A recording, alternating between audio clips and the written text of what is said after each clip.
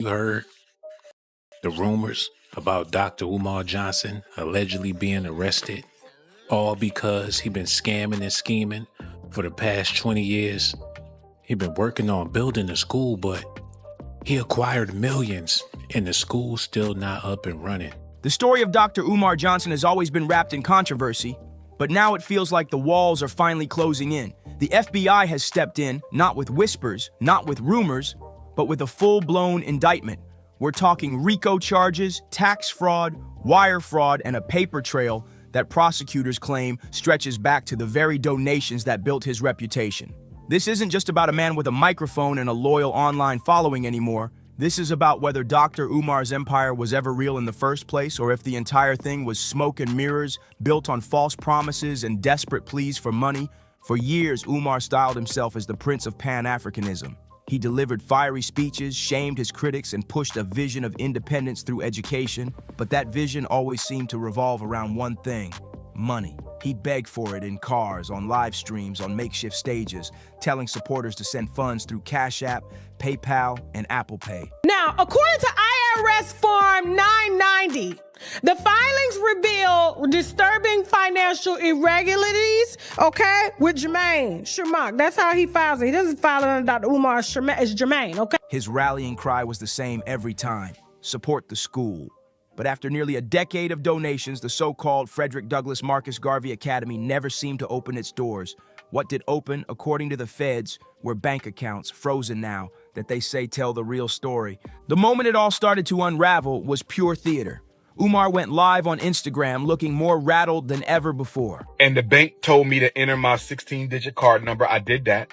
They told me they had no record of my account. They had no record of my account. Gone was the confident preacher-style bravado. Instead, there was panic in his eyes. He told his supporters that his accounts had been frozen, that he had no digital currency, that the government was targeting him because he was a black man trying to uplift his people. He begged his followers to keep sending funds directly, as if the problem was simply an error at the bank, not an FBI investigation into fraud. It was the first time in his career that his voice trembled. You could almost see the realization dawning on him that the show might be over. Like, Dr. Umar is not a real person that anybody should be taking any advice from. I hope that we all understand that, but it seems like some folks are surprised. What his supporters didn't know at that exact moment was that the FBI had already ordered him to turn himself in. The live rant wasn't just another Umar performance. It was damage control. He was trying to hold on to his image, keep the donations flowing, and maintain the illusion of control while the walls were collapsing. Behind the scenes, he was quietly preparing to surrender, instructing his inner circle to keep it as quiet as possible. No photos, no press, no official statements. Dr. Umar has access to no money right now because my personal account contains all of my money. I only send it to Apple Pay and PayPal as necessary. So the Prince of Pan-Africanism, for the first time in my life, is without any digital currency. So for my loyal supporters out there, if you can spare a few dollars so I can take care of Queen Mother Ifa Tunde and myself until my bank account is frozen or canceled so I can get my money back and open up a new account, please hit my Apple Pay or hit my PayPal. Just slip into custody and pray that nobody noticed.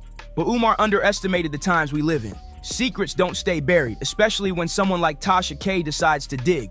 Within days, she was online with a video breakdown, not just gossiping, but showing the receipts. IRS filings, inconsistent numbers, forms that suggested the fundraising story didn't add up. According to her research, Umar's nonprofit claimed to have over $634,000 in assets in 2024. According to IRS Form 990, the filings reveal disturbing financial irregularities, with Jermaine Shermark. That's how he files it. He doesn't file it under Dr. Umar Shermark. It's Jermaine, Now, the nonprofit shows assets of $634,436 as of 2024. This is what he's saying that he raised. This is what he reported. Okay, now you know he go begging inside of that car without a haircut every other day or on the side of the building in which he lives in, because they say his house is right there on a row house in Philadelphia somewhere.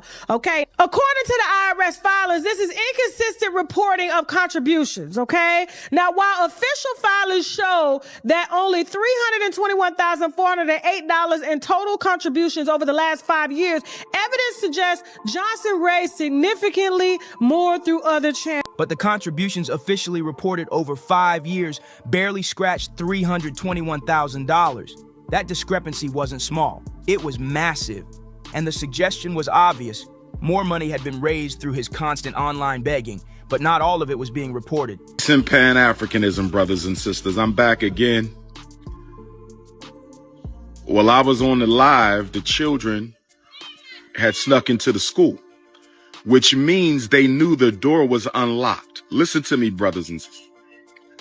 For children to know that a door is opened, and I was only away from the school for 30 days. For children to know that the door was open, and I was only away from the school for 30 days. For children to know the door was open, and I was only away from the school for 30 days, I wonder when they broke in.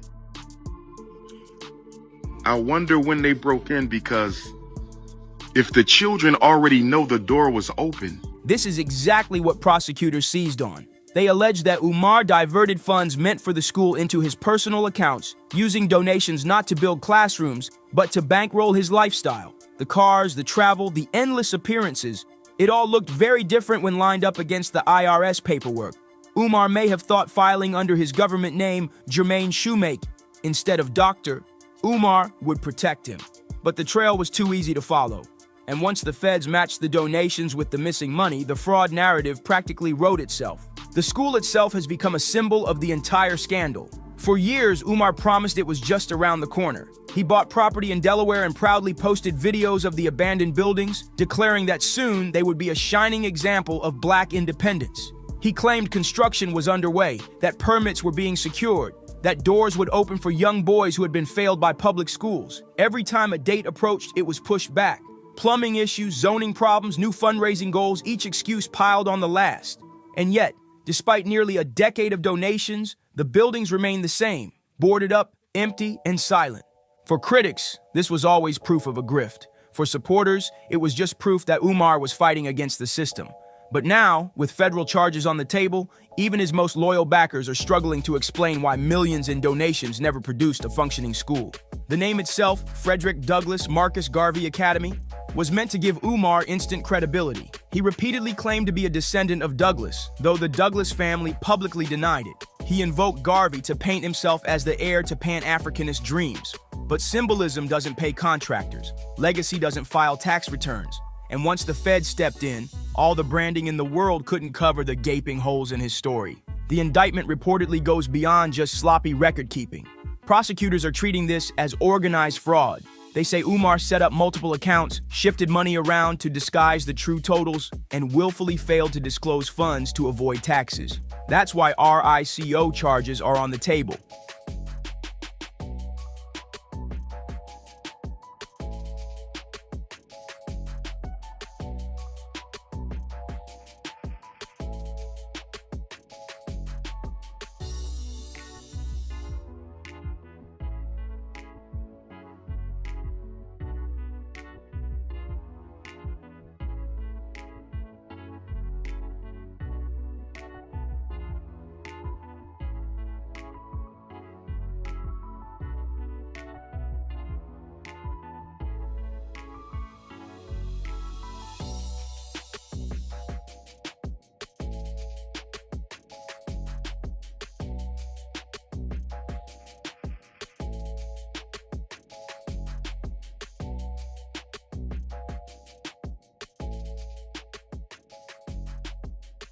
To the government, this isn't just about one man mismanaging a nonprofit. It's about a deliberate scheme to collect money under false pretenses and use it for personal gain.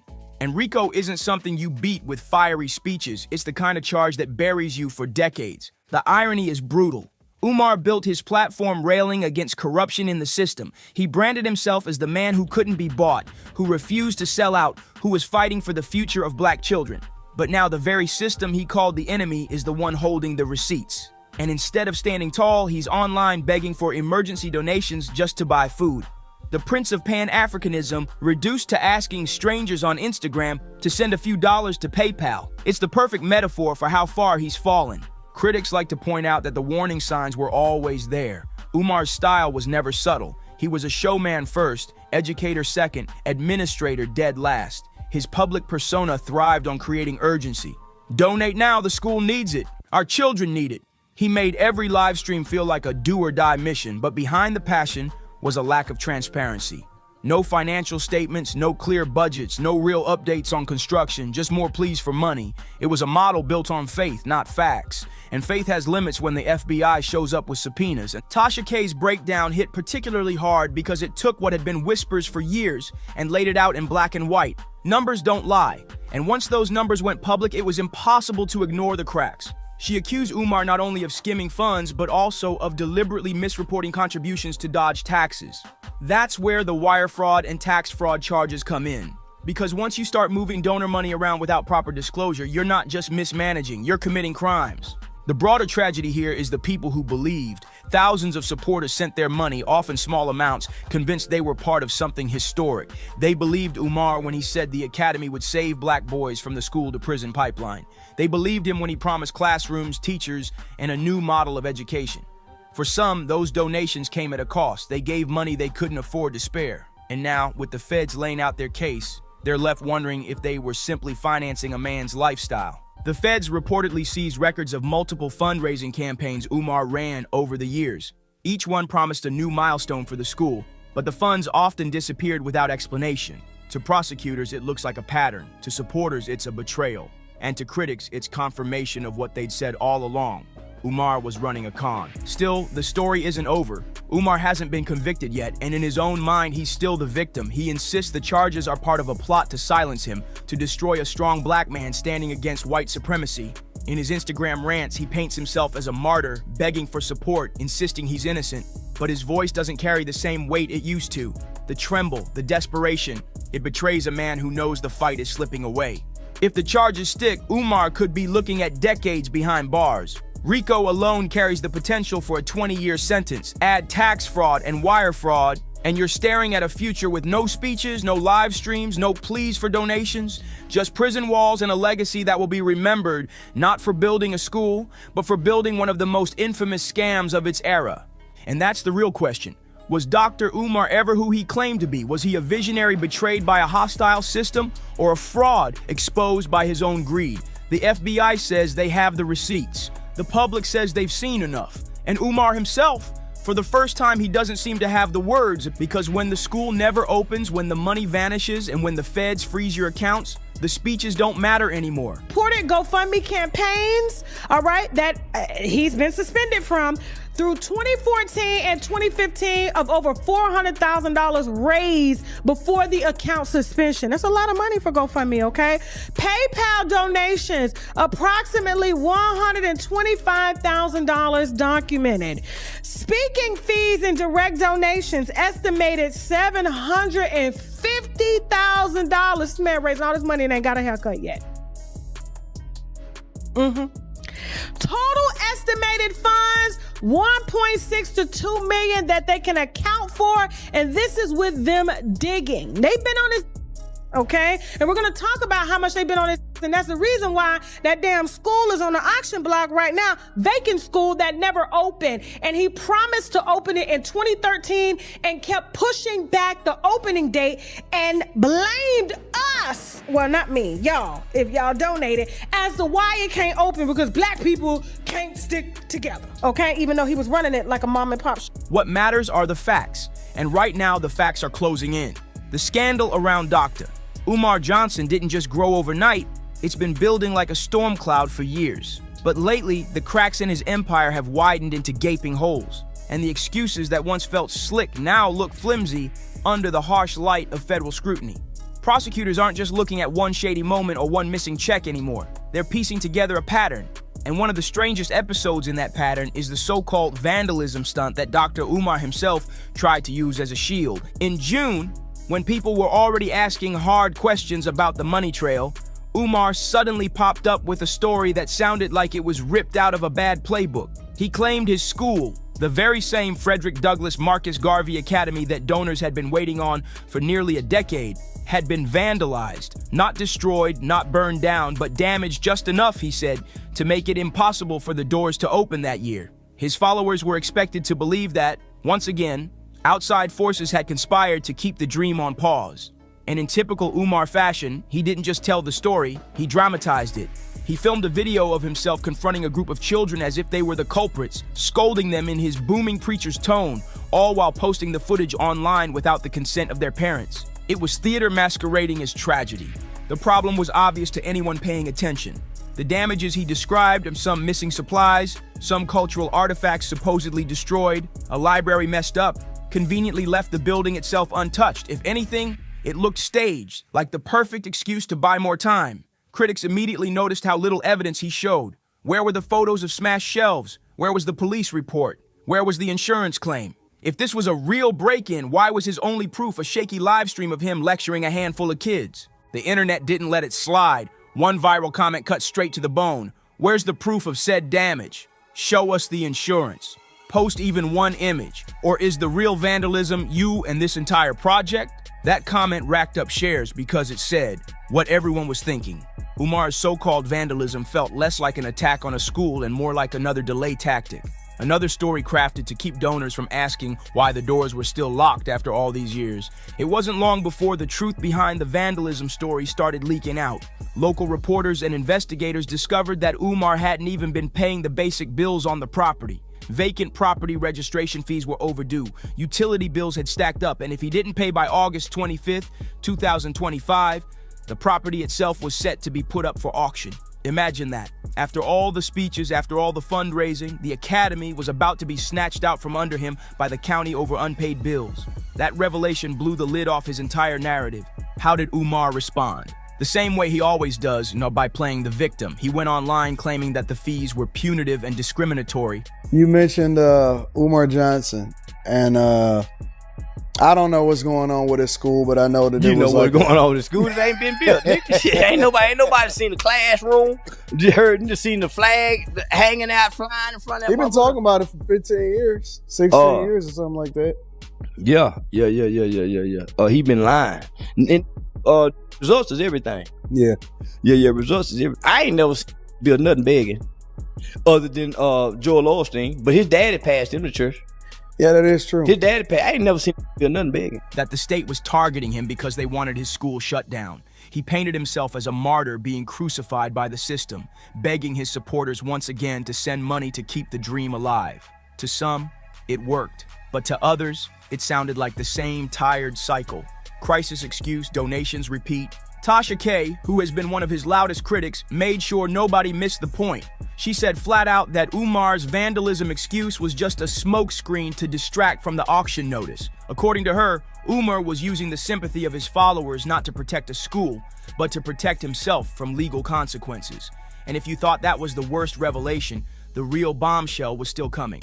Leaked federal documents revealed that Umar's alleged scheme wasn't just about one property or one school. The feds claim he raised more than $1.5 million through platforms like GoFundMe and PayPal, tied to various causes he promoted. Some were for the school, others were for vague community projects that were never clearly explained. And in every case, nobody could say where the money went. There were no completed projects, no documented results, just Umar's word and a trail of frozen accounts. The leaked breakdown was damning. Over $400,000 raised through GoFundMe before accounts got suspended, $125,000 in PayPal donations, and nearly $750,000 from speaking fees and direct contributions.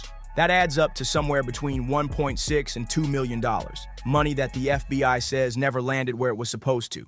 And remember, these are just the numbers they could verify. If Umar was shifting cash between accounts under his government name, Jermaine Shoemake, the true totals might be even higher. This is why the school remains vacant, why the auction looms, and why the FBI isn't buying his excuses. Because for more than a decade, the only thing that seems to grow is Umar's speeches, not his results. Charleston White, never one to bite his tongue, roasted Umar in the way only he can. He accused him of preying on black women, flattering them with speeches about loyalty and independence, only to emotionally manipulate them into handing over money. He pointed out the obvious. Umar's been talking about the school for over 15 years and hasn't delivered so much as a functioning classroom. Results are everything, Charleston said, and Umar ain't never built nothing but excuses. It's not just critics saying this anymore. Even Umar's former allies are peeling away.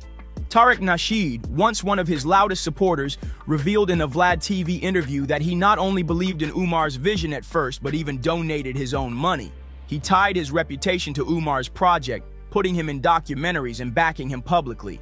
But as years passed and the excuses piled up, Tariq says he had to be honest with himself. By 2017, he told people straight up, the school would never be built. It didn't take 15 years to renovate a property. If Umar had truly intended to finish it, it would have been open long ago.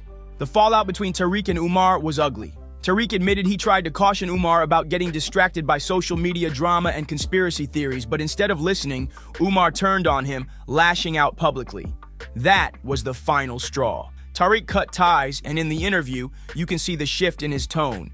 Respect mixed with disappointment, like he realized the man he once defended was never going to deliver. His words were brutal. That school ain't ever going to get built. If it was going to, it already would have. That kind of admission hits different because it comes from someone who was once inside the circle. When even your allies start admitting that your empire looks like a scam, it's a sign the tide has turned. And let's be clear, Umar has been on the FBI's radar longer than he realized. The first real strike wasn't even about money. Back in 2018, the State Board of Psychology accused him of practicing without a license. He denied it, of course, but the evidence was hard to ignore. Videos showed him speaking like a psychologist, giving diagnoses and positioning himself as an expert. He even published a book, Psychoacademic Holocaust, where he claimed ADHD and other learning disabilities were essentially fabricated tools of systemic oppression. Then, in other videos, he said those very disorders weren't real at all. It was inconsistent, contradictory, and ultimately reckless. For the FBI, this showed a pattern. Umar was willing to lie, exaggerate, and manipulate if it helped him maintain authority. Practicing psychology without a license is one thing. Doing it while simultaneously soliciting millions in donations for a fake school is another. The two stories connected neatly. The feds saw not just an unlicensed doctor, but a man willing to blur every line if it meant maintaining power and pulling in cash. Now, all those threads and the fake psychology claims, the frozen accounts, the phantom school, the staged vandalism, the auction notices, are coming together in one damning narrative. Every trick he thought he could bury is back, this time as exhibits in a federal case. And that's why his usual tactic, the fiery Instagram lives, the claims of racism, the pleas for emergency donations, aren't landing the way they used to. His followers are peeling away. His critics are louder than ever. And the feds, they're stacking receipts into a mountain of evidence that no speech can climb. The tragedy here is that for years people wanted to believe. They wanted to believe in the dream of a Pan-African school, in the idea of independence, in the possibility of a new path for black education. They donated, they defended him, they shared his videos. But now, with every new leak and every new charge, that dream looks more like a scam. Unless Umar pulls off a miracle, he's not walking back into his so-called academy. He's walking into a courtroom, and this time, the speeches won't matter. So don't forget to let us know what you think in the comment section. We'd love to hear it, and like and subscribe for more content from us. No, this part is not alleged. Jay-Z and his team, they have been ducking and dodging taking the DNA test. We all heard the whispers, the late-night rumors, the barbershop debates, the quiet lawsuits that seemed ready to explode and burst Jay-Z's carefully polished billion-dollar balloon. But for years, that's all they were, whispers. Claims that floated in the air but never stuck. Stories that got buried under the weight of money, lawyers, and the kind of silence only power can buy. Team Carter's playbook was simple. Ignore it, outspend it, and outlast it. But this time, the story has taken on a new life because now it isn't just Remir Carter's word against a carefully lawyered empire. This is what I look for. When I see a success, I'm looking for anything to say that they didn't do it on their own? Yeah, detain it, not to say it. It's the so-called family albums, newly unleashed, explosive collections of images, notes, and documents locked and loaded like a tabloid shotgun.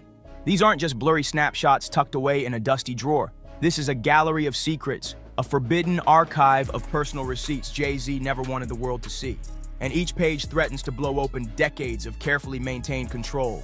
This is not a minor leak. This is dynamite. The so-called family albums aren't just about pictures. They tell a story, a timeline, a living, breathing record of claims that Jay-Z has spent years trying to silence. We're talking side-by-side shots that practically scream for recognition. Compare the jawline, look at the nose, the eyes. The uncanny resemblance leaps off the page with a force stronger than platinum plaques or Grammy wins. To Ramir, these are not coincidences. They are proof, visual DNA that the world can't ignore anymore. And here's the kicker. These albums don't just rely on resemblance. They're stacked with handwritten notes from Ramir's late mother, Wanda. Felonies, I'm not crazy or none of that. It's like, I just want the truth, and it's so hard to get it from the courts. And it seems like Jay-Z don't want to say anything. So, I don't want to see him go down for something that, you could have just got taken care of. The stakes aren't just letters with dates and addresses that place everything squarely in early 90s New York. This isn't vague hearsay. It's mapped out like evidence in a courtroom, only without the seal of approval from the courts. Because if we're being honest, the courts have done everything possible to keep this buried. Delays, seals, and dismissals have kept the story underground. But once Wanda's handwriting enters the spotlight, once family cookout photos are side by side with pictures of Jay at the same age, the resemblance becomes harder and harder to sweep under the rug. Weirdo. I don't get no what you got in your head, that neural link. You'll never outthink me. Ever. Well, basically, my mom was at a show, and she was with a friend. And, I guess her and her friend stayed to, after the show, he was doing little signings and little autographs and stuff like that. I guess he wasn't too big, but, I guess females, when the show is over, you can sign little autographs and stuff like that, talk to the people who performed. She said she went up there. Ramir himself has been clear about what he wants. I just want the truth, he said, over and over. He doesn't posture like a tabloid grifter chasing a payout. He frames himself as the last honest voice in a room full of bots and silence. He's not threatening violence, not making wild demands. He's asking for recognition, for acknowledgement. And when the legal system keeps slamming doors, when Jay-Z keeps hiding behind expensive attorneys, the only option left is to go public. That's what makes these leaks so dangerous for the Carter empire. Because they're not just about one young man's claim. They build a timeline that refuses to fit inside Jay-Z's carefully curated biography. For decades, Jay-Z has told us his story. The Marcy Projects, the drug dealer turned rapper narrative, the climb from the bottom to global mogul. But these documents, they suggest a parallel timeline. And I'm not saying allegedly. Oh. I'm saying, Sean Carter, you're a piece of shit. Taking Pimp C wasn't bad enough. You just want to go down there and you want to just remove all of the balls from every real gangster in Houston. One where Jay wasn't just a hustler turned rapper, but also a young man who left behind connections, responsibilities, and children that didn't make the official narrative. One of the most damning pieces is a letter Wanda allegedly wrote in the early 90s. In it, she details her brief but life-altering connection with a young Sean Carter. It reads like a time capsule, full of the slang, the grit, and the addresses of that era. It's the kind of document you can't just wave away as fake without inviting deeper questions, because the details fit the timeline too well. And if even one piece of it holds up in a court of law, the whole house of cards starts to wobble. And the whispers don't stop there, because in every legend story, there's a queen. And this one is no different. Enter Beyonce. For years, there's been talk that her influence stretches far beyond the stage, that behind closed doors, she has been pulling invisible strings to make sure these accusations never gain real traction. Industry insiders whisper that Mrs. Carter is nobody's fool. Her public image is empowerment, sisterhood, unity. I want you to think about this. Allegedly, Sean Carter is responsible for enacting Hype Williams to put Aaliyah on a faulty plane to move her out the way as punishment for rejecting him, and so he could level up Beyonce. But when it comes to protecting her family's empire, insiders claim she plays a different game, a ruthless one. NDAs, they say, float through the mail like confetti at a Rock Nation brunch. Contracts designed to silence first and ask questions never. Stories from multiple music veterans suggest Beyonce isn't just Jay's partner in music, she's his partner in survival. Her power extends not just to business moves, but to damage control, ensuring that anyone who dares question the Carter legacy finds themselves boxed out, silenced, or drowned in legal paperwork. Is that paranoia, or is it just smart business for the world's most famous couple? Jay-Z got his ass whooped by his sister-in-law on camera. What's her name? Solange. You got his ass. The feds ain't step in and do nothing. The feds don't care about you getting your ass whooped. Either way, the silence from their camp grows heavier every day, and the longer it lasts, the more it feels like something real is being hidden. But just when the world thought this saga couldn't get any wilder, another figure entered the picture. Letitia Elmire, a Maryland woman who has been insisting for years that she's Jay-Z's secret firstborn. This isn't some baseless internet rumor. She's come forward with what she claims is DNA proof. She's gone public on Instagram, and the accusations are chilling. She says Jay-Z not only knows about her existence, but that he actively pays to keep her quiet. Former friends of Jay-Z whisper that he even keeps a house in Cambridge for her, with the bills covered under one strict rule: no photos of him allowed anywhere on the premises. The deal, they claim, is simple. Stay quiet, enjoy the support, and never ever tell your story on the record. And if that's true, what does it say about the Carter empire? Is this the price of peace in their universe? Hush money instead of acknowledgement, support instead of truth? And this isn't some fringe rumor that dies out after a few months. This one refuses to go away. Year after year, Mur and her sister continue to tell the same story.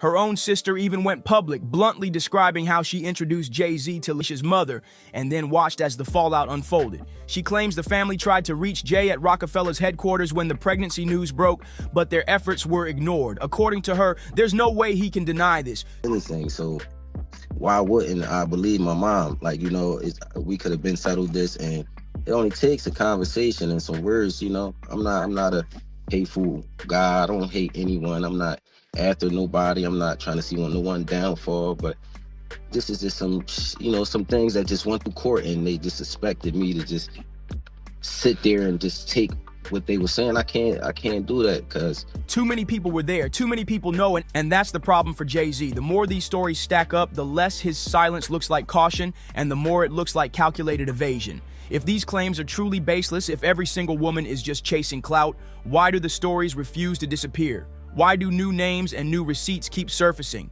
Even court filings seem to dance around the issue, sealing documents, blocking access, delaying cases. I don't think they are scared of him.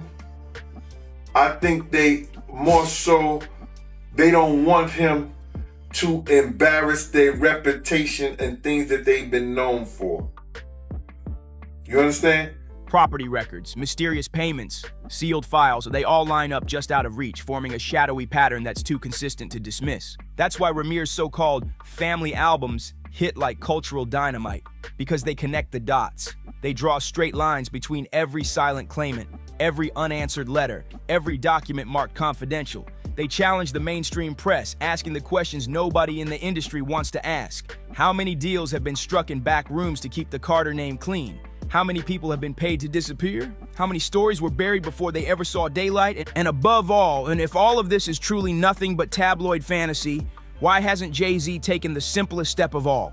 A DNA test. A test that would settle the entire thing in less time than it takes to film a Rock Nation brunch selfie. Think about that. If it's all lies, why keep running? Why keep hiding? Why keep delaying?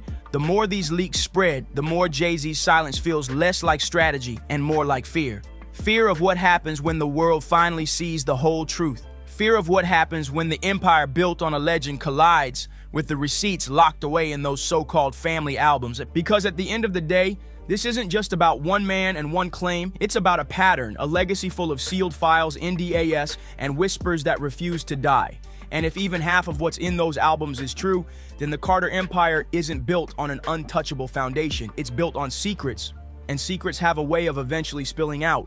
The tension surrounding the Carter empire isn't just in the evidence that keeps surfacing, it's in the way the entire machine seems almost engineered to steamroll over challengers, to silence whispers, and to outlast scandal no matter how ugly the details get. For every court order demanding clarity, there's a counter appeal ready to stall. For every request for a DNA test, a new legal technicality suddenly appears like clockwork. Records that once existed vanish into sealed files. Property ownership details twist and change in paperwork.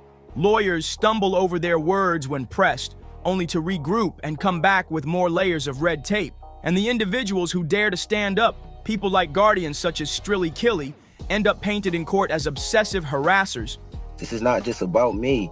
If I gotta fight for all of us, I will, but I won't let the court systems just walk over me. I won't let Jay-Z, I won't let no one just walk over me and tell me something because y'all just saying this. I want the truth. And if we can't go to the Supreme Courts, the regular courts, to find out the truth, what are they here for? Yeah, all right, we'll get to the legal things that you've been through, the battles, but before... When in reality, all they're asking for is clarity. Recognition for a young man whose mother literally passed away trying to make her truth known. It's a cycle that drains claimants of money, time, and emotional strength.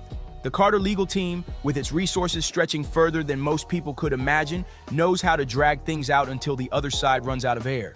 They wait for families to collapse under the weight of bills. They wait for energy to fade. They wait for hope itself to dissolve. And yet, as Ramir's camp points out, one question cuts through all of the noise like a knife. If Jay-Z is so certain about his innocence, what exactly is he afraid of? Why dodge the test that could end everything in a single afternoon? The contradiction is stark.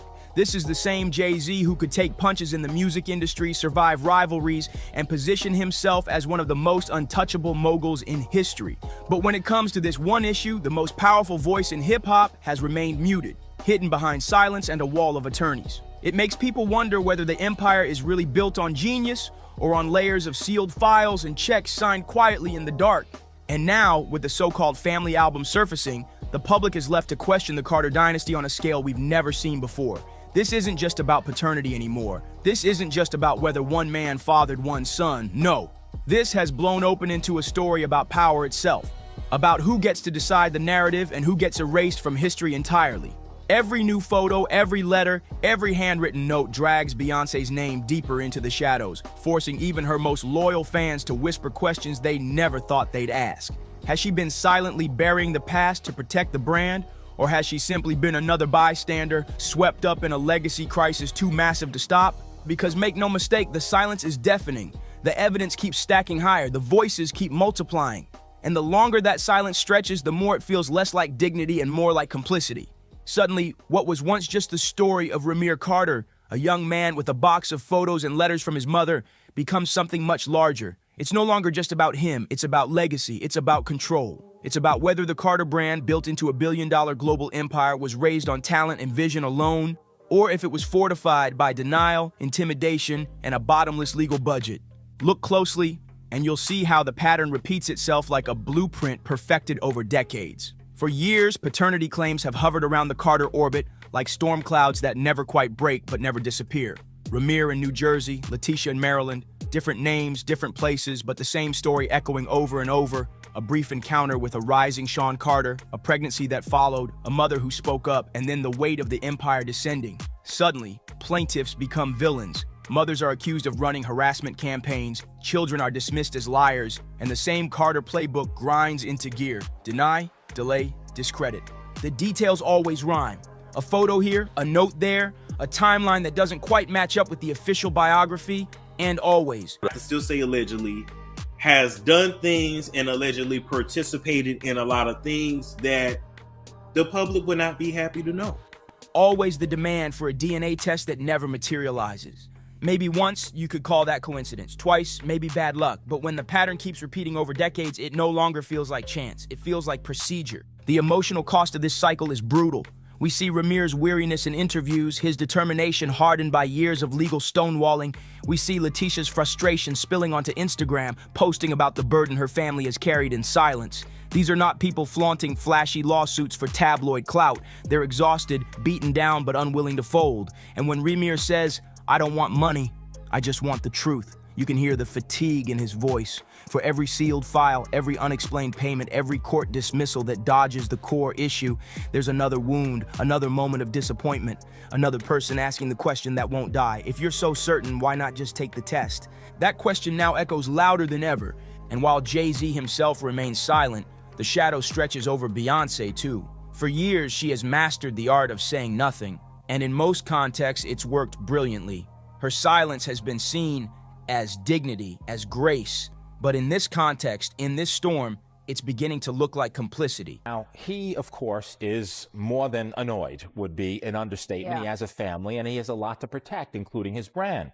But to the extent that he's saying, hey, come after me criminally, that could be likely. Why do I say that? Because rape in New York, and what's alleged in this complaint is forcible compulsion. What that means in English is that it's saying that he held her down. She sits as the silent queen on a platinum throne, her image untouched, while the rumors swirl like vultures beneath her. 3 separate insiders from the industry have whispered the same thing. Beyoncé's silence is not accidental, it's strategic. In a world where one rumor can collapse an empire, she has perfected the art of never acknowledging, never reacting. But strategy or not, the effect is the same. It fuels suspicion. Every time a new leak surfaces, fans swarm her social media. They search her posts, her lyrics, her interviews for any clue that she sees what's happening, any signal that she cares. But time and again, there's nothing. Not a word, not a line, not even a gesture. For some, it's composure. For others, it's a shield. And the question now feels bigger than celebrity gossip. It feels existential. Are we witnessing a love story, a partnership of equals? Or are we watching the most high-stakes cover-up the music industry has ever seen? Because the Carter camp has perfected the art of disappearance. Stories vanish. Critics are out-lawyered. Whistleblowers fade into silence. Until someone like Ramir refuses to disappear. Until someone like Letitia leaks another detail, another alleged receipt. And suddenly, the hush money, the hidden houses, the rules about no family photos, all hang in the air with the weight of smoke too thick to clear. He took them to some apartment building, and they did what they did in there. Talked a little bit, had a good time party, and I guess I can't fully talk as my mom because I'm not my mom. I'm just telling you guys what she told me. It was this, and I honestly just believe it. It's just no doubt in my mind. When one accuser comes forward, it's a scandal. When it happens again and again, it stops being scandal and starts looking like standard operating procedure. And that's what makes the family albums more than just pictures. They're cultural dynamite. They're a direct challenge to the Carter blueprint, a reminder that not every voice can be silenced and not every secret can stay buried. Because this isn't just about Jay-Z's personal affairs anymore. The stakes are bigger than one man's reputation. The world has watched Jay-Z position himself as a champion of justice, a voice for equality, a role model who turned his life into a parable of redemption. But if even half of these claims are true, then we have to ask the question no fan wants to face. What does it mean when the voice of justice won't face the truth at home? And the risk isn't just his, it stretches to Beyoncé as well. Her brand is one of empowerment, truth, and strength, but as more details leak, the silence looks less like power and more like avoidance. I was a kid and I honestly didn't know what she was talking about. But, I did hear her, as I got older, 7, 8, 9, 10, and she continued with the same story. My mom wasn't crazy. She gave us everything. She would give if she said give your life up for your kids right now, it wouldn't take a second for her to give her life up. She was just a lovely person, like everyone who knew my mom. Does she know everything, or has she chosen not to ask? Is her legendary silence the armor she wears to survive in a brutal industry, or is it the calculated shield of someone who knows that the truth would destroy too much? Every leak in this saga fuels more conspiracies. Every delay, every sealed record, every unexplained payment deepens the sense that something is being managed tightly behind the curtain. Some call it smart business, others call it a cover-up. Either way, the Carter dynasty, once untouchable, now looks vulnerable. And that vulnerability has shifted the story forever. The real cliffhanger is no longer whether Jay-Z takes a DNA test. The cliffhanger is whether the Carter brand itself can survive this relentless storm. Will these family albums finally force him into the light? Or will the same machine of lawyers, silence, and influence bury the story again until the world forgets? And if they do bury it, how many more voices will come forward before the dam finally breaks? Because at this point, it's not just about evidence, it's about legacy. And legacies can't stay hidden forever. But we're here when it comes out, and trust us, it will. So don't forget to like, subscribe, and stay tuned for the next video. From what I was told from being inside at the highest level that Jay-Z likes to watch Beyonce with different men, such as Ray J. Let me ask you something, Jonathan. Remember that wild clip where Diddy slapped Jay-Z on stage almost like he was sending him some type of secret message? People clowning online were saying it looked way too suspicious, like Diddy was hinting at something more going on behind closed doors. Well, turns out folks weren't too far off because Rihanna's ex-manager just dropped a bombshell in an interview, straight up exposing Jay-Z for allegedly living a hidden lifestyle. He claimed Jay wasn't as squeaky clean as people thought, and that behind the scenes, he's been getting involved with men in ways that would shock the whole industry. And trust me, the story doesn't stop there. It only gets crazier from this point on. What I do know for a fact, not alleged, but DJ Khaled is bisexual. And Jay-Z has also participated in bisexual activities. Would you want to say allegedly? For your safety? There's no, I would say allegedly, if it was allegedly. DJ Khaled, 100%, has been involved. And I did a show called One Shot, and he was in Miami, and he was open with the guy that he was with. He was gay, and I don't understand what happens there where, because nobody said anything to me like, hey, make sure you don't, go out and say this on record. Make sure you don't say this, da-da-da-da. So it's weird that would still be hidden. That seems like that should be a fact that DJ Khaled, at least in 2016, was definitely. Okay, and we're good. And Jay-Z is without question.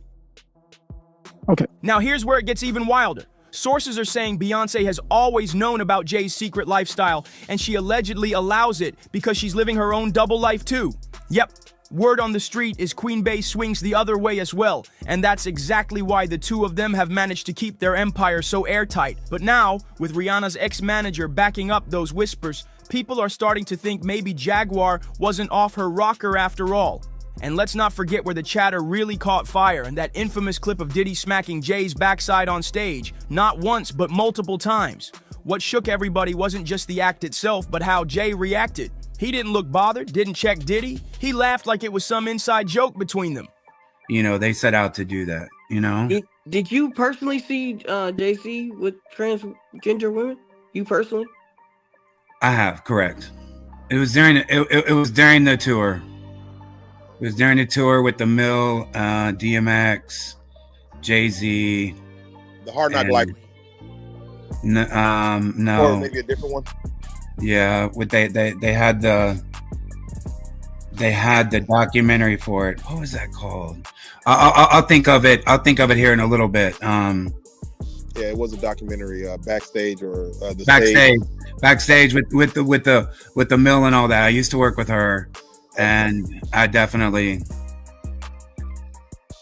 it was unmistakable. In 2024, the trans women are, it can be hard, like a lot of people that, they don't know, but back then it wasn't as advanced, and you could clearly tell, that was a guy. And if you thought the rumors were dying down, think again, because things heated up even more back in 2012 when an old interview of Jay-Z suddenly resurfaced and went viral. In that sit-down, he praised Barack Obama for legalizing gay marriage, and his words had people raising their eyebrows like never before. He said, and I quote, "What people do in their own homes is their business. You choose to love whoever you love. It's no different than discriminating against blacks. It's discrimination, plain and simple." Jay didn't stop there either.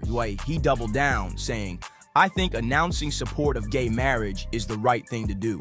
So whether it costs Obama votes or not, again, it's not about votes. It's about people. It's the right thing to do as a human being." Cuckold, right? He likes to watch Beyonce with other men.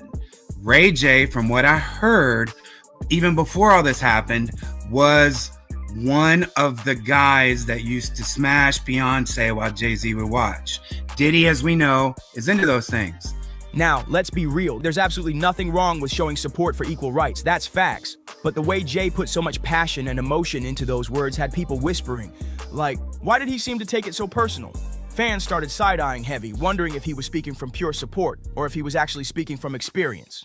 And just when people thought the whispers couldn't get any louder, Jay himself added fuel to the speculation back in 2018 when he openly admitted that he cried tears of joy after his mom finally came out of the closet as a lesbian. He even turned it into lyrics saying, "Mama had 4 kids, but she's a lesbian. Had to pretend so long that she's a thespian. had to hide in the closet so she medicate, society's shame, and the pain was too much to take. Jay made it clear how proud he was that his mom was finally free to live her truth, but the way he expressed it only made people side-eye harder, like maybe he was connecting on a level deeper than just support. Do you know Sean Combs? Puff Daddy? Yeah. P. Diddy, whatever you call himself. Yeah, go ahead. Yeah, he's part of what's called the Boule. The Boule is a branch of the Illuminati, and he belongs to that agenda. That's why he's so famous. They land all the contracts. I had sex with Cassie and Sean.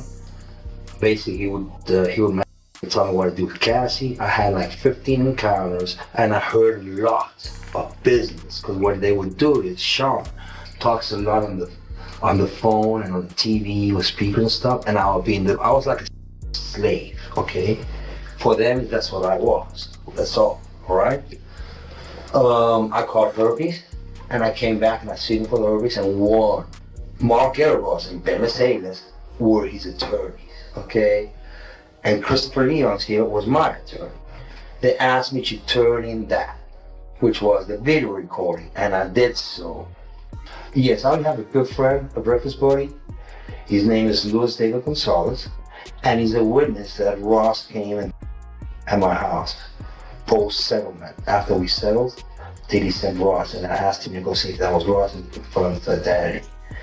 Basically, what happened is Diddy sent Ross, which they're good buddies, okay? They're gay. Who? Both. Diddy and Ross. And Khaled. They're all gay, okay? DJ Khaled, Rick Ross, and P. Diddy? Yeah. They all gay? Yeah. Got you. All right. Khaled is a Hamas supporter. Hamas. Yeah. Sorry, I said it wrong. No worry. Hamas supporter, okay? And if that wasn't enough, let's not forget his well-known connection to the late painter Jean-Michel Basquiat. Jay has admitted his signature hairstyle was inspired by Basquiat, who, while never publicly labeling his sexuality, was heavily rumored to be bisexual. So of course, folks couldn't help but wonder if Jay's fascination with Basquiat wasn't just about the art, but also about seeing himself in the man.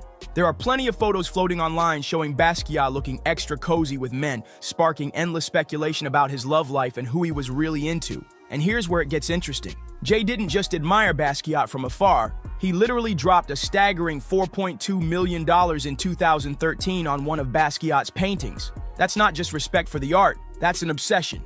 And if you think that's all, nope. Jay has name-dropped Basquiat in multiple tracks, like when he rapped, "Yellow Basquiat in my kitchen corner. Go ahead, lean on that blue, you own it. I'm the new Jean-Michel inspired by Basquiat. My chariot's on fire. Everybody took shots, hit my body up, I'm tired." Those lyrics made fans stop and wonder if Jay wasn't just inspired by the artist's genius, but maybe also by his rumored sexuality. And just when the DL whispers couldn't get any louder, Rihanna's former publicist, Jonathan Hay, entered the conversation. And what he revealed about Jay's private life, whew, it sent shockwaves through the industry. Jonathan Hay didn't hold back one bit.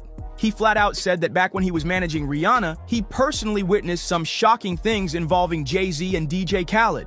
According to him, everybody behind the scenes already knew about the down-low activities, and he honestly thought Jay and Khaled would have come out by now since it was such an open secret in the industry.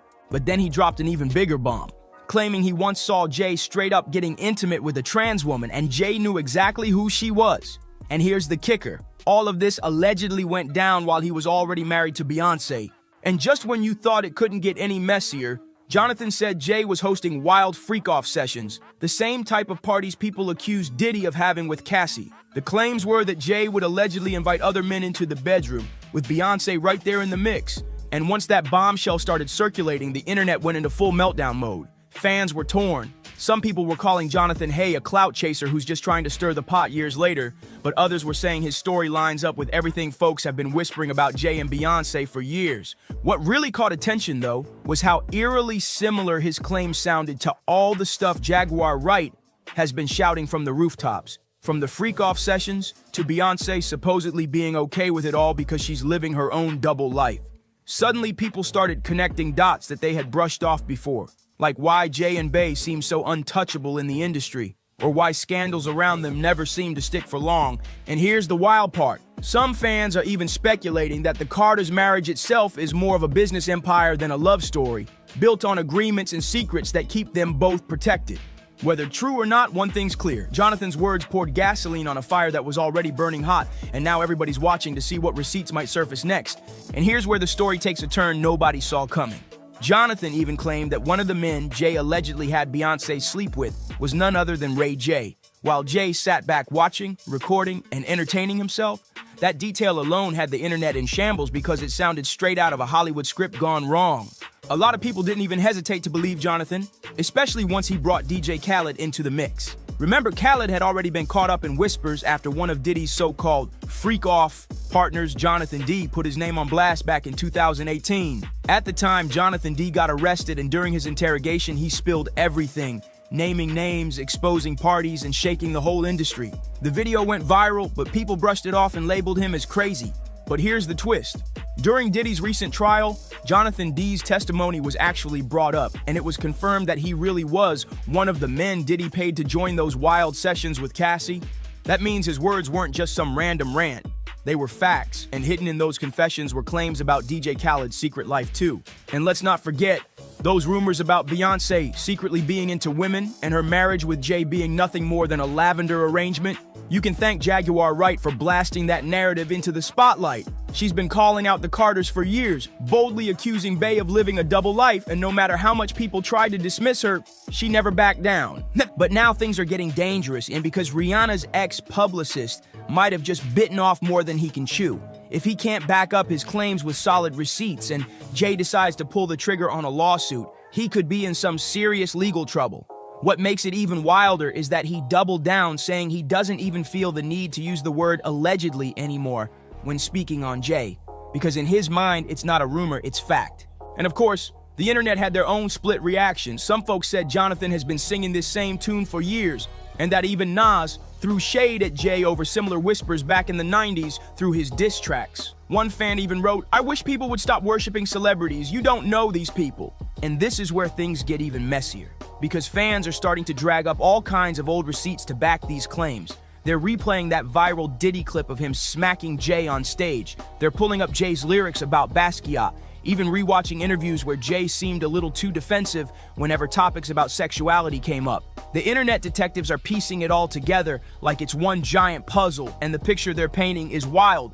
Some fans are now saying Beyonce's silence through all of this is the biggest red flag of them all. They feel like if these rumors were truly bogus, Bey would have stepped in to defend her man at least once, but her silence is being read as quiet confirmation. Others argue the complete opposite, saying Beyonce has way too much to lose by addressing gossip and that she's staying silent because she knows it'll only add more fuel to the fire. Either way, the Carters' marriage is under more scrutiny than ever, with people questioning if it's really love or just a billion-dollar business contract keeping them untouchable. And the scary part? The more people dig, the more the puzzle pieces seem to fit.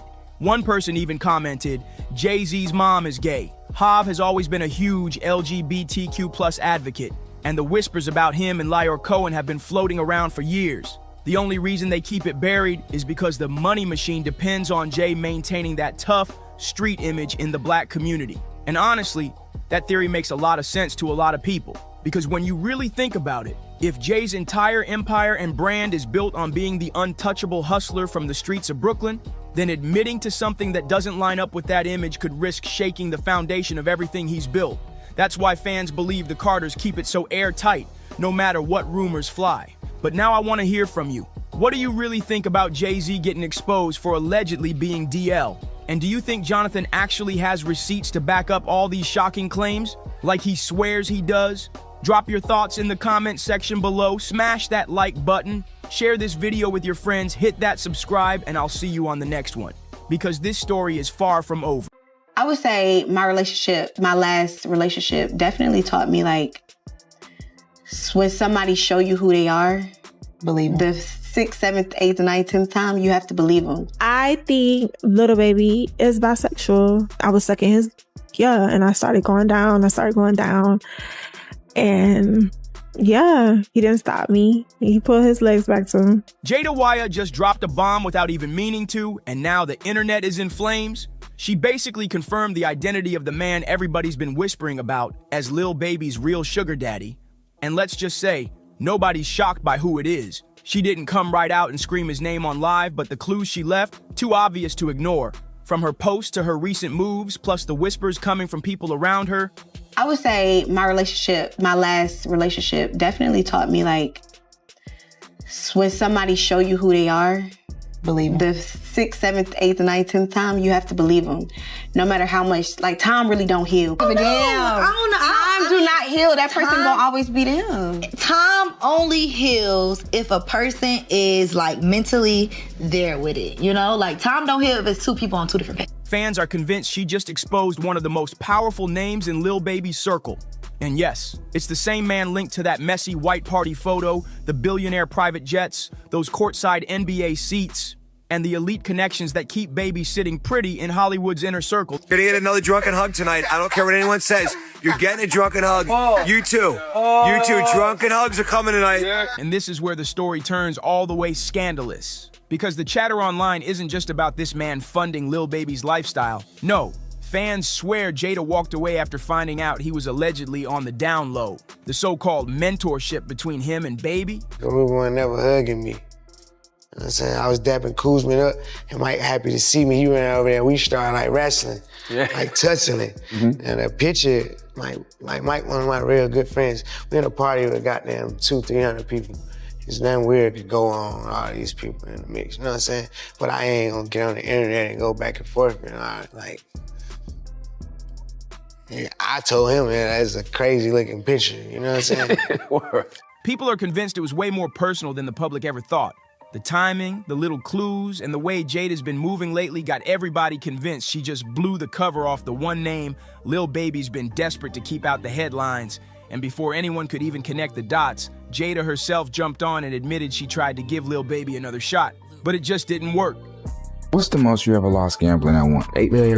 How long? Like one day, like probably like 40 hours straight. I lost like $8 million. That's not, 9 million. That's not one. I made myself stop gambling. I had Mike Rubin write a letter to every casino and ban me from the casino.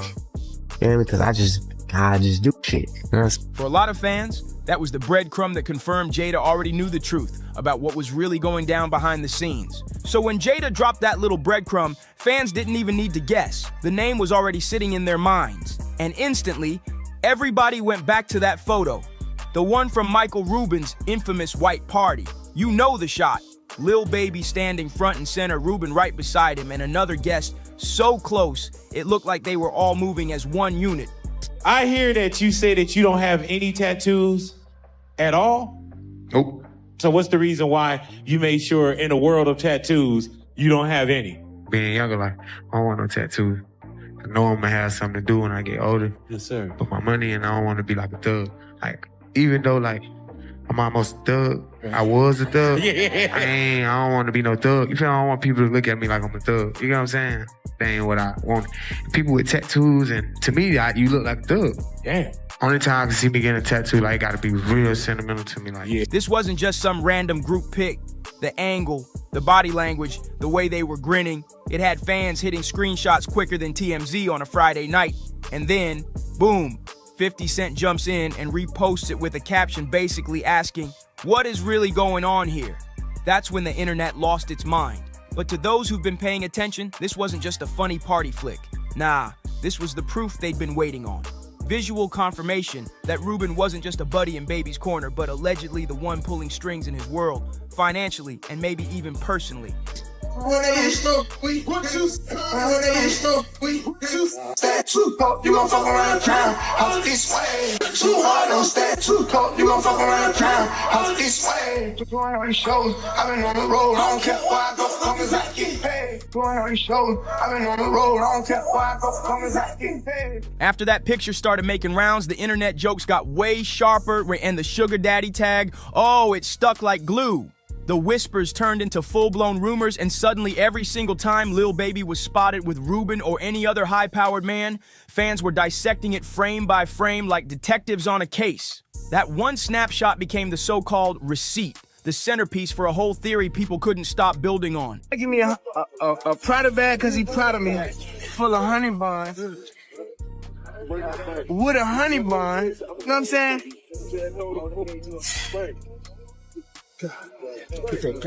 Man, shit ain't got serious, man. You hear me, man? I'm on the ground with a honey bun and a honey bun. You got two Richie, man? Two rich in one day, man. He proud of you. Hey, but man, proud of Val because he's proud of me, man. You feel me? Proud of Val because he's proud of you. Yeah. Honey bun. They gonna have to catch up tomorrow. They gonna have to catch up tomorrow. They gonna have to catch up tomorrow. But they gonna try to try. Shit. They right, y'all. You come on. You deserve it. Come on. I like getting that paper. Hey, nobody moving me. And let's be real. Michael Rubin isn't just some random billionaire who accidentally showed up in Baby's photos. This man is plugged in with athletes, label bosses, and some of the most powerful players in the industry. And if you've been paying attention, Lil Baby has been right there in the mix for years. Now, Baby did try to shut it down, saying the infamous White Party pic was nothing but a playful moment, claiming he and Rubin were just messing around, play wrestling when the camera caught it. But even with Lil Baby trying to clear things up, fans can't help but side-eye the whole friendship, because the stories surrounding it keep getting wilder. It's okay. I don't understand.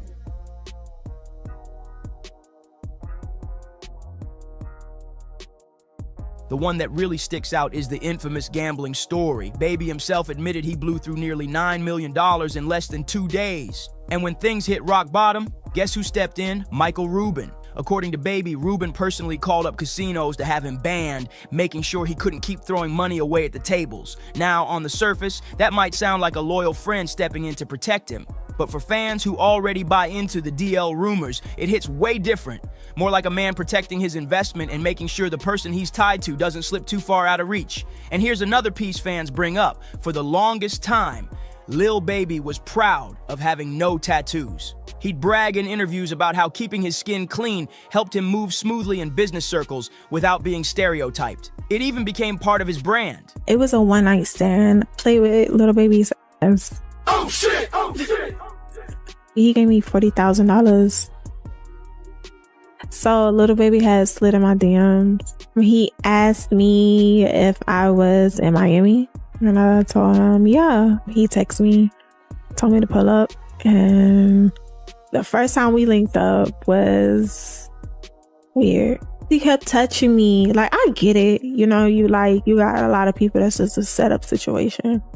But it was just weird because he kept touching me and he was just rubbing me. Like it got to the point where I felt like, okay, is he like trying to figure out if I'm a woman or a man? And then after that, it was fascinating, honestly.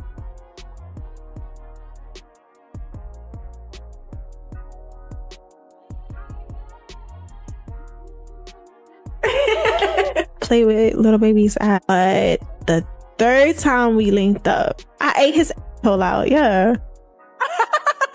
I think Lil Baby is bisexual. I was sucking his and I started going down. And yeah, he didn't stop me. He put his legs back to him. Yeah, he was holding him. So when fans spotted Lil Baby's very first tattoos, it was already headline worthy. But what really set everybody off was the location, right on his inner thighs. Nobody expected that, and instantly the timeline blew up like, why there of all places? Then came the performance that sent the chatter through the roof. Baby hit the stage in shorts, a tank top, and a pink belt, moving around and pulling his shorts up just enough to flash the ink. And that was all it took. Fan videos spread like wildfire, getting screen recorded, zoomed in, and reposted with captions that were anything but subtle. Some folks shrugged it off, saying he was just showing off his new tats and feeling himself, but others weren't buying it. They tied the whole thing straight into those DL rumors, calling it a soft launch of a different side of Baby. Once that theory caught fire, it became yet another reason for people to claim the rumors weren't just smoke. And Baby, he clearly wasn't laughing. On Lil Yachty's podcast, he admitted the jokes were getting to him and even revealed he pulled the White Party security footage to prove the hug with Rubin was nothing more than a quick, harmless moment. But here's the problem. Lil Baby never actually released that so-called footage. And online, when you say, I've got proof but never show it, people instantly assume the proof isn't in your favor.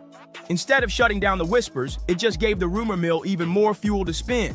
And this is where things stop looking like coincidence. Because whenever folks start connecting Lil Baby's patterns, one name always pops up, James Harden. And let's be real, their friendship has never been low-key. For years, they've been everywhere together, sitting courtside, jetting off to different cities, popping up at major events side by side like a full-on package deal. But the moment that made the internet pause was Harden's over-the-top birthday gift to Baby back in 2020. The man didn't just hand him a simple present. He rolled up with a Prada duffel bag, stuffed with $100,000 in cash, a Richard Mille watch worth another small fortune, and yes, honey buns. Actual honey buns. The video of Baby opening the bag went viral instantly. And that's when fans really started saying something about this bond didn't look like just friendship anymore. Some fans brushed it off as just a rich friend flexing, nothing serious. But others tucked that birthday stunt away as part of a much bigger story. One shady comment that went viral even joked, Lil Baby been giving his honey buns to Harden. And that's the thing about the internet. They don't need hard proof. All it takes is a few flashy moments, some inside jokes, and a theory that feels juicy enough, and suddenly it becomes the truth online. Harden's gift turned into one of those so-called core receipts, and it didn't stop there. Not long after that viral birthday surprise, Harden and Lil Baby popped back up in the headlines, this time all the way in Paris for Fashion Week 2021. They weren't looking for trouble, but trouble definitely found them. French police pulled their car over, claiming they smelled cannabis, and that's when things got real messy, right in front of cameras. Harden was frisked and questioned before being let go, but Lil Baby wasn't as lucky. He ended up fined for possession and photographed being led toward a police van. And of course, those pictures hit the internet before the two of them could even make it back to their hotel room. Back when it first happened, people chalked the Paris arrest up to bad luck. But now, looking back, fans have folded it right into the pattern. Another headline-making moment with Harden, another clip added to those compilation videos floating around online. And the internet being the internet, they didn't stop there. Over time, the whispers stretched past Harden and started pulling in other names. Some even pushed rumors that Lil Baby might have had a thing with Juice WRLD. Nothing confirmed, no receipts, just pure speculation. But for fans who already believe the DL storyline, it all gets folded into the same messy narrative. Then came the so-called leaked tape drama. A clip started circulating online that looked like Lil Baby allegedly giving another man something explicit. The internet went wild, treating it like confirmation. Baby had to step in quick, blasting the rumors on social media. He wrote, "Y'all gotta stop using my name and likeness when y'all get bored. The extremes people go to for clout is sick. Ain't no mystery in my history on no level. This my last time addressing any kind of dumb clickbait. TF is wrong with y'all, no flaws, no cap in my raps." But instead of shutting things down, that rant just sparked another wave of DL talk. And then it got even messier when IG model Teresa Lawana hopped on a podcast and dropped her own little bomb. She didn't spill full details, but she hinted at a personal run-in with Baby where she implied he might not be as straight as people think. That was all it took. The rumor pages went crazy. And through it all, Jada, she's been quiet as ever. No confirming, no denying, just staying locked in on her businesses and keeping the co-parenting lane clean. But here's the thing. Rumors like this don't just vanish. Every time Lil Baby hits another event, performs on stage, or pops up with the same powerful names, the theory comes storming right back into the spotlight. So maybe the real question isn't whether it's true or not. Maybe it's what's the next messy drop that's about to hit the internet. Let me know your thoughts in the comments. Don't forget to like, share, and subscribe. And I'll catch you in the next one. I just want the truth. Honestly, I can take a no. I can take, if I'm embarrassed at the end of the day, I can take that. I really can. I've been through a lot. I've seen a lot. I can take me being embarrassed. Like, this can't take nobody not saying nothing. You've been ducking this boy's DNA for all it's like. Take the test. Who knows what it's for, money or friendships or whatever they got going on. But I can honestly say that we should never go in the courtroom feeling like we're already the victims and we did nothing wrong. We did nothing wrong but coming here, tell you guys the truth. Chances are, just out of nowhere, random universal selection, this boy who's not related to you has your nose, has your mouth, has your brow line, has your hairline. Just like all of this, just by accident. Yeah, it is important that I know who my biological father is, just because, you know, my mom's health, I don't know if it's coming from our family or it's coming from the other side, and that would be something I really would want to find out, because, you know, in the future, you don't know what could happen. Let's get one thing clear. Nobody on this planet actually believed this day would come. Not Beyonce, not Jay-Z, not even Ramir Satterthwaite, the man who's been screaming his truth for years. But here we are. And the courtroom just pulled off something no diss track, no gossip blog, no industry whisper ever managed to do. It cracked open the Carter empire right down the middle, half. That's the staggering amount of Jay-Z's fortune a judge just ordered into Ramir's hands. And don't get it twisted, This isn't some symbolic little payout to quiet the noise. No, this is real money, the kind that shakes boardrooms, rattles partnerships, and puts billion-dollar business deals in danger overnight. Suddenly, Jay-Z's empire doesn't look untouchable anymore, and Beyonce's fortune is right in the blast zone too. He met Jay-Z and had intercourse with him. How old was she? I would say I think she was about 16, 17, or 16, just turning 16 or 17. I know it was one of them. And Jay-Z was what age? I wouldn't happen to know. I think was he in his 20s? I read 22. Oh, yeah. I think I read 22, but he was in his 20s. Yes, I wouldn't happen to know his age, but 22, I'm pretty sure if they put that out there, then. Behind the velvet ropes and diamond smiles, insiders say Beyonce is breaking down. Not the polished queen dripping in glamour on stage, but a woman in private, crushed by tears and frustration, watching everything she's built start slipping through her fingers. And here's the kicker. This isn't just Jay-Z's skeletons crawling out of the closet. This is about the Carter brand itself. Music, fashion, real estate, billion-dollar ventures, all stitched together on a carefully crafted image now ripping apart at the seams. All because of secrets buried so deep in Jay-Z's past. I really try not to think about it. I go on with my life because, anything could happen, but, I still gotta live for myself at the end of the day. I still gotta work and bring an income for me. I can't sit around. I gotta get up off my feet and do something. I can't wait on the world. Like, I can't say, I can't wait on anybody to want to respond when they want to. It is important that I know who my biological father is, just because, my mom's health, I don't know if it's coming from our family or it's coming from the other side, and that would be something I really would want to find out, because, in the future, you don't know what could happen.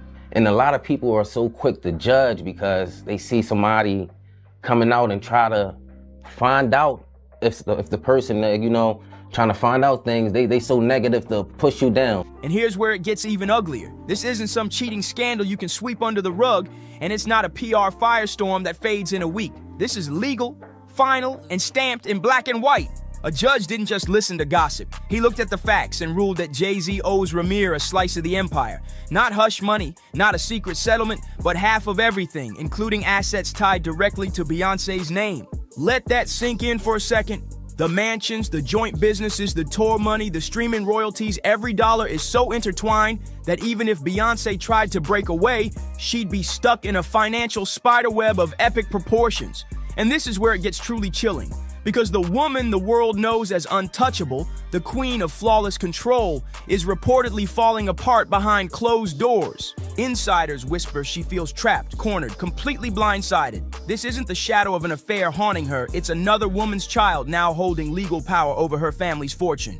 She never signed up for this nightmare, and the whispers are growing louder. Beyonce may be preparing to walk away. Divorce rumors aren't just tabloid fluff anymore. It's something crazy going on with this case. Honestly, I just want everybody in the world just to keep their eyes open and just watch things that happen, how things unfold, because it's crazy. It really is crazy. These judges, these lawyers, this fraud, collusion, who knows what it's for, money or friendships or whatever they got going on. But I can honestly say that we should never go in the courtroom feeling like we're already the victims and we did nothing wrong. We did nothing wrong but come in here, tell you guys the truth, put our life on the line, come to every court case and give you 100% plus of us. And basically we just got stepped over. These whispers aren't coming from random blogs, they're coming from people who know Beyonce personally. Legal teams, business partners, advisors, the very people who help keep her empire standing. And what they're saying is chilling. Beyonce has already started cutting financial ties, locking down Parkwood Entertainment, Ivy Park, and every venture she built with her own hands. She's not doing it to be petty, she's doing it because survival is the only option left. Here's the brutal truth. Beyonce might still love Jay-Z, she might have forgiven his past sins. Lemonade showed the world just how deep that pain ran. But love doesn't pay court orders, and love sure doesn't protect your legacy when the government is slicing up your fortune like a pie. For Beyonce, whose image has always been her strongest weapon, this is no longer a private relationship crisis. this is a full-blown brand emergency. And don't think the danger ends here, because this court ruling could open the floodgates wide. And if it's not, why you can't prove me wrong? Like, it's not far as a proving me wrong thing. It's go to the courtroom and basically do what everybody else would have to do. Like, it's not, you don't have to prove me wrong. I just want the truth. Honestly, I can take a no. I can take, if I'm embarrassed at the end of the day, I can take that. I really can. I've been through a lot, I've seen a lot. I could take me being embarrassed. Like, this can't take nobody not saying nothing. Like, you know, it's not fair. Ramir might not be the only one. There are whispers of other names, old accusations that once sounded far-fetched, now suddenly feel possible. Some even claim Jay-Z quietly paid people off in the past to bury scandals. And if even one more person steps forward and their story sticks, this empire could shatter beyond repair. This is way bigger than family drama. This is a full-scale assault on the Carter legacy. Right now, Beyonce looks like she's standing in the middle of a battlefield she never signed up for, watching the empire she poured her soul into crumble piece by piece. And Jay-Z, he isn't just fighting lawyers, he's watching the myth of his own life unravel right in front of the world. For decades, Jay-Z sold the image of the ultimate hustler success story, the streetwise kid who rose to billionaire mogul, untouchable in music, business, and culture. Roc Nation, Tidal, Armand de Brignac. Every move, every handshake deal, every flashy announcement was designed to scream control and legacy. But this court ruling just exposed a brutal truth. That control was always more fragile than anyone realized. Now the mask is slipping, the foundation is shaking, and the empire is wobbling like never before. And this isn't just about money, it's about power, respect, and reputation. Business partners don't stick around when scandal explodes, when instability rattles the boardroom, and when headlines scream about secret kids and hidden relationships. Word on the street is some of Jay-Z's closest collaborators are already jumping ship. Deals are suddenly on pause, boardrooms are filled with tension, and investors are pressing for answers nobody wants to give. Because here's the truth. Nobody wants their brand tied to a crumbling icon, no matter how many Grammys or billion-dollar headlines he once flaunted. And just when it couldn't get worse, fresh allegations dropped, this time with nothing to do with Ramir. A lawsuit has now been amended to include Jay-Z's name in a civil assault case linked to another high-profile figure in the industry. The details are dark, disturbing, and exactly the kind of headline that sends shivers through corporate boardrooms. And here's the kicker. Whether the claims stick or not doesn't even matter. The simple association is poison for business. And with Ramir's courtroom victory already shaking the Carter brand, this new development feels like pure gasoline thrown on an already raging fire. Meanwhile, Beyonce is moving like a chess master behind the scenes. Insiders whisper she's meeting with top-tier legal and financial strategists, drawing sharp lines around her empire, restructuring assets, and putting protective walls around Parkwood, Ivy Park, and beyond. These aren't moves of confidence, they're moves of survival. Because if Beyonce is preparing for the storm to get worse, Beyonce isn't sitting around hoping this storm blows over. She's fortifying her empire. She's locking down Ivy Park, shielding Parkwood Entertainment, and tightening her grip on every piece of her music rights. She's not waiting for Jay-Z's chaos to spill over into her world. She's already drawn the line before the courts have the chance to do it for her. And that leads to the question everybody's whispering. Is the split already underway? Because when money starts moving like this, it's never just about money. It's about independence, about freedom, about making sure when the empire burns, you're not left holding someone else's ashes. The wild part? Nobody saw this coming. Jay-Z spent decades dodging accusations, rumors, and legal threats, always managing to slip through untouched. Most believed he'd forever stay one step ahead. But this time, the courts cornered him.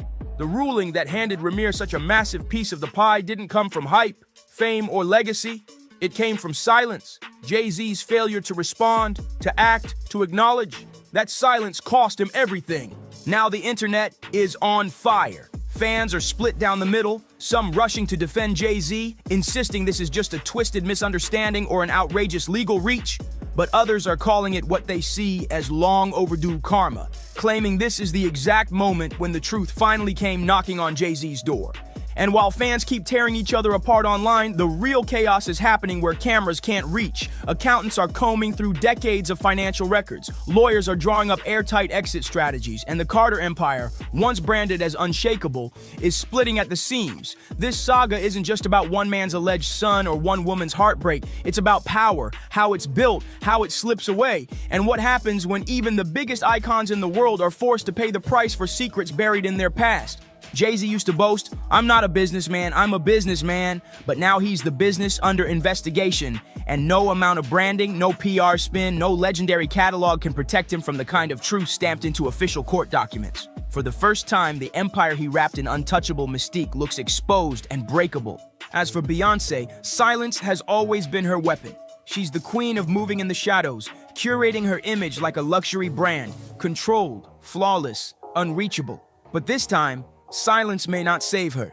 This ruling didn't just rock Jay-Z's world, it dragged her name into the storm, whether she's ready for it or not. Her name is stamped on the joint accounts, her signature is etched into the company paperwork, and her face is tied to every corner of the empire now being ripped apart in court filings. The clock is ticking and fans are demanding answers. How much did Beyoncé really know? Did she see this storm coming years ago and decide to quietly ride it out? Or was she blindsided like the rest of the world, watching her life detonate in real time? And the speculation is brutal. Some believe she stayed only to protect the brand, keeping the Carter name polished for the cameras. Others are convinced she's been plotting her exit in silence for years, playing the long game until the perfect moment to break free. Whatever the truth, one thing's certain: the narrative is out of her control, and the whispers behind the scenes are relentless. Industry insiders claim Beyoncé has already shifted critical assets into her own corporate umbrella. Property titles switched, music catalogs reevaluated, touring contracts quietly rewritten. It's like watching someone wrap their crown jewels in velvet and hide them away before the castle goes up in flames. She's not tweeting, she's not ranting, she's preparing for the fallout. She's not just a mogul, she's a wife, a mother, and a woman who has already survived public betrayal once before. She took that pain and turned it into lemonade, flipping heartbreak into a cultural anthem. But this isn't something you can remix into art. This is a legal war, an empire-level fallout that threatens her legacy and her children's future. And if the whispers are true, that Jay-Z may have more children out there, real or alleged, the betrayal cuts deeper than just her marriage. It strikes at the foundation of everything her family was supposed to inherit. And here's the darkest twist: this might not be the end. Ramir's victory has emboldened others, and word is, another woman, Letitia, who once claimed to be Jay-Z's daughter, is preparing to step forward again. Her story was dismissed before, brushed off as rumor, but now, with the precedent Ramir just set, all it takes is one court willing to listen. If Letitia gets even a fraction of legal recognition, it could blow the doors wide open. Suddenly, the Carter Empire isn't facing just one scandal. It's staring down the possibility of a flood of claims that could bury what's left of their brand. And for Jay-Z, this is a nightmare scenario. Every quiet dollar, every secret settlement, every alleged hush payment could now be dragged into the light, documented, and exposed. If those secrets exist, they won't stay buried for long, because discovery in court shows no mercy. And already, business partners are panicking. Agencies, platforms, luxury brands, they're all watching from a distance, terrified their names could get dragged into a bloodline scandal with billionaire stakes. The Carter Empire was never just about music. It was real estate, fashion, sports, streaming, tech. It was power, reach, and dynasty. But right now, that dynasty is cracking from the inside out. And here's the dagger. If Beyoncé walks away, this won't look like just another divorce. It'll feel like a public declaration. She refuses to sink with the ship.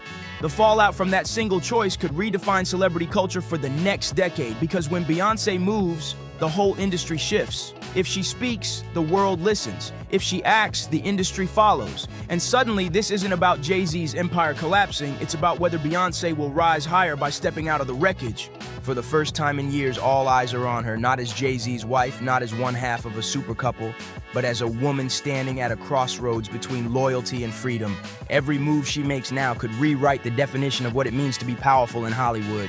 So what do you think? Is Beyoncé about to walk away from the Carters for good? Drop your thoughts in the comments, hit that like button, subscribe, share this video, and I'll see you on the next one. You know, and you see things like the white party be there, and then they have a little baby like in a sandwich. Like they're hugging them from the front and the back and stuff. Baby is absolutely one of the best human beings in the planet. All right, we're at a party, everyone's drunk. You know, it's a 13-hour party. People drink a lot of alcohol. It's 100 people at the party. We in the middle of 100 people. There's nothing weird we could be doing in a party. Right. Ever since that Reuben party, that ain't my boy no more. They got him. That's straight from 50 Cent, reacting to that viral clip of Lil Baby flexing his brand new thigh tattoos while rocking a tank top and a shiny pink belt.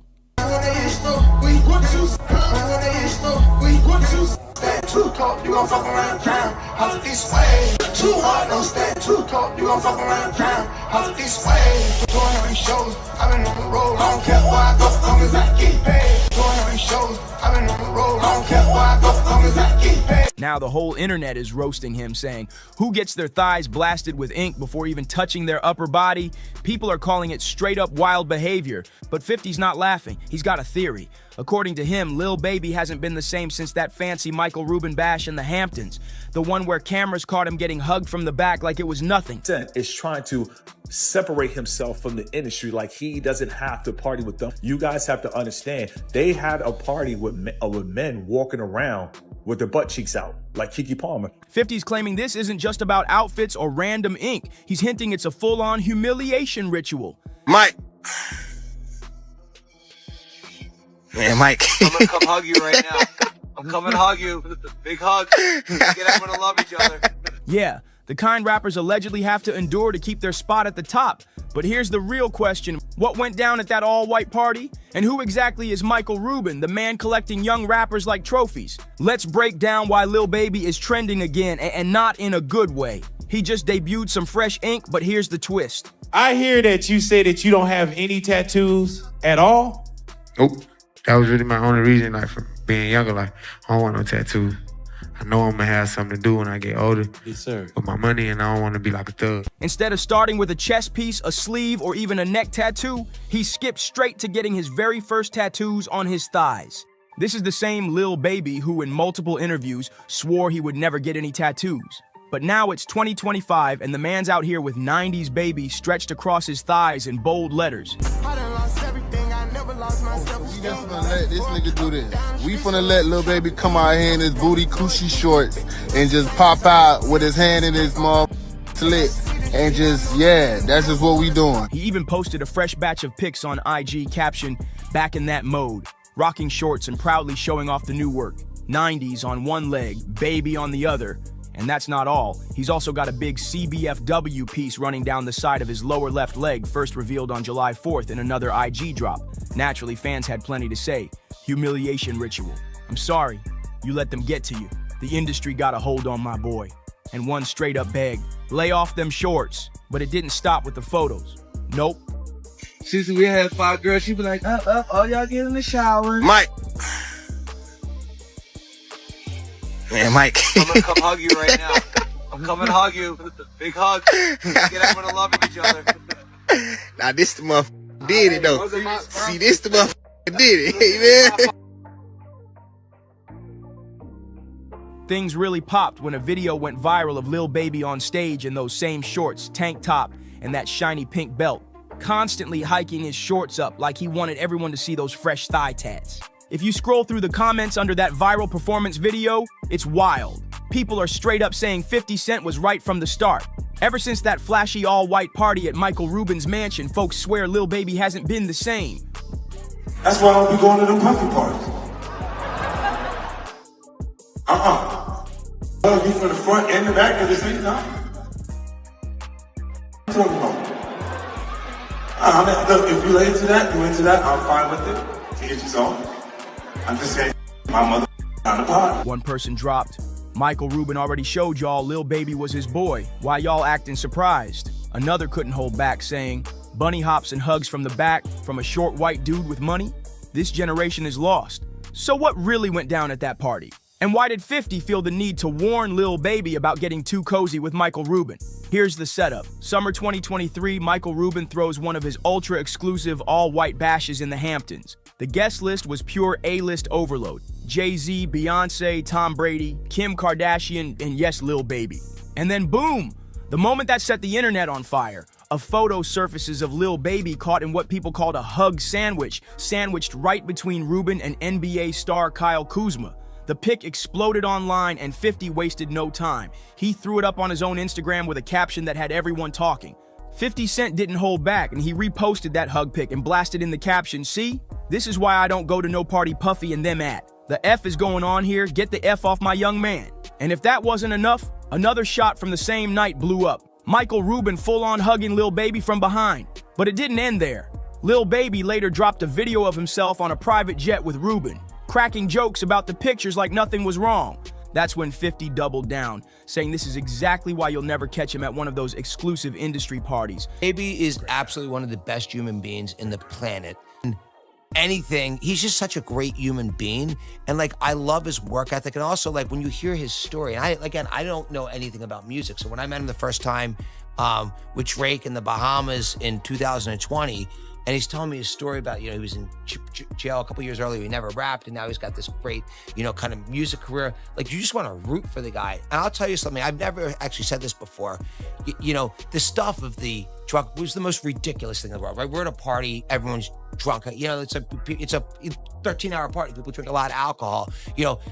Someone captures a picture of me jumping on his back for 1 second and then says, oh, there's something suspect about it. It's drunken guys. By the way, before cameras, we've all done it. Like, let's keep it real. By the way, you love WWE. You've done it more than anybody. He's rolled around with people in their skivvies. Right, yeah, exactly. By the way, I haven't gone there. But, the thing that actually killed me about that is it actually hurt his career. Last year. And I felt like I've always wanted to help people make it. He's on a good build back. He's right crushing now. now. He's crushing. And He's I was just with him with Trav and him in London. But it actually, the thing is, he's such an extraordinary human being and he's such a special person. And if you think about, people who just want to hate on social media, who one picture of, a bunch of drunken people could be turned into something that it wasn't. Now, sure, some fans chalked it up to 50 trolling for laughs, but others, they've been whispering for years that there's something deeper and darker going on at these high-profile gatherings. The kind of secret initiation or test that up-and-coming rappers are expected to pass if they want to level up in the game. Loud. Out loud. Keep going. Keep going. Keep going. Keep going. Don't cheat on your buddy hops. They suck. Your buddy hops. Apparently, the chatter got under Lil Baby's skin because he finally decided to clap back. On Lil Yachty's podcast, he admitted those endless memes about him, and Ruben bothered him so much that he went to Ruben personally, asking for the party security footage so he could clear his name. Here's the kicker. He claims Ruben gave him the footage, but Lil Baby still chose not to release the full video. My staff that's been talking about your parties for the last couple of days, that's dying to get to your parties. Well, you know what? I've actually figured out, if this Fanatics thing doesn't work out, I think I could be a good party promoter. Oh, man, you kidding me? Yeah, I think I already got the white suit in the closet, so just let us know what's happening. Yeah. So, you know what it really comes from? I love bringing people from different backgrounds together. And that's something I enjoy doing. Whether it was this lunch we just talked about, whether it's my Super Bowl party, whether it's the white party.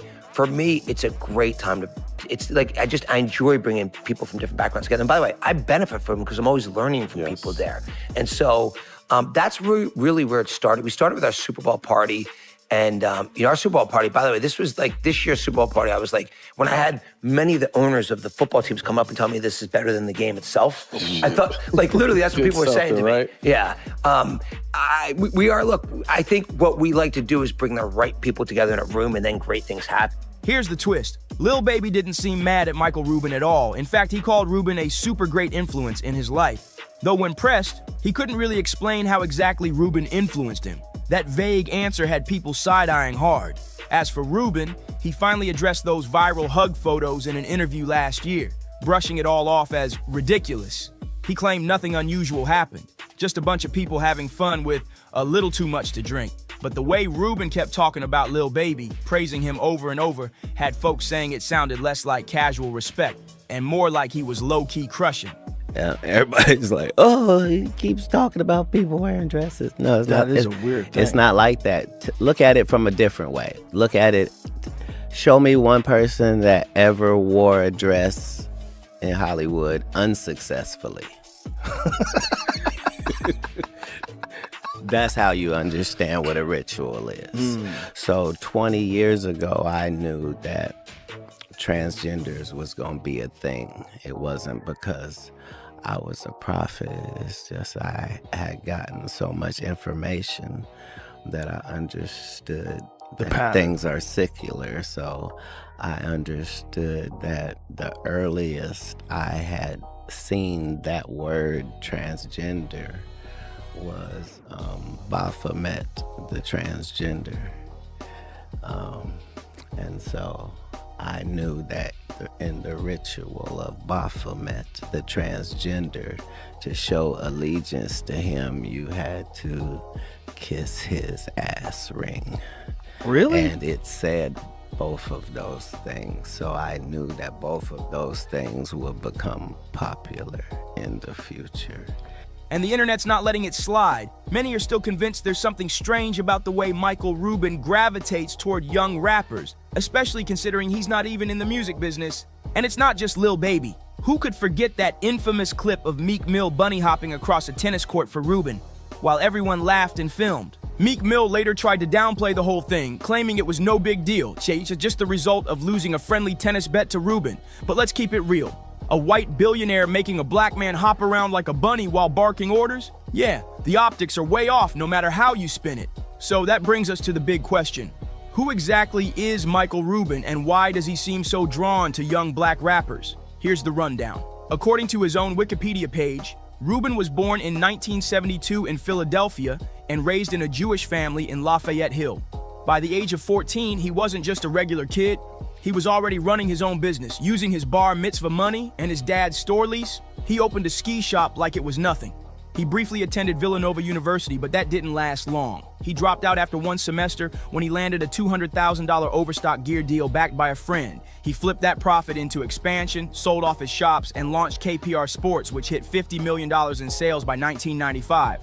From there, Rubin founded what would become GSI Commerce, a multi-billion-dollar e-commerce powerhouse. Today, he's the CEO of Fanatics Inc.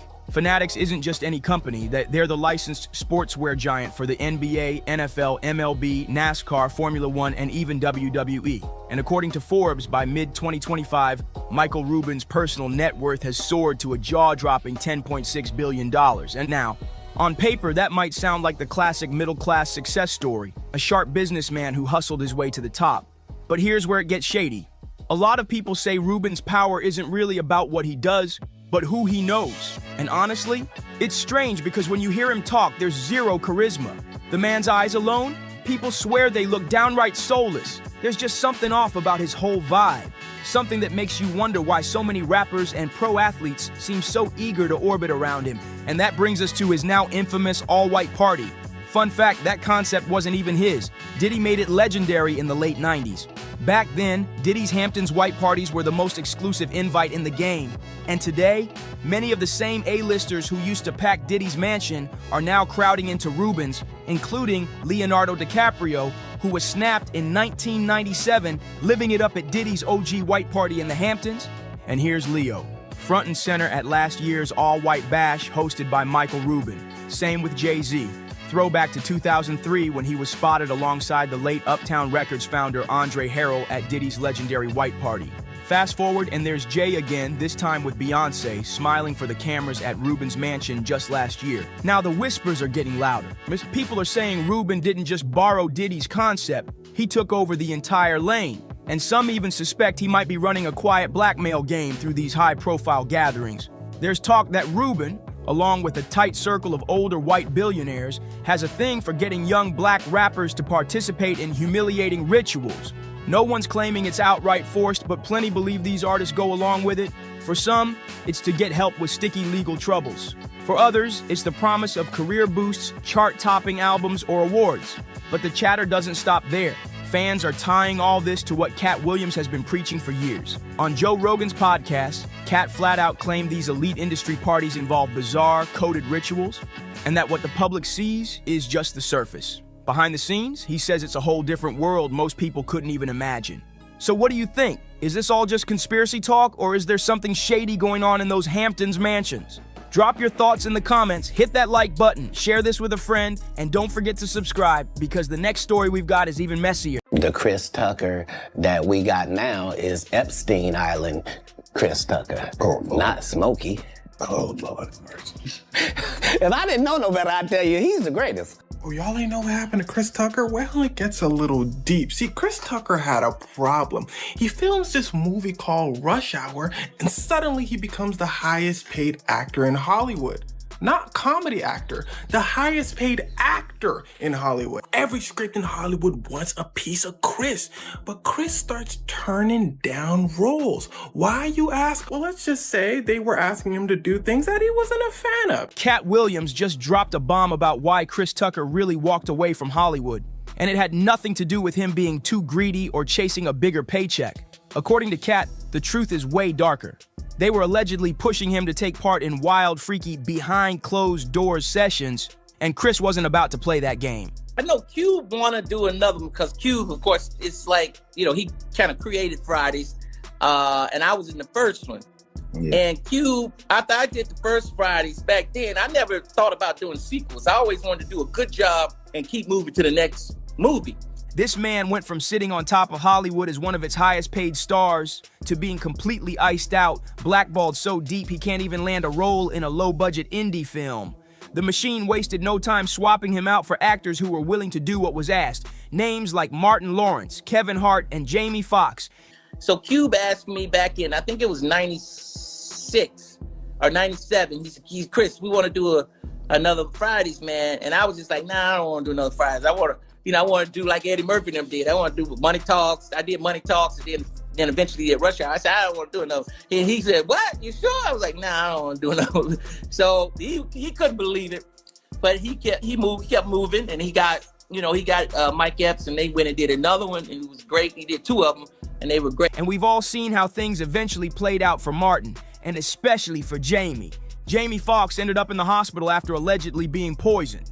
And Martin, he was literally out in the streets shouting that somebody was trying to end his life. No wonder Chris Tucker kept quiet about the real reason he walked away from Hollywood. Chris Tucker not talked about being in next Friday, because I know it was Mike Epps, but... We wanted him. You know, he turned it down. Yeah, we wanted to pay him $12 million to do that movie. What? And he turned it down.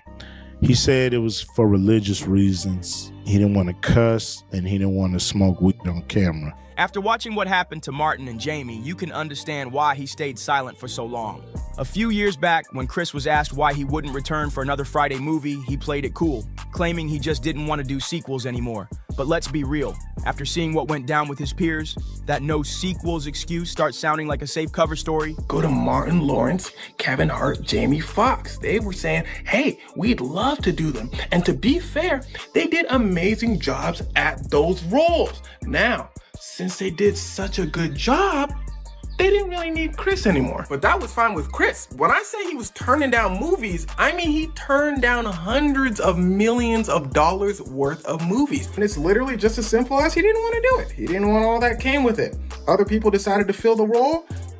That no sequels excuse, total cap. Because right after turning Friday down, Chris Tucker jumped into Rush Hour. Then Rush Hour 2, 3, and even 4. Not even begin to tell you how far it took me and how it brought me back. I went through something that I thought I would never ever go through. And I know a lot of people were waiting, or wanting to hear updates, but to be honest with you, I just didn't want you to see me like that, man. I want you to see me laugh. So clearly sequels weren't the problem. Something way deeper was going on that he didn't want to say out loud. Chris has always been, and still is, deeply religious. Now, by being quiet, sometimes things, get out of hand. People saying what I got. Some people said I was blind, but as you can see, the eyes are working. Eyes are working just fine. Said I was paralyzed. I'm not paralyzed. But I did go through, and I know they talk about people crying on videos. You can do take 2, but I'm not gonna do a take 2. It is what it is. So a lot of the shady, twisted stuff happening in Hollywood just didn't sit right with him. That's why walking away from millions was so easy once they started pushing him toward things he found straight up wrong.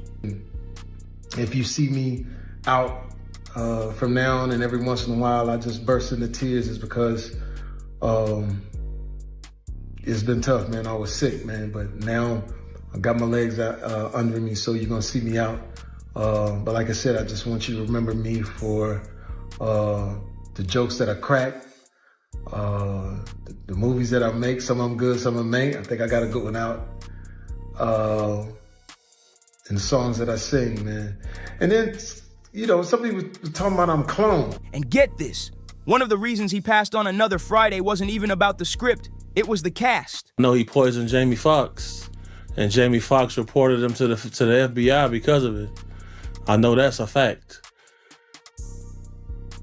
So, wait, you're saying that Diddy poisoned Jamie Foxx and that's how Jamie Foxx got sick? Jamie Foxx reported this man to the FBI because of this.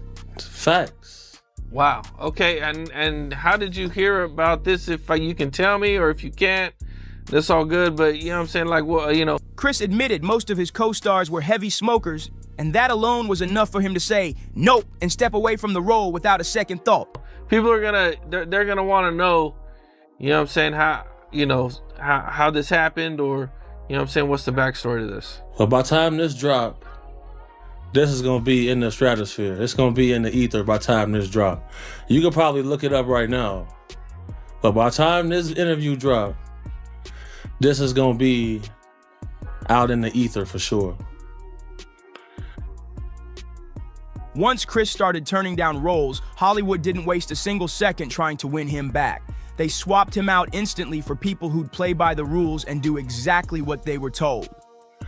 These people poison people, bro. I've been poisoned 3 times. Why am I testing positive for cyanide? You feel me? Why do I had pneumonia 3 times? So people like, man, why he breathe like that? Because I only got 1 lung. And then I had a car crash. I got 1 nostril permanently blocked. And I done had pneumonia 3 times. And like I mentioned earlier, the replacements included Martin Lawrence, Jamie Foxx, and Kevin Hart. Somebody been trying to poison me. My brother got poisoned with me. The little lady I was bodyguarding, she got poisoned. Like, somebody is carrying on these antics. These is facts. Is there any idea why Diddy would want to poison Jamie Foxx? You get called to testify if you on camera and some of this footage, and you want to make it a little bit easier for yourself. The industry wanted a funny black comedian, but this time they weren't banking on just one star. They stacked the roster with multiple comedians at once, making sure none of them ever felt too powerful or special enough to pull a Chris Tucker and start picking and choosing their roles. It's ways in this industry people go about doing things. Just know I tested positive for cyanide 3 times. After drinking some bottles in the club. Once you get hit with the cyanide, it turned into pneumonia. I had it 3 times. The first to fall was Martin Lawrence back in 1996, and it was wild. He was found in the middle of a busy Sherman Oaks intersection, clutching a firearm and shouting at random drivers that someone was trying to take his life. Dr. Schutte came out. He said, well, we didn't find where it was coming from, but he is having a stroke. He may be able to make a full recovery, but it's gonna be the worst. My youngest daughter, she's 14. I didn't want her to see me like that. But she snuck into my hospital room with her guitar. They said I was paralyzed. Said I couldn't walk. One witness even claimed Martin was yelling, "Fight, don't give up, fight the power," as cops and medics tried to get him under control. But here's where it gets shady. In 15 years in Hollywood, no one in Hollywood has a memory of going to a sold-out Kevin Hart show, there being a line for him ever getting a standing ovation at any comedy club. He already had his deals when he got here. Have we heard of a comedian that came to LA and in his first year in LA, he had his own sitcom on network television and had his own movie called Soul Plane that he was leading? No, we've never heard of that before that person or since that person. Instead of digging into why he was saying all this, the media buried the story's edge. They brushed it off as just a manic episode and rushed him to the hospital. The tabloids kept branding him as troubled, hinting he was on substances, while completely ignoring his chilling claims that someone was actually after him. What do you think a plant is? Maybe people don't understand the definitions of these words. He just did his documentary with Chris Rock where he shows you that his whole upbringing in comedy was on the East Coast. Yeah, it was. So how simultaneously was he here in Los Angeles doing the same thing? It didn't happen. It didn't happen. And I hate to seem like a petty individual for picking apart lies. This is where it turns downright chilling. The doctors who treated Martin came forward and flat out denied the media's narrative. They made it clear there was no medication or substances involved in his breakdown. And here's the kicker. Satan can't create anything. That includes blessings for his people. That's why, you know what the number one job of somebody that sold their soul in Hollywood is? What? Is to act like it didn't happen. They all do the same job. Why do you think Gary Owen can't cross over and he already white and been in comedy for 25 years? Just 3 years after that chaos, Martin almost lost his life to a sudden medical emergency. Then in August 1999, things got even scarier. Martin collapsed while jogging in extreme heat and slipped into a coma. He was lucky to survive, but when he woke up, something had changed. He was never quite the same. His career lost its spark, and rumors swirled that he's been quietly battling multiple health issues ever since. The Chris Tucker that we got now is Epstein Island Chris Tucker. Oh, not Smokey. Oh, Lord. If I didn't know no better, I'd tell you he's the greatest. I don't care what you say. To be confident and not delusional is a real skill. And it didn't stop there. Jamie Foxx faced his own nightmare in April 2023 when news broke that he'd been rushed to the hospital after reportedly suffering a stroke. Word on the street, Jamie Foxx's stroke wasn't just bad luck, it was allegedly an attack. The rumor says he was poisoned, and the source of that rumor is none other than Diddy's former bodyguard, Big Homie CC. Most of these confident people we see is really delusional. Well, you don't think they asked Chris Tucker to come back in the second Friday? Smokey was all in Smokey. There ain't no Friday without Smokey.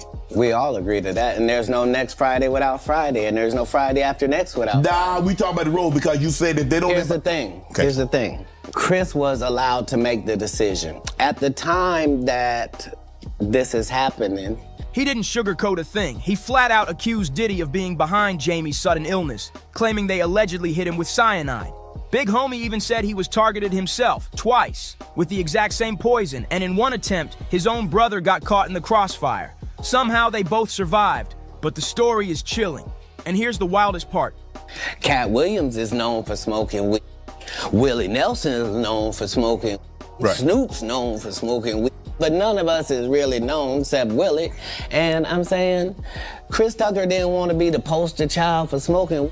He don't smoke like that. Right. He in the church. He Michael Jackson's best friend. Christmas.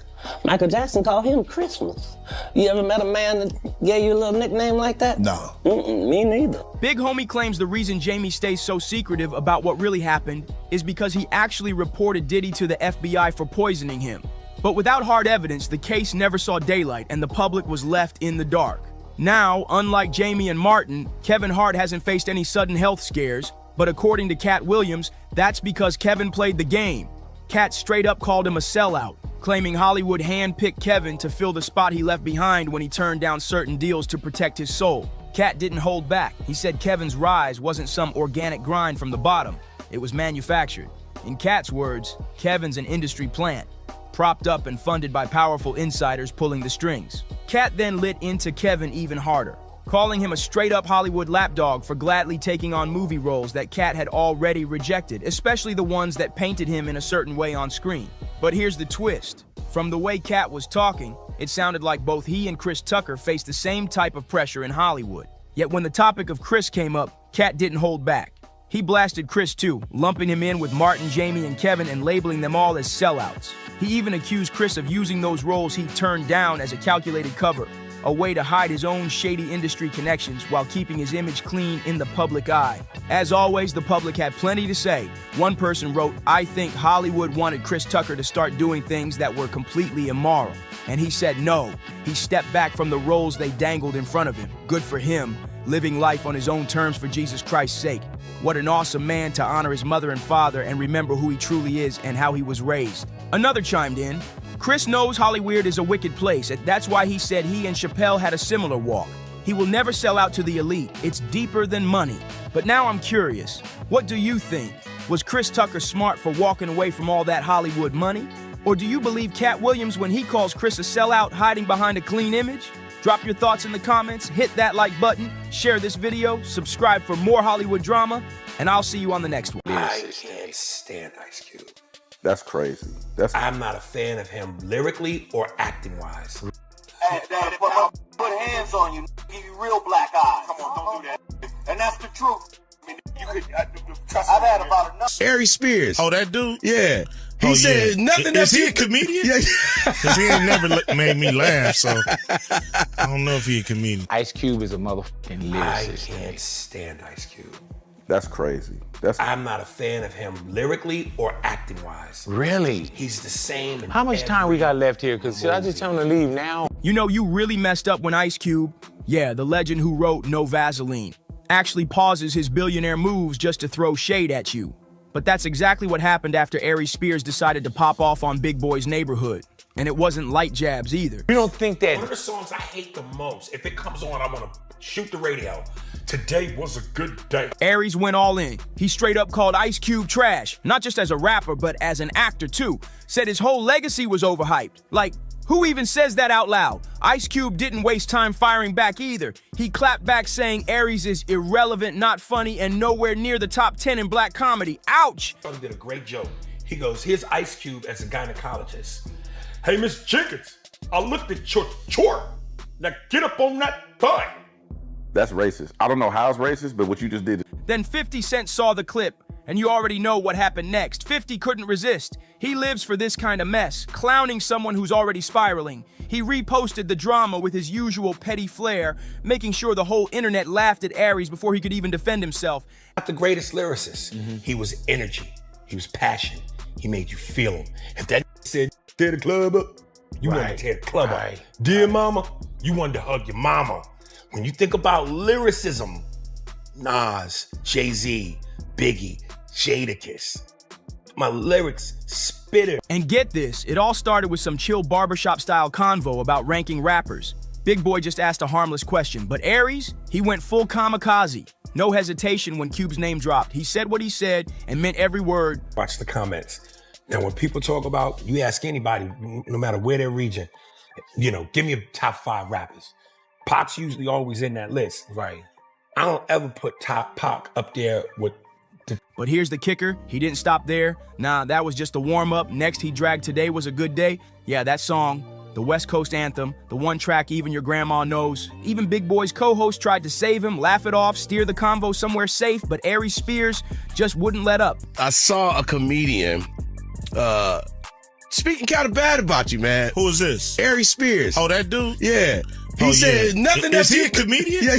Because he ain't never made me laugh, so I don't know if he... Instead, he doubled down hard, launching into this weird impersonation of Ice Cube as a gynecologist, and the punchline? Man, it was so awkward that the whole table went dead silent. Aries chuckled to himself, but nobody else cracked a smile. That joke didn't just fall flat, it crashed and burned. What he said? What'd he say? He said it was nothing about you impresses him. From movies to rapping, nothing at all impresses him. And I'm like, wow, like what? Suckers usually don't like me. You know what I'm saying? Like the people that you know, they usually don't like me when they coming from that angle. That's cool though. You know, everybody got their opinion and they all stink. You know what I'm saying? At the end of the day, it's cool. You know, he entitled to his opinion. It's the feeling is mutual. You know, I don't think he on anybody's list of top 10 comedians, you know what I mean, in the black community for sure. I don't even know if he's on the register with us. You'd think after that cringe moment he'd chill, but nope, he kept digging that hole even deeper. This wasn't just disrespect, it was Aries going off the rails. Big Boy tried to reel him back in, but Aries, he just kept firing. And then, out of nowhere, he took it up a notch and threw shade at Tupac. Yeah, Tupac. Like, bro, what are you doing? Hey, man, I gotta listen to this.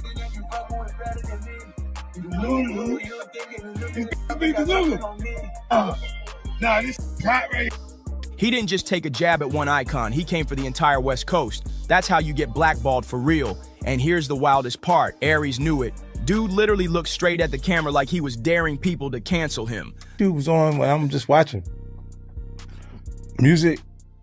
And all of it. Movies, all of it. Yeah. I never really seen Ice Cube in films that weren't his. You know, like he kind of produced the vehicle that he was in. And it wasn't like he was just being an actor in someone else's film. The backlash came fast. One fan posted, I love Aries' skills, but bro, that Ice Cube slander, that's a hard no. And this right here is why folks say Aries Spears got no credibility to be calling Pac or Cube non-lyrical. I'm the poster child for the world's biggest hater. If you look up the word hate, it's my picture. When did we get to a point where unless your opinion, and last time I checked as human beings, we're all allowed to opinions. At what point does it get to where unless your opinion is favorable about a person or a thing and goes with the flow of everyone else, you're a hater? I don't understand that. Like one user said, this is just New York salty because the West Coast snatched the crown in the late 80s and ran it through the 90s, but Aries clearly wasn't ready for what came next. Because the actual legends he dissed, they clapped back. Somebody sent me a clip where Ice Cube responded. He was on a radio show and the dude played him the snippet. And the first thing Ice Cube says is, well, most suckers don't like me. Then he goes on to say, I never heard of this dude. Then he finishes by saying, well, he's just not funny. Well, you can't have it both ways. If you don't know who I am, how do you know if I'm funny or not? So you can't have it both. Normally in this game, icons don't respond to clout chasers. They ignore the noise, let nobodies talk, and keep it moving. But not this time. Ice Cube broke the silence and hit back like a boss. He didn't just defend his name, he torched Aries' whole status. Cube questioned whether Aries was even funny, even relevant, or if he ever really had a spot in black comedy's real scene. It was a surgical takedown. For the record, I respect Ice Cube, the man. I respect Ice Cube in terms of what he's brought to the game. He's one of the pioneers, so hats off to him. Cube wasn't yelling, he wasn't wilding. He was cool, calm, deadly. He dragged Aries with a smile, and don't forget, Cube is built for this. He's not just an artist, he's hip-hop royalty. He wrote for NWA, dropped No Vaseline, one of the most savage diss tracks ever, made Friday a cultural classic, and then flipped into a businessman with the Big 3 League. Cube got receipts everywhere. Said I wasn't a fan of his artistry. I never attacked him as a man. I never attacked him in terms of his character. I said I wasn't a fan of his artistry. Why am I not allowed to feel that way? Why is that? And then secondly, it's always funny. People call me a hater because they love to highlight when I say I don't like something, as though I don't have love for anything. But that wild clip, that was just the beginning. Aries Spears clearly thought he was on a roll because even after getting roasted by legends and dragged by fans, he pulled up to Vlad TV and doubled down again. Like mocking Ice Cube once wasn't enough. He wanted round 2. Did you call me? Oh yes, Uncle Pete. Can you watch TJ for me? I need to run to the, I gotta run some errands. I need to go to cleaners and I should be coming back. Okay? All right, baby. Thank you. But here's where it got messier. Aries didn't realize he wasn't just poking at Cube anymore. Somewhere in some luxury hotel suite, phone in hand, 50 Cent was watching it all go down with that signature smirk. And guess what? Aries had something slick to say about him too. And just when people thought 50 would stay quiet, boom, he drops a video. Not a direct diss, but one of those petty, smooth moves only 50 can pull off. A video so passive-aggressive it had fans instantly knowing who he was coming for. No names were dropped, but the message was loud and clear.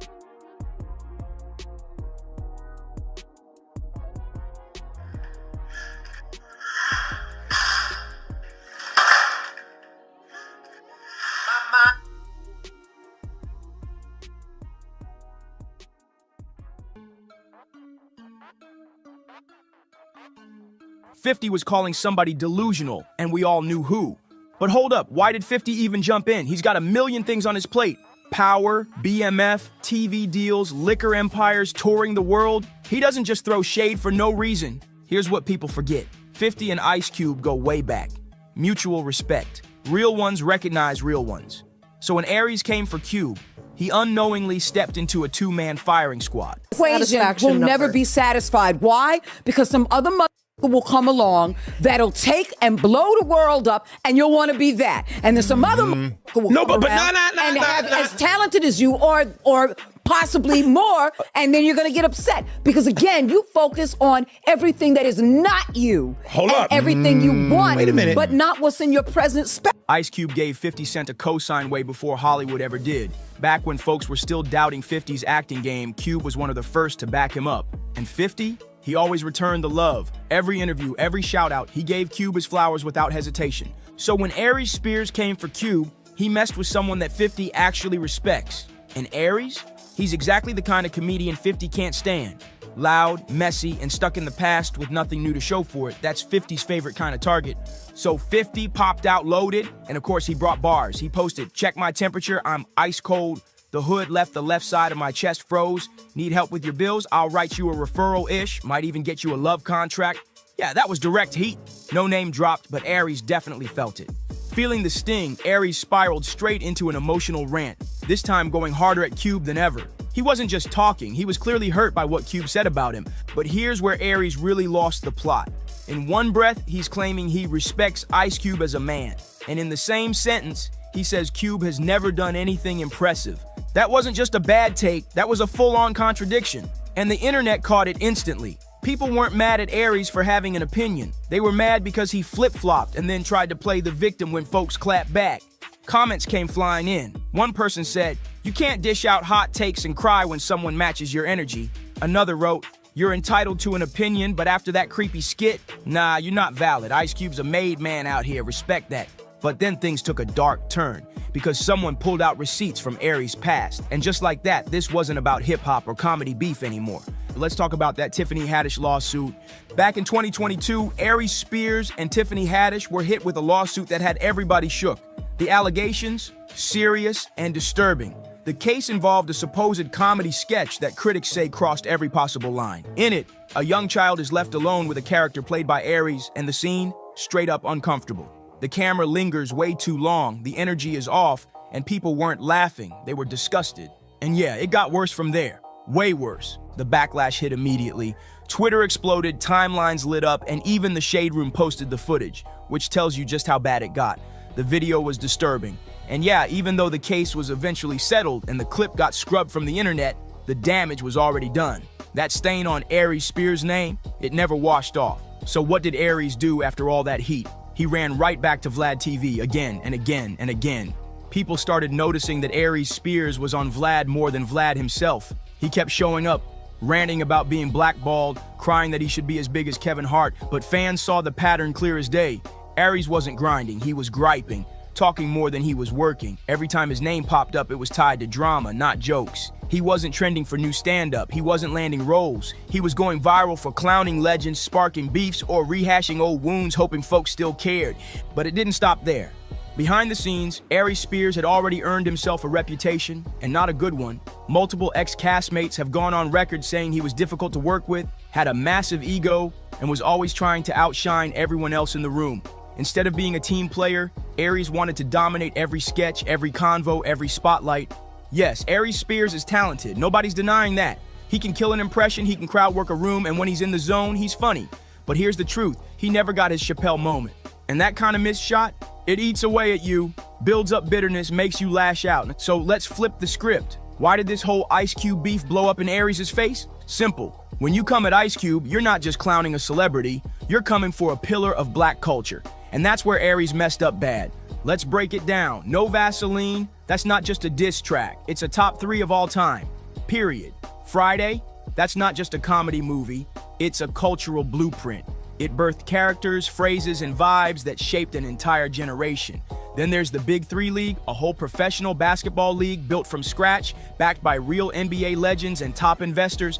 And even before all of that, Ice Cube was a ghostwriting machine, writing for Eazy-E, Dre, Ren, the whole NWA squad while he was barely out of high school.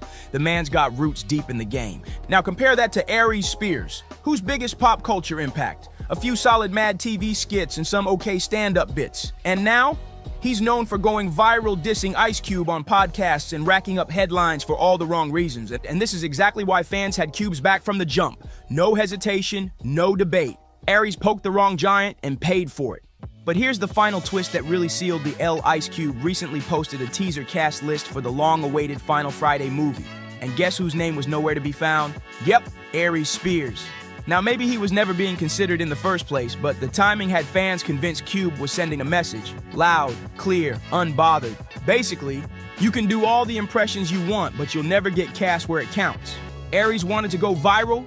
Congrats, he did. But not for the reasons he hoped. Not for a comeback. Not for a hot stand-up set. He's trending because 2 legends, Ice Cube and 50 Cent, called him a nobody. And what made it worse? Nobody disagreed. If you made it this far, you already know this one was messy. So go ahead and drop your thoughts in the comments. Hit that like button, subscribe for more drama like this, and share it with someone who still thinks coming for legends is a smart move. Catch you in the next one. When people are against the Illuminati, then they get punched in the face all the time. The press hates them, and nobody likes them. You heard the rumor that Barack Obama and Jennifer Aniston had an affair that ended his marriage? People that I respect, some that I even love, who may or may not watch this show. Was Barack Obama's presidency the ultimate illusion? That's the question blowing up the internet again. Old whispers are roaring back, but this time with heat no one can ignore. And guess who sparked it? None other than Cat Williams. And that's the thing is, so the Bidens and the Obamas hate each other because Michelle Obama is very good friends with Hunter Biden's ex-wife. So that's led to a significant problem where they don't like Hunter, and if you don't like Hunter, Joe doesn't like you. So I would not be surprised if Holmes is right on with this of like, oh, well, why don't we do this? It's like, oh man, you give us problems, maybe you can have a problem. In a now viral set that hit harder than expected, Cat didn't just throw jokes.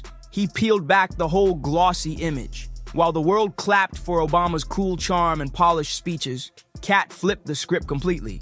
He called Obama a white-friendly black man, straight up saying he was more product than president. A clean-cut figure built to make the mainstream feel safe, not a real one who repped the block he came from. That wasn't just comedy, that was a call-out.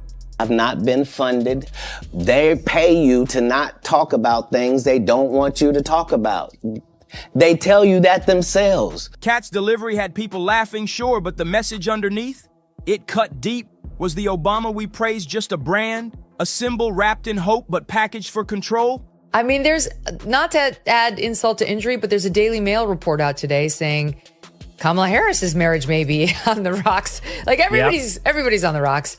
Again, I will say I love the Daily Mail, but the sourcing appeared weak. It was like people who know the couple, but like, I don't know if it's any better than that, but they're saying she's blaming him in part for her loss because he turned out to be such a hot mess liability. You buy it? And Cat didn't back off either. He went further, way further. He dropped hints about bigger forces moving behind the curtain. He basically said the whole Obama era was cultural engineering, a setup to keep people in line, not to shake the system. All that hope and change talk, according to Cat, it was just a carefully rehearsed performance to keep folks dreaming and not rebelling. At all, but if it is true, it truly would be a political earthquake in Democrat circles. Never mind America. I don't remember a presidential divorce in modern history. Now, years later, those so-called punchlines from Cat Williams don't sound so funny anymore. They're starting to feel like warnings, like clues we all missed while clapping for history, because the aftershocks of Obama's presidency are still shaking things up, and one debate in particular has exploded into chaos. The rise of LGBTQ mentors in schools. Yeah, mentors, not just teachers or lessons. Actual role models chosen because of their identity. And people are asking, what does that really say about the values planted during the Obama years? Critics are out here connecting the dots. And the picture they're painting? It ain't subtle. They've been accusing Obama of quietly pushing what they call a pro-homosexuality agenda. That term alone stirs controversy, but it's one that keeps bouncing around conservative spaces louder than ever. Under his watch, LGBTQ visibility didn't just rise, it exploded. Gotta spend a minute on the Obamas, because there seems to be some momentum picking up in the rumor mill about their marriage. All right, I'm gonna bring you what I know. Remember that rainbow-lit White House or those sweeping federal protections? To some, it was overdue justice, but to others, it felt like a hard left turn into uncharted territory. Now fast forward to today. Classrooms are the new battleground. The debate isn't just about teaching diversity, it's about handpicking mentors based on sexual identity. Is that real inclusion? Or a setup that's been in motion for over a decade? Then boom, like throwing gasoline on a live wire, came the interview that still haunts the internet. The wildest street moment of Joan Rivers' entire career.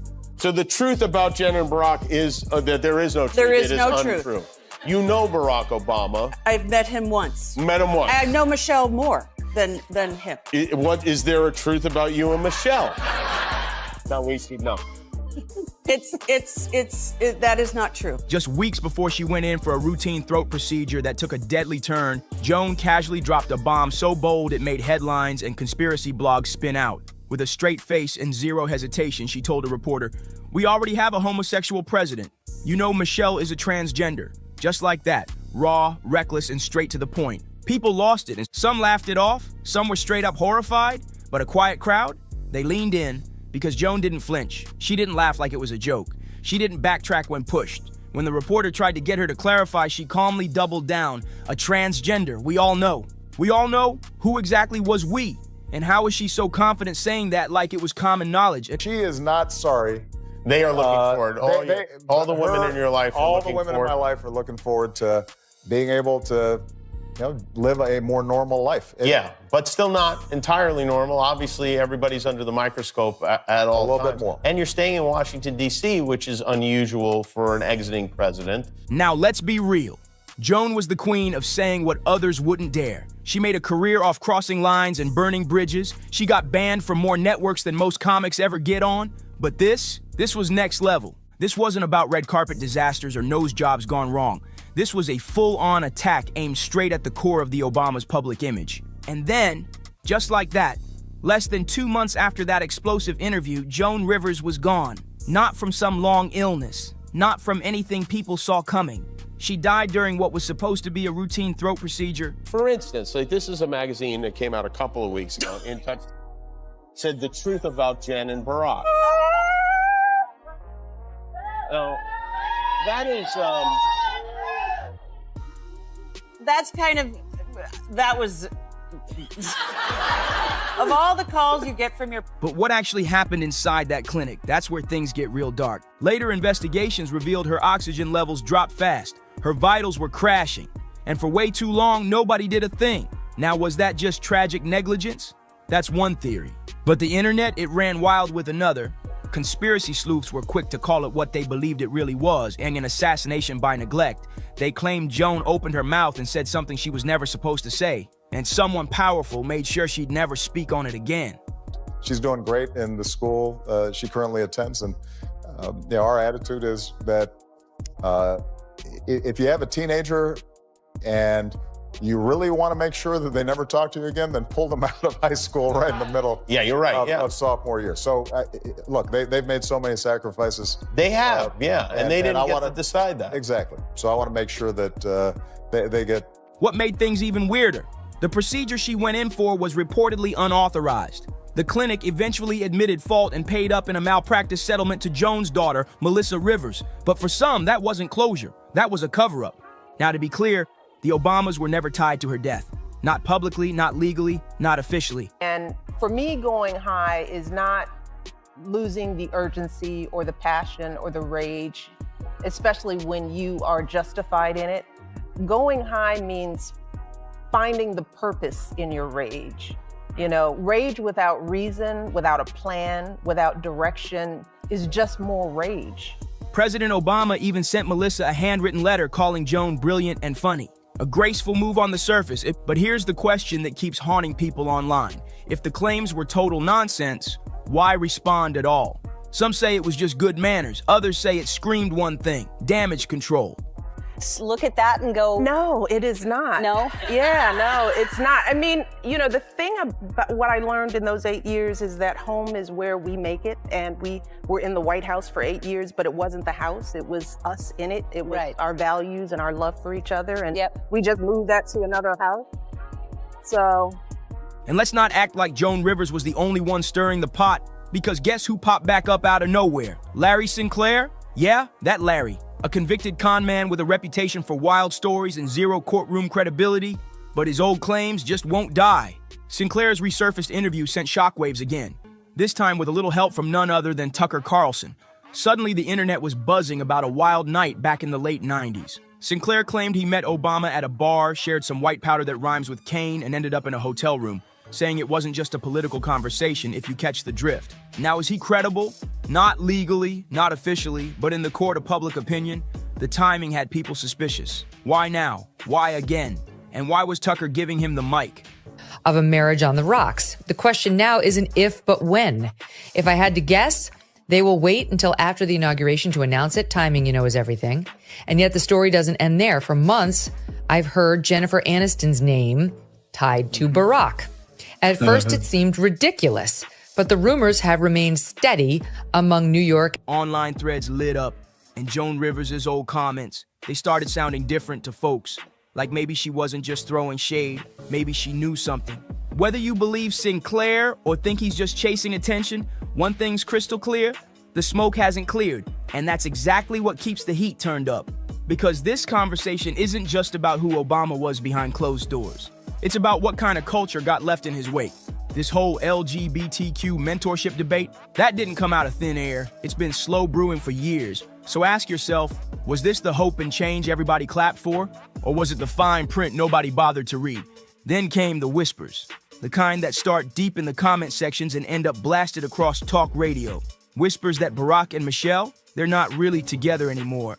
That behind all the power couple smiles, they've been living separate lives for years. Michelle skipped Trump's inauguration. Then she missed Jimmy Carter's funeral. And folks say it wasn't about politics. It was because she just couldn't keep up the act anymore. But here's where it gets crazy. What happens when the rumor mill starts connecting the dots?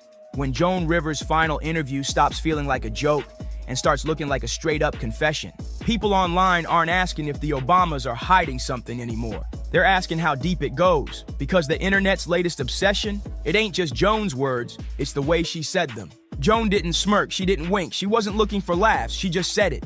Plain, cold, and bold. "It's okay," she told the reporter. "It's not a bad thing." Then she turned and walked away. No punchline, just silence, and now?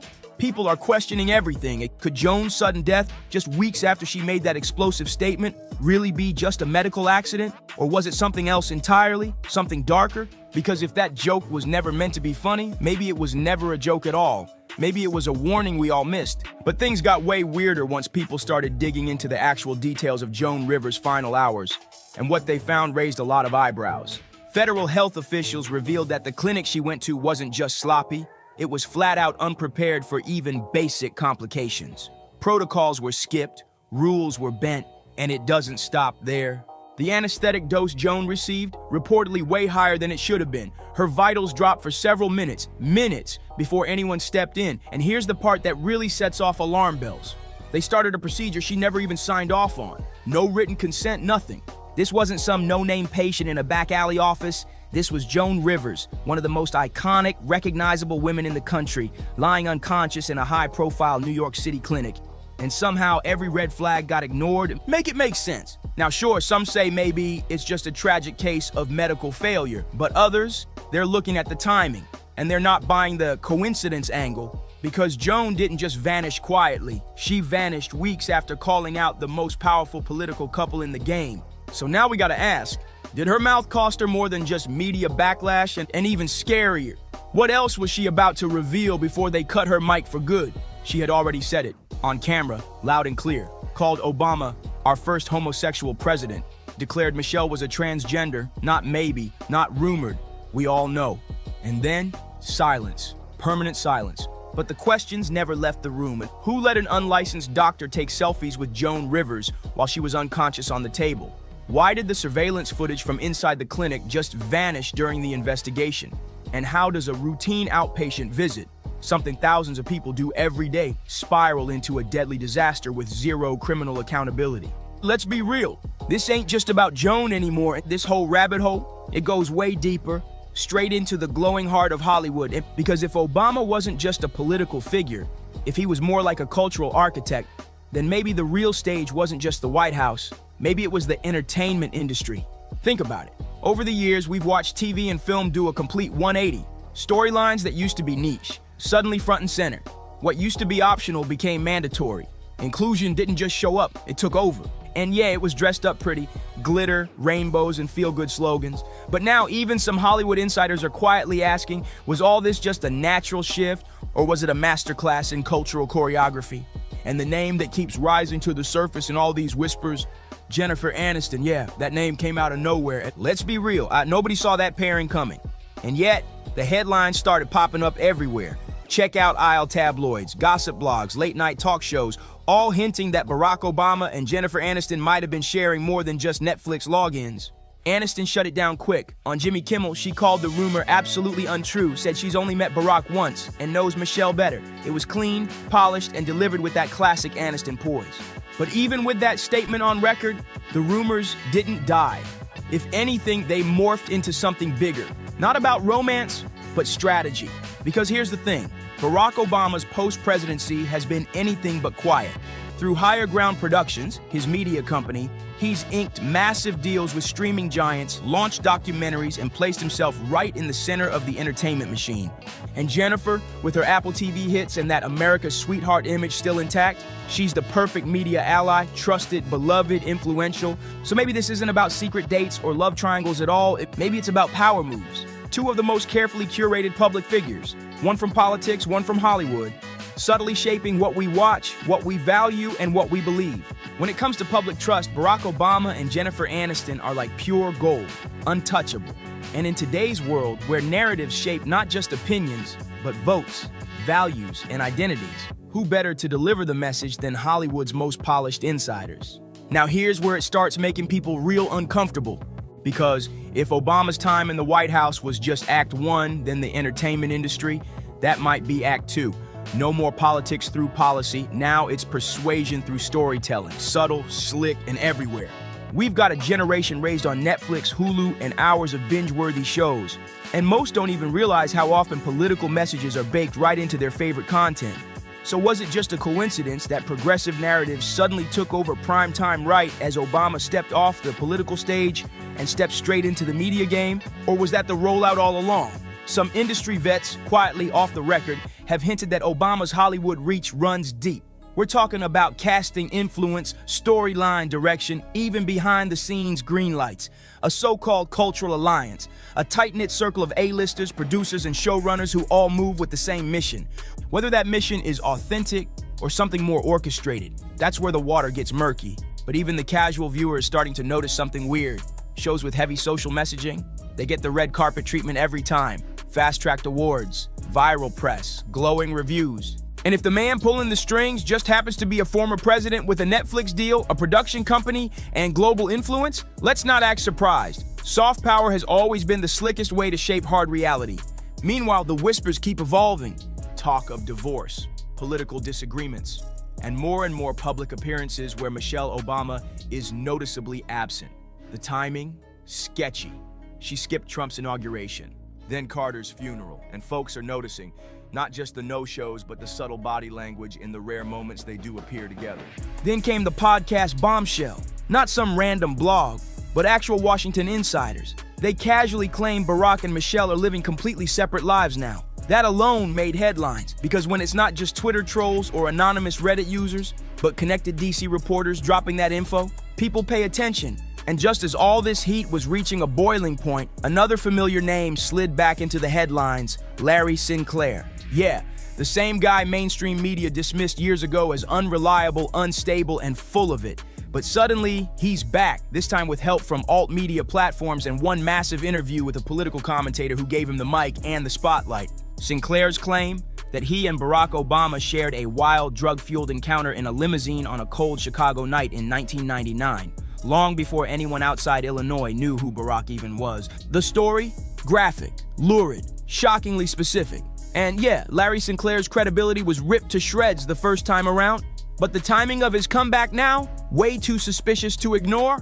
What makes this twist hit so hard isn't just the wild claims Sinclair made, and it's the deeper idea his story points to, that there might be entire chapters of Obama's life that have been scrubbed, edited, or locked away completely.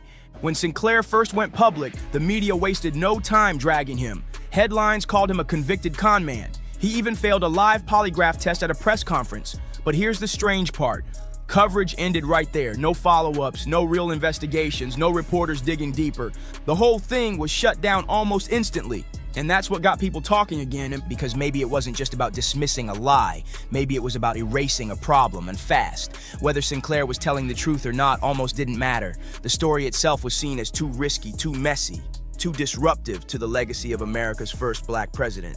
And that's the real Pandora's box here, because if even one detail in Sinclair's story checks out, if any part of Obama's early life was quietly swept under the rug to protect a polished image, then the question isn't whether we were lied to.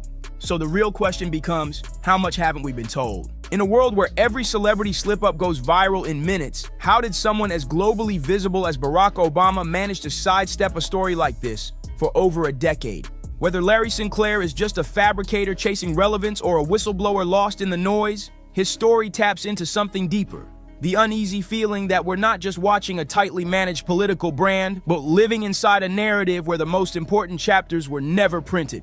And just when the noise dies down, it kicks right back up. This time, Meghan McCain stirred the pot. The daughter of the late Senator John McCain and then a woman raised in DC drama, said on air that she's personally heard divorce rumors about the Obamas, not from tabloids or social media, but from serious, connected journalists. Then the internet started buzzing again. Right-wing influencers resurfaced old claims that Jennifer Aniston had been quietly spotted at private Obama events. Off the radar, no cameras, no press. And suddenly, it didn't sound like gossip anymore.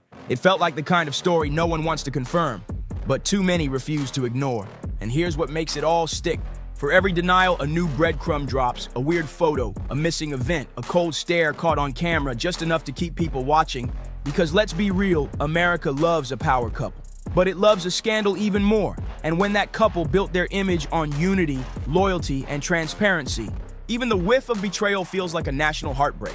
But maybe this was never just about divorce rumors, missing appearances, or who's getting cozy in some filtered Instagram post. Maybe the real story out is about power. The kind you can't vote out, the kind that doesn't need a title, an office, or a campaign trail. The kind that lives in your feed, streams through your favorite shows, and slips quietly into your everyday life without you even noticing. Yeah. Because what if Barack Obama's greatest legacy wasn't the speeches, or the policies, or even the 8 historic years in the White House? What if his real legacy is influence? The type that moves silently behind the screen, shaping how we think, how we vote, how we live. Think about it. His presidency may be long over, but the ripple effects, they're everywhere. From streaming platforms to celebrity circles, from progressive scripts to cultural trends, it's all connected. So now the question ain't just about what happened back then. It's about what's still happening now. Are we finally ready to face the truth behind the brand? Or are we just now beginning to peel back the first layer of a carefully crafted illusion? Let us know what you think. Is this all just smoke, or are the signs too loud to ignore? Drop your theories in the comments, hit that like button, share this with someone who needs to hear it, and don't forget to subscribe. And because the next twist is coming faster than you think. See you on the next one. Just saying, it's a crazy time. You can't afford not to like black people. You don't like black people enough, you could become one yourself. I'm not the only black man with a bunch of mug shots. Right. It's them young ones that coming. Yes. That'll do what you want. Yeah. Ain't nobody gonna tell me I'm independent. I pay my bills. Right. I pay the cost to be the boss. You the boss by yourself. ESPN confirming to NBC it's cutting ties with its NFL commentator Shannon Sharpe. The move coming after Sharpe, of course, the Hall of Fame tight end, settled a lawsuit accusing him of sexual assault and battery. Very grateful for that, but I just wished, of all things, like I said, hey, they did what they felt they needed to do, and I'm at peace with that. But I just wish, guys, this thing could have waited until Monday. Cat Williams just went off on Shannon Sharpe, and trust he didn't hold back. After ESPN dropped Shannon like a bad habit, Cat is making it clear he's not shedding a single tear. Why? Because according to him, Shannon played himself. Cat saying it's wild to feel bad for a man who spent years dishing out so-called wisdom, only to trip on the oldest trap in the game. White women are as great as any other women. But I'm not gonna act like I'm not scared of them. I have a reason to be scared. You could be Kang the Conqueror, and they could take your rabbit ass down in 2 weekends. Here's the tea. ESPN cut ties right after Shannon settled a massive $50 million lawsuit with an OnlyFans model named Gabriella Zuniga. Yeah, that part. But here's the real twist. Cat warned him. Right there on Club Shay Shay, face to face, Cat told Shannon plain and simple, messing around with white women in this industry could get him tangled up in a mess he can't clean up. And let's not forget, Monique told him too. She gave Shannon some real solid dating advice trying to steer him right. But what did he do? Ignored all the red flags, threw caution out the window, and now look at him.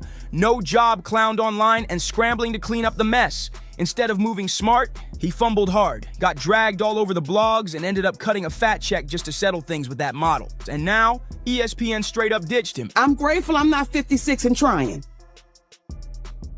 Are you trying to say what you trying to say? I'm looking right at you. I ain't backing down. You better take your old ass and get somebody to love you. Dang. And let's be honest, what serious network wants to touch a guy whose name is trending because of a major lawsuit tied to something that serious?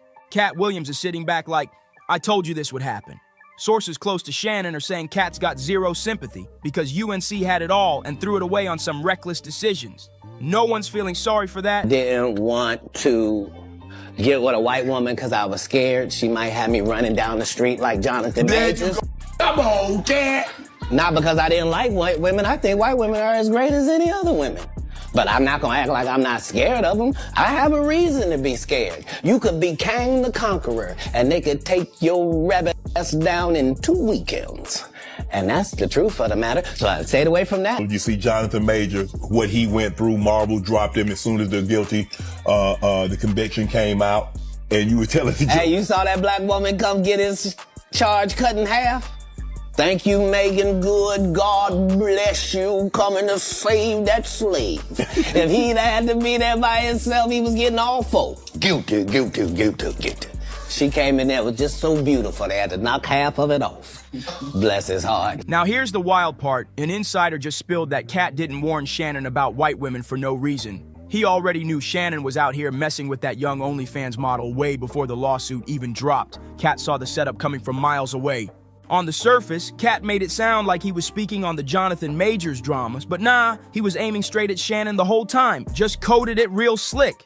And this just proves it again. Kat might crack jokes, but he never lies. Meanwhile, Shannon didn't want to hear it. He thought throwing millions at that model in a private settlement would save his image and keep his ESPN seat warm. But nope, ESPN still hit that switch and fired him anyway. And now, that OnlyFans model. And get this, just 24 hours after the settlement hit the news, Gabriella quit OnlyFans. She hopped on Instagram and made it official saying, "Today I have decided to retire from OnlyFans.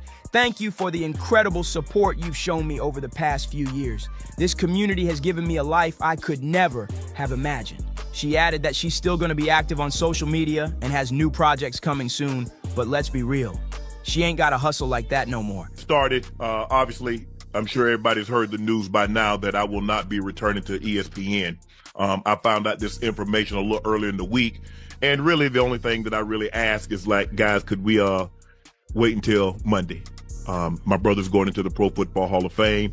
I really wanted to be about him, and I wanted to be about my family. I know this coming out will overshadow everything that he's worked his entire life for. And unfortunately, it didn't happen that way. And so, as I told him, as I profusely apologized to him earlier today, he said, "Bro, stop apologizing. You don't have to apologize. I'm your big bro. I'm going to love you regardless. We all make mistakes. And he says, "Bro, I love you. So I'm done with this. You're done with it too. Move on." And I really enjoyed my time at ESPN. It gave me an opportunity to bring my audience that saw me really just grow.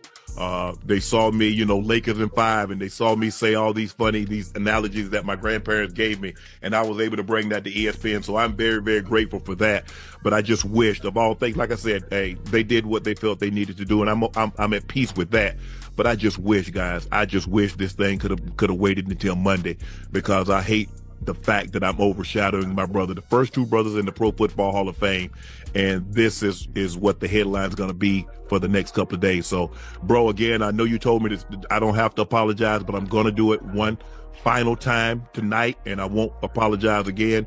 I'm sorry that I upstaged you in this manner. That was never my intent. You've been my hero. You've been my role model from as long as I can remember. And I apologize, and I thank all my fans for supporting me when I was at ESPN and every place that I've been, be it Club Shay Shay, Nightcap, Undisputed, ESPN. Thank you guys for your support. Shannon basically retired this girl for life. She hit the jackpot. Generational wealth secured. Thanks to one wild situation with a 50-year-old man still out here moving reckless.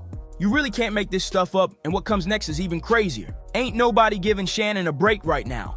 It's not just that he got played. It's the fact that this is the same man who once bragged about not letting his own daughter's wedding budget go over $30,000. And the internet did not let that slide, especially after leaked texts came out showing he was out here dropping $25,000 per sheet with that OnlyFans model. Yeah, 25 racks per session. One person on X said it needed to happen just to expose how much of a hypocrite Shannon is. He lost what little respect people still had for him. Another user chimed in. Shannon Sharp has done a lot of questionable things, but finding out he was stingy with his daughter's wedding while throwing millions at an ex-worker, that one hit different. People are giving Shannon the hardest side-eye right now, like seriously. You dropped millions on a young white girl who clearly saw you as a walking ATM? Come on, how do you fumble that bad? And just when you think it couldn't get more humiliating, boom, ESPN hits him with the final blow. Just days after Shannon agreed to pay that massive settlement to Gabriella, ESPN cut him off for good. But here's the cold part. ESPN didn't even bother putting out a statement, not a word. People magazine reached out for a comment and ESPN straight up ignored it like Shannon didn't even exist. As for Shannon, he finally broke his silence on July 30th during his Nightcap podcast. He said he was at peace with ESPN's move, but then admitted he was begging behind the scenes to stay on. Shannon even begged ESPN to hold off on announcing his firing until after his big brother, Sterling Sharp, was inducted into the Pro Football Hall of Fame. He later admitted he had to apologize to Sterling because deep down, he knew the lawsuit and his firing would completely overshadow his brother's moment. But ESPN and Disney showed zero sympathy. They didn't care about timing, they didn't care about family. They shut him down fast and ignored his request like it meant nothing. And here's what really stings. Shannon was this close to locking in a $100 million mega deal before all this blew up. He was in advanced talks for a major podcast contract that would have included all his Shishi Media shows, Club Shay Shay, Nightcap with Chad Johnson, Club 520 Podcast, The Bubba Dub Show, and even Humble Baddies. Here's the brutal timeline. April 18th, just 3 days before Gabriella hit him with that lawsuit, Front Office Sports reported that Shannon was about to ink a deal worth over $100 million. Fast forward, and now that deal, gone. Not only did Shannon lose the bag, but he also lost his seat at ESPN and burned every bridge tied to the Disney empire. That means ESPN, ABC, Hulu, and pretty much every major network that matters. Once you get hit with a stain this public and this messy one, there's no easy comeback, especially in those high-level media circles. Shannon was right there on the edge of becoming a full-blown podcast mogul, but that dream sank the moment he got caught up with a 19-year-old white girl. Every deal gone, every project dead in the water, and just like Cat Williams said, nobody's feeling bad for him. Shannon had everything, and the power, the platform, the golden opportunities, and then he straight up threw it away, chasing something that wasn't worth the risk. But now it's your turn. How do you see it? Was Shannon's downfall his own doing, or did ESPN move too fast, cutting him off before the smoke even cleared? And what about that payout? Do you think Shannon was smart to hand over millions to that OnlyFans model just to settle? Meanwhile, he's out here putting a price cap on his own daughter's wedding like it's a clearance sale. Drop your thoughts in the comments. We need to hear from y'all on this one. Make sure you like, subscribe, share, and hit that bell so you never miss the drama. I'll see you in the next video. So the way I looked at it, I owned the work because I paid for it. And I did all the work. I created it, so I felt like it should belong to me. That said, the companies felt otherwise. I wrote it, you know what I'm saying? I paid the for the beat. I paid you for loaning me the money, you know what I'm saying? I paid you back your money. Now we splitting because you loaned me the money. Yeah. But you own my I don't owe you a thing. Why is you holding on to my Yeah. And that's standard. Some of us will do well. The majority will not. $25,000 signing bonus, advance, and 2 cents off every game we sell. They know what they're doing. $50 game. You giving me 2 cents? Let me think about that for a minute. DMX strolled into a Toronto club thinking it was just another wild night to kick back and vibe, but then he spotted Prince. The atmosphere shifted instantly, like the whole room held its breath. What went down between them? And sat down to school me, I felt like a little kid. In a good way. I felt like he's the OG. Like my if you think grandfather about it. smacked me like, what the f is wrong with you? DMX himself once explained it felt like getting checked by your own grandfather. That's how heavy the moment hit him. And you gotta remember, this is DMX we're talking about. A man who proudly said he could have ended Ja Rule's career on the spot if he wanted to.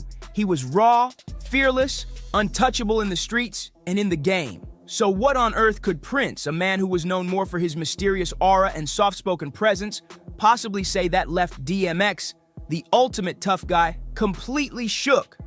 We had a club, and Prince comes in, this big security guard. We go inside, whatever. He's like, He pointed at you and said like, yeah. Great to say that, X. Yeah. From the rough streets of Yonkers to worldwide fame, that was the journey of Earl Simmons, better known as DMX. Born on December 18, 1970 in Mount Vernon, New York, his early life was far from easy. Raised by his single mother, Annette Simmons, in a tough neighborhood, DMX grew up surrounded by pain, struggle, and instability. His childhood wasn't filled with warmth. Instead, it was marked by abuse, neglect, and the cold reality of poverty. What was it like being around DMX? DMX was dangerous, man.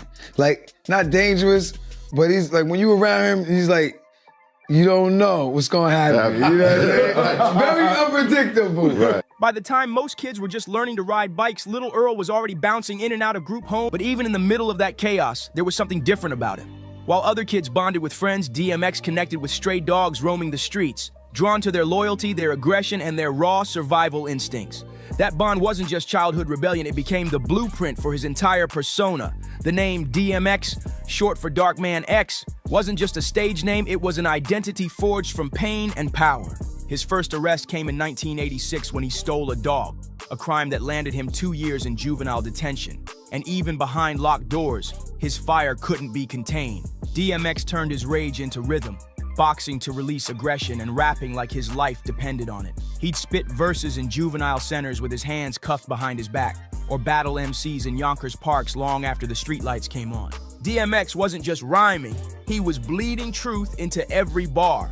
His early life carved out the hardcore, unfiltered edge that became the signature of his music. But it didn't just change his songs. DMX wasn't just rapping about the streets, he was living them, deep in crime and chaos like it was tattooed in his DNA. One wild story came straight from Jermaine Dupri. While working on his album Life in 1942, Dupri lined up a recording session with DMX in New York. He thought it would be the perfect promo move, so he brought in a journalist, believed to be from The Source, to sit in and capture the behind-the-scenes magic. But what went down in that studio was nothing like the press run Dupri imagined. The writer showed up early, waiting to see greatness unfold. Not long after, DMX stormed in with his usual entourage. Not people, but his 2 vicious dogs, always glued to his side in those days. The energy shifted instantly, and things got tense real quick. Before Jermaine could even make it to the building, the journalist had already been shaken to his core. According to Dupri, DMX walked straight up to the man, sizing him up, demanding to know who he was and what he was carrying. And here's the wild part. He never pulled out a gun, never flashed a blade. DMX didn't need it. His presence, his growl, and those dogs at his feet were more than enough to terrify the guy. DMX leaned in, told the reporter to run everything. The man folded instantly, wallet, valuables, all of it, gone in seconds. The dogs stood there like soldiers, daring him to resist. No shots fired, no punches thrown, just pure intimidation. That was DMX. He didn't need weapons to rob you. His bark was louder than any bullet. He was born Prince Rogers Nelson. And by the age of 7, he was playing the piano. It's just one of the many instruments he's mastered over the years. He's written songs for the most popular singers of the day and has gotten countless awards. This is the baddest man around. Now that you know who DMX was in that era, it's time to shift focus to the other giant in this story, Prince. The world adored him for his music, his mystique, and that hypnotizing, otherworldly style that made him feel almost untouchable. His wardrobe alone could make headlines, but behind the lace, velvet, and glitter was a man far tougher, sharper, and more strategic than most people ever realized. What amazed me, perhaps more than anything else, is how often I would come in and I'd see the mic in front of the chair in a sitting position. And you'd realize he had done a lot of that stuff sitting down. Prince wasn't just a musician, he was a machine, a force, a one-man industry. He was an artist, a mentor, a visionary, and above all, a warrior for control. He refused to let record labels or executives dictate his career. Every move he made was intentional, calculated, and stamped with his refusal to compromise.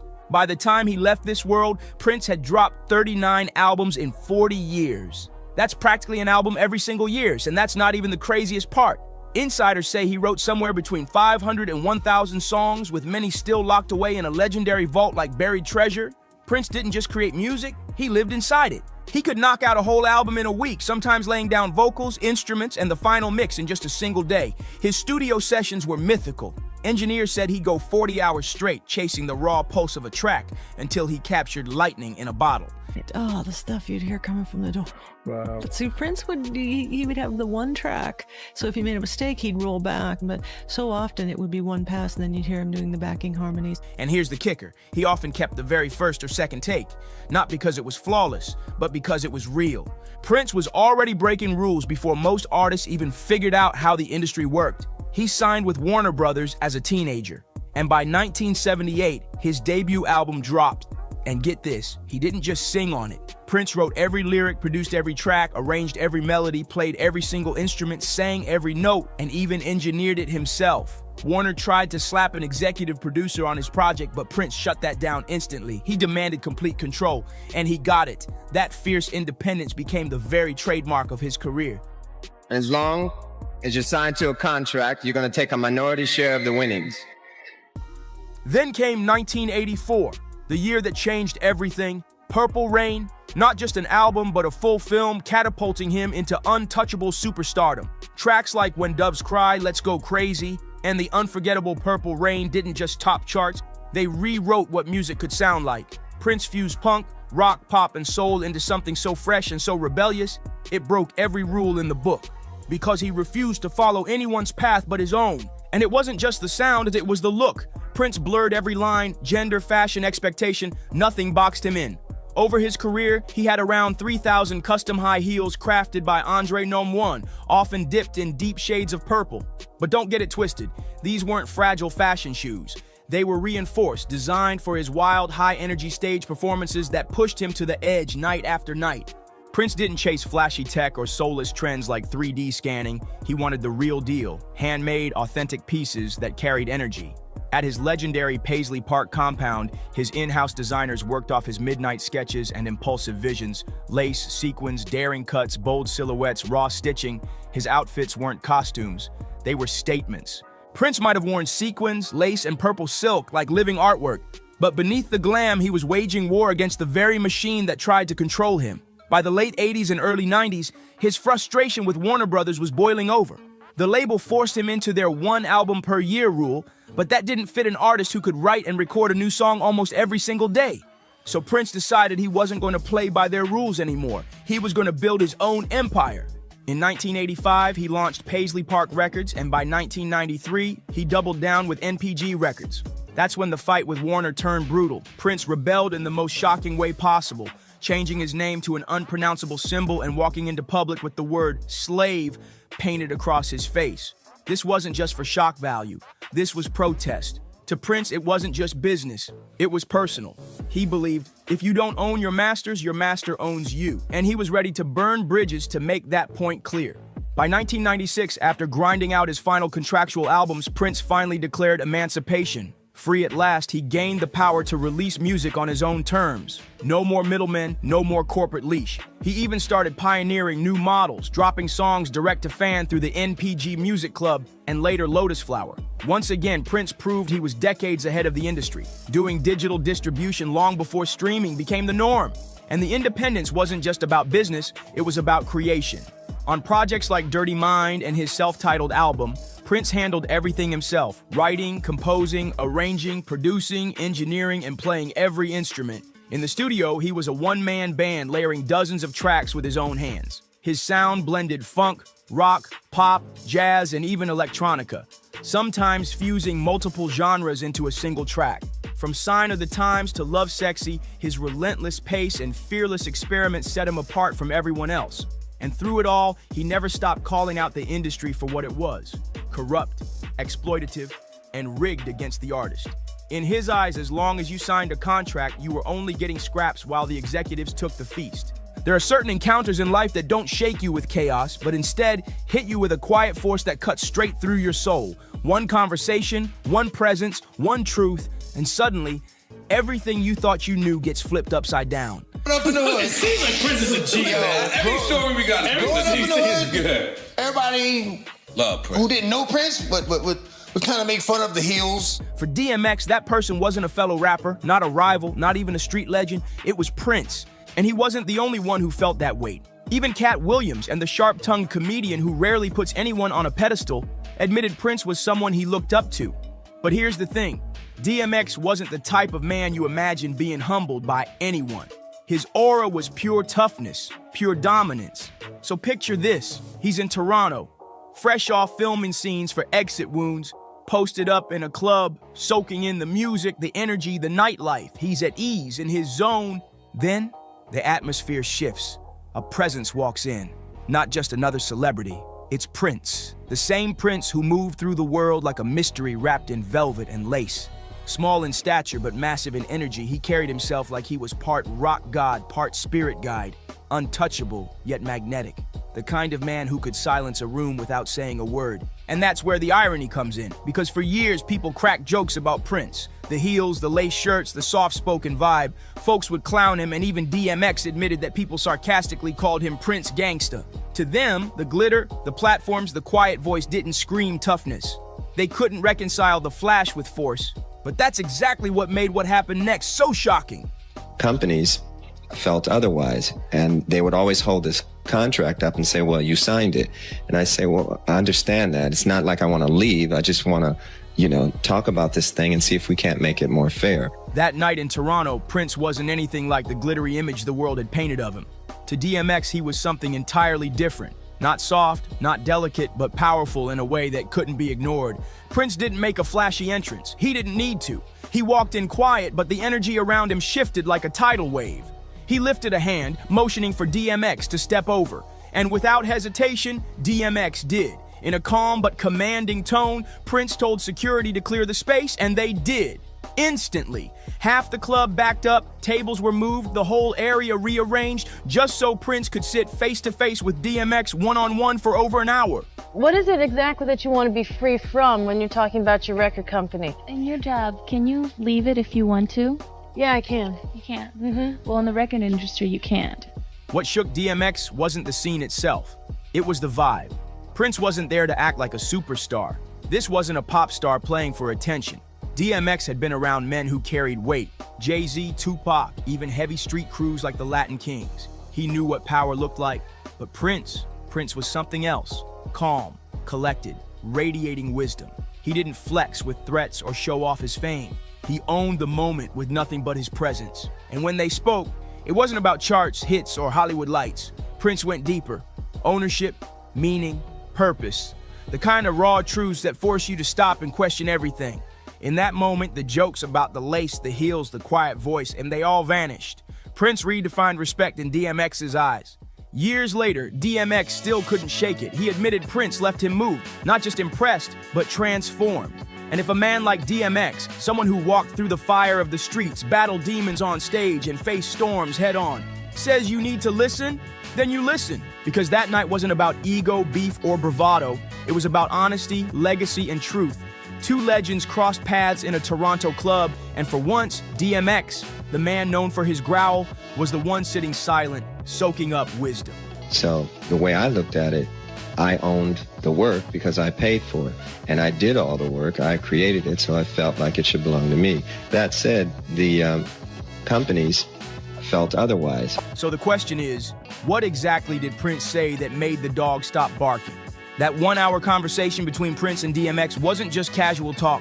It was the kind of discussion that leaves echoes in your mind for years. And at the center of it all, masters. A word most fans never think about, but in the music industry, it's life or death for an artist's legacy.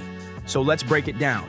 A master is the original, highest quality recording of a track or album. Every single copy, whether it's streaming on Spotify, pressed into vinyl, playing on the radio, or chopped into a TikTok clip, all of it comes from that one master file. Whoever owns the master doesn't just own the music, they own the artist's blood, sweat, and tears. Prince explained it like this: owning masters is like owning land. If the land is yours, you decide. Rent it, sell it, build an empire, or let it sit untouched. But if someone else owns it, you're basically a tenant. You can live there, sure, but the real decisions, they're not yours to make. That's the cold truth of the music business. All of these big deviants is all catching hell in 2024. It's up for all of them. It don't matter if you Diddy or whoever you is. TG Jakes, any of them. All lies will be exposed. That's all. When most artists are starting out, they're so hungry for a shot that they'll sign contracts without realizing they're giving away everything. Once that paper is signed, the label owns the masters, and that means the label decides where the songs are played, how much they're licensed for, even whether they'll ever be re-released. The artist doesn't call the shots, the suits do. And when the money rolls in, the label eats first, always. The artist gets the scraps, a percentage here and there, but never the real control. That's why Prince fought harder than anyone else for ownership of his work. He called it out every chance he got. If you don't own your masters, he warned, then your master owns you. To really grasp why Prince's words hit DMX so deep, you have to look at the war Prince himself fought in the 90s. a war that shook the entire music industry. By then, Prince wasn't just a superstar, he was one of the biggest names in the world. He wrote the music, played the instruments, produced the tracks, sang the lyrics, lived and breathed every note. But at the end of the day, he didn't own a single piece of it. Warner Brothers did. So what did he do? He pushed back, hard. There's a disintegration going on that we really have to address. When Warner refused to give him control of his masters, Prince didn't play along. He flipped the entire script. He changed his name to a literal symbol, something unpronounceable, forcing the media to call him the artist formerly known as Prince. And if that wasn't bold enough, he began walking on stage with the word slave written across his face, staring right at the system that tried to chain him down. People thought he was losing it. The headlines labeled him eccentric, erratic, dramatic, but Prince wasn't acting out for attention. He was fighting for freedom. Every time he painted slave across his face, it wasn't shock value. It was truth. He wanted the world to see what the music industry really was, a system designed to exploit artists while corporations cashed in. To him, it wasn't just contracts and clauses, it was modern-day slavery. Only your masters. He explained how gave him the symbol. All about. Prince's rebellion wasn't about ego, it was about legacy. He understood that if you don't own your masters, you don't own your music. And if you don't own your music, you don't own your story. Prince didn't just fight the system, he outsmarted it. When the labels tried to box him in, he flipped the rules on their head. He started releasing music independently, creating his own distribution pipelines long before anyone else even thought about it. He sold albums directly to fans, often bundling them with concert tickets, cutting the middleman out completely. This was years before Spotify, Apple Music, or TikTok existed. Prince already understood the power of going direct to the people. Eventually, he won back control of his masters, but his victory was bigger than just ownership. He set the standard, showing artists that they could say no, that they could push back against billion-dollar corporations and survive. His infamous interviews, his fiery speeches, even painting the word slave on his face, all of it sent one message loud and clear. I wrote it, you know what I'm saying? I paid the for the beat. I paid you for loaning me the money, you know what I'm saying? I paid you back your money. Now we splitting because you loaned me the money. Yeah. But you own my I don't owe you a thing. Why is you holding on to my Yeah. And that's standard. Prince wasn't afraid to speak the uncomfortable truth, even if it made enemies. And as time went on, his fight evolved. He stopped targeting just the faceless corporations. He started calling out the people propping up the system. Prince pulled back the curtain and began naming names. One of those names kept coming up again and again, Sean Diddy Combs. Now, Prince didn't deny Diddy's success. In fact, he respected the hustle, the vision, the relentless grind. But what disturbed him was the way Diddy built alliances, formed quiet partnerships, and aligned himself with powerful players who were reinforcing the very same structures Prince had spent decades tearing down. To Prince, this wasn't just a business move. It was betrayal. He feared that Diddy's influence was setting artists back, undoing progress, and locking them into the same cycle. Only now, with prettier packaging and shinier chains, the issue had shifted. It wasn't just about ownership anymore, it was about influence. Who held it, how they used it, and whether it truly empowered artists or kept them enslaved under the illusion of freedom. This gave him the symbol. All about. And another thing that burned Prince, the way labels cared less and less about the content of the music itself and more about the money it generated. Values, culture, artistry, all reduced to profit margins. So here's the real question. Did DMX actually take Prince's advice to heart? Did he fight for his masters, rewrite his story, and flip the script? Sadly, the answer is no. This wasn't some fairy tale comeback. That powerful conversation in Toronto left a mark on him, no doubt, but it didn't magically change the trajectory of his career. Not because he didn't want it, but because by the time Prince sat him down, DMX was already too deep in the trenches. He was tangled up in ironclad contracts, endless lawsuits, battles with addiction, and bad deals signed way too early in his rise. Remember, X came into the game like a hurricane. In just under 3 years, he dropped 5 multi-platinum albums, a record almost no rapper has ever matched. On the surface, it looked like he had everything. Fame, hits, money, power. But behind the curtains, the truth was brutal. DMX wasn't seeing the money he earned. He didn't own his masters. Some of his biggest anthems, Rough Riders anthem, Slip and Party Up, they weren't his to control. The rights sat in the hands of record labels, the same corporations Prince had warned him about. And here's the ugly reality. Once you give up your masters in those first contracts, clawing them back is almost impossible. It takes money, lawyers, and years of leverage, things DMX just didn't have lined up. And even after hearing Prince break it down, X was powerless to reverse those early mistakes. The system was stacked against him, and on top of that, he was already fighting his own demons, legal issues, substance battles, and the constant pressure of living as both a superstar and a target. For DMX, the wisdom Prince shared became more of a haunting truth than a weapon he could use. He knew what needed to be done, but the industry isn't built for artists to take their power back once it's already been stolen. I wrote it, you know what I'm saying? I paid the for the beat. I paid you for loaning me the money, you know what I'm saying? I paid you back your money. Now we splitting because you loaned me the money, but you own my I don't owe you a thing. Why is you holding on to my And that's standard. By 2013, the cracks in DMX's empire were undeniable. He officially filed for bankruptcy and the numbers were shocking. Court papers revealed he had just about $50,000 in assets, but over $1 million in debt. Think about that. A man whose music had made millions for labels and executives was left scraping by, buried under child support payments, legal fees, and back taxes. And the wait didn't stop there. Because of his long history of arrests and legal troubles, DMX struggled to book shows, which made it nearly impossible to rebuild steady income. There were even reports that he didn't have full access to his royalties. That's the harsh reality of not owning your masters. Without that control, an artist has to rely almost entirely on performance money and touring to stay afloat. But once those opportunities dry up, whether because of addiction, prison, or simply age catching up, the financial foundation crumbles fast. So it begs the question, what if DMX had owned his masters? Would his story have played out differently? Would he have had the financial security to focus on his health, his art, and his family instead of fighting off lawsuits and debts? The truth is, DMX was never truly broken in the way outsiders imagined. His spirit, though, was bruised. He said it himself over and over. Money was never his motivation. X didn't rap to get rich. He rapped to release the pain, to cry out, to put words to the suffering that ate at him from childhood. But the industry he stepped into was never about healing. It was about dollars. And when the checks stopped rolling in, the world stopped listening. By the time of his death in 2021, there were no confirmed reports that DMX ever regained ownership of his masters. His catalog remained under Def Jam and Rough Riders' control. Rumors circulated that maybe his estate would one day fight to reclaim them. Fans prayed for it, but nothing official has surfaced since.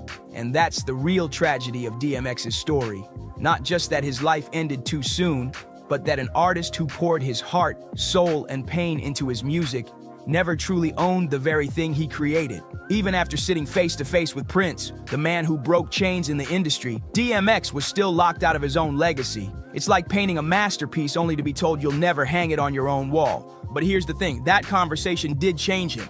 Prince planted a seed in DMX's mind that grew over time. From then on, X started speaking more openly about the business side of music. He warned younger artists not to sign deals blind. He told them to read the fine print, to know what they were giving away. He couldn't rewrite his own contracts, but he tried to make sure the next generation didn't fall into the same trap. That's what made Prince's message so powerful. It wasn't just for DMX, it was for every single artist standing on stage now and every kid dreaming about a deal tomorrow. Prince forced DMX to look inward, and DMX in turn started pushing others to think bigger than just being voices on a track. He wanted them to own their voices. In the end, the story of DMX and Prince isn't just about two legends crossing paths in a Toronto club. It's about legacy. It's about what we leave behind when the music fades and the lights go out. Prince showed DMX that being a gangster isn't only about surviving the streets, it's about surviving the industry, protecting your art, and guarding your name like it's sacred, even when the world wants to buy and sell it like a commodity. DMX may not have lived long enough to own it all, but he lived long enough to understand, and sometimes that awakening, that shift in mindset, is the real victory. So, what do you think? Did Prince's words truly change DMX's outlook, and how different would hip-hop look today if more artists took that message to heart? Let us know in the comments. Don't forget to hit like, share, and subscribe, and we'll see you in the next one. And I'm not saying allegedly. Oh. I'm saying, Sean Carter, you're a piece of shit. Taking Pimp C wasn't bad enough. You just want to go down there and you want to just remove all of the balls from every real gangster in Houston. She may look picture perfect every time she steps on stage, but behind the velvet curtains, insiders whisper that Beyonce is living on the edge. The smile, the poise, the aura of untouchable power, it all starts to crumble when you hear what's being said about her husband. This part is not alleged. Jay-Z and his team, they have been ducking and dodging, taking the DNA. Right now, the Carters aren't just facing some small-time gossip. They're staring down a full-blown storm of paternity scandals, DNA paperwork, and shady financial moves that paint a way darker picture than anyone expected. These aren't whispers you can just brush off. This is a hurricane crashing right into the empire they built. It's not just one woman coming forward, not even two.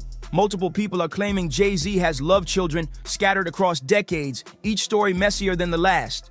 And while Hov keeps trying to fight it off in court, calling it all harassment, the sheer number of accusers is making it harder to call coincidence. By the way, wasn't this all around the time when Aaliyah died? Yeah. And Beyonce's solo career was struggling? People are starting to wonder if there's more smoke than he can hide. One woman in Maryland, Letitia Macer, even claims she's Jay-Z's daughter. She didn't just say it in private either. She blasted it out on Instagram under the handle Jay's first daughter. Letitia swears her family told her for years that Sean Carter was her father. And to make it even messier, her own sister backed her up, saying she personally introduced Letitia's mom to Jay way back when.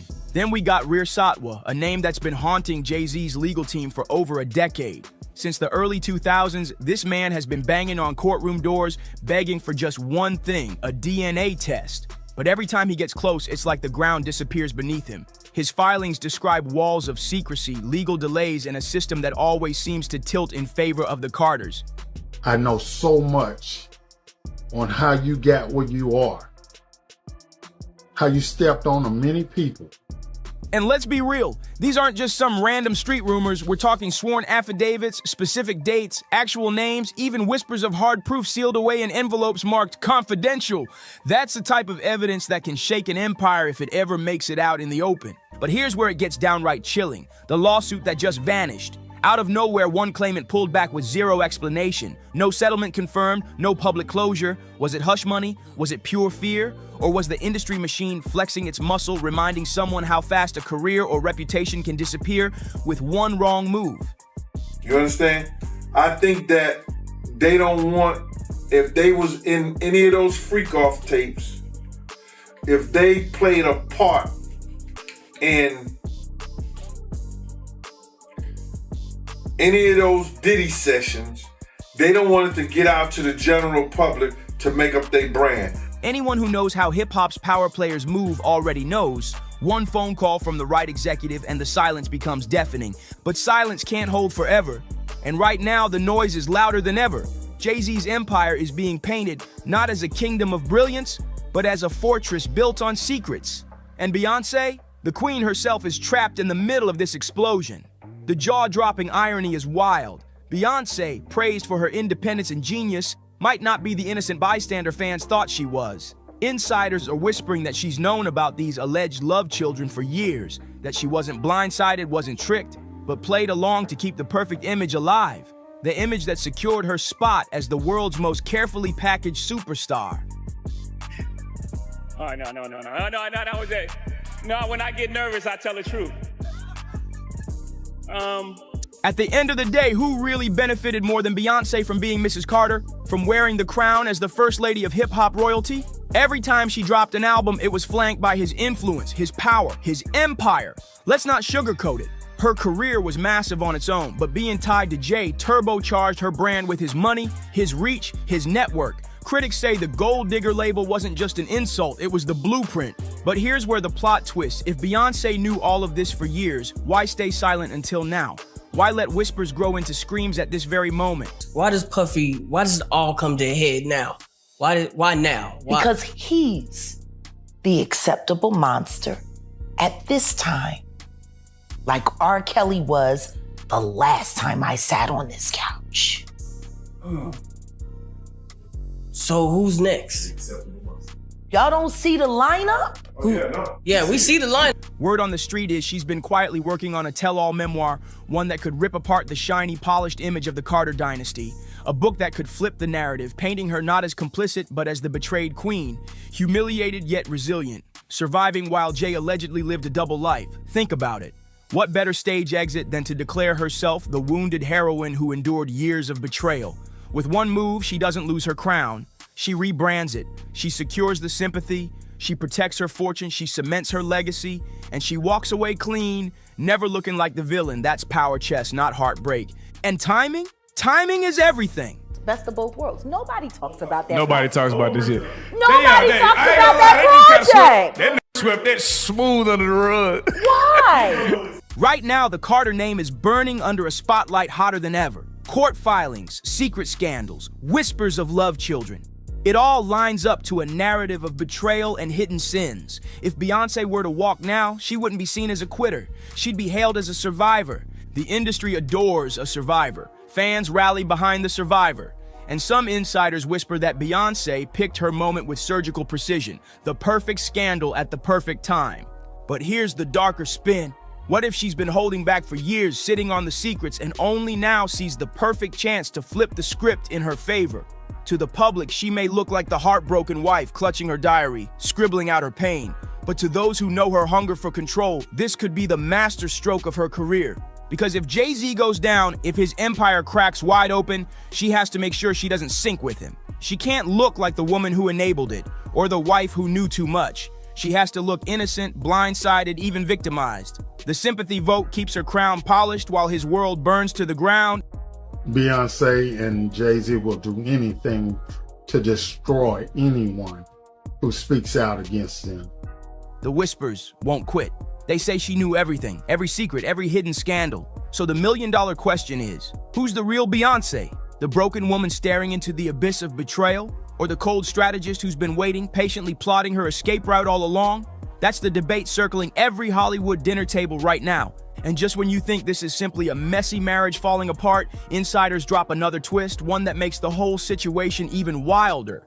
This story isn't just about cheating scandals and secret kids anymore. It's way bigger. Industry whispers claim there's real pressure coming from higher up, unseen forces pushing down on Jay-Z, making sure the walls close in on him, and the question everyone's asking is, why now?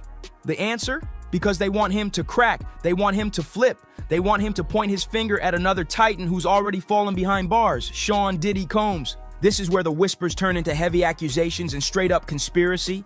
Diddy, once celebrated as the king of those infamous all-white parties, is now drowning in charges so dark they threaten to erase his legacy completely. He's sitting in custody, his empire collapsing piece by piece, and the streets are buzzing. Who else is gonna fall with him?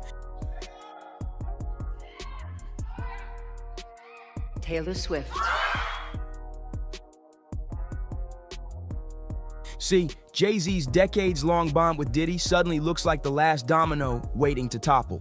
The theory goes like this: bury Jay in lawsuits, drag him through court, smear his name in scandal until the weight is too much to carry.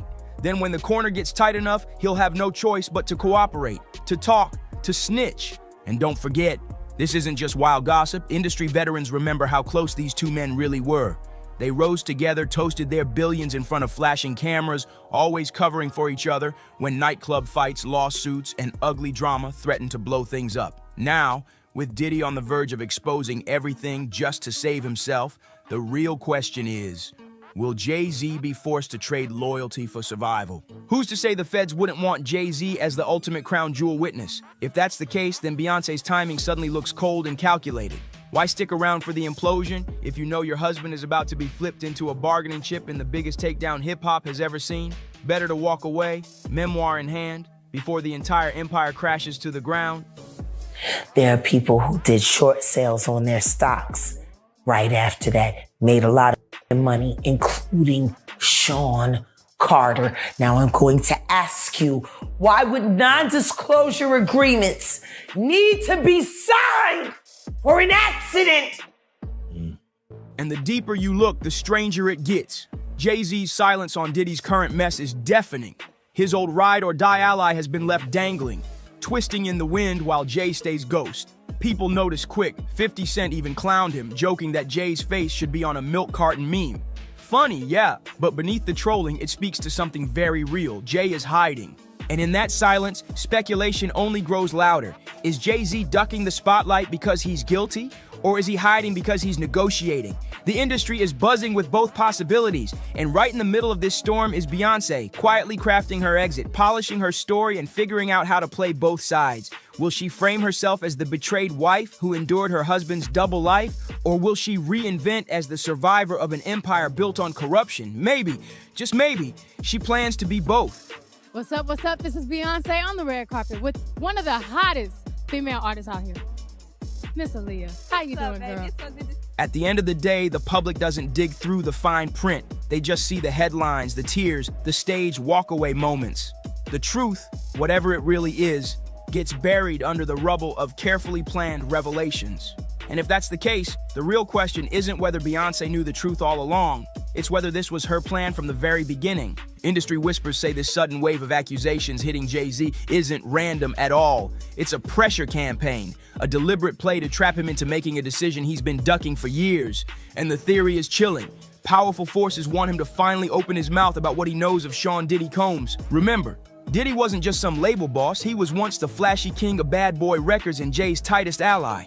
But now Diddy's locked away, staring down charges so heavy they could wipe out his career and legacy forever. And here's where it gets dangerous. If investigators believe Jay was close enough to witness how that empire really operated, then his silence is worth more than gold. His words could make or break entire legacies. And the easiest way to crack a man like Jay-Z, don't just go after him, go after everything he holds dear. Look at the timing. Diddy's legal nightmare explodes, and suddenly Jay is drowning in paternity claims and lawsuits from every direction. Federal filings, old headlines, shady incidents from decades back suddenly resurfacing. Coincidence or calculated choreography? But after that major documentary comes out on Diddy, then you're going to start to hear more and more about Jay-Z and his nefarious past. Many in the industry swear this isn't about destroying Jay-Z at all. It's about bending him into compliance. He's too iconic, too valuable, too legendary to erase. The message is crystal clear: talk or watch everything you've built collapse. And honestly, that collapse already looks like it's rolling downhill. His reputation is under fire, dragged by whispers of secret families, mystery children, and allegations darker than anything his lyrics ever painted. The image of untouchable Hov is cracking, and people are starting to wonder if the empire is built on sand instead of stone. Remember, Jay and Diddy weren't just associates, they were brothers. We all saw the billionaire brunches, the champagne toasts, the speeches about strategy and brotherhood. Diddy even bragged once, "Whenever I get in trouble, Jay's the one I call. This is my strategist, this is my brother." Those words aged like poison, because now that brotherhood might be the very chain dragging Jay to the bottom. If the authorities think Jay was in those rooms, at those infamous parties, watching it all go down, then staying silent isn't loyalty anymore, it's obstruction. And here's the kicker. If Diddy really is gearing up to point fingers just to save himself, then Jay-Z is backed into the tightest corner of his life. His choice? Betray the man who once called him family, or sink right beside him in the wreckage? The tension around Jay-Z isn't just legal, it's psychological. His silence has become its own scandal. While the world speculates, Hov stays mute, and insiders swear that silence is screaming. Even 50 Cent couldn't resist poking fun, plastering Jay's face on a fake milk carton, joking that he's missing. But here's the thing. Beneath the trolling, the meme hit a nerve. It reflects what a lot of people believe. Jay has gone underground, hiding out, waiting for this hurricane to somehow pass. But what if it was never meant to pass? What if this storm was built to smoke him out, to force him into a corner until he finally opens his mouth? That's the paranoia now circling the industry. Jay's silence isn't strategy, it's survival. And maybe not even enough. Meanwhile, Beyonce's public appearances tell a whole different story. On the surface, she's flawless. The gowns, the stages, the perfect lighting. But beneath the glitter, fans and analysts swear they see cracks, little flashes of something darker. Her award show walkouts, her tour stops, they feel dazzling but almost defiant. Like every pose is less celebration, more warning. I'm still here, I'm still in control, and that's where the contradiction cuts deep. For a woman whose entire brand has been built on calculated perfection, these moves don't look random, they look deliberate. Some say the sparkle isn't joy at all, it's camouflage, a performance of survival while her private life quietly teeters on collapse. Observers can't stop pointing out the details, her costumes, the colors, the choreography. One performance had her draped head to toe in gold, standing tall above a stage designed like a royal throne room. Was it just artistic flair? Or was it Beyonce declaring that she alone wears the crown now? Another moment saw her cloaked in somber black, surrounded by dancers who collapsed at her feet, leaving her the last one standing, cold, untouchable, in solitary power. To those who follow her symbolism, these aren't coincidences, they're statements. Every look, every set piece feels like a layered spectacle, coded messages aimed straight at Jay-Z. A not-so-subtle reminder that she controls the narrative, that she alone can tell the story of their marriage and tell it her way. Even her set lists have taken on fresh meaning. Songs once celebrated as empowerment anthems now sound like sharp warnings, edged with betrayal and suspicion. The lyrics hit different when paired with the scandal swirling around her name. Fans online pick apart every note, every dramatic pause, every flash of emotion, asking if these performances are even for us anymore, or if she's singing directly at him. Some believe those subtle pauses, those shifts in tone, even the way she bends certain lyrics aren't accidents at all, they're calculated signals. A way to put Jay-Z on trial in front of millions without ever stepping foot in a courtroom. For Beyonce, performance isn't just art anymore, it's therapy, it's a weapon, and maybe even prophecy. The psychology behind it is ruthless. Instead of spilling her heart in interviews or messy social media rants, she's using the very stage that built her empire as her diary, scribbling in sequence, in choreography, in symbolism that fans devour like clues. By doing this, she keeps plausible deniability. Nobody can prove it's about him, while she reclaims her narrative right in real time. And for a star who has always blurred the line between art and autobiography, this mix of spectacle and confession is devastatingly effective. It turns chaos into control, betrayal into branding. She flips scandal into sympathy and whispers into loyalty from fans who swear they're decoding her hidden truths with every note. But here's the darkest twist. Maybe Beyonce isn't waiting for her memoir to do the talking at all. Maybe the memoir will just be the final exclamation point to a story she's already been telling night after night under the spotlight. And if that's the case, then what we're watching isn't just another world tour. What we're watching isn't just entertainment. It's a live broadcast of a marriage unraveling, cleverly disguised as spectacle. And whether Beyonce intends it or not, the entire world has been drafted into her diary, reading her silent messages in real time. Meanwhile, Jay-Z sits at the center of an audience that's slowly realizing they were part of the show all along. Against this backdrop, Beyonce's position becomes even more fascinating. If she really is working on that memoir, the timing couldn't be sharper. Picture her stepping forward with her version of events right as authorities turn up the heat on Jay-Z.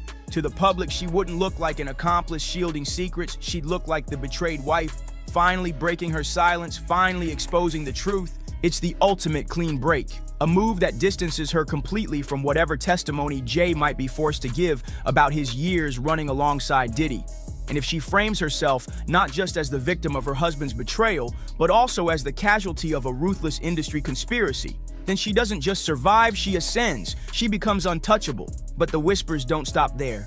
The theories get even darker when you pull back the curtain of history. In the shadows of Beyonce's rise, some conspiracy theorists bring up the tragic death of Aaliyah, arguing that her plane crash wasn't an accident at all, but a sacrifice to clear the stage for Beyonce's reign. The Illuminati rumors, the whispers of ritual, the unsettling timing, it all still circulates in the darkest corners of the internet. Whether fact or fiction, these whispers add another chilling layer to the scandal. Because if Beyonce really has been shielded by powerful forces before, is it so far-fetched to think she's being shielded again? In that light, her memoir wouldn't just be personal catharsis, it would be strategy, a survival play perfectly timed for maximum impact. Meanwhile, Jay-Z is still swatting away lawsuits left and right. Claimants like Ramir Saturn White continue to demand answers. Ramir insists Jay-Z is his father and says he only wants the truth.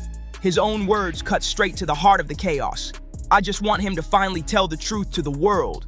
And that's the echo running through every corner of this storm. Truth. But whose truth is it? Jay-Z's version? Diddy's version? Beyonce's version? Everyone has their own story, and the one that sticks will decide who survives when the dust settles. The bigger picture is impossible to ignore. If Jay-Z flips, he could end up as the crown jewel witness who helps dismantle Diddy's empire for good, saving himself, but shattering decades of loyalty. If he stays silent, the pressure only grows heavier, and the cost could be everything. His career, his fortune, even his family.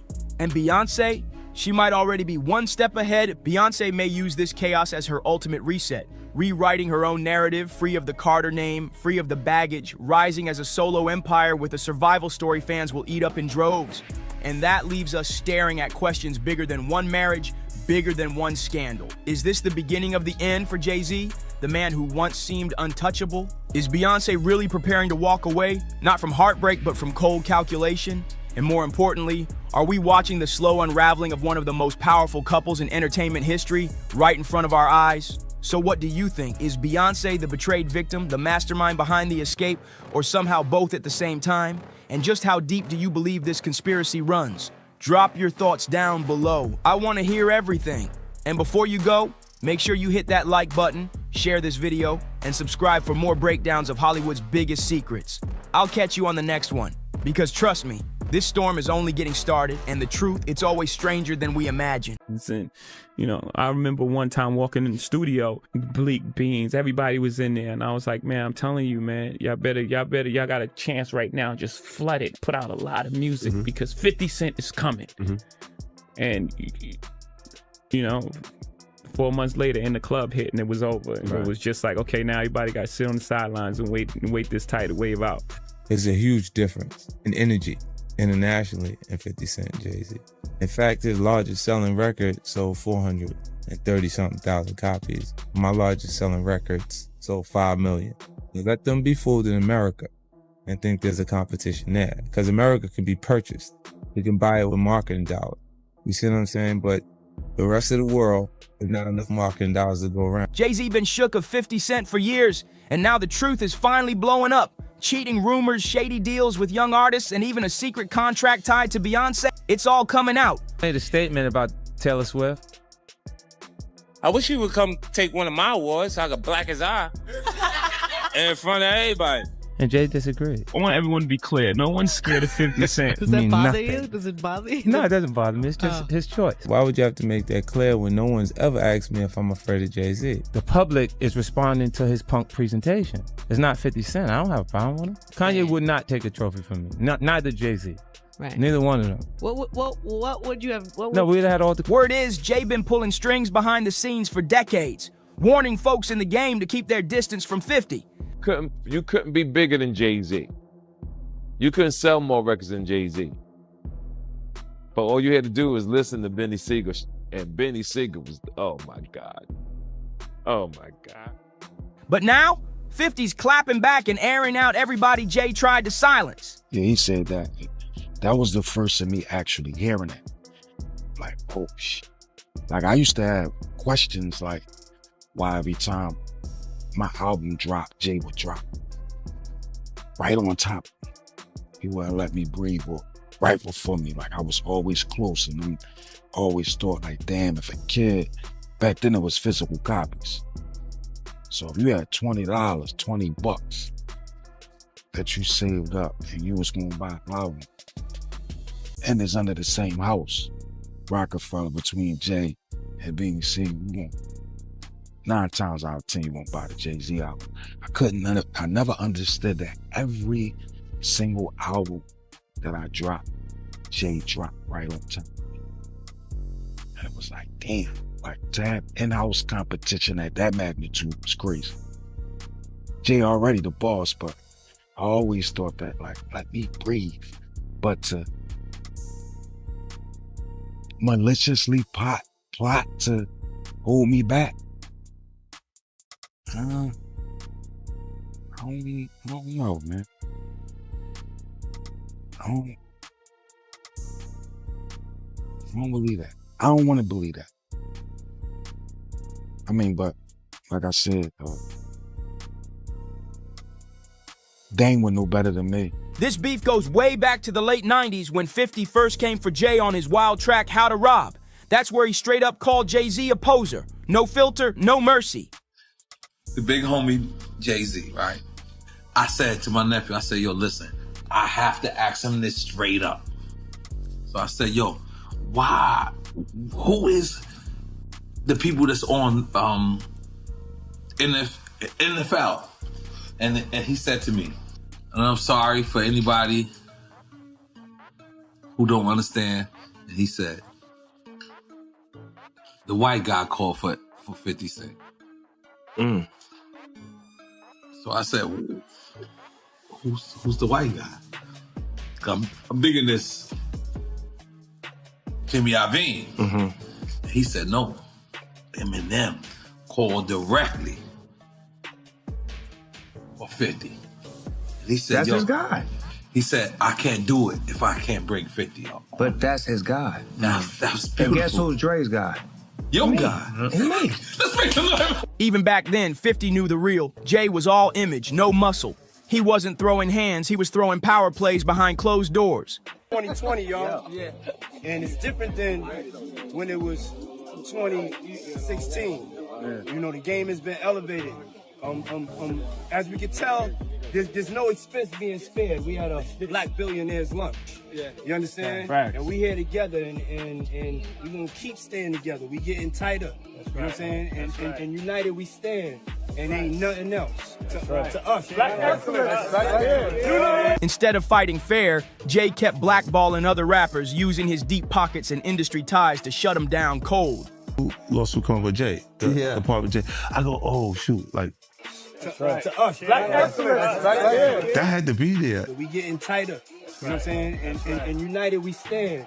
And ain't nothing else. Black excellence, they're sitting there like, yeah. It's the billionaire brunch. Oh, Like, I hate you, man.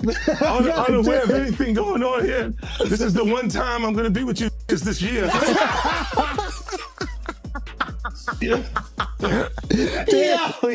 Come on, bro. And it didn't stop with 50. When Jay had issues with Nas, he tried to sabotage Nas's album rollout too. Same shady move he pulled with 50, flooding the charts with distractions before 50 could drop. Look, when Jay signed his contract, the big one was with Beyonce. When he signed that contract, the marriage contract, he got trophies. Now those trophies trophies came rolling in, buddy. He started getting Grammys left and right, man. I mean, look, if you look at his career, This guy. You're gonna let him say that? Jay was getting Grammys. He had one. Exactly. He had And one. he didn't show up. He had like 20 now. Hold on. He had like 18 since he been down. Look, he had one, bro. Hard Knock Life.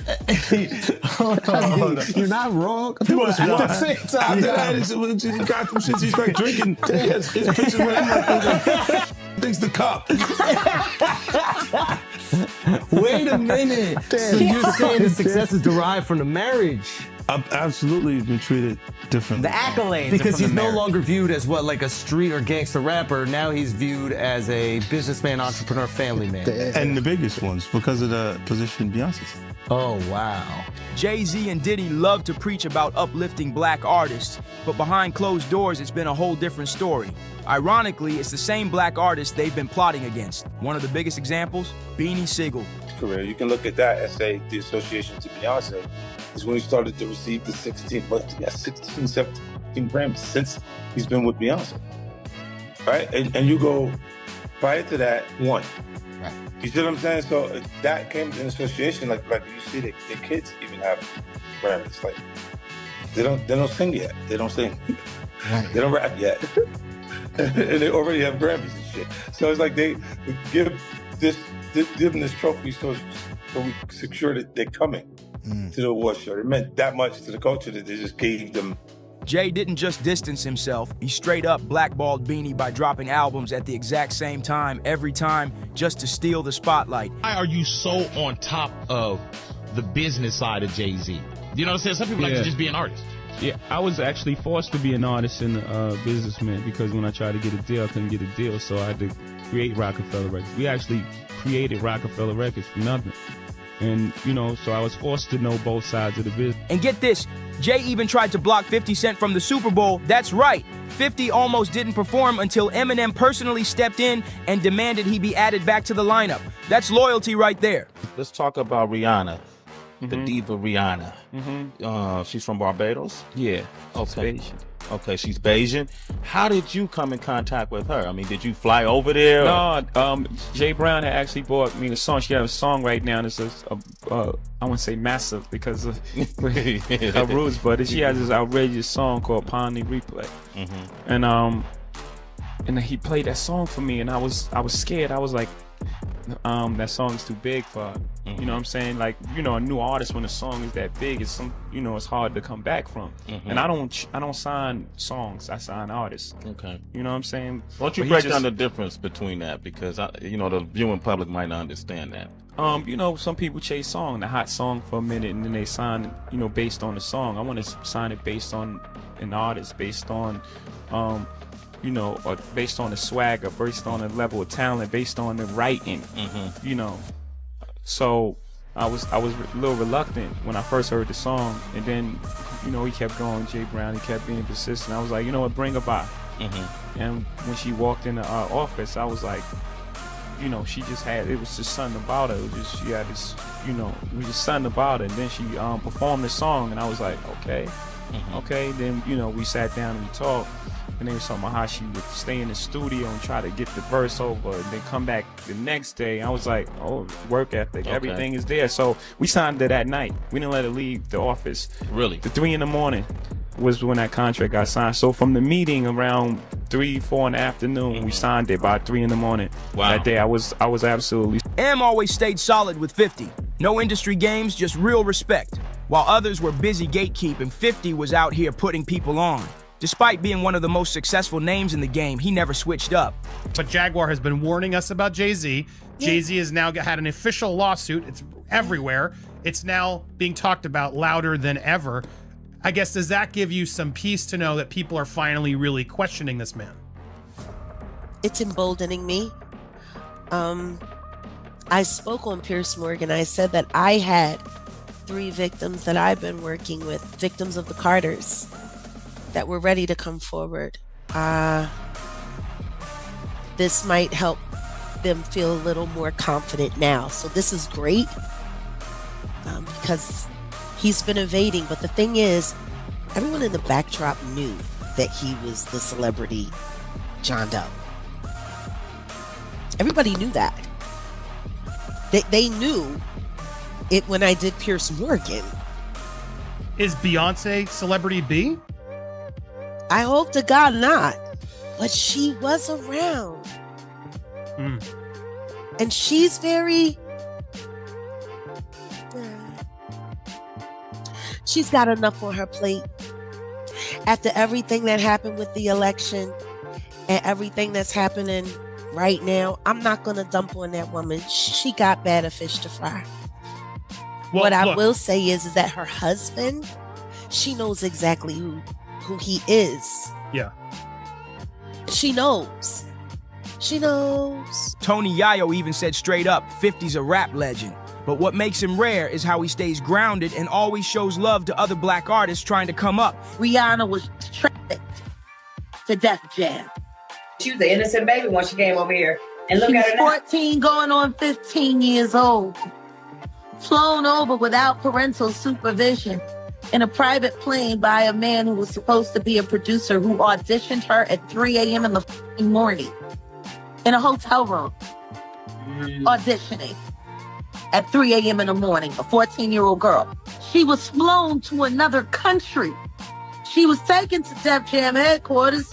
She was left in a conference room alone with Sean Carter for nearly 6 hours alone with no parental supervision.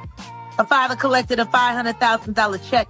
She has the fastest inked deal in Def Jam history. Jay-Z moves like he's too important for everybody else. It's like the room got to rise to his level.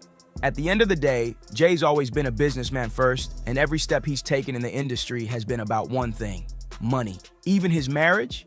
A top rap star is busted. Jay-Z turned himself in tonight, and the cops started working on his rap sheet, accusing him of a stabbing at a trendy party. Kimberly Richardson is at Midtown South right now. Kimberly. Well, Rosanna, just a few hours ago, police here at Midtown South arrested Sean Carter, better known as Jay-Z.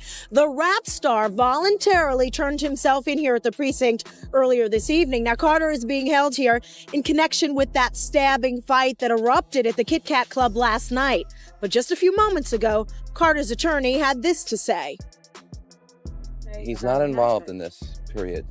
He was at the club? That's my only comment. He wasn't involved in this. So it was someone else that did the stabbing and the hitting? I didn't say that. I said he was not involved in it. Now, Slovis goes on to say that at no time was Jay-Z hiding from the police, that they were in touch with cops all day and that they're trying to resolve this as gentlemen. But as Mike Sheehan shows us, others say they've seen the dark side of Jay-Z. I have my faults. You know I'm not a perfect. 50 Cent didn't hold back. He straight up called Beyonce and Jay-Z's relationship a contract. Ever since they tied the knot, Jay's been stacking up Grammys and flexing like he's unstoppable.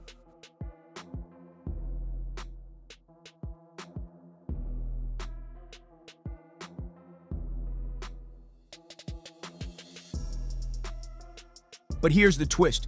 That so-called power couple image might be all smoke and mirrors. Behind the scenes, there's been non-stop talk about Jay not staying loyal. And the reason? Some say it's because the marriage wasn't about love and it was a business move from the jump. Was it difficult to say, I'm going to talk about the problems in our marriage. I'm going to talk about how we almost lost things.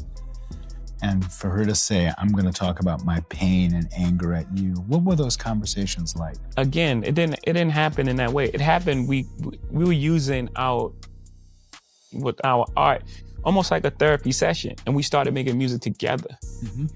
And then the music she was making at that time was further along.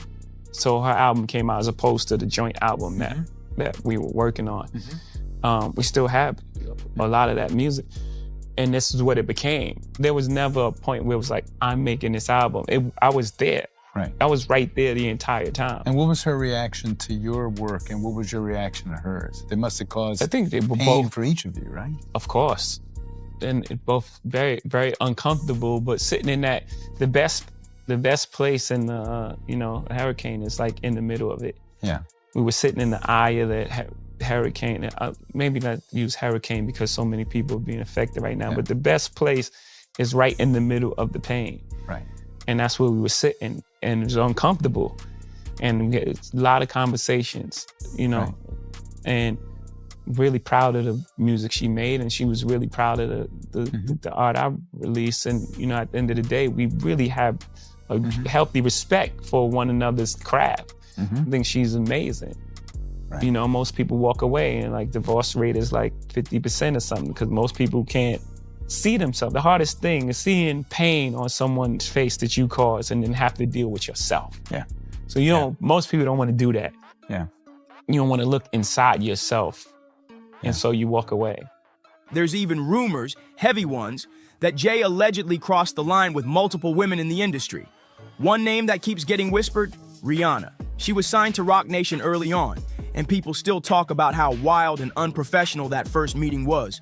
Late hours, private hotel deals, everything about it raised eyebrows. My soulmate is the person I love, and you can be in love with someone. You can love someone and if you haven't experienced love and you don't understand it and you don't have the tools to move forward, then you're gonna have complications, period. And if you can either address it or you can pretend until it blows up at some point. And, for us, we chose to fight for our love, for our family, to give our kids a different outcome. You see, to break that cycle. For Black men and women, just to see a different outcome. Like you were saying, it's not this celebrity couple. We were never a celebrity couple. We were a couple who just happened to be celebrities. Jay-Z's messy past just keeps stacking up, and it ain't pretty. Let's rewind to December 1999. Jay-Z was at the center of a wild scandal after being accused of stabbing music executive Lance Rivera at the Kit Kat Club in New York. That case shook the industry. Jay ended up turning himself in, and it haunted his image for years. And a new twist in a high-profile lawsuit accuses rapper Jay-Z of raping a 13-year-old girl in 2000 alongside Sean Diddy Combs. The lawsuit, originally filed in October, was refiled today to include Jay-Z as a defendant. The anonymous accuser claims the assault occurred at an MTV Video Music Awards after-party. Jay-Z has denied the allegations in a statement on Roc Nation's Instagram, calling the accusations heinous and urging a criminal complaint be filed instead of a civil one. He also criticized the attorney behind the lawsuit, Tony Busby, accusing him of exploiting the case for personal gain. Fast forward to the 2000s, and Jay's personal life wasn't any cleaner. In 2007, he admitted to cheating on Beyonce, and that was just the start. By 2014, the streets were buzzing again, with fresh rumors that Jay was messing around with someone else. And then came that elevator video, and the one that broke the internet. You know the one. You're not worried that if you throw little and you don't throw out allegations, but like you kind of poke fun at them. You just ask questions. You're not worried that it comes back your way? Like people dig up your past and try to pull stuff up? I don't got that in my past. Everybody got a little bit. Look, like, not that it's real enough. I took a pill, but it was for me to perform better. For her to remember, buddy. I didn't give her a drink till she forget what the happened. What the is going on here, bro? Yes, I took the drugs. I gave me the fucking drug to perform.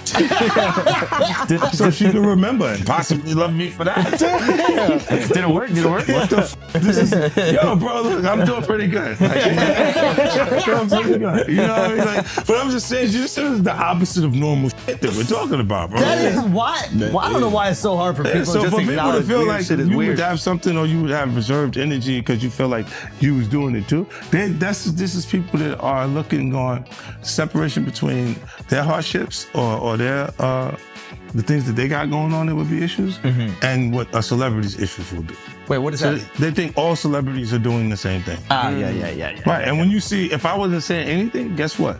You could safely say that a person on the outskirts that is not involved in hip-hop culture could think that everybody in hip-hop culture is with that. Solange swinging on Jay-Z in that elevator after the Met Gala after party. And what did Beyonce do? She didn't lift a finger. She just stood there, silent. Word is she agreed with everything Solange was doing. And I wasn't in the ad because of Jay-Z and them was putting it together. So I think they still harbor some energy towards me. You think you were purposely left out of the ad? No. Oh, okay. I don't think. I think that they were saying the NFL had some issues with me that I don't know what those issues are. Like what is the issue? You see what I'm saying? Like, and I with M, because like with Nori he had communication. He said, yeah, that's why I talked to the big homie. He was saying, told Jay, he was telling me, the white boy wouldn't do the truth without 50, right? And I'm like, that's when I start saying crazy stuff because I look and I go, oh, that's your big homie, right? And so he imaged himself after a gay painter. Big homie want to look like a gay painter. What are we talking about here? We're talking about Basquiat. He wants to look like a gay painter. Oh my God, I think I know where we're going with So this. now look, what I'm saying to you is, look, when you start looking at, that's not mine, that's theirs, they're Harper, right? But when you look at, M is looking at the entire legacy. Yeah. The whole thing, like with M, Dre, and myself. people in the industry been whispering for years about the real deal between Jay-Z and Beyonce. And it ain't no fairy tale love story. Insiders say Jay's name kept popping up next to Rihanna, Rita Ora, and Rachel Roy, all while married to Beyonce. This clip, guys, if you haven't seen it, which I hadn't seen it until this morning when I saw this headline, Kim found it for me. Let's watch this clip quickly. Crazy Let's that you watch haven't Tyra seen this. pushing to get this out of Rihanna, and when it does, man, it made me feel very, very uncomfortable. Audition. Yeah, but before I met him, I was so nervous. I was shaking literally. But the moment I walked into the office, the atmosphere was so warm and welcoming. You had to sing a cappella for him? Yes, I had to sing.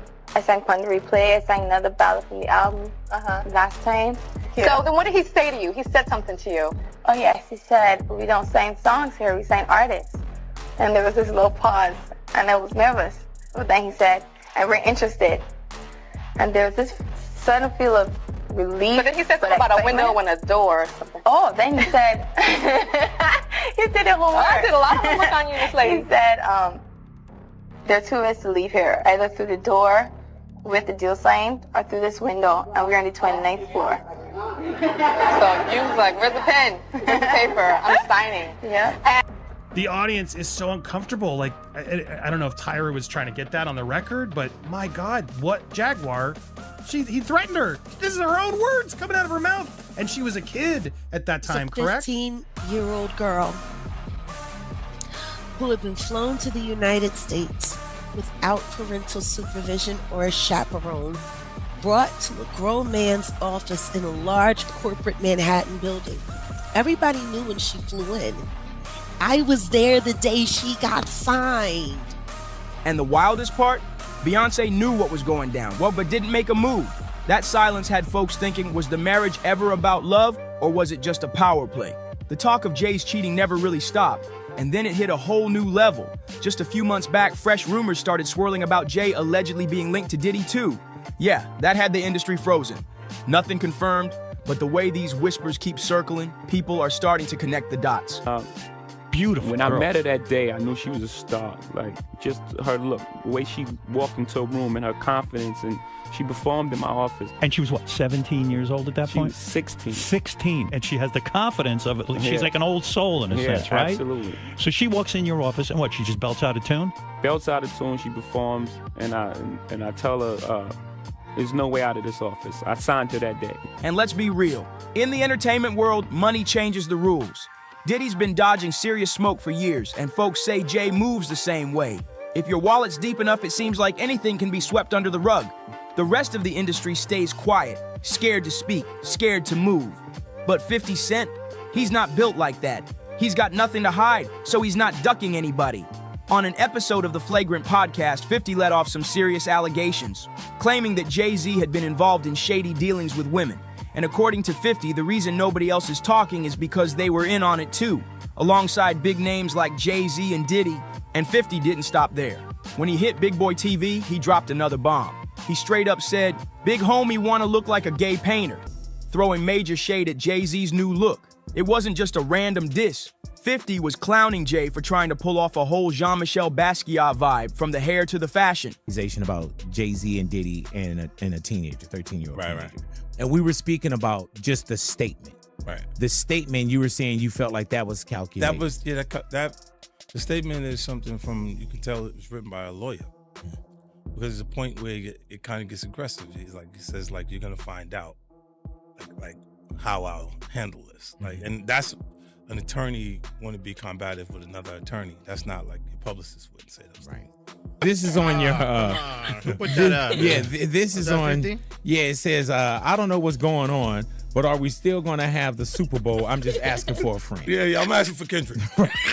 You know, I'm just trying to figure out if we're still doing everything the way. Because look, they will fall back. The NFL, they won't necessarily be associated to that. Right.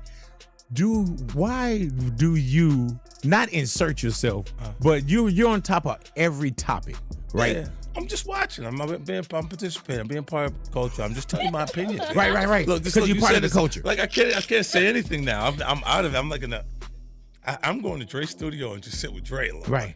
And then, maybe I stay out of trouble. Most folks in the industry would never speak on legends like that. Too risky, too political. But 50? He's been a wild card since day one. If something's on his chest, he's gonna say it loud. No filter, no fear. Jaguar Wright been exposing Jay-Z for years. She worked with him. She saw it all up close. According to her, Jay ain't just calculated, he's dangerous. And the reason nobody checks him? Simple. He's got too much power and the industry protects him like a golden ticket.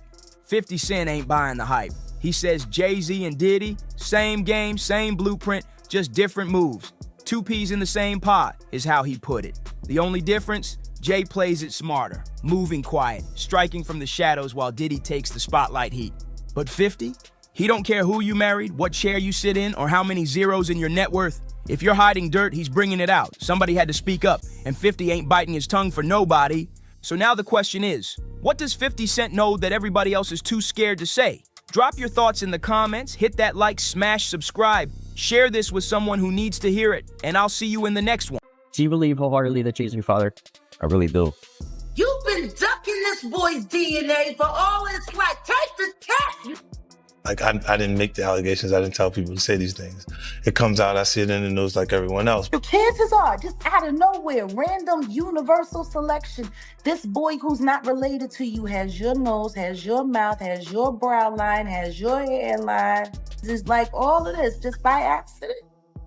I just really want it over. It's something that's really affecting my life, and I just want it over with. 50 Cent is straight up loving this chaos right now. Jay-Z just got hit hard. A judge ruled that Rymir Carter's paternity case is officially moving forward, and Jay's got until July 18th to clap back or face the heat. I wasn't in the ad because of look, Jay-Z and them was putting it together. Mm-hmm.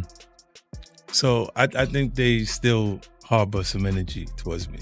You think you were purposely left out of the ad? No. I don't think. I think that they were saying the NFL has some issues with me that I don't know what those issues are. Like, what is the issue?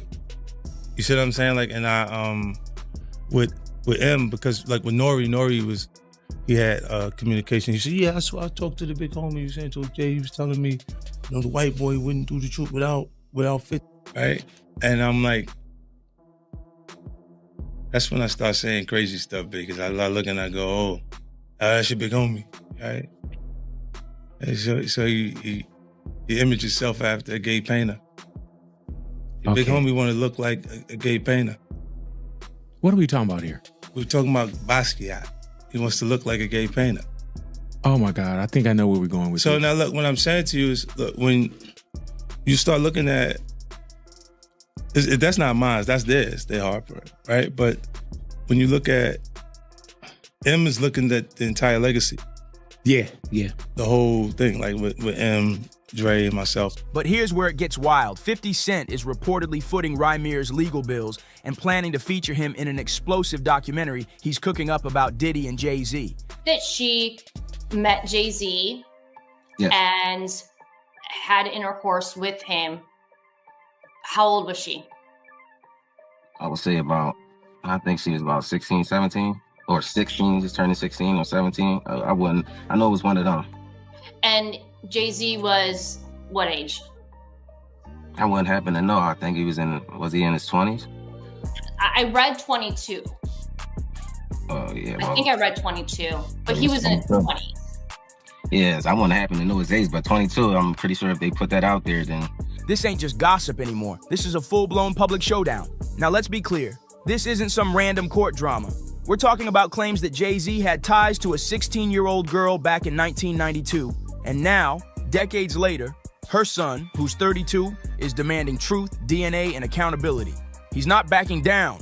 I really try not to get frustrated, basically. I really try not to think about it, I go on with my life, because, anything could happen, but, I still gotta live for myself at the end of the day. I still gotta work and bring an income for me. I can't sit around, I gotta get up off my feet and do something. I can't wait on the world. Like, I can't say, I can't wait on anybody to want to respond when they want to. It is important that I know who my biological father is, just because, my mom health, I don't know if it's coming from our family or it's coming from the other side, and that would be something I really would want to find out, because, in the future, you don't know what could happen.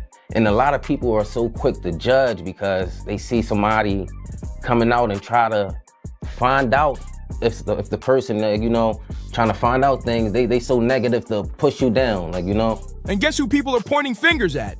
Beyonce. Word on the street is she's been trying to shut this case down from the jump, doing everything she can to keep Jay's secrets locked in the vault. With 50 Cent out here stirring the pot like a chef in Hell's Kitchen, and now that a judge is finally taking this case seriously, things are about to detonate. Beyonce's thing came when a friend of mine who knew her, somebody in her camp, and she said something supposedly, this is all hearsay, about regarding saying Ramir needs to go away little boy, something to that effect. There was something out there with the song they made. And then next thing I know, somebody was at my property. The streets are buzzing and the whispers are turning loud. This might be the scandal that wipes out everything Jay-Z spent decades building. His spotless image, his marriage to Beyonce, and even his billion-dollar business empire, all on the chopping block. But hold up, who really is this guy shaking the table? His name is Rymir Satterthwaite, not Carter like people keep saying. It's something crazy going on with this case. Honestly, I just want everybody in the world just to keep their eyes open and just watch things that happen, how things unfold, because it's crazy. It really is crazy. These judges, these lawyers, this fraud, this collusion, who knows what it's for, money or friendships or whatever they got going on. But I can honestly say that we should never go in the courtroom feeling like we're already the victims and we did nothing wrong.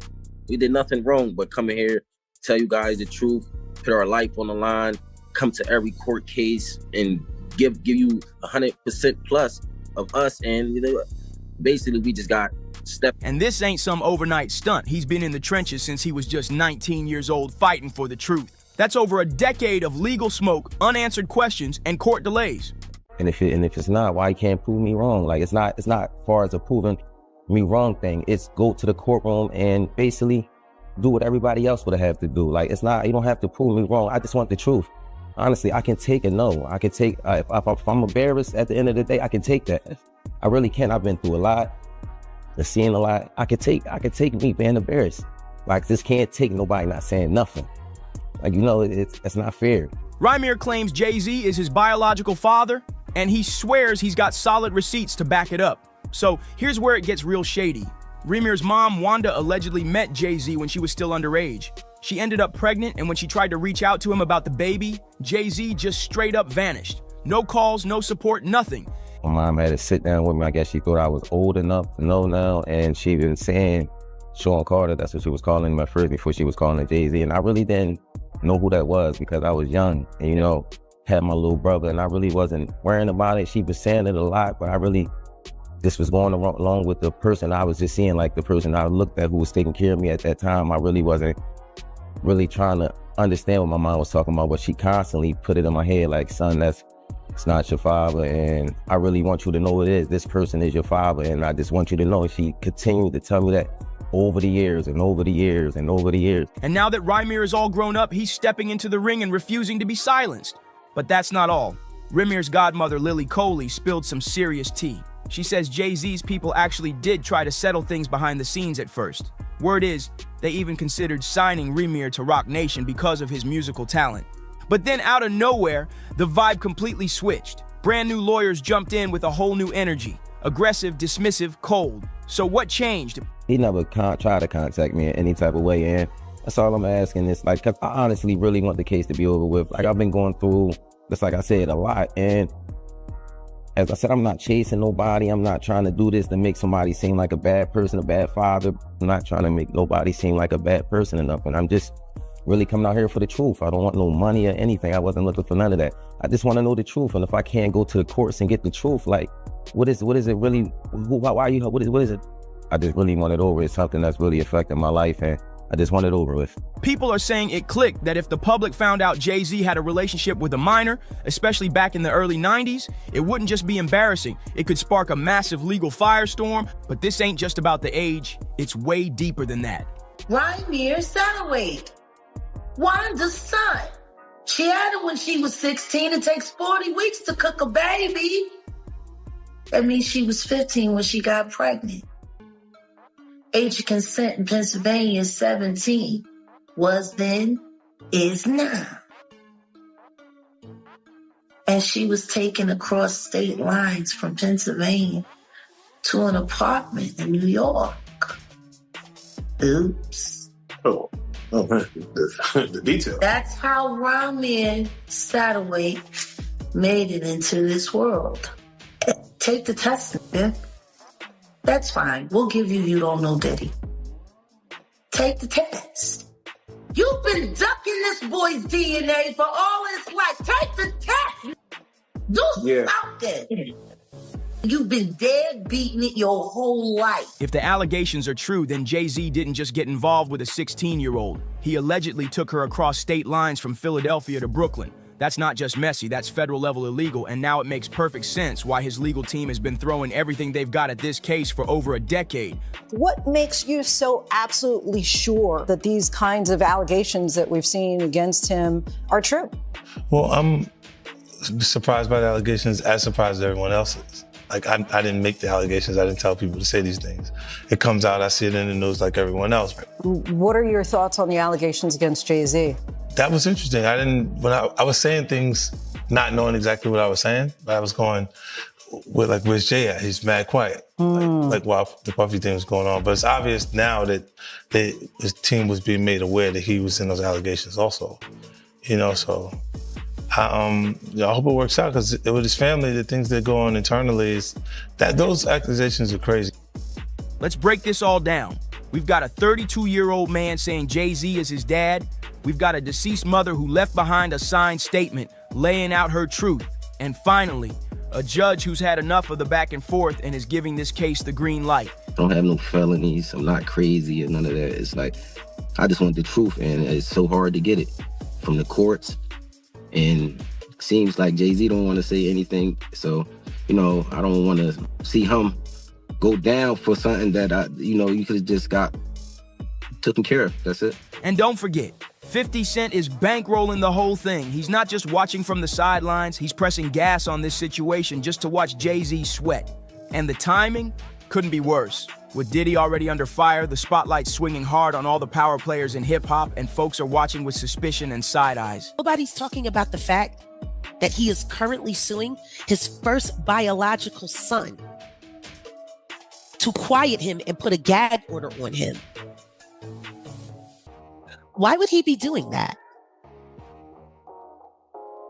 I don't know. Maybe it has something to do with the fact that Ramir's mother was a minor when she conceived Ramir with Mr. Carter, who was a grown adult. What kind of family man is that?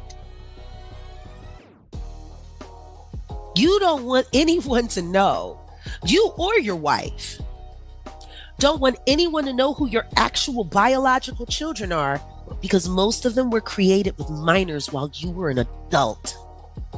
He's been in court with this young man for the past decade, fighting taking a DNA test.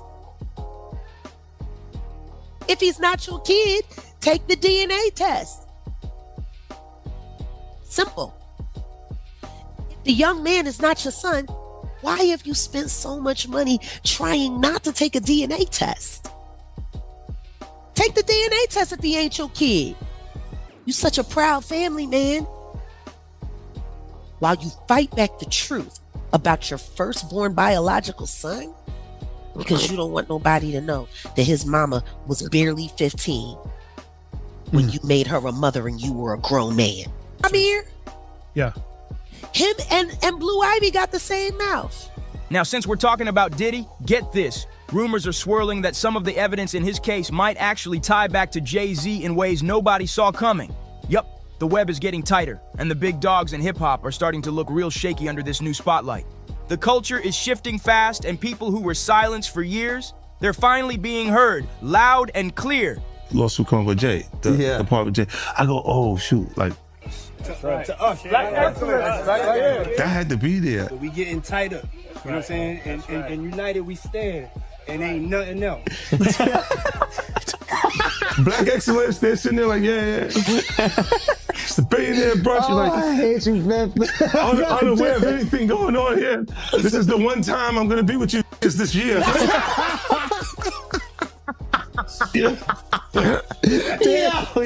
Come on, bro. Jay-Z probably thought he could sweep this one under the rug for good, but 2025 ain't playing with him. The past is clawing its way back up, and this time the whole world's watching. So let's rewind real quick. I work every day. I also have my own kids to take care of. So it's like, it's been a journey for me. And it's just like, you know, I just got so much on my name right now. I never ask for money. I don't do interviews just saying, hey, Jay-Z, give me your money, or I'm coming at the Jay-Z for his money. I never did that. I'm not that type of person. I work for everything.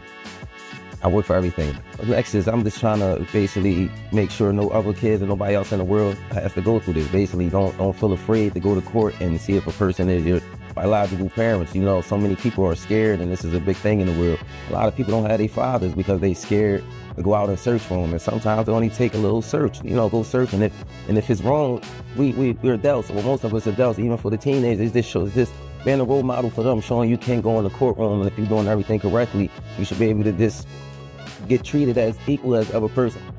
I've always been a person that I never hate anyone. I never, I don't walk around with hate for a person. So I try to teach my kids that just be the best that you can be. So that's just a motto I go off. I would never hate Jay-Z. It was never that type thing. I respect him for everything he did. And as I said, I've been going through a whole lot through these years because this case, like me and my mom, my godmom, we didn't see the worst. We didn't have people, slander my name like you want Jay-Z money, and I hear it all. I'm going to fight until I'm not here no more, and it's never going to be against no one. I'm going to continue to fight. It'll take another 10 years, maybe another 50. Maybe I'll take this to the grave with me, but everybody can say I fought this. It all started back in 1992. Jay-Z was still grinding his way into the industry. According to Wanda, Ramir's mom, she met him when he picked her up in Philly and took her to his aunt's crib in Brooklyn, and they linked up again just 2 weeks later. And then, boom, he ghosted her completely. Dr. Lily Coley, Wanda's close friend and godmother to Ramir, came forward with even more disturbing details, and it gets heavy. According to her, Wanda told the full story. She met Jay-Z back when he was still going by his street name Rock, and everything went down in a neighborhood known for heavy drug traffic. Yeah, you heard that right. Yeah. He's come out and said, like, you know, this is just long-term harassment, man. He's like, this thing is just won't go away. Long-term harassment. You know how disrespectful that is to a man that looks almost identical to you?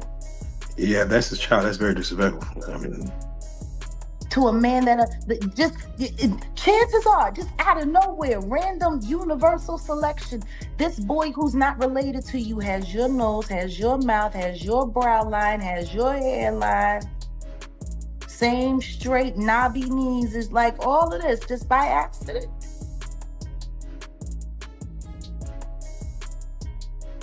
Just by accident. It's just a coincidence that this man looks like he could be your Irish twin. Are you kidding me? Allegedly, Jay-Z was dealing in that same area. It wasn't glitz and glam, this was raw street hustle, and Wanda got caught up in it.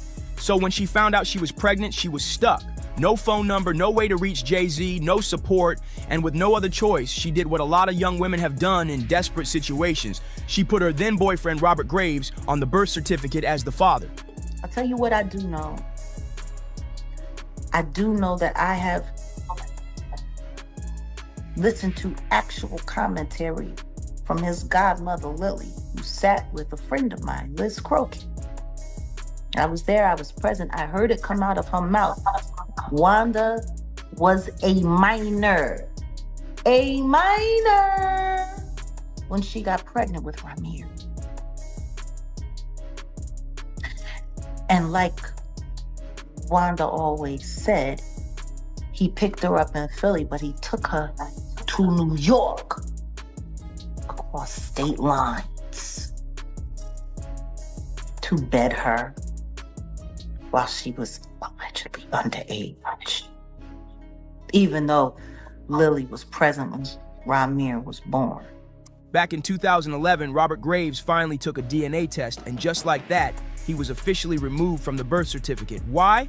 Because he wasn't the dad, and if Wanda only ever messed with Robert and Jay-Z, then yeah, you already know who's left in that equation. That's when Ramir said enough is enough. He stopped waiting on the system to do the right thing and decided to go after Jay-Z himself, legally. But from the jump, it's been nothing but chaos. Father.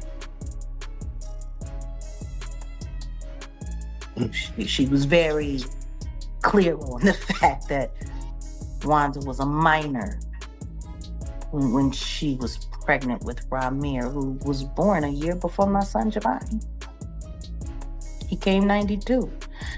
That means she got knocked up in 91. He was well into his 20s by that time. Well into his 20s. Allegedly taking teenage girls over state line. He got unlucky, that condom broke. Poor guy. Or maybe that was just karma. Maybe God made sure that happened for a moment like right now. Disgusting. Don't nobody want to talk about the other kids that everybody denies don't exist and whatever. You know, to be a billionaire that can't get a loan is one thing. But to be a broke billionaire and a deadbeat dad, that's something different.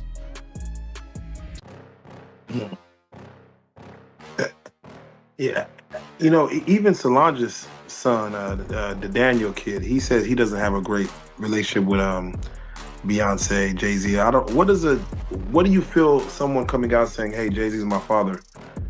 What does that person want from a hoe if he's saying he does not care? To prove that his mother wasn't a liar, because that's what they said his entire life while she was alive. Denying him makes her a liar. That woman was on the phone with the judge who was harassing her, telling her, demanding that she stop filing for paternity when she gave way and died. His mama died on the phone. Trying to get proper acknowledgement to him. If your mama died like that, would you just sit around and let people keep calling her a liar? Rymir first filed his paternity case in 2010, and ever since, it's been like a legal horror movie.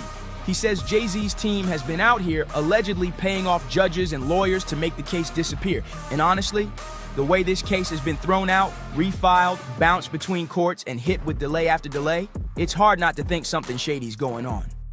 All the fraud on the court, if we just let that, just pass and not say anything about it, they will continue to do anything they want. It's not just with us, it's with people in the world. Like, a lot of fraud and a lot of collusion that's just been going on and just been looked over. It's never supposed to happen. Like, and I will not let that pass. I'm not letting the lawyers get away with that. They will not go in the courtroom of justice and just lie like that and continue to get praised off it, or use this lie to benefit off all these years. Like, we've been going to court, putting our hard-earned money out there, and we going in there to fight fraud. That's just that's craziness. That's really craziness. And I don't think nobody in the world should have to go through that.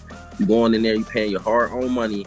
You got these lawyers that just frauding and pitting anything they want basically in the courtroom, and the judges is just allowing this to go on. I honestly believe that both of them should be hold it responsible for this, because you guys, this is you guys' job, and if the judge can't see this or overlook it, I can understand a mistake, but just throughout the years, this continue to overlook fraud is just craziness to me. Like, come on, it's right there in your face. If you can't see that, then I don't know what. Jay-Z's legal team really tried to pull a slick one. They argued that he couldn't be forced to take a DNA test in New Jersey because he supposedly didn't own any property there. But guess what? Rymir came through with the receipts. Turns out Jay-Z did have property in Jersey during that exact time period, so that excuse, dead in the water.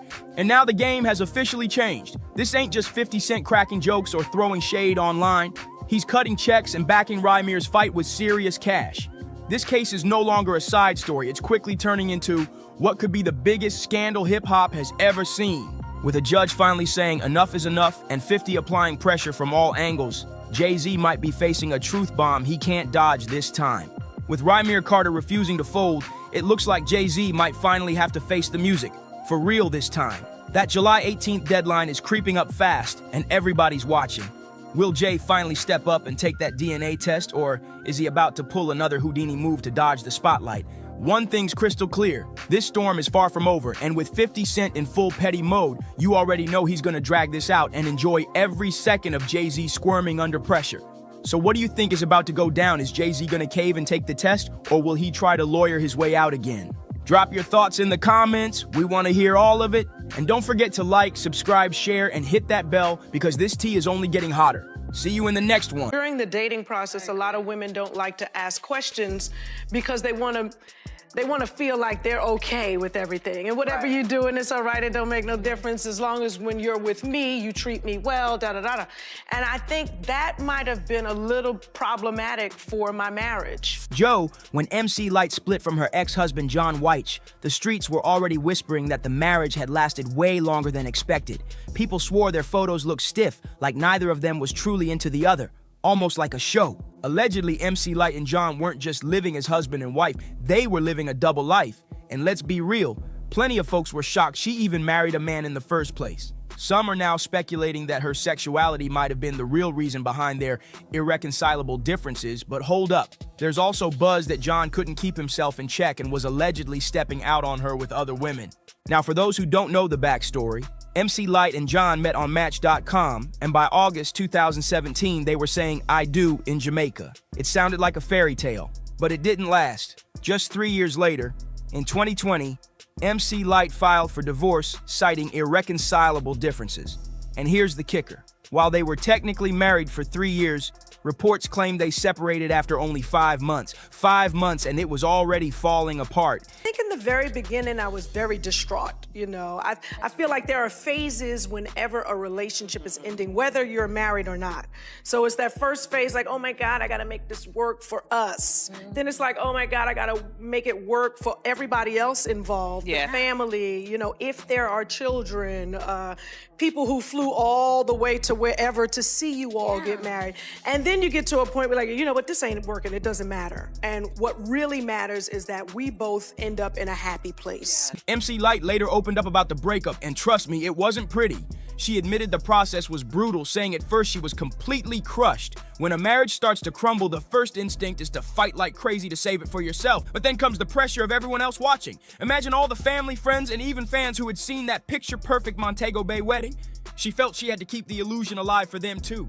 But no matter how hard she tried, the truth couldn't be covered up forever. She eventually had to face the painful reality. The marriage wasn't built to last. Yeah, and here's where it gets even wilder. When the press first caught wind of MC Lyte's split, a lot of people assumed she was already divorced. But in reality, she revealed she had only just filed. The whole messy process was still dragging on. She admitted the early stages nearly broke her down, but over time she learned a tough lesson. Happiness doesn't always mean staying together, and according to her, a failed marriage doesn't make you a failure. She even dropped some raw truth, saying that holding on has more to do with ego than real love. That's deep. For Lyte, the goal wasn't about forcing a broken marriage to look picture perfect anymore. It was about letting go so that both she and John could finally breathe, finally find peace, even if it meant doing it separately. But here's the shocking part. Get any money from, because you sold millions of records. Did you get any of that publishing royalties, anything back then? Slightly, but nothing like, you should know, have. I should have, yeah. I mean, this is a treacherous game. And what's interesting is on the internet now is like every nook and cranny you can see truth being told, which is... Really? Truth? Well, yeah. You got some people that are just like, look, this is how the record deal works. Oh, got you. You know, which I think is really admirable of those people to kind of speak their truth. This wasn't a quick split. The divorce process dragged out for a full 3 years because John reportedly refused to sign the papers. But even though MC Lyte tried to keep the divorce details locked up, the rumor mill went crazy. Word on the street was that her husband was living a double life and sneaking around behind her back. On top of that, some insiders claimed John had an even shadier plan to swindle Lyte out of her hard-earned fortune. People were saying that when she filed for divorce, he was allegedly plotting to dig into her pockets and take a chunk of her money. Now, Lyte never fully broke down the real reason they split, but she wasn't about to let the internet drag her ex through the mud without clapping back. She took a moment to clear the air and shut down the most explosive rumor, that John was trying to rob her blind. In a 2023 Instagram post, she made it crystal clear. Her divorce wasn't some courtroom war, and John never tried to touch her assets. She doubled down in an interview with The Breakfast Club, explaining that most of her wealth came straight from touring and that she controlled her own business. And get this, MC Lyte actually broke down how rough it was for her in the beginning, even after fame hit. She said, "When I started touring, that's when I started making money. I got a house, but without budgeting, by the time I furnished it, I had nothing left to even cover the windows." Imagine that. At night, she had to hang up sheets like curtains, and her manager would come by and just accept the scene. That's how real it was. She explained it wasn't until she went back on the road again that she could finally finish her house, and she dropped a gem for the new generation, warning that this business has wild ups and downs. The money might pour in one season, then dry up the next. Lyte said she can only hope the young artists are handling their cash wisely, because one wrong move and it's gone. And here's the jaw dropper.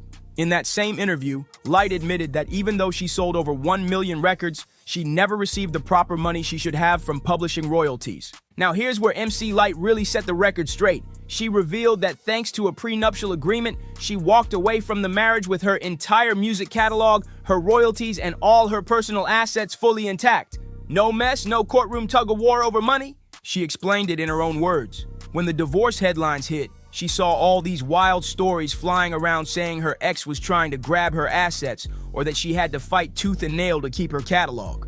But Lyte shut that all the way down. She said, "It's not that I got to keep. He was never trying to do that. We had a prenup. He's got his own stuff, and I was happy to leave it at that." According to her, they made the agreement early on, and that was supposed to be the end of it. She admitted she didn't like the way gossip blogs twisted the story, but she understood. anything for clicks. Still, she said she was just glad she had the chance to clear up the lies, but even with her words, the whispers never died. People are still out here saying John was living a double life and sneaking around on Light. But here's the twist.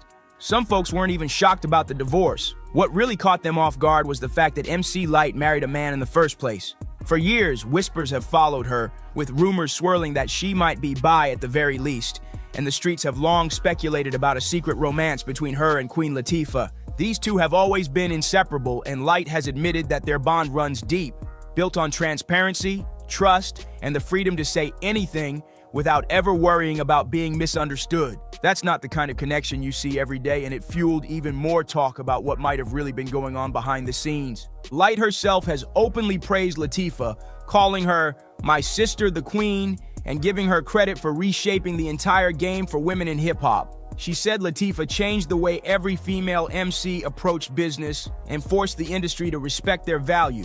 And in an interview with Essence, Light reflected on their early days together, saying Queen Latifah stood out right from the very beginning. In her own words, MC Light admitted that from the very beginning, she and Queen Latifah were inseparable. She described Latifah as vibrant, fearless, and completely free as an artist, a spirit she credited to Latifah's mother, who gave her the wings to fly. But let's be real. That closeness only added fuel to the fire, with people insisting there had to be something more intimate going on between them. And let's not forget, Queen Latifah's sexuality has always been a hot topic in Hollywood. One of the biggest sparks came from her breakout role in the classic film Set It Off. Latifah played a tough, masculine character, a lesbian bank robber.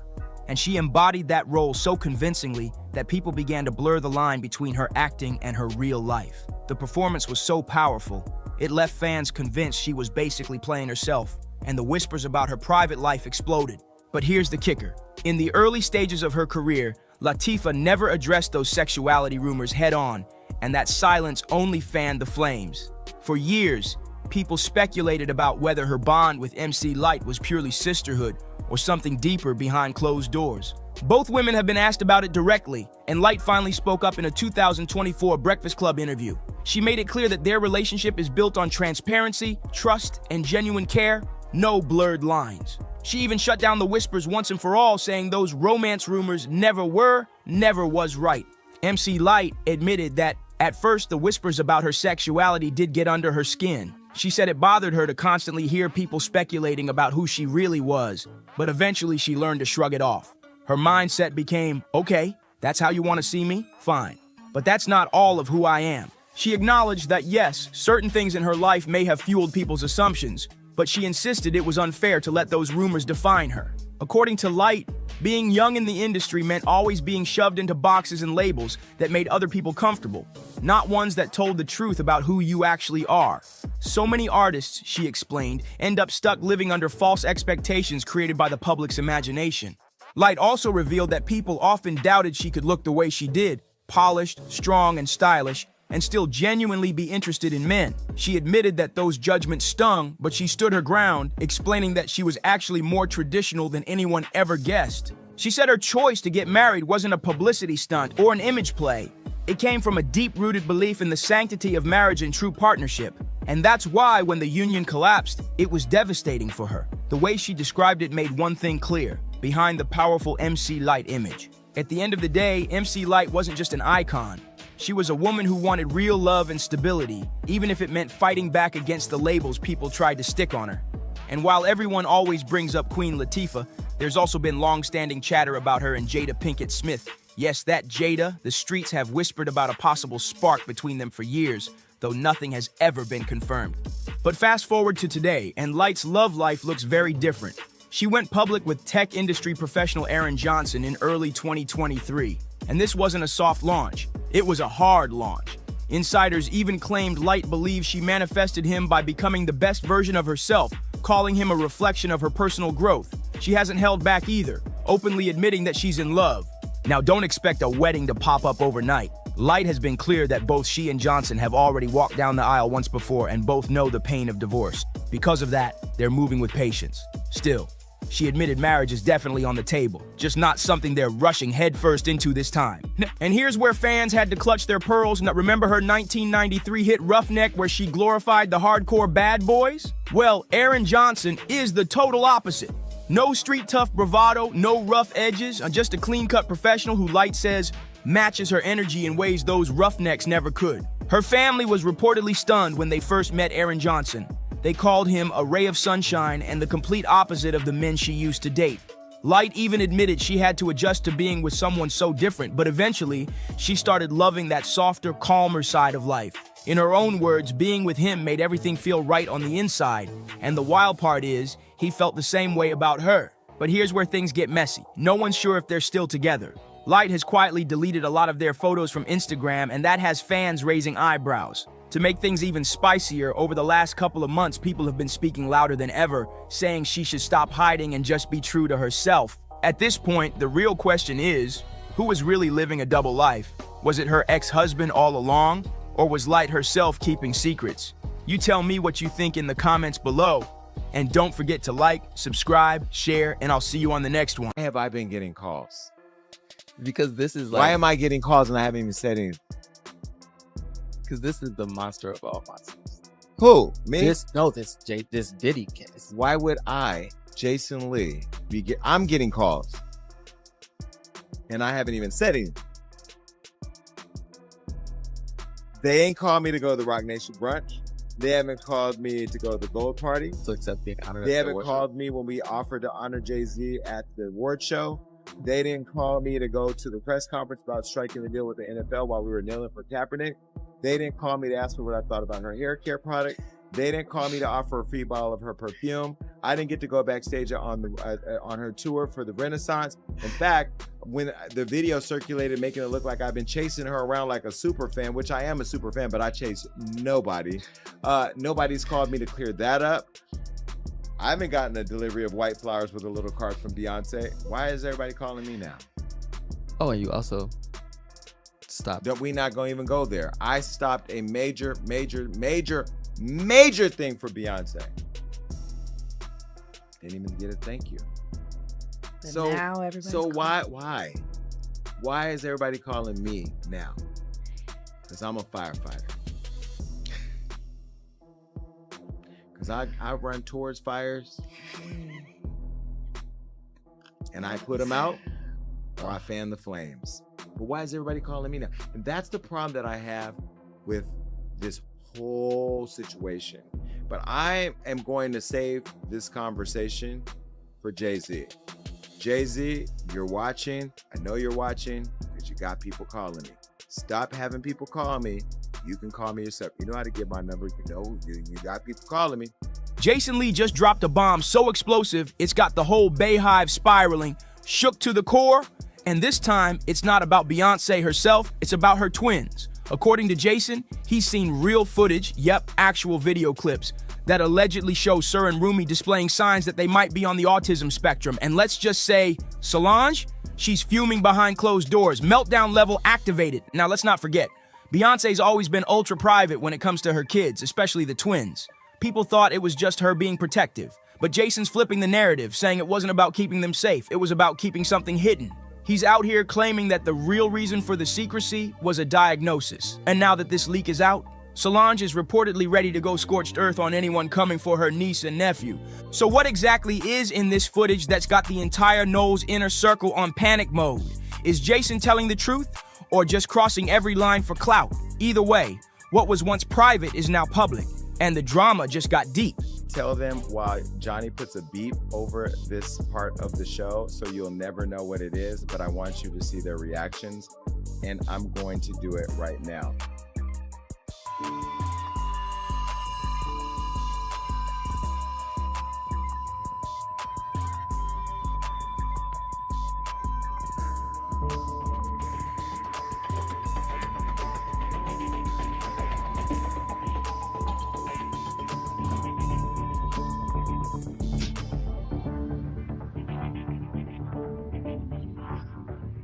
Ooh, and that's why I go back to like, we're friends in the game. We support each other. We help each other out. Can you imagine had I put that on Hollywood Law? Oh, there's one more thing. Beat this, Johnny. Jason clearly isn't playing nice anymore. He's coming for blood, and this time he dragged Beyonce's babies into it. Jason Lee didn't just throw shade, He crossed the line into dangerous territory. He came straight for Beyoncé's most sacred boundary, her kids, and not just any kids, her ultra-protected twins, Sir and Rumi. Everyone knows Beyoncé don't play when it comes to her children. No random paparazzi shots, no media circus, barely a peek unless it's a perfectly filtered, carefully staged moment. That's how locked down it's always been. But behind that silence, whispers have been building for years. Fans have speculated that Beyoncé's secrecy might be deeper than just wanting privacy. Some said the twins might be on the autism spectrum, but no one dared speak it out loud. It's been the kind of rumor that lives in hush-hush circles until now. Because Jason, he blew the lid all the way off. He didn't just say it, he claimed it's true. And he's not leaning on gossip either. He says he's seen real footage, legit receipts that supposedly show everything. He made it crystal clear. This wasn't a guess, this wasn't shade, it was a straight up call out. And to make it even messier, he basically dared Beyoncé to come for him. Maybe she doesn't know. Beyonce doesn't know. Yeah, I don't think Beyonce. And they're not going to share that with her. Yvette knows. I got the receipts. I still have the receipts. Yvette know I got the receipts. I got them. Now if I get that message to Beyonce, yes, I can get it to I'm connected. I could get the message to Beyonce.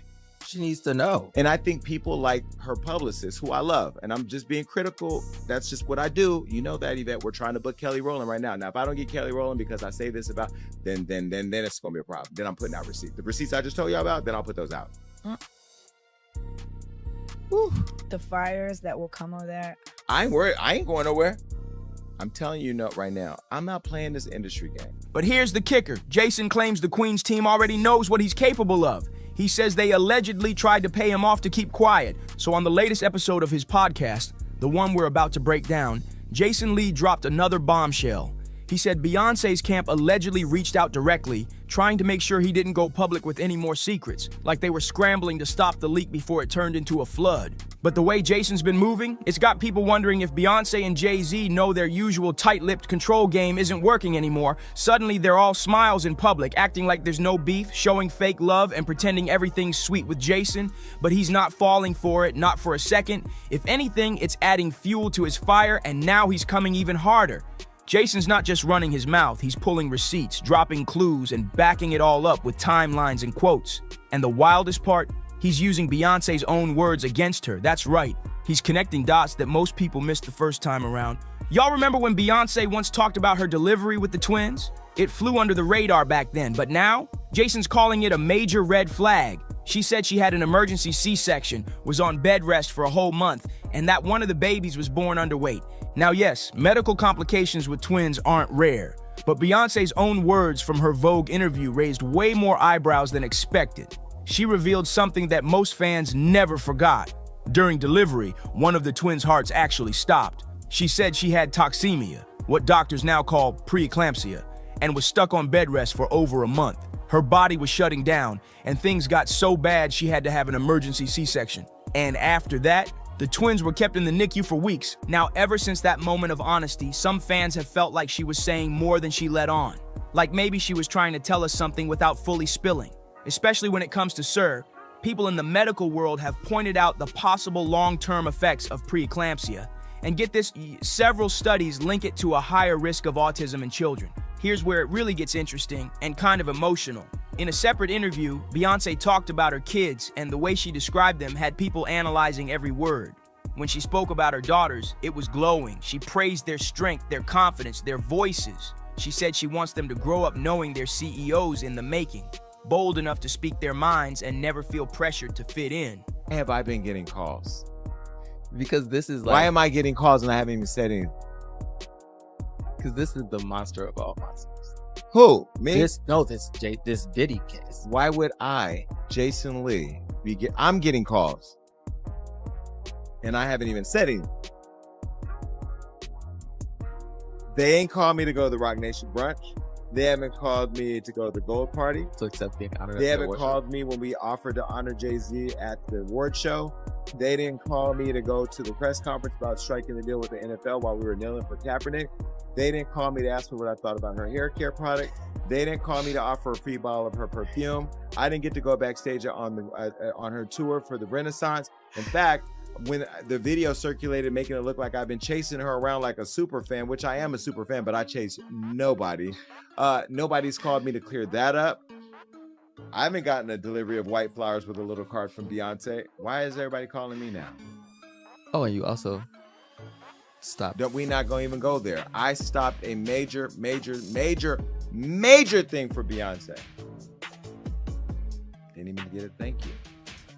So why is everybody calling me now? Because I'm a firefighter. Because I run towards fires and I put them out or I fan the flames. But why is everybody calling me now? And that's the problem that I have with this whole situation. But I am going to save this conversation for Jay-Z. Jay-Z, you're watching. I know you're watching, but you got people calling me. Stop having people call me. You can call me yourself. You know how to get my number. You know, you got people calling me. But when Beyonce started talking about Sir, the entire energy shifted. Gone was the powerful, bold language she used for her daughters. Instead, she said she hopes Sir can be brave in a cruel world, and that she wants to protect him from what the internet says he should be, and help him affirm his own existence. That last line, it hit different. It wasn't just poetic. It felt deliberate, like she was saying something deeper without fully revealing it. That's the moment fans started quietly asking questions. Was Beyonce trying to tell us something without actually confirming it? According to Jason Lee, the answer is yes. He claims that was her subtle way of acknowledging Sir's condition, a severe autism diagnosis, without publicly putting it out there. And according to him, that's exactly why Beyonce has kept Sir even more hidden than Rumi. Jason alleges there's a clear reason behind the difference in visibility. He says Sir's condition is much more intense than his sister's, and that Rumi is considered high-functioning. That's why Rumi occasionally appears in public, but even then, it's under strict supervision. Remember the Cowboy Carter tour? Rumi was there, but always behind the scenes, tightly managed. Meanwhile, Jason claims Sir can't be placed in public spaces without total environmental control. And that's why, according to Jason, Sir has been kept almost completely out of sight. It's not just about privacy, it's about total protection. But let's be real, this isn't Jason's first time pushing this narrative. He's been dropping breadcrumbs for a while now. Some of you probably remember when he went on his show and boldly teased that he had major dirt on Beyonce. He didn't say it outright, but in one now infamous clip, yeah, the one we're about to show, he leaned in and whispered something to his co-host, and the look on their face said everything. But Jason didn't stop there. In that same episode, he upped the ante and claimed he had real receipts, actual proof, and was ready to expose it all. Unless Beyonce agreed to send Kelly Rowland to appear on his show. Yup, he straight up gave her an ultimatum, make it happen, or everything's coming out, and the way he said it, it did not sound like an empty threat. Now obviously, Beyonce wasn't about to let someone boss her around, and Kelly Rowland never showed up for that interview. So guess what? Jason kept his word and started spilling, and now he's taken it even further. Jason just claimed on record that Beyonce and Jay-Z allegedly had Sir locked away in a facility. And this is the part that had everyone doing a double take. Jason didn't just suggest something shady, he came out swinging with a bold, controversial claim. He said Beyonce and Jay-Z couldn't handle Sir's condition on their own, so they made the decision to place him in full-time care. Not just with a nanny, not in their estate, a private, ultra-luxury facility. Still, it's not their home. And that detail, that's what left fans completely rattled. People are split. Some are calling it straight-up abandonment, while others say maybe they had no other choice. But one thing's for sure, it doesn't match the Carter image we've all been fed. For years, they've painted the picture of the perfect, unshakable, tight-knit family. So the idea that one of their own kids, their son, is possibly being raised somewhere else, even if it's the best money can buy, it's unsettling. And get this, it's not just Jason saying it. Azalea Banks, the queen of chaos, added even more fuel when she jumped on social media with a reckless tweet. Stop hiding his son from the world. She warned that the truth would come out and even said Beyonce would look like a piece of crap for being ashamed of her own child. Brutal. Now say what you want about Azalea, but when her messy boots and Jason both say the same thing, people start paying attention. And Jason's not done. He's still claiming to have even more receipts, and he's threatening to drop everything if the Carters keep trying to shut him down. But here's the twist. It's starting to look like somebody in that family has officially had enough. And that somebody might just be Auntie Solange. Remember that time she posted a photo of a full-on voodoo altar on Instagram? Back then, people thought she was coming for Nicki Minaj, since Nicki had just thrown some slick shots at Beyonce and caught the heat.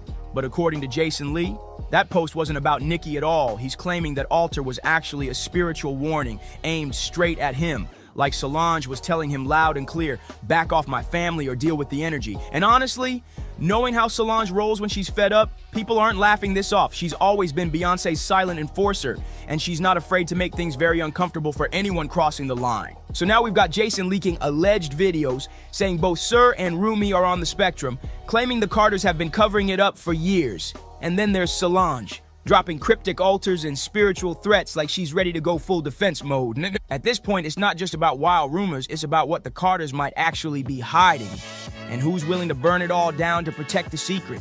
And if Jason's still sitting on more footage, what exactly is he holding back? Drop your thoughts in the comments, because this situation is getting messier by the minute. Don't forget to like, subscribe, and share, and we'll see you on the next one. If you do anything wrong in your life, and I find out about it, I'm gonna try to take everything away from you. And I don't care when I find out. Could be today, tomorrow, 15, 20 years from now. If I find out, you're fucking finished. Who's that? That's you. So I did not want to go back and forth with Cat Williams like that. That bothered me so bad. That really bothered me. It was a setup. Right. And remember, they tried to kill me this same weekend. Not in jokes, with a real gun in my real face on real camera. Understand, I'm losing my life. The exclusive security video from the Atlanta Comedy Theater in Gwinnett County. You can see Wanda Smith and her husband by the front door. Watch as Cat Williams. If you've been scrolling through socials this week, you couldn't miss the chaos. Cat Williams is in the hot seat once again. This time, people are digging up that infamous moment with the late talk show host Wanda Smith, the one where Cat went off roasting her on her own platform. The clip is resurfacing like wildfire, and now folks are pointing fingers, saying Cat didn't just clown Wanda. They're claiming he straight up wrecked the career she spent decades building. I do a really nice broccoli. They like my broccoli, and they love my baked chicken. Hey, right now, look up your phone and see what it takes to make broccoli, and tell me he doesn't say heat up water. That's the only step in broccoli, heat up water? Simmer. Have you ever heard of burned broccoli? Can you burn broccoli? The backlash is brutal. People are blasting him online, calling him a POS, and demanding accountability. And here's the twist. This storm comes right after Cat publicly apologized for mocking Michael Jackson in one of his old comedy specials. Now fans are piling on, insisting he needs to apologize to Wanda's family too. But here's the twist. Not everybody is buying that story. That's why I don't be coming out doing comedy all the time, because y'all niggas is the worst motherfuckers I've ever tried to entertain in my fucking... Dave Chappelle, of all people, stepped right into the fire to defend Cat Williams, and he's not holding back. Chappelle is saying straight up that the whole Wanda situation was nothing more than comedy, and Cat was just doing what he's always done, snapping back when somebody tried to test him. He even pointed out that people knew Cat was raw and unfiltered from the jump, so why act shocked now? I shouldn't have, honestly. Like,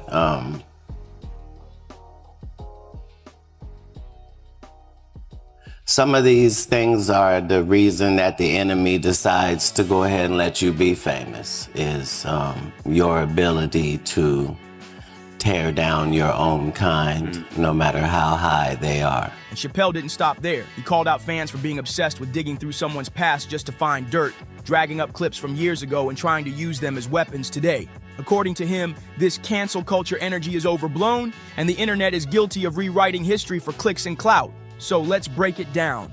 This might be the noblest of professions. Robin Williams had a bar that I loved. He said comedy is the only job you can have where you can use everything you know. And that's true. You can use more than you know. If you use what you think, use it. Don't be afraid. Don't let these bitch-ass niggas button your lip. Say it anyway. What really happened between Cat and Wanda, why this old interview is suddenly resurfacing out of nowhere, and why Chappelle believes the cancel crowd is once again blowing smoke out of thin air. So here's where it gets even wilder. Cat Williams recently came out with an apology aimed straight at Michael Jackson's family, admitting he regrets all those savage jokes he used to crack about MJ in his old comedy specials. Where you at under the sound Because of my she's voice? real. Do you have a real co-worker? Right. Do you have a ratchet friend? Do you have a sister? Do you have a cousin? Do you have a nephew? Do you have a niece? Is they so ghetto? When did that become marketable? Knock it off. They like her because she want to sleep with a white man. That's why the only thing she said was, I want to give it to Brad Pitt. The only thing before that in the movie with me is I slept with this white man and I got a white baby. She had a white husband for the 14 years she been doing comedy, and then all of a sudden divorced him, then said he abused her, then wrote a book, then said he didn't, and then now we're at Brad Pitt. So hey, you can say whatever you want. She said she got a disease, but JJ, don't nobody check for that. I support Linnell, Melanie Camacho, Miss Laura, all the people that got skipped over in the list between now and then. There's no shade to nobody. We are in the only business where, as a black woman, what you look like is not supposed to be held against you.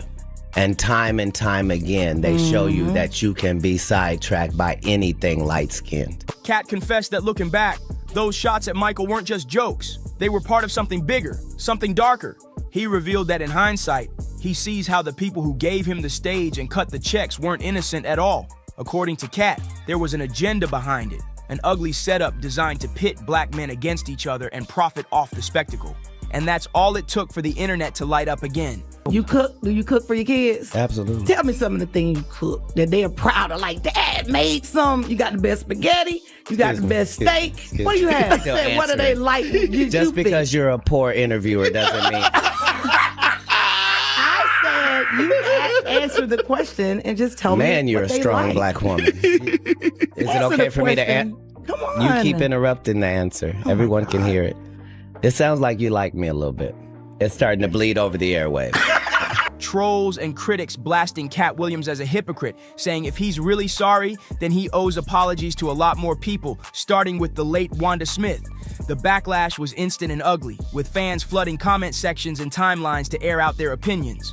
One user flat out wrote, Cat Williams is a POS for what he did to Wanda Smith. Another chimed in, I remember when Cat Williams went in on Wanda Smith and the whole city of Atlanta laughed and rode with Cat. It was funny back then, but Cat gets beside himself too much and disrespects people. Now Wanda's gone and suddenly everyone in Atlanta wants to act like they had her back. I would haunt you lames, that comment alone set off a storm. But it's not all hate. I have 3 boys. Excellent. Yes, I do. Aren't boys simple? Aren't boys simple? They can be. They can be. Yeah. Wanda knows she... I'm what? She didn't do as much cooking in the latter years as she did in the beginning. Whatever. I cook. I do it all. I didn't say that you well, didn't. That's right. I did it in the beginning and the middle and the end. What's your favorite thing to cook? Your boys, yeah.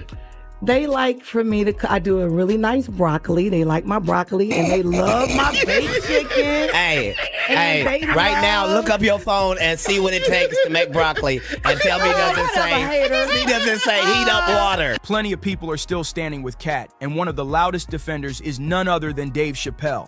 Chappelle even drew a bold comparison to his own controversy when folks tried to cancel him over his trans jokes. He stood tall and said comedy is supposed to be the last safe zone where you can really speak your mind, and no comedian should let the cancel mob take their mic away. But this whole saga ain't just about cancel culture. There's a darker side of the Cat and Wanda drama that rarely gets the spotlight. Good at telling us about what's going on in jail. Yes, ma'am, and getting out to tell you. Station viewer 3, your hair is kind of... That joint was... My hair is 19 inches long and I have no perm. You don't? Oops. Oh, that's not a perm. No, it is not. Nice lady. That's natural? Come run one of your gnarled fingers. While you on air, so they can hear you live. Come on. Let me come over here. No. That's not how that works. Oh, okay. Well, then stay over there. Don't worry. Ain't nobody putting their hands through yours. That's right. They don't have to. I don't want them to. Get on out of here. You okay? You okay? Only one of our hands moving while we talk. Are you all right this morning? Cat himself once claimed that Wanda and her husband didn't just get mad over jokes. They literally tried to take him out after things went left. That's right. Kat says this beef went way beyond comedy clubs and clapbacks. Get this inmate out of here. If you can't get your blood pressure down, you can't call me that. Whatever, little mama. If your cholesterol is 600. Whatever, little mama. I'm little mama's baby daddy. No, you little mama. Yes, ma'am. Hey, girl. And what are you, girl? You probably shouldn't talk about sizes. No, that's okay. You big on the radio. That's right. And you're big Turn in it prison. down. And you're yes, big ma'am. in prison. I've never been to prison. You have 19 several felonies, times. no convictions. Yeah, Knock it yeah. off. Prison and jail aren't the same. No. No. To give you the full picture, let's rewind to September 2018. Kat and fellow comedian Red Grant stopped by Frank and Wanda in the morning just to promote Red's upcoming shows in Atlanta. What should have been a light 20-minute laugh session for the radio waves turned into one of the messiest viral explosions Atlanta comedy had ever seen. Just want to talk to you because you just won an Emmy for the city of Atlanta, and this is in Atlanta, and they just want to hear about the Emmy and hear from you and to thank you for what you did putting the city on. Right. Okay. And we won't talk about your kids. We won't talk about jail, no cases. We ain't gonna talk about none of that. Right. And immediately gets in there and goes the opposite way. You can't flip up on me because you're an inferior comedian. I'm going to destroy you, and I'm never gonna call you out of your name. I'm never gonna say anything disrespectful to people that look like you. It's a very thin line I got a call, but this lady is trying to embarrass me. The segment spiraled so wild that it ended up becoming V103's most watched clip of all time. And it wasn't because of the jokes, it was because of the fallout that came after. In front of a largely homosexual fan base. That's why she got canceled. Gay people don't take it kindly that you would, as a derogatory, call me gay. Gay people don't feel like it's derogatory. So why are you trying to shame me with something in a community I don't even belong in? There's no gay people saying I belong over there or been over there. You did but I have no hatred of over there, and how dare you? You did a number on it, though. Hey. You did a number on it. That's legendary. No, you... And honestly, it's not hard to see why that interview exploded. Kat straight up flipped the script and turned it into a full-blown roast after Wanda tried and failed to throw some shade his way. At first, everything seemed cool, just another regular morning show vibe. But within minutes, Kat lit the whole room on fire and things spiraled fast. Meetings until afterwards. I just know that it was a setup. Right. And remember, they tried to kill me this same weekend. Not in jokes. With a real gun in my real face on real camera. Understand I'm losing my life for participating in something that goes along with my job. Like, it's two comedians, what do you mean? And the world was okay with it because it was me. Had that happened to anyone else, the world went crazy when Will smacked Chris. This is a person pulling a whole gun on a comedian in the confines of their job. It's really a weird situation when they hate you that bad. Yeah. He started by going in on Tiffany Haddish, pointing out that she scored a big Netflix bag without ever grinding it out on the road with a real comedy tour. Kat didn't hold back either. He boldly claimed nobody could even name a single original joke Tiffany had written. That comment had jaws dropping on the spot. Then Kat pushed it even further, digging into the deeper issue. How the industry loves to hype up certain faces while ignoring a long list of truly talented black female comedians who put in years of work but never get the same shine. Meanwhile, Tiffany was being handed the spotlight even though, according to Kat, she hadn't put in the same sweat equity or built a stand-up legacy of her own. And according to Kat, the whole reason Tiffany blew up had nothing to do with talent. He claimed she was the safe pick, handpicked by industry higher-ups to charm white audiences. That's when Wanda tried to clap back, saying Tiffany earned her spot because she's real. But Kat wasn't buying a word of it, and he shut that down in seconds. Kat doubled down and said Tiffany's rise to the top of black female comedy wasn't about skill or originality at all. According to him, it came down to two controversial things: the fact that she constantly jokes about dating white men, and the fact that her lighter skin gave her an edge in Hollywood's biased system. By this point, the energy between Kat and Wanda was already tense. You could feel the shade in the air, but it got way messier when Wanda randomly tried to trip Kat up with a question about his cooking skills for his kids. Big mistake! Kat didn't hold back for even a second. He unleashed one verbal smackdown after another, roasting her so hard the entire tone of the interview shifted. The studio went from light banner to a battlefield in seconds, and Wanda was clearly caught off guard. For a brief moment, it looked like they were gonna reel it back in, and they even shared a laugh, and the tension seemed to cool off. But Kat wasn't done. Just when things felt like they were calming down, he flipped the switch again and brought up Wanda's kids, turning what was supposed to be a radio chat into a full-blown comedy roast session that had the internet in stitches. At first, Wanda tried to laugh it off, but you could see it all over her face. She was fuming underneath the fake smile. The pressure was getting to her, and instead of backing down, she tried to flip the script by dragging Kat's past legal troubles into the mix and even clowning his hair. But that move backfired hard, making her look desperate in front of the cameras.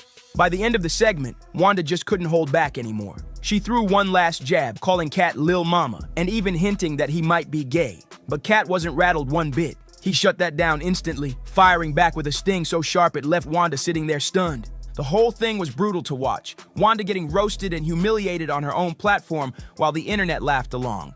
But then, the whole thing took a dangerous turn, way past comedy, way past roasting. Wanda couldn't just brush off that humiliation on live radio, and what happened next turned the feud into something straight out of a movie. Reports say Wanda allegedly sent her husband and even her son to confront Kat face to face. And it went down in real life, not just online chatter. It all exploded on September 15th, 2018, right outside the Atlanta Comedy Theater, where Wanda was hosting a comedy night. That's when her husband, Lamorris, stormed into the parking lot, strapped up and ready for action. Security footage later surfaced, showing Kat and Wanda in a heated moment right before Lamorris pulled up and started chasing Kat through the lot. The scene was pure chaos, people screaming, Kat running, and Wanda caught in the middle. According to the police report, Lamorris admitted he did chase Kat, but he swore he never pulled the gun. He claimed he just accidentally dropped it while running. But come on, the story wasn't lining up. Wanda also tried to rewrite the narrative, saying Kat had randomly shown up just to disrespect her, and her husband was only stepping in to defend her honor. But here's where it blew wide open. TMZ dropped the receipts. They released brand new security footage showing Lamorris actually holding a gun while chasing Kat into a nearby grocery store. Now, to be fair, that TMZ clip didn't actually show Lamorris pointing the gun directly at Kat, and Lamorris himself swore up and down he wasn't trying to shoot anybody. He claimed the gun just slipped out while he was running. But even with that excuse, the drama didn't fade away. It stuck like glue to Wanda's name. Fast forward just a few months later to January 2019, and Wanda was suddenly fired from V103 Atlanta. The station never gave an official reason, but the streets were buzzing with theories. A lot of folks connected the dots back to that Lil Mama jab, where Wanda basically used gay as an insult against Kat. And in Atlanta, a city with a massive, proud black gay community, that kind of shade was bound to backfire in the worst way. People felt Wanda crossed a line, and many believe it cost her the very platform she built her career on. As for Kat, he kept quiet in the moment. He didn't publicly comment on Wanda losing her job and stayed out of the mess. But he never forgot. It actually took him years before he finally aired out his side. And in January 2024, on his now viral appearance on Club Shay Shay, Kat revealed that the Wanda saga didn't even start on air. According to him, the firestorm was sparked by something Wanda said to him before the cameras even rolled. A moment that the public never saw, but Kat swears set the whole clash in motion. According to Kat, Wanda broke the very promise she made before they even went on air. He claims she told him she wouldn't touch his legal issues or bring up his kids. But the second he mentioned Tiffany Haddish, Wanda flipped the script. She immediately dragged his kids and his time in jail into the conversation, and that's when everything spiraled out of control. Kat went even deeper, saying Wanda wasn't just trying to rattle him. She was trying to humiliate him in front of her audience, especially her large gay fan base. And in Kat's mind, that was the real nail in her career. He strongly believes that's the reason she eventually got fired and quietly faded out of the spotlight.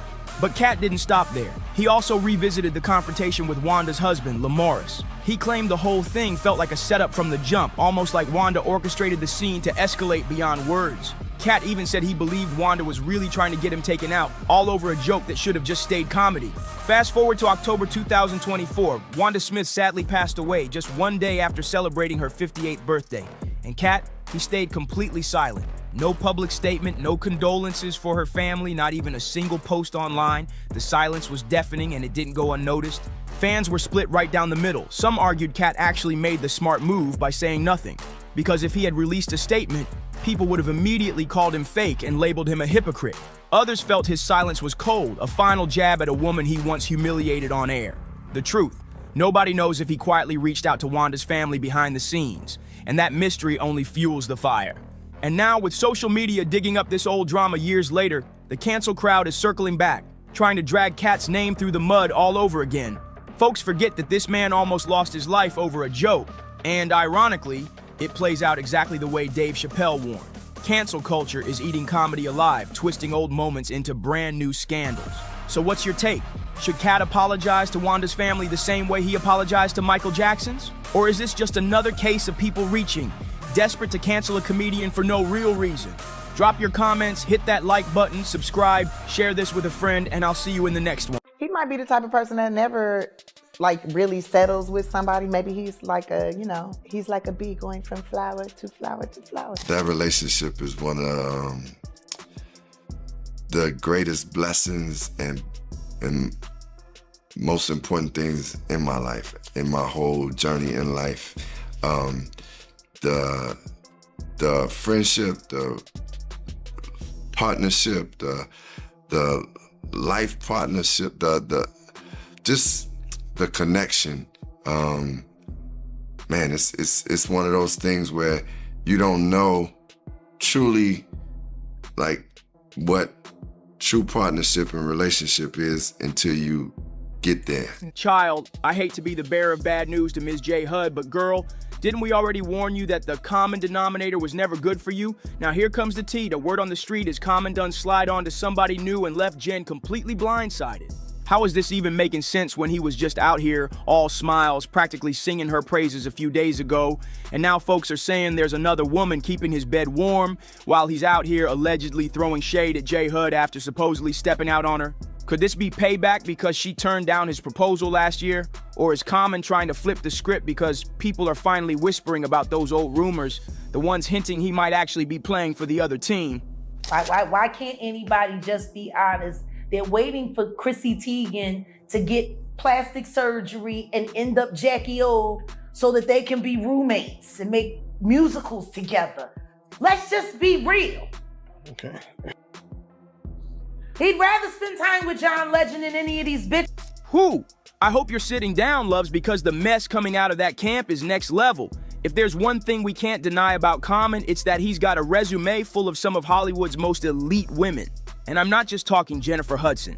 We're talking Serena Williams, Taraji P. Henson, Tiffany Haddish, Erykah Badu, Kim Jones, Ava DuVernay, Simone Bozeman, Jaguar Wright, and even Angela Rye. Straight up Hollywood creme de la creme. But here's the gag.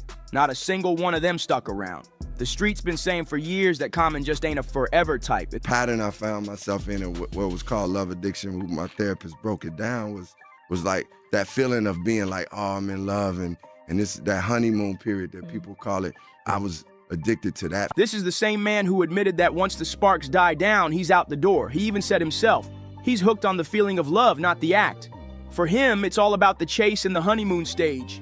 And once that fades, he ghosts like the romance never happened. Well, damn. J. Hud really thought her charm alone was gonna turn Common into husband material and make him hang up his player card for good. Girl, the Delulu is loud. Now, to be fair, when they first started dating, Common was out here saying therapy had changed him. He even told another interviewer that he could finally see himself as the marrying type. He literally said if he ever tied the knot, it would be with J. Hud.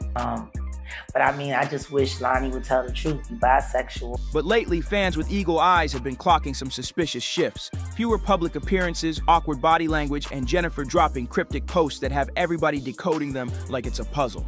And now, the whispers are growing. Allegedly, Common's already distracted by some fresh face, and after those unconfirmed reports of him out solo, looking real cozy with other women, nothing's been proven yet, but this is Common we're talking about. And history says it wouldn't be shocking one bit. But here's the part that's really raising eyebrows. The streets are buzzing that Common's been running his mouth, allegedly saying he can't even stand J. Hud anymore. Like, what could have gone down between them for him to start airing that kind of dirty laundry?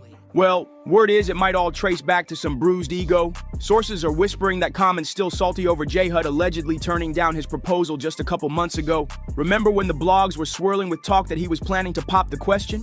Turns out insiders close to Jen claim she wasn't ready to walk down the aisle, especially not with a man whose love life is basically a revolving door. Sure, Common came in strong, sweeping her off her feet. But J. Hud's no fool. She's seen that track record with half of Hollywood's finest, and she wasn't about to rush into a lifelong commitment just to become another name on the list. But let's keep it real. This is not brand new information for Jen. Common's romantic resume has been public record for years, so it's a little wild that she's suddenly acting unsure about marrying him because of his past. She knew exactly what kind of history she was stepping into. Anyway, allegedly there was another big reason she pumped the brakes. People close to her say Jennifer was still carrying scars from her toxic relationship with David Otunga, the kind of trauma that can make you swear off marriage altogether. Word is she's openly said she doesn't see wedding bells in her future and refuses to rush into another serious commitment after what went down with David. And when J. Hud calls that relationship toxic, oh, we already know that means messy, draining, and full of pain. Sources claim Common tried to calm her fears, promising he was in it for the long haul, but Jen wasn't budging an inch. Sources say Common tried to reassure Jen, telling her that despite his long list of famous exes, he was committed to her. But Jen had deja vu. She'd already spent 9 years engaged once before, only to end up back at square one. She wasn't about to gamble her peace on a marriage she feared could shatter, leaving her starting over again. Maybe that moment changed everything. Maybe Common saw the writing on the wall and realized there was no real future. But here's where it gets really wild. When some folks are whispering that the reason Common allegedly couldn't stand J. Hud anymore is because he might not even like women like that, and he got tired of playing the part. Allegedly, of course. And let's not forget, his ex, Jaguar Wright, once said she wished the world knew the real truth about Common, claiming he doesn't actually love black women, only uses them for social clout, and is constantly chasing fame at their expense. Jaguar didn't hold back. Yo, she straight up claimed that Common would rather be with men, and that every woman who's been with him knows it. She even pointed out something she finds suspicious. Common's dated a lineup of high-profile women, and plenty of them have spoken about him publicly, but not one has ever mentioned his performance in the bedroom. Now, maybe that's just because these women are classy and choose to keep those details private, or maybe Jaguar's hinting at something deeper. Maybe, just maybe, she's telling the truth when she says Common allegedly prefers to play for the other team. Chile. This next part came from someone claiming first-hand knowledge of the situation. They said a friend's husband told them he was at a Hollywood event this past summer with his wife. She's connected to the industry. And Common ended up spending almost an hour of the night talking to him exclusively while the wife was busy working the event. Now here's the kicker. The guy didn't even know who Common was until later when his wife told him. Oh, and for context, the guy's white, tall, and fine as can be. Anyway, as the night wrapped up around 3 a.m. when the wife texted her husband to meet her outside, Common allegedly asked him, "So, what are you doing later tonight?" The man said, going home with my wife, and described the moment as awkward. When pressed, he insisted there was no misunderstanding about the tone. It was exactly how it sounded. On top of that, there's been ongoing speculation that Common may have a complicated relationship with his sexuality. Allegedly, part of it stems from a traumatic past. Claims that he was taken advantage of by another man, which, according to whispers, might leave him with conflicting feelings about intimacy with women. Now, I can't confirm any of these rumors about Common's preferences, but let's not act like all the smoke is one-sided, because some people are saying maybe J. Hud herself is part of the problem. Over the years, folks have noticed she also hasn't exactly had the best track record when it comes to keeping a man. Take her relationship with David Otunga. Messi doesn't even begin to cover it. Word is David suspected Jennifer of cheating, allegedly with music producer Molly Music. J. Hud never confirmed if there was actually a fling, but the situation blew up fast. In fact, she even addressed it in a protective order against David, claiming his jealousy went so far that he'd call her repeatedly while she was in a Chicago recording session. And when he couldn't reach her, she alleged he went as far as having their son try to film her to prove she was romantically involved with Molly Music. That protective order painted a picture of a relationship already drowning in accusations and mistrust. Jennifer also claimed that David's behavior toward her and their son had become increasingly aggressive and threatening, but David fired right back, saying she was lying and that because she had more pull in the industry, he was taking the brunt of the public backlash. He even argued that he had been their child's primary caregiver from day one, since Jennifer was constantly on the road, directly contradicting her legal filings that named her as the primary caregiver. David also accused Jennifer of making him choose family over work, only to later complain that he was freeloading. And because Jen hit him with some serious allegations, the police launched an investigation. But just a few months later, David was cleared. Jennifer eventually dropped her order of protection on the condition that David never set foot on her property again. Still, David insisted Jennifer was using her influence to paint him as the villain, when in reality, she was the one with the darker side. He's claimed more than once that the public image she sells is not the woman she is behind closed doors. And if there's any truth to that, maybe, just maybe, Common also saw that shadow side of J. Hud and decided he wanted no part of it. I've even seen whispers online claiming J. Hud started feeling like Common was beneath her simply because she pulls in more money than he does. And if that's true, whew, that's cold. Especially since she knew exactly what she was signing up for from day one. But honestly, at this point, nobody really knows what's going on behind closed doors. Did Common cheat? Is he slipping back into his old habits? Or is J. Hud herself the real problem? For all we know, they could still be together and this whole whirlwind might be nothing but smoke. Either way, I'm dying to hear what you think about this mess, so drop your thoughts in the comments, hit that like button, share this video, and make sure you subscribe. See you in the next one. Okay, but I'm sorry, it's not me. Okay, talk to him. No, don't talk to me like that. I'm an adult. Do not talk to me like that. Do not talk to me like that. Tell him to stop. I feel like if it was Christian, I believe that's the young man's name, that was on camera assaulting Sha'Carri and pushing her.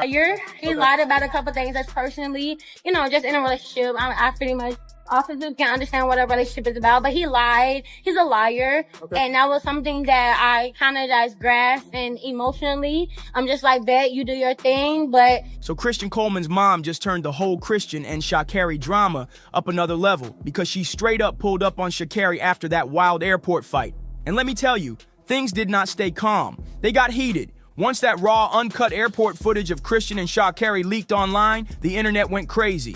But it hit Dr. Coleman way harder. She tried to get him arrested in the airport.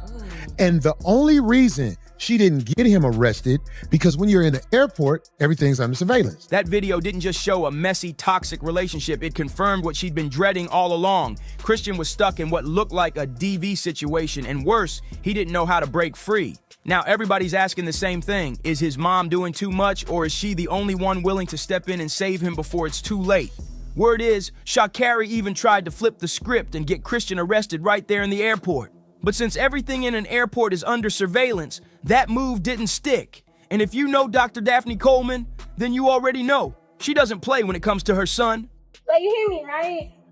So this is the position that Christian Coleman puts me into, okay?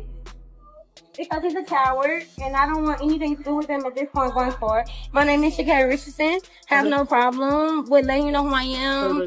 Haven't put my hands on him. We had an argument. I will be honest about that. An argument, and that's pretty much it. The argument, pretty much, he's a liar. He lied about a couple things that's personally, just in a relationship. I pretty much, officers can understand what a relationship is about, but he lied. He's a liar. And that was something that I kind of just grasped, and emotionally, I'm just like, bet you do your thing, but you're asking me for things that is within my possession, and for my right, I don't have to give it to you because it's in my possession. But when it came to the point that I saw that he chose to make it more about the police and things of that nature, that showed that he made a choice. So I just want to be more professional and just come professionally and let you guys know, like, hey, relationship thing, have no problem, and walking up to you guys. It's not I'm legal not to hiding. argue. Right. Was there any type of physical? I didn't touch him. He didn't touch me. I will be honest. Hit him with anything? No, I haven't hit him with anything. Like that? Not at all. Nobody was surprised she wasn't about to let Sha'Carri get away with laying hands on Christian. Not for 1 second. But here's the real twist. It wasn't just what she said, it was how she said it. Dr. Coleman didn't roll up like some worried mom hoping to talk things out. No, she came in locked and loaded, fire blazing in her eyes and venom dripping off her tongue. She wasn't asking Sha'Carri why she was doing her son wrong.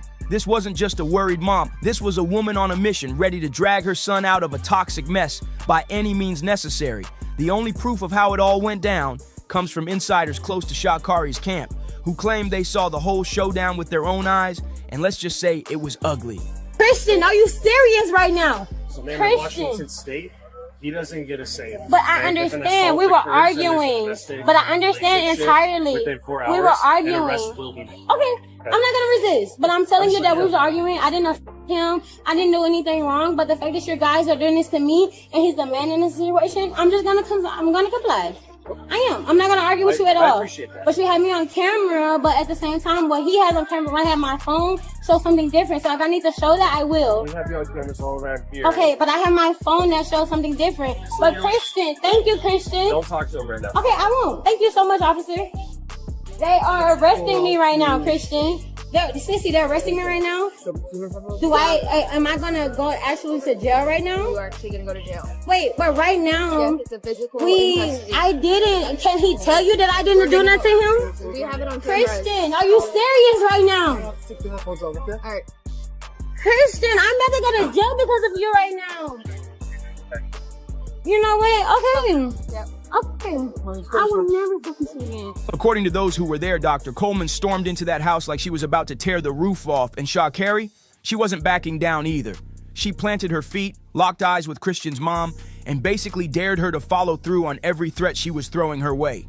Witnesses swear the two women stood chest to chest, staring each other down for a full 3 minutes. The tension was so thick, people honestly thought they were about to start swinging right then and there. Thankfully, it never turned into a brawl, and both walked away without a scratch. But what really shook the room wasn't the warnings or even the threats of pressing charges if Sha'Carri ever laid hands on Christian again. No, it was the line, "Doctor." Coleman dropped that cut deep. With all the fire in her voice, she looked Sha'Carri dead in the eye and said, "I always knew you were bad news, ever since Christian got involved with you. And now you just proved me right." And this got everybody asking, were the warning signs always there that Sha'Carri had a violent streak with Christian? Did his mom see the red flags but stay quiet just to keep the peace? Before we dive too deep, let's rewind for some context. I feel like it was just a sucky situation all around. Like, I don't feel as if like she should have been arrested. You know what I'm saying? Like, I mean, you know, people have discussions and emotions and stuff like that. And she have like things that she need to work on for herself, of course. And so do I, so do you, like everybody. And I'm the type of guy, like, I'm in the business of just like extending grace and mercy and love.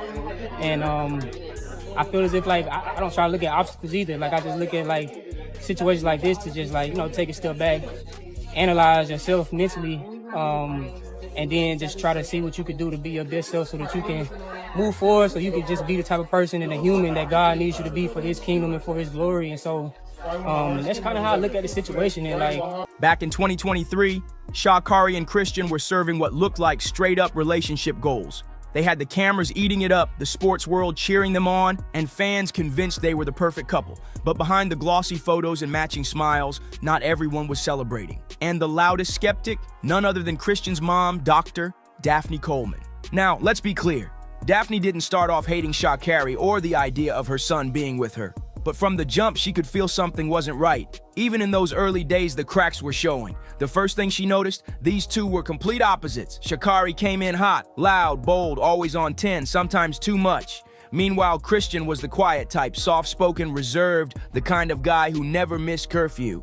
And Daphne wasn't just being the typical proud mom bragging about her son. No, when she called him a good kid, she meant it. From the very moment Christian linked up with Sha'Carri, those differences hit Daphne like a flashing red light she couldn't ignore. On the surface, it just looked like two people with different vibes. But to his mother, it screamed bad match. And the deeper she watched, the more convinced she became that Sha'Carri was nothing but bad news for her son. It wasn't always obvious things either. It was the subtle patterns stacking up. Reports say Daphne clocked how Christian suddenly couldn't visit unless Sha'Carri gave the green light, or how family dinners got canceled last minute because Sha'Carri needed him. That control didn't sit right with her at all. But what really made alarms go off was how Christian reacted whenever her name came up. If anyone said something even slightly negative about Sha'Carri, Christian would snap to her defense like his life depended on it. And this wasn't the normal protect your girl type response. This was deeper. His reactions felt sharp, almost fearful, like he couldn't allow anything critical to be said about her without facing consequences later. It's Sha'Carri, and more than anything, definitely a lot of self-reflection, a lot of understanding of not only putting myself in a compromised situation, but somebody that I have a deep care and appreciation for as well is something that holding myself accountable. I see myself, I'm taking this time to not only see myself, but give myself a certain level of help that overall is going to reflect who I truly am in my heart and my spirit, and not allowing this moment. And then came the strangest part, the phone calls. Daphne would ring her son, but instead of Christian's voice, Sha'Carri would be the one answering, and more than once she refused to even let him talk. Add all these moments together, and the picture becomes crystal clear. This wasn't just a couple with quirks, it was one giant red flag waving in everyone's face. And the wildest part? Daphne wasn't the only one seeing these patterns. Others around Christian were starting to notice the same thing too. It wasn't just Daphne who saw the red flags, and almost everyone around them did. We're talking siblings, close friends, even Christian's own teammates. Remember that one post that went viral a few months back? The one that read, "You'll be so much happier when you accept that sometimes people just aren't right for us, no matter how badly we want them to be." At first, folks thought it was just another motivational quote floating around. But when you look back now and realize how many of Christian's Team USA teammates reposted it at the exact same time, it feels like they were sending a not-so-subtle message straight to him. They weren't talking to the world, they were talking to Christian, warning him. But here's the heartbreaking part. Either Christian didn't catch on or he chose to ignore it. Because when that raw, uncut airport footage of him and Sha'Carri finally leaked, the truth was impossible to deny. This wasn't just a one-off messy argument caught on camera. It was evidence that what people whispered about behind the scenes had been real all along. And the most chilling part wasn't even Sha'Carri's aggression. It was Christian's body language. The way he moved, the way he froze, the way he looked like this wasn't shocking or new. It wasn't the reaction of someone dealing with a fight for the first time. It was the reaction of someone who had been through this many times before. If you really watch that footage closely, it's clear this wasn't new for Christian. He looked used to it. The way Sha'Carri kept shoving him while he tried to walk away said more than any statement ever could. That clip ripped the mask off and showed her true colors for the world to see. Because here's the kicker. Before that raw footage came out, Sha'Carri had already tried to flip the script and play victim. After her arrest, she went around acting like Christian was the one who had dragged her into the mess. But when the full, unedited police cam footage dropped, it told a totally different story. At first, Sha'Carri tried to downplay everything like it was just a normal couple's fight. But the second she realized she was about to be cuffed, her whole tone switched. Suddenly, she was snapping at Christian, calling him names, saying he was a coward for letting her get arrested, and blasting him for not saving her from the situation she created. And as if that wasn't enough, she took it even further, spiraling into a full-blown rant where she straight up blamed Christian for the entire thing. She went full victim mode, crying foul, and even had the nerve to claim he was the one who put hands on her. And just like that, the moment Sha'Carri got exposed as a liar, she went dead silent. All that yelling, cursing, and pointing fingers suddenly disappeared once the truth came out. But here's the part that really left people stunned. It wasn't her silence that shocked everyone. It was what Christian did next. Because instead of distancing himself or standing firm, Christian pulled the biggest plot twist of all. He came out swinging as Sha'Carri's public defender. Like the world hadn't just watched her shove him and humiliate him in front of cameras, he sat down in an interview and preached about grace and forgiveness. According to him, Sha'Carri just needed help, and he believed she should be given the chance to get that help without facing harsh consequences for what she did. That statement turned heads everywhere, but nobody was more rattled than his mother, Daphne. For her, this wasn't just another messy chapter, this was the final straw. Watching her son not only defend the very woman who had been violent toward him, but also watching his body language as he spoke, it told her everything she needed to know. The way his shoulders slumped, the way his voice cracked, the way his eyes couldn't hold steady. It screamed of someone who was broken down, conditioned, and trapped. And let's get one thing straight. Before anybody tries to say Christian's mom was just being dramatic, she wasn't the only one who saw the truth. Fans were watching closely too, and to them, it was crystal clear. Christian was getting taken advantage of by Sha'Carri. People online didn't hold back either. Comments poured in with warnings like, "Next time she comes after you, it's not gonna be some minor situation. If she hits you once in public, she'll do it again. You're about to end up as her punching bag. Is he even aware?" Others pointed out the obvious. She told the police it was him, and after all that, he's still out here defending her while she's ready to throw him under the bus for something she did. And as wild as that was, Daphne, Christian's mom, didn't even get the chance to react this time. Because before she could process the interview where her son defended Sha'Carri, another bombshell dropped. Sha'Carri herself released what she called an apology video. Now here's the kicker. You'd think after being caught red-handed on camera, putting hands on her boyfriend, and then doubling down by playing victim, she'd finally show a little remorse, right? The public expected at least a shred of accountability, some sign she wanted to make things right. Christian's mother was hoping for the same, a moment of responsibility, an olive branch to help calm the storm. But nope, that's not what happened at all. Instead of giving the world the accountability everyone was waiting for, Sha'Carri dropped a 1-minute apology that felt like a straight slap in the face to Christian and his family. In the clip, she claimed she was taking responsibility and doing some deep self-reflection, but her body language told a whole different story. Instead of looking heavy and remorseful, she was smiling, smirking even, like the whole situation was some kind of joke. Fans couldn't believe it. She grinned her way through what should have been one of the most serious moments of her career and relationship. That short video told the public everything they needed to know. Sha'Carri wasn't taking this seriously at all. And as if that wasn't already bad enough, she poured gasoline on the fire by following it up with an Instagram story apology directed straight at Christian. In the post, she wrote, "I apologize to Christian. He came into my life and gave me more than a relationship. He gave me a greater understanding of unconditional love. From what I've experienced in my past, due to my trauma and pain, I was blind and blocked off to not only receive it, but give it. I love him, and to him I can't apologize enough. My apologies should be just as loud as my actions. Honestly, louder.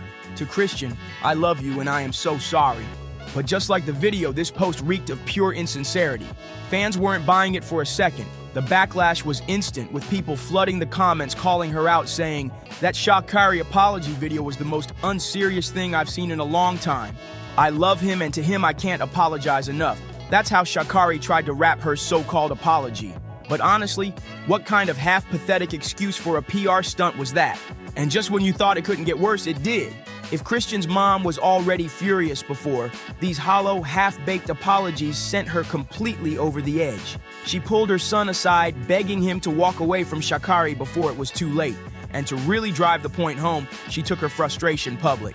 Daphne Coleman reposted Instagram stories that spoke volumes without saying Christian's name. One in particular read, "No matter how good you think it is, there's always better out there. Choose yourself."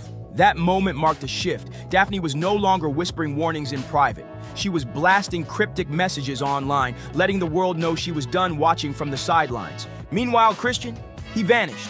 No new posts, no interviews, no defenses, nothing. The only sign of him was a reported flight out of the country, and after that, silence. And Sha'Carri, the girl who couldn't stop talking, suddenly went mute. No cameras, no races, no updates. After that shaky apology, she disappeared too. Which leaves everyone asking the same haunting questions. If Christian's really finished with her, why did he defend her so hard? If his mom's right that this wasn't the first time, how many times did it happen when no cameras were around? And most importantly, if Sha'Carri's silence means she's plotting her next move, what's she about to unleash when the whole world's already turned against her? Now I want to hear from you. Do you think Christian's finally breaking free, or is Sha'Carri about to pull him back in again? Drop your thoughts in the comments, hit that like button, share this with a friend, and don't forget to subscribe, because this story is far from over. I'll see you on the next one. To shove him and humiliate him in front of cameras, he sat down in an interview and preached about grace and forgiveness. According to him, Sha'Carri just needed help, and he believes she should be given the chance to get that help without facing harsh consequences for what she did. That statement turned heads everywhere. But nobody was more rattled than his mother, Daphne. For her, this wasn't just another messy chapter, this was the final straw. Watching her son not only defend the very woman who had been violent toward him, but also watching his body language as he spoke, it told her everything she needed to know. The way his shoulders slumped, the way his voice cracked, the way his eyes couldn't hold steadies, it screamed of someone who was broken down, conditioned, and trapped. And let's get one thing straight. Before anybody tries to say Christian's mom was just being dramatic, she wasn't the only one who saw the truth. Fans were watching closely too, and to them, it was crystal clear. Christian was getting taken advantage of by Sha'Carri. People online didn't hold back either. Comments poured in with warnings like, "Next time she comes after you, it's not gonna be some minor situation. If she hits you once in public, she'll do it again. You're about to end up as her punching bag. Is he even aware?" Others pointed out the obvious. She told the police it was him, and after all that, he's still out here defending her while she's ready to throw him under the bus for something she did. And as wild as that was, Daphne, Christian's mom, didn't even get the chance to react this time. Because before she could process the interview where her son defended Sha'Carri, another bombshell dropped. Sha'Carri herself released what she called an apology video. Now here's the kicker. You'd think after being caught red-handed on camera, putting hands on her boyfriend, and then doubling down by playing victim, she'd finally show a little remorse, right? The public expected at least a shred of accountability, some signs she wanted to make things right. Christian's mother was hoping for the same, a moment of responsibility, an olive branch to help calm the storm. But nope, that's not what happened at all. Instead of giving the world the accountability everyone was waiting for, Sha'Carri dropped a 1-minute apology that felt like a straight slap in the face to Christian and his family. In the clip, she claimed she was taking responsibility and doing some deep self-reflection, but her body language told a whole different story. Instead of looking heavy and remorseful, she was smiling, smirking even, like the whole situation was some kind of joke. Fans couldn't believe it. She grinned her way through what should have been one of the most serious moments of her career and relationship. That short video told the public everything they needed to know. Sha'Carri wasn't taking this seriously at all. And as if that wasn't already bad enough, she poured gasoline on the fire by following it up with an Instagram story apology directed straight at Christian. In the post, she wrote, "I apologize to Christian. He came into my life and gave me more than a relationship. He gave me a greater understanding of unconditional love. From what I've experienced in my past, due to my trauma and pain, I was blind and blocked off to not only receive it, but give it. I love him, and to him I can't apologize enough. My apologies should be just as loud as my actions. Honestly, louder. To Christian, I love you and I am so sorry." But just like the video, this post reeked of pure insincerity. Fans weren't buying it for a second. The backlash was instant, with people flooding the comments calling her out, saying, "That Sha'Carri apology video was the most unserious thing I've seen in a long time. I love him and to him I can't apologize enough." That's how Sha'Carri tried to wrap her so-called apology. But honestly, what kind of half-pathetic excuse for a PR stunt was that? And just when you thought it couldn't get worse, it did. If Christian's mom was already furious before, these hollow, half-baked apologies sent her completely over the edge. She pulled her son aside, begging him to walk away from Sha'Carri before it was too late. And to really drive the point home, she took her frustration public. Daphne Coleman reposted Instagram stories that spoke volumes without saying Christian's name. One in particular read, "No matter how good you think it is, there's always better out there. Choose yourself." That moment marked a shift. Daphne was no longer whispering warnings in private. She was blasting cryptic messages online, letting the world know she was done watching from the sidelines. Meanwhile, Christian, he vanished. No new posts, no interviews, no defenses, nothing. The only sign of him was a reported flight out of the country, and after that, silence. And Sha'Carri, the girl who couldn't stop talking, suddenly went mute. No cameras, no races, no updates. After that shaky apology, she disappeared too, which leaves everyone asking the same haunting questions. If Christian's really finished with her, why did he defend her so hard? If his mom's right that this wasn't the first time, how many times did it happen when no cameras were around? And most importantly, if Sha'Carri's silence means she's plotting her next move, what's she about to unleash when the whole world's already turned against her? Now I want to hear from you. Do you think Christian's finally breaking free, or is Sha'Carri about to pull him back in again? Drop your thoughts in the comments, hit that like button, share this with a friend, and don't forget to subscribe, because this story is far from over. I'll see you on the next one.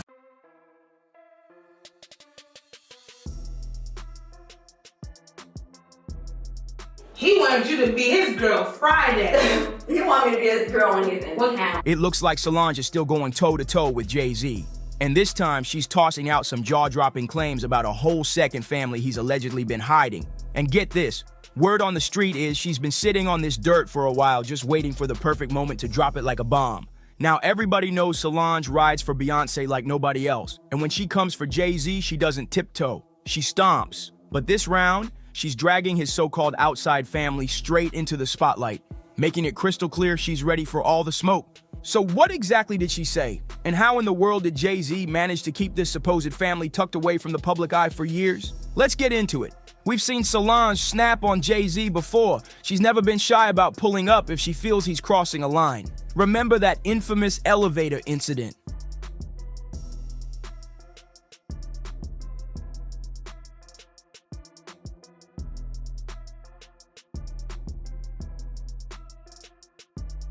Reports claim she found out he was cheating on Beyonce and completely lost it. Now, with these new allegations about him hiding another family, it's starting to look like her feelings toward Jay-Z haven't changed one bit, especially with all the whispers about his never-ending trail of affairs. Here's what most folks don't realize. Yeah, the elevator incident went viral, but behind the scenes, Solange has always been Beyonce's personal guard dog when it comes to keeping Jay-Z in check over cheating rumors. She's the one who'll step right in, no hesitation, if she even sniffs something shady going down. In fact, she once confronted one of Jay-Z's alleged side chicks in public. And according to whispers, she didn't just talk, she swung on her. The woman in question, Olivia McFowler, later came out claiming that Jay tried to slide in on her while still married to Beyonce. Olivia even broke it down saying, "Jay hit me on some, I'll reach you when I'm in town. He wanted me to be his girl Friday. He wanted me to be his girl on his account." She claimed he had his bodyguard approach her for her number, but she wasn't having it. She shut it down instantly, calling it pure disrespect. But fate had other plans because just a couple weeks later, they ended up face to face again at Nobu in Miami. This time, Jay didn't bother sending in a bodyguard, and he cut the middleman and walked straight up to Olivia himself. That's when the vibe flipped fast. They were tucked away in a quiet corner, chatting low, when out of nowhere, Solange rolled up, looking like she was more than ready to throw hands. Olivia, who was sitting right there with Jay, later confessed she was shook. For the most part, Jay hit me on some, "I will reach you when I'm in town." He wanted you to be his girl Friday. He wanted me to be his girl when he's in town. Solange came walking up out of nowhere. "I thought I was about to get my butt beat," she said. "So I backed off real quick. Bae doesn't even have to say anything. Solange is a beast. I can't believe I dodged a whopping from her that day. She gave me a look of death. Very scary." That stare alone was enough for Olivia to call it quits with Jay then and there. And honestly, it just proves Solange has been riding hard for her sister for years. Now fast forward to today, rumors are spinning that Jay's been slinging that charm all over town for so long, he's allegedly got outside kids on Beyonce. And surprise, surprise, Solange isn't here for any of it. Reports say it's dredging up old wounds from back when their dad, Matthew Knowles, cheated on Tina.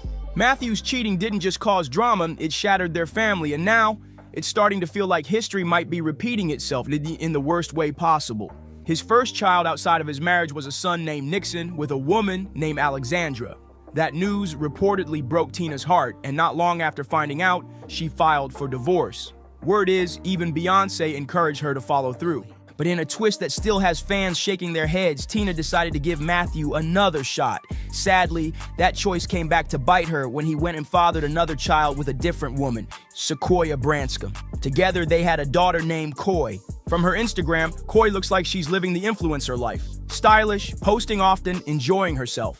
Tina might have made peace with Matthew and his outside kids, but for Beyonce and Solange, those scars run deep, and that's why Solange is snapping like this. She's seen this play out before. Now the streets are whispering that Jay-Z's not sitting on just one outside kid, but multiple. And y'all know the name Rymir Satterthwaite, the guy who's been saying for over 15 years that he's Jay-Z's son. He's dragged Jay into court, demanded a DNA test, and accused him of dodging responsibility for more than a decade. But here's the shady part. Jay flat out refused to take a 5-second swab that could clear everything up. It gets even sketchier. After 15 long years, a judge finally ordered Jay to hand over his DNA. But right before it could happen, Rymir suddenly dropped the lawsuit. No explanation, nothing. Reports are swirling that Jay might have gotten to him behind the scenes. And now, Rymir's case blew up in the media, but he's not the only one out here claiming to be part of Jay's secret family tree. Enter Letitia Mercer. She popped up last year saying she was ready to expose Jay as her father. She posted, "I've been quiet for far too long. Join me as I tell you my story of living in the shadows of being Jay-Z's daughter and in a city where everyone knew he was my father. How I watched multiple sclerosis take my fun mom to 24-hour bedridden." And to back it up, she claims she even took a DNA test proving he's her dad. Letitia didn't just throw out accusation. She came in swinging with her so-called proof, claiming those DNA results were the smoking gun. And according to her, the test confirmed what she'd been saying all along, that Jay-Z is her biological father. She even teased that she had more receipts ready to drop if anyone tried to call her bluff. But here's where it gets even messier. Not long after she made her claims public, her posts started disappearing. Some fans are convinced Jay's legal team swooped in fast to shut her down, while others think she might have been offered a deal to keep quiet. Either way, the timing has people raising eyebrows. And if that wasn't enough, whispers are starting to spread that Letitia might not be the only woman holding DNA results with Jay-Z's name attached. Insiders say there are other shadow kids who've been told to stay silent, either out of fear, loyalty, or because the right amount of cash landed in their lap. If these rumors are true, we're not just talking about one or two secret kids. We might be looking at a whole lineup Jay's kept hidden from the public. Letitia didn't just drop vague hints. She came with a list like she was reading off court evidence. Facts. Number 1, it was just confirmed with Ancestry DNA. They have a 99% accuracy rate. Number 2, I'm now coming forward because, see fact number 1. Number 3, my mother tried to reach out to him. Child support does not work the same for celebrities as it does with your baby daddy. Number 4, lawyers laughed at me. It's been 28 years, and it's time to tell my story. How long should I have let this go without a public statement? And then, to make things even juicier, her mom's old friend jumped in to back her up, claiming she knew the whole story from day one. She wrote, "I hooked your mother and father up years ago. Jay asked me who she was when I lived on the 500 side of Greenwood Avenue. We chilled in that apartment so many times, laughed, drank, smoked, played cards, and did some other things. Lisa and I have talked about this for years. I remember when Lisa came to my house on Bradley Avenue in Cambridge, Maryland, and we called Rockefeller, trying to contact Jay to tell him about Tasha. And the exact words from that man? Do you know how many women call me daily saying Jay-Z their baby daddy? My hand to God. As Gloria Jean Turner once said, what's done in the dark will come to light. And honestly, this whole mess is giving straight deja vu. It's almost identical to what Rymir Satterthwaite claimed for years, that Jay used his power, money, and top-tier legal team to dodge accountability and block him from even getting a simple paternity test. Now here we are again with Letitia stepping up and telling her truth. Another alleged child, another exhausting uphill battle, and the exact same wall of silence from Jay-Z's camp. But if you think that's as bad as it gets, buckle up. Reports are swirling that Solange allegedly believes there are even more outside kids out there who just haven't stepped into the spotlight yet. And while that might sound shocking to some, anyone who remembers how Jay moved back in the day knows it's not exactly far-fetched. Because if there's one thing the streets agree on, it's that Jay-Z didn't just get around, he was moving like a certified 3.0 player at the top of his game. Word on the street is Solange isn't just keeping these suspicions to herself. She's been dropping little hints that got people talking. From cryptic Instagram captions to side-eye comments during interviews, she's making it real clear that she's sitting on even more tea. And knowing Solange, if she decides to spill, it's going to be fireworks. Insiders claim she's been telling friends that what's already out there is just the tip of the iceberg, and that Beyonce knows way more than the public thinks. That alone has fans buzzing, because if Queen Bey is staying quiet, you already know the situation has to be nuclear. Some folks are even saying Solange has names, dates, and receipts ready to go. She's just waiting for the perfect moment to drop them. And judging by how she's moved in the past, she's not going to whisper it. She's going to scream it so the whole world hears. If those alleged other kids ever come forward, this wouldn't just be a cheating scandal anymore. It could completely blow apart Jay-Z's carefully crafted public image. And Solange? She'd probably be front row watching the empire crack. Back in the day, Jay wasn't just moving through the industry. He was allegedly tangled up with multiple women in the game, including Lil' Kim, who was reportedly just a teenager when they got involved. On top of that, there are whispers that he torpedoed the careers of women who refused to play along. And for the ones who did, some ended up pregnant. Now Solange has allegedly blown the lid off all of it, and if you thought she was holding back before, think again. She's making it crystal clear she doesn't mess with him at all. From the way the streets are talking, this saga is far from over. Jay-Z might want to keep his lawyers on standby because there's talk he could be staring down a wave of paternity lawsuits in the coming months. But now I want to hear from you. How do you feel about all this? Drop your thoughts below, hit that like button, subscribe, share this with your crew, and I'll see you in the next one. Very moments, right? I know it was no. I know that it was no touching. I know that it was no kissing. Same thing I said about the other chick. Oh, he be at my bar. The world keep looking for a reason to break my family up. Stop it. Stop it. Stop it. Enough is enough. I am sick of it. Let it be one family that sticks together. Let it be one couple that makes it. Put some respect on my name and on the Harris name. You gotta stop it. Stop playing with me. And I'm not gonna say it again. What is even happening right now? This whole thing is giving straight Tyler Perry vibes. Messy, dramatic, and full of twists nobody saw coming. Queen Yandy Smith Harris, her longtime man Mendices, and wait for it, Tamar Braxton are all tangled up in a scandal that's shaking the internet. Yandy and Mendices already got enough baggage to fill an airport, but now whispers are flying that Mendices was creeping around with Tamar. And the gag is, the person Tamar was spotted with is allegedly confirming she was indeed wrapped up with him. As if that wasn't enough, Yandy herself has reportedly jumped in and she's allegedly doing what she always does whenever her man's name is in the mud, defending him like her life depends on it. But here's where it gets wild. Word on the street says Yandy isn't just defending Mendices, she's allegedly threatening to handle it herself. If you catch the hint, this is no ordinary drama, it's personal and it's boiling over quick. If this house is going to come down, it's going to be me or Mendici that are taking it down brick by brick. That's it. Nobody else can do it. Now, let's rewind for a second. Yandy and Mendices go way back to 2006, and they finally tied the knot in 2015. They share 2 kids together, Umar and Skylar, while Mendices has 2 more from past relationships. But besides kids and marriage, there's one thing this couple has always had in common: drama. And not just any drama.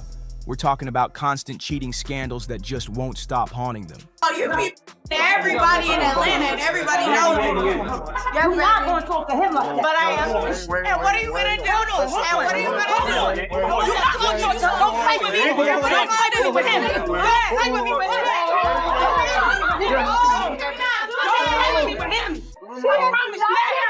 If you ever needed proof that Yandy and Mendices' love life isn't the fairy tale they try to sell, just go back and watch their own words on Love and Hip Hop. Mendices straight up admitted, on camera, that he thinks about divorce every single day. Can you imagine? And if that wasn't cold enough, he even said their marriage feels more like a business deal than real love. That's not exactly couple goals. It's like this high school game we playing with each other. You do something to me, I do something to you, right? When they start to see signs like the ring coming off or we not following each other, they try to put this puzzle together and create their own narrative. So what? Yeah, I'm telling you. So but what? Listen, we hurting each other, right? And not only we hurting each other, we hurting these kids. And DC feels like there is truth to what my friend is saying. Have you ever had a physical or emotional affair on your husband? I've definitely had an emotional connection with someone outside of my husband, and we had to deal with it. And let's not forget, Yandy herself confessed she once had an emotional connection with another man outside the marriage. Now, she swears it wasn't cheating, but still, even she had to admit it was something she and Mendices had to work through. See what I mean? Their foundation has cracks all over it. Now, here comes the jaw droppers. The latest drama ties Mendices to none other than Tamar Braxton. Word on the street is that he's been allegedly creeping and getting way too cozy with her. And Tamar, she's already been through hell recently. She revealed she nearly lost her life in a terrifying accident, waking up in a pool of her own blood with a fractured nose, missing teeth, and injuries so bad she's struggling just to move around. Right now, she says she's too weak to even speak without pain. She called it a life-changing experience and begged her fans to keep her in their prayers as she fights her way back to health. I am beyond crushed. This was the closest thing I've ever had to a brother. It is back to back to back posts. What was that final argument about? Nothing. I'm telling you. A small disagreement we had was about Mendices. I just felt like, he was too involved with the things that were happening, and I just said I need some space. But here's the kicker. Just before that tragic accident, Tamar was spotted at the V12 Lounge in Atlanta, and guess who witnesses claim she was getting a little too close with? Allegedly, Tamar didn't just leave the club and call it a night. Word is she actually invited Mendices and a couple of her friends back to her place around 1 a.m. Now let that sink in. Tamar's out here asking fans to keep her lifted in prayer while she recovers from a near-death health scare, and meanwhile, Mendices is already fighting off non-stop cheating rumors with Yandy. Put those two narratives together, and you can see why the streets are in overdrive with this one. Tell you something, Yandy ain't exciting him no more. Let me tell you something, Mendices is cheating on Yandy, Love and Hip Hop Atlanta. Are you getting this? Are you following me? The AA show is reporting live, loud, and proud, honey.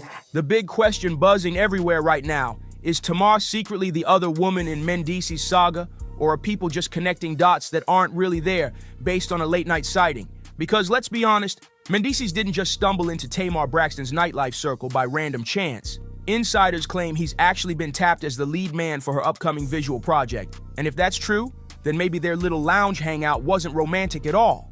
Maybe it was business. But here's where it gets messy. Business meetings usually don't wrap up at 1 o'clock in the morning, followed by an invite back to somebody's house. That's the part fueling all the speculation, making folks wonder if this partnership is mixing a little business with a whole lot of pleasure. So I was talking to my niece the other day. And... Oh my gosh, why do you look like you want to cry? What is wrong? My niece told me that she was at a club and Mendices tried to holler at her. When? A couple months ago. I know he found her on Instagram. And I had her send me the snapshots. This is DM? Tell me the name, because I'm in his DM. Robin. And then comes the wildest rumor of them all. Some people are even whispering that Yandy herself might have had a hand in Tamar's accident, while others say it was the ancestors sending a warning. So here's the thing. Tamar and Mendices haven't confirmed a collab at all, which leaves fans spinning wild theories. Was this all business, or is there something sneaky happening behind the curtain? And honestly, with how messy the last few months have been, nobody would be shocked if there was more going on. Both Yandy and Mendices have been drowning in cheating scandals non-stop, and the timing couldn't look worse. Just days ago, Yandy's former best friend and hairstylist, Bryant Jameson, lit Instagram on fire when he accused her of cheating on Mendices. He claimed Yandy used a trip to London as the perfect cover-up for her secret fling, and when fans pressed Yandy about it, she admitted the accusations crushed her. But Bryant wasn't backing down. He doubled down and said Yandy was having an affair with a fitness trainer. And when Yandy's supporters tried to drag him, he refused to fold. Try again, mother. It's been a hot topic about Mendices and I for some time now, and I'm sick of it. This is not a marriage for your clickbait. This is not a marriage that you can tear down simply because you thought you had me caught in a DM, or you thought him had him caught in a DM. So next time you think that you're gonna turn my household up and down, think again. According to Bryant, Yandy actually wrecked his own romantic relationship by refusing to clear her name. See, he claimed she booked a hotel room under his name for her alleged meetup, and when his ex saw it, she thought he was the one cheating. And when Yandy never stepped up to set the record straight, Bryant said he wanted revenge. To make things even hotter, the man in question, a trainer named Michael, decided to speak up himself. He hopped on Instagram stories and dropped a message saying he wanted to set the record straight out of respect for everyone involved. She hit my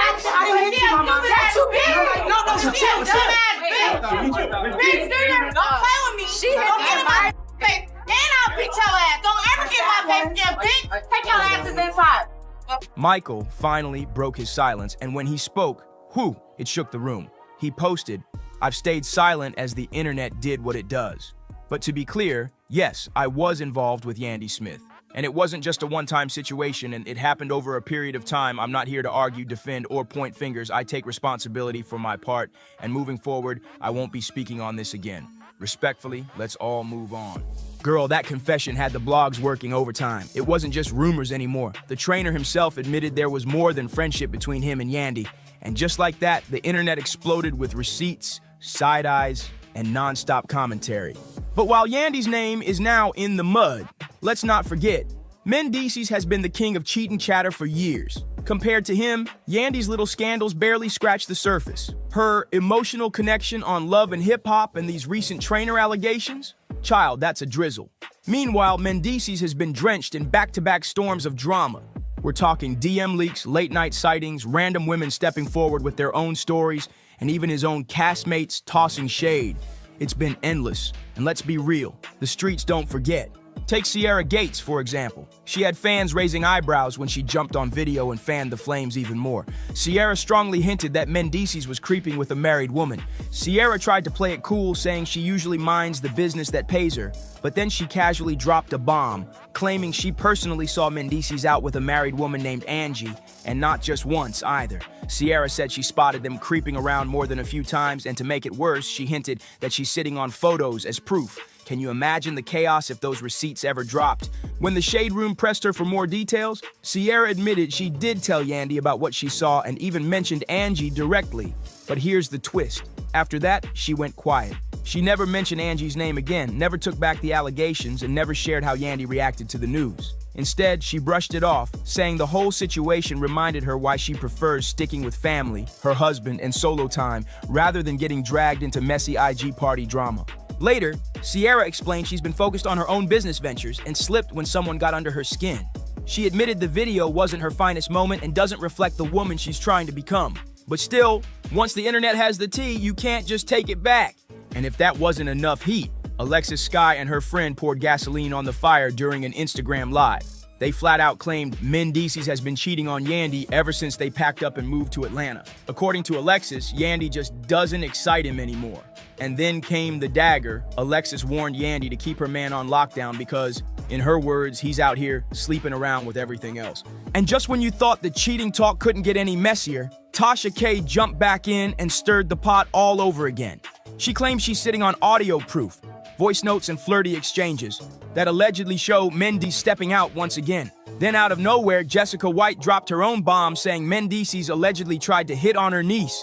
The nerve of that allegation had people clutching their pearl. So yeah, the cheating scandals just don't stop. Over the years, and especially these last few months, Mendices' name has been dragged through the mud more times than anyone can count. But you know what's even wilder?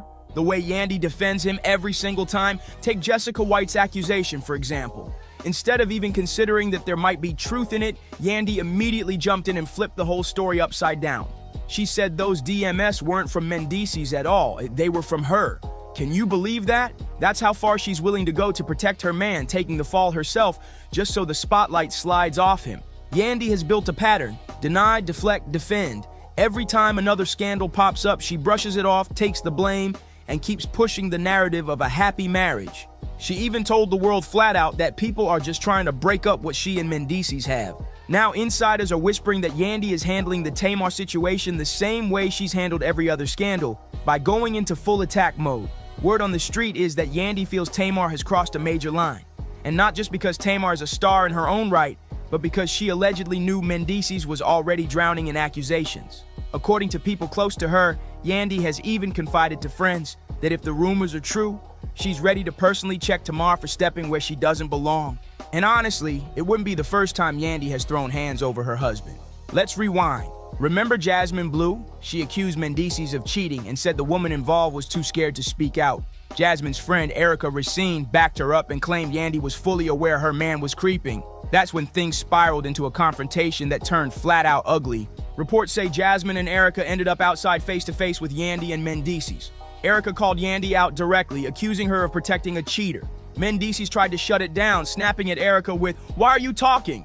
But Erica clapped right back, throwing his own words in his face before blasting him with, "First of all, you've been with everybody in Atlanta and everybody knows it." That's when Yandy jumped in. She put herself between Erica and her husband, ready to defend him at all costs. Witnesses say she barked, "You're not gonna talk to him like that." Erica didn't even flinch. She shot back, "But I am. And what are you gonna do?" Things escalated fast, voices were raised, and according to Erica, Yandy straight up hit her in the face during the chaos. So just days after that heated blow-up with Erica and Jasmine, Yandy tried to play it cool in an interview. She brushed everything off, saying the confrontation was behind them and insisting she wouldn't let the drama shake her happy marriage. But let's be real, happy marriages don't usually come with this much smoke, and if that's what helps her sleep at night, then so be it. But now Tamar's name is right in the center of this storm. Whether she's truly teaming up with Mendices for a visual project or whether there's something a whole lot more scandalous bubbling under the surface, Tamar just got tied into one of the messiest storylines reality TV has seen in a long time. The real question is Tamar stepping into dangerous territory with Yandy breathing down her neck? Or is she about to do what Tamar always does, flip all the whispers, all the speculation, into the kind of publicity that fuels her next big move? Because if there's one thing Tamar knows how to do, it's turn chaos into a headline and keep her name ringing. But hey, I want to hear from you. Do you think this is just business gone sideways, or is Tamar really pushing up on Yandy's man? Drop your thoughts in the comments, hit that like button, share this with a friend who loves the tea, and don't forget to subscribe for more drama breakdowns just like this one. I'll see you on the next one. Beyonce for sure. I love her. I love Beyonce. Jay-Z too, I really admire the both of them. Educated gangster rapper, that's all she could come up. The internet is going wild with one question shaking the entire foundation of pop culture's most guarded dynasty. Rumors are swirling that Beyonce is absolutely shattered after court papers allegedly revealed a bombshell nobody saw coming. Whispers claim Kelly Rowland's son Titan may not be who the world believed he was. The shocking talk that Jay-Z is actually his biological father. If that turns out to be true, we're not just looking at a messy scandal, we're staring at a betrayal so deep it could rip apart lifelong bonds. Imagine childhood friendships dissolving, the roots of Destiny's Child crumbling, and Beyonce's flawless image and the one she's built as untouchable and above all drama suddenly cracking wide open. I know so much on how you got where you are, how you stepped on many people. This isn't just gossip. This is a secret with the power to rewrite over 2 decades of music history, love stories, and fan devotion in one devastating twist. Picture the fallout for Beyonce. a woman who built her entire empire on loyalty, power, and being in total control. She's weathered public cheating scandals, stood tall through Jay-Z's messy confessions, and kept her crown spotless. But now, the whispers say her best friend, her so-called sister, may have carried a child that belongs to her husband. That's not just messy, that's earth-shattering. More genius. Beyonce. Gorgeous. A stab to my self-esteem. Word is, behind those mansion walls, Beyonce is spiraling, feeling the walls of her private kingdom closing in. Court documents, the kind insiders claim were never supposed to see the light of day, have reportedly surfaced, sparking chaos online. Screenshots, snippets, and leaks are already flooding timelines, adding fuel to the frenzy. The name Titan is suddenly tied to what many are calling the family's deepest, darkest secret. And whether these papers are real or not, the damage is already brutal, because the suggestion alone slices straight through Beyonce's carefully crafted image of perfection. I want to ask you about Jay-Z's album. I think it's genius. Like all of his projects, I thought it was really great. The internet wasted no time tearing into what they claim was evidence hiding in plain sight. Side-by-side pictures of Titan and Jay-Z are flooding timelines, spreading like wildfire with captions screaming that the resemblance is undeniable. The jawline, the nose, even those subtle expressions that mirror Jay-Z's old photos. Fans are losing it. Weirdo. I don't get no what you got in your head, that neural link. You'll never outthink me. Ever. Some swear the likeness is way too strong to ignore, while others brush it off as coincidence. But the debate has already gone viral. And once the internet smells a storyline like this, it's nearly impossible to stuff that genie back in the bottle. For Beyonce, who has built a world where every photo is curated and every image released with surgical precision, seeing her husband's face mirrored in her best friend's son is a narrative she can't control, and it's only throwing more fuel onto the fire. At that time, I remember thinking, I can't be mad at her because that is what the media portrays. Now people are circling back to Kelly Rowland's 2013 track Dirty Laundry. Back then, it was praised for raw vulnerability in a song about pain, abuse, and hidden struggles. But with these rumors flying, fans are dissecting every lyric under a whole new spotlight. Lines about betrayal, manipulation, and secrets buried in plain sight are suddenly being read as hidden clues to a love triangle nobody dared to believe. Some are even asking if Kelly used her music as a confession, venting her turmoil but disguising it as metaphor. Did the world miss the message because the truth felt too outrageous to face? I don't have no felonies, I'm not crazy or none of that. It's like, I just want the truth, and it's so hard to get it from the courts. And it seems like Jay-Z don't want to say anything. So, I don't want to see him go down for something that, you could have just got taken care of. That's it. Industry insiders remind us that artists often lace their real lives into lyrics, and now the resurfacing of Dirty Laundry feels like a breadcrumb trail, one that nobody was ever supposed to follow until now. And then comes the money trail, the rumor that's blowing the roof off this entire scandal. Word is Jay-Z has allegedly been sliding payments to Kelly's family ever since 2014, the very year Titan was born. That one detail has the internet in a frenzy, with fans debating if these were just generous Godfather gestures or straight-up hush money meant to keep a dangerous truth buried. The timing is way too perfect and way too suspicious for people to ignore. If Jay really was sending steady payments all these years, the question becomes unavoidable. How much did Beyonce actually know? Was she part of the silence? Or has this betrayal been playing out in her own home behind her back? Is it really a conspiracy if the same person keeps benefiting off the same kind of tragedy over and over? For nearly a decade, the thought of Queen Bey, the most in-control figure in the entire music industry, being blindsided under her own roof feels unthinkable. But that's exactly why this rumor has teeth. It feeds the fear that even the most powerful can be destroyed from the inside. This revelation doesn't sit alone. It's layered on top of Jay-Z's history of messy entanglements and scandals that never fully disappeared. Let's not forget, he already admitted to stepping out on Beyonce, famously pouring his guilt into music while their marriage nearly fell apart. Their albums, his and hers, became a soundtrack of confession and survival. But if Titan is really his child, that entire narrative collapses. Oh, no, was it. No, when I get nervous, I tell the truth.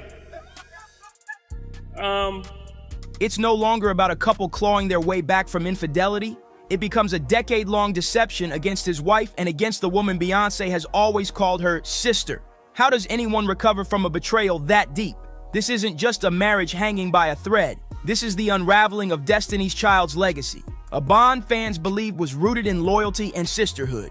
The same fans who once idolized their unity are now replaying every smile, every hug, and asking, was it all hiding a painful truth? Old interviews are resurfacing too, like the one where Kelly reportedly left a dinner with Beyonce and Jay-Z in tears, never explaining why. The family out tonight is a family affair. I saw your mother-in-law so proud of. Yeah, we support each other. That's what we do. At the time, fans thought it was just emotions and nostalgia. But now, it's being rebranded as a possible crack in the facade. The weight of secrets pushing through, every cryptic glance, every red carpet run-in with Jay-Z is under a microscope. Even his stunned expression when bumping into Kelly at that premiere is being questioned. Did it show warmth like siblings? Or was it the raw, awkward shock of a man forced to face someone tied to a truth he's tried to bury for years? And then comes the brutal twist of irony. Just months ago, Kelly was out here publicly praising Jay-Z after he blasted the Grammys for snubbing Beyonce. She told reporters, "Sean Carter is one of the greatest men I know, and his words ring so loud to me." But now, that same quote is being replayed with a chilling undertone. Was she shielding him, covering for him, or simply speaking as a loyal friend caught in the middle of something she never asked for? But after that major documentary comes out on Diddy, then you're going to start to hear more and more about Jay-Z and his nefarious past, okay? The internet doesn't let coincidences slide, and that line has become another piece in the puzzle. Fans are dissecting it, turning it into fuel for theories about how deep these bonds and these betrayals really go. And if those payment rumors are true, stretching back to Titan's birth, it forces a darker question. Has Beyonce known this whole time? Has she been quietly swallowing the storm to protect her brand, her kids, and her empire?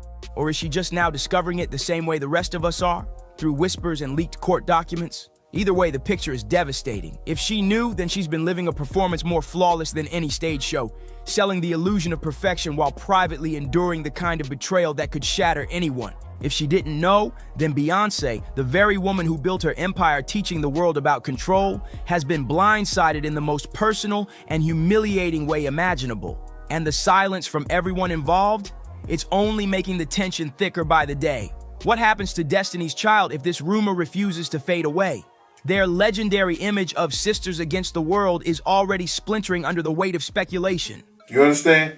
I think that they don't want, if they was in any of those freak-off tapes, if they played a part in any of those Diddy sessions, they don't want it to get out to the general public to make up their brand. Beyonce, Kelly, and Michelle built more than just a group. They built a brand on sisterhood, loyalty, and survival, a bond that outlived chart wars and solo ambitions. But if Jay-Z's name is tied to Titan, that nostalgia can never feel the same again. Fans who once worshipped them as untouchable role models are now asking whether Destiny's Child was just a fairy tale cover, a glossy story hiding a reality nobody dared to speak about. And for Beyonce, who crowned herself queen of modern pop royalty, this storm cuts far deeper than music charts. This is about her legacy, her marriage, her motherhood, and whether the empire she's guarded so carefully can survive secrets that feel way too explosive to keep buried. You know, I don't want to embarrass this young lady, but she has more Grammys than everyone and never won Album of the Year. So even by your own metrics, that doesn't work. And when you pull back from the chaos surrounding Titan's rumored paternity, a darker pattern starts to take shape, one that fans and critics are suddenly re-examining with fresh eyes. Jay-Z has never been a stranger to whispers about secret kids and hidden affairs, but now those whispers feel louder than ever.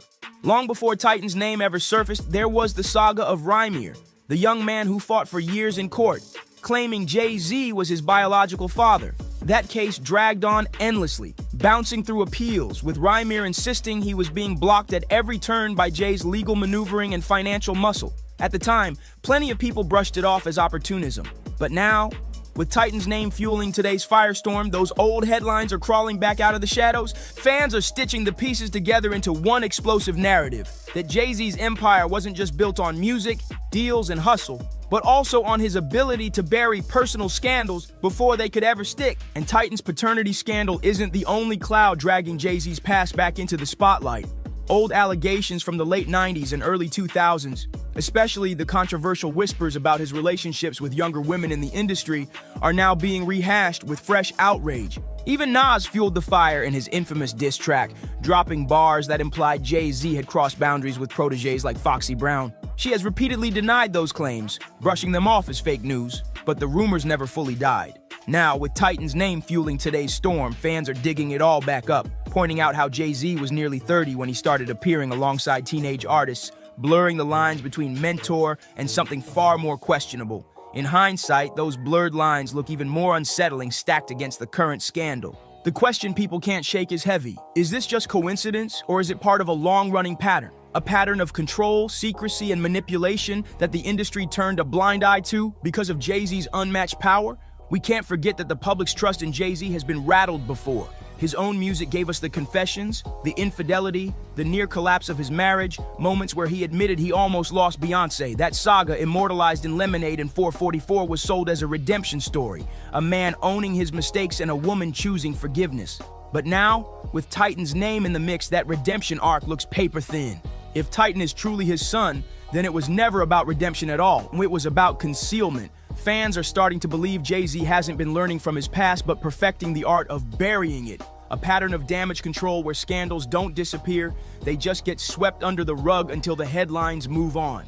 And now, with every old rumor crawling back from the shadows, those cracks in his king-like image are widening. This brings us straight into Beyoncé's family circle, because when the silence is this loud, someone is usually working overtime behind the scenes to hold it all together. And no figure looms larger in that role than Tina Knowles. For decades, she has been positioned as the matriarch, not just of Beyoncé's life, but of Destiny's Child as a whole. She's long referred to Kelly Rowland as her daughter, written glowing tributes, and presented herself as the glue binding this surrogate family. But now, with Titan's scandal casting shadows everywhere, fans are revisiting Tina's role with suspicion. Could she have known more than she ever let on? Did her instinct to protect Beyoncé's empire push her to shield Jay-Z from scrutiny? And by extension, silence Kelly? It wouldn't be the first time a powerful matriarch orchestrated quiet damage control to keep a dynasty intact. Suddenly, every polished family portrait, every warm post, feels like it might have doubled as a cover-up. The question becomes unavoidable. Has Tina been the silent architect of the Carter Knowles image all along, managing not only Beyoncé's career but also the dangerous truths threatening to shatter it? She's fiercely defended Beyoncé from critics, celebrated Jay-Z with glowing words, and showcased loyalty that always looked like love. But now, that loyalty is being reread as pure strategy. Think about it. If Tina knew the truth about Titan, then keeping the family brand spotless would require silence at all costs. For Beyoncé, being betrayed by her husband is crushing enough.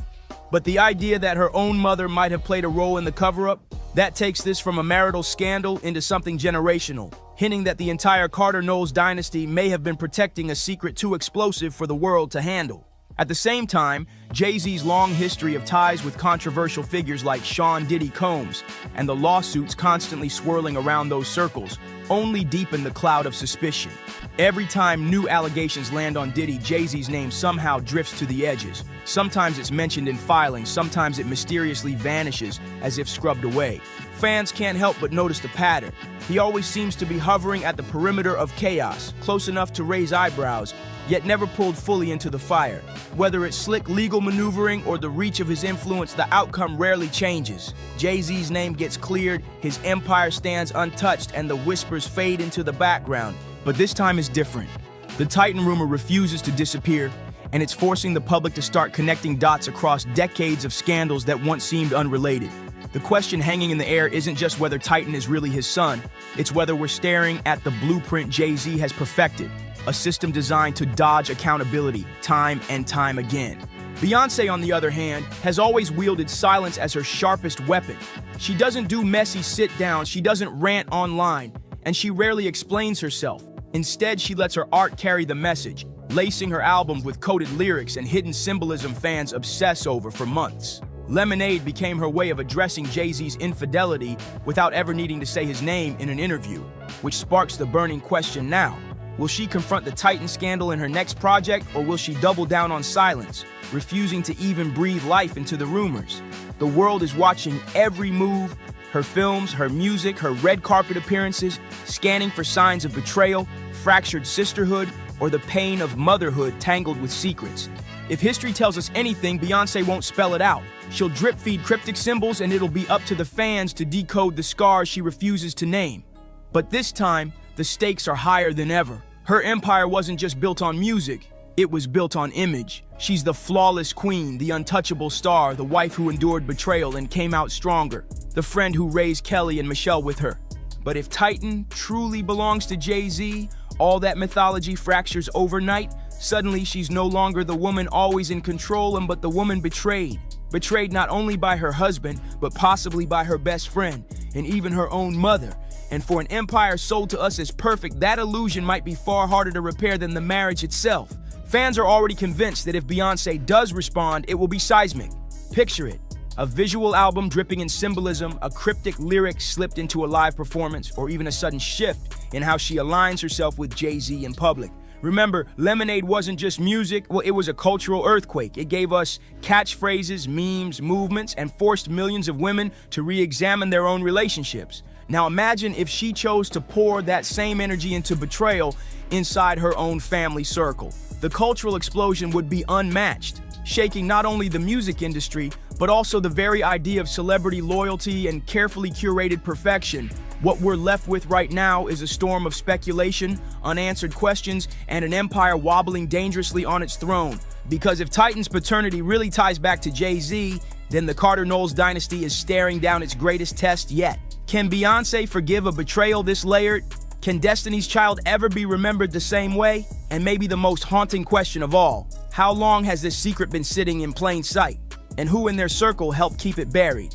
So we've got to ask you, do you believe this is the scandal that finally cracks Beyoncé's empire wide open? Or will it just be another rumor smothered by silence and spectacle? Let us know your thoughts in the comments. Don't forget to like, share, and subscribe, and we'll see you on the next one. Good morning, buddy. How are you feeling today? Ramadan done. Giselle, we right here, baby. We gonna make some magic tonight? He caught HIV, like having like a lot of women.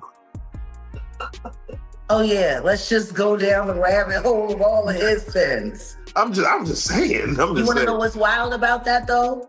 He faced that head up. He did. And he didn't stop doing what he's done. I was trying to catch flashbacks because I don't really remember nothing like before 2019 like that. Oh. So I just. Why you don't remember now? Cause that was the year like I really stopped drinking. So it's like, you know, we used to have a lot of wild nights in LA. Ass quenching nights. Not French Montana running all the way to the king of Dubai for protection.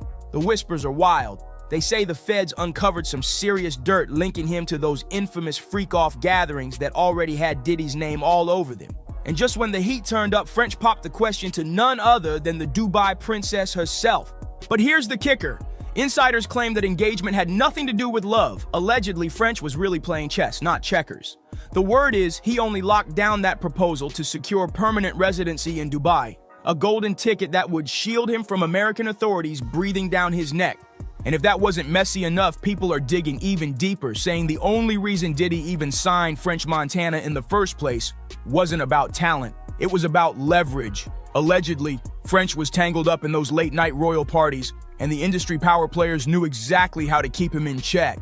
When him and a guest would go to a hotel room or be at his home, his bedroom, and they would have intimate gatherings, I would have to go and prep that hotel room, which consisted of baby oil Astroglide, candles, incense, liquor, lights, tons of toiletries. Cat Williams has been locked on Diddy's neck for years, and now he's dragging French Montana right into the fire too. He's calling French out for being fully aware of Diddy's wild behavior, yet still choosing to hang around and play sidekick in the madness. And the internet detectives didn't waste a second.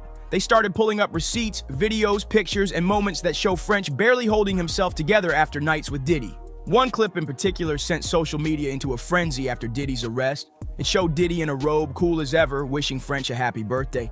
But here's where things got spicy. French was shirtless, looking drained, worn out, and like he had just been through a marathon no man asked for. People online immediately started connecting the dots. They swear French looked like he had been pushed way past his limit the night before, and the whispers claim Diddy had him up all night in that private villa. The robe, the timing, the look on French's face, fans said it all screamed one thing. This wasn't just a friendly birthday surprise, it was the aftermath of something much darker. One person flat out said, "French got it in the cheeks too," and claimed French always knew exactly what Diddy was on behind closed doors. And the timing of everything just made people talk even louder. Now, the diddler was, wishing him a happy birthday, but I want you to listen to what the diddler said after he wished French Montana a happy birthday. Happy birthday to you. Happy birthday, dear French. Happy birthday to you. Thank you. This is a special birthday for both of us. Yeah.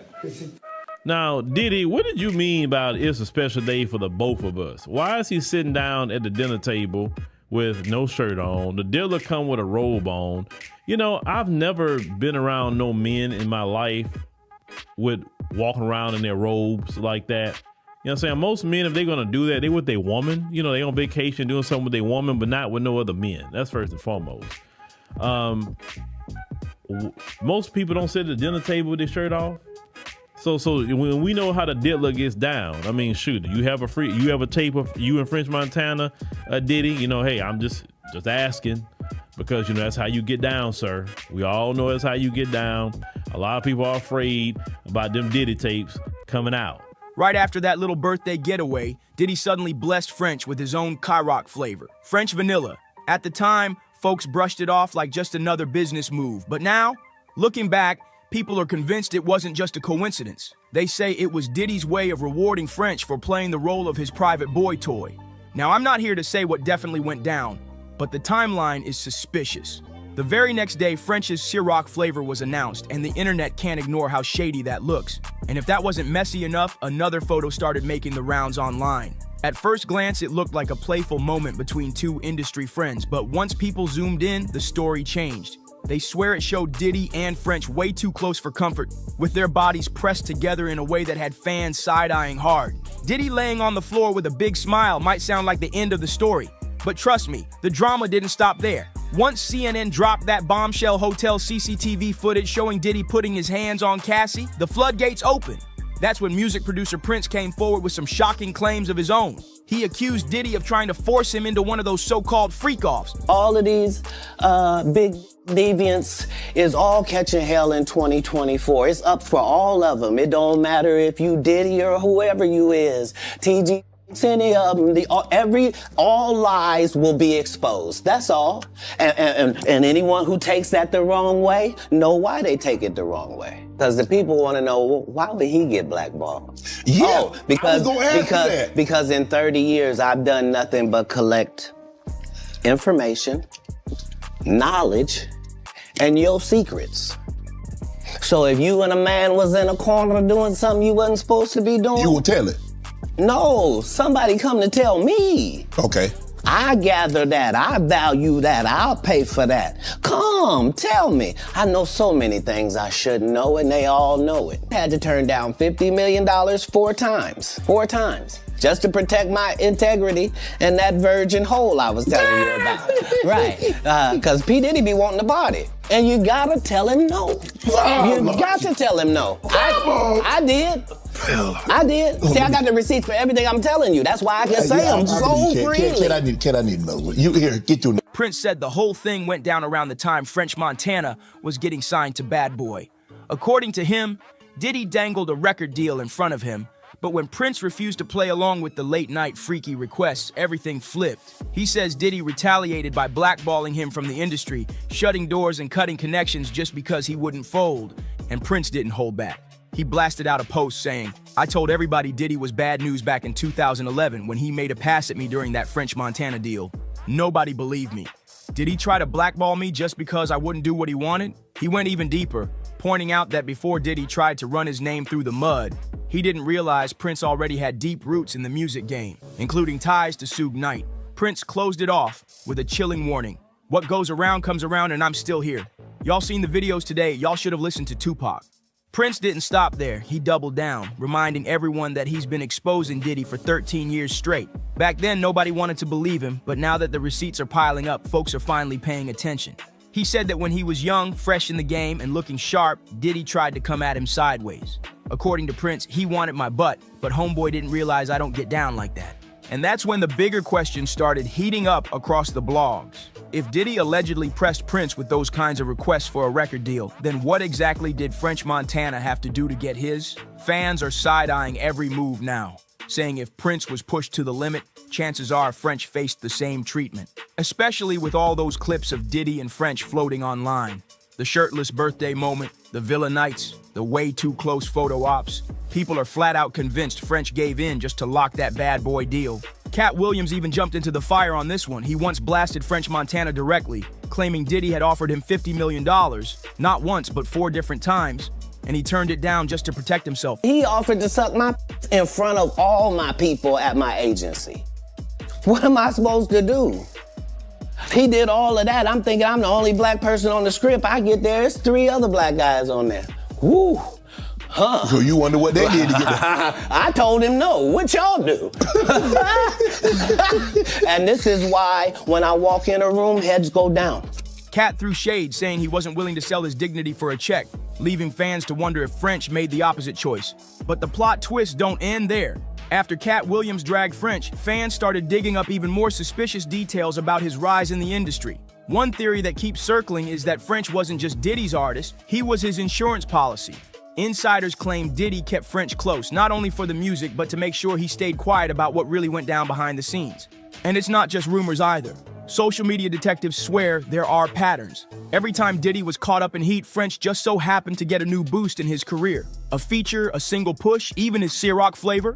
People are connecting the dots like it was all part of a bigger arrangement. Fans are now asking the question loud. Was French really building his empire off pure hustle, or was he forced into Diddy's shadow games to stay afloat? The receipts, the clips, the body language. It all got folks convinced French's success story might be way darker than anyone imagined. Apparently, Diddy once tried lining up projects with Cat Williams too, but just like the stories tied to French Montana, things allegedly came with strings attached. Cat made it clear he wasn't about to play along. He said every single time Diddy dangled an opportunity, there was always some other favor expected, and Cat wasn't having it.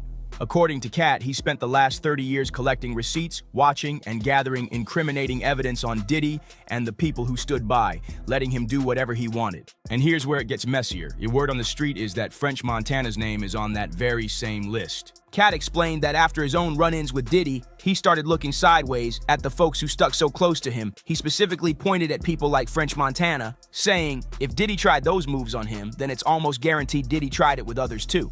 And the difference, according to Cat, a lot of them probably said yes. That one line shook fans to their core because suddenly French wasn't just being accused of being close to Diddy, he was being painted as someone who might have gone along with the game just to secure his spot in the industry. French himself once admitted in an interview that when he was shopping deals, it wasn't just Diddy knocking at his door, he also had offers from Jay-Z and even Kanye West. But despite having options, French still chose to sign under Diddy's wing. And that decision raised eyebrows everywhere because Diddy already had a notorious history of locking artists into shady contracts while distracting them with non-stop parties and those infamous freak-offs. So the fact that French looked at all those choices and still went with Diddy made people start whispering. Maybe that's exactly the world he wanted to step into. Maybe the flashy lifestyle wasn't just a perk, it was the whole arrangement. But here's where things take a darker turn. Word on the street is that the feds are actively building a case, and French's name is now tied up in the mess. Allegedly, investigators are digging into who was in the rooms, who knew what, and who helped keep the machine running.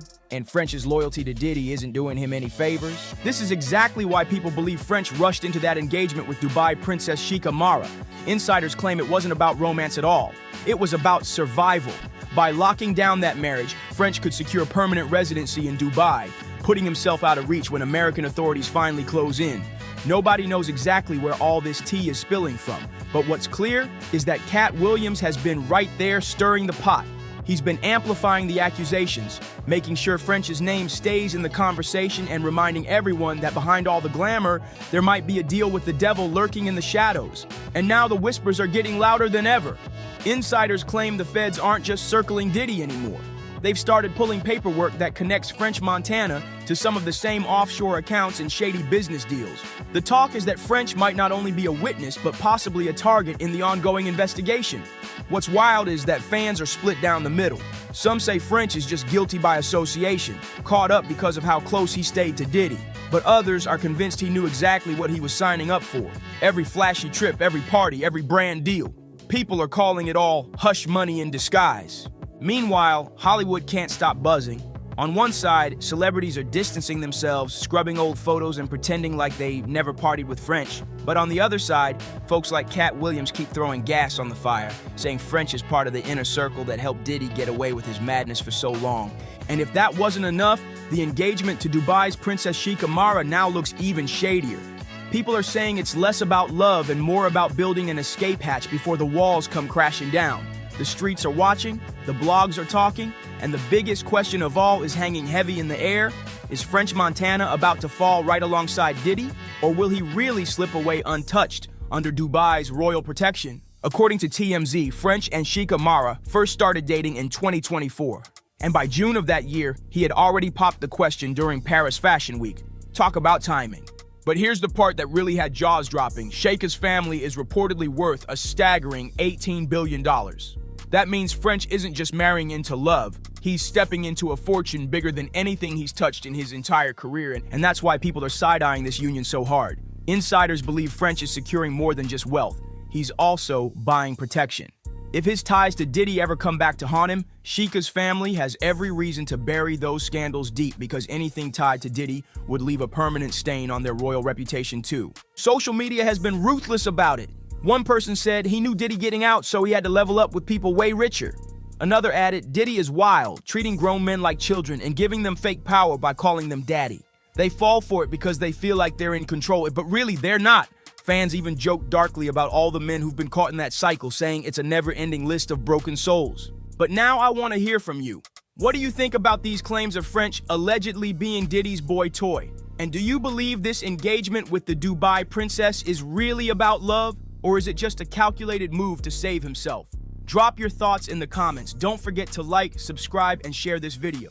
And I'll see you on the next one. Beyonce couldn't get pregnant, not naturally. What I do know is this. Beyonce got on that stage with that fake baby bump. It was lined up with the same timing of where Kathy White would have been in her second trimester. The timeline of when she delivered Blue Ivy lines up almost perfect with the timeline of when Kathy White would have delivered. We all know that Blue Ivy came from a surrogate. They shut that hospital down like a president had just been. And parents who had just had children themselves weren't even allowed to see their own kids for 24 hours because of the security that was locking that whole thing down. $1.3 million is alleged that Beyonce and Jay-Z, the Carters, paid this hospital to have the right. It's now being whispered that Blue Ivy might have been the very child Jay's late mistress, Kathy White, was pregnant with before her untimely death. The streets have been buzzing with this theory for years, but the whispers exploded when Jaguar Wright straight up accused Beyonce of having a hand in Kathy's downfall.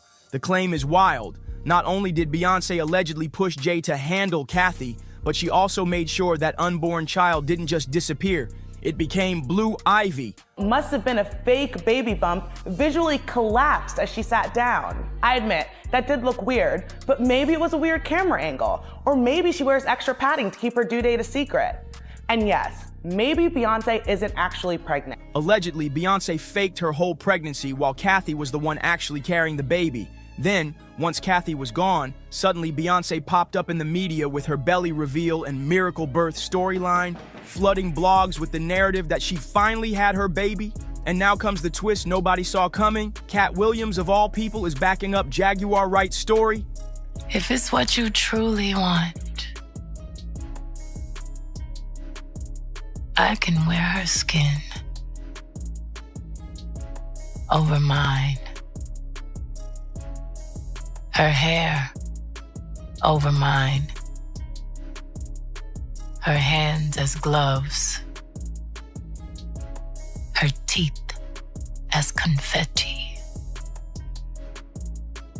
Her scalp, a cap.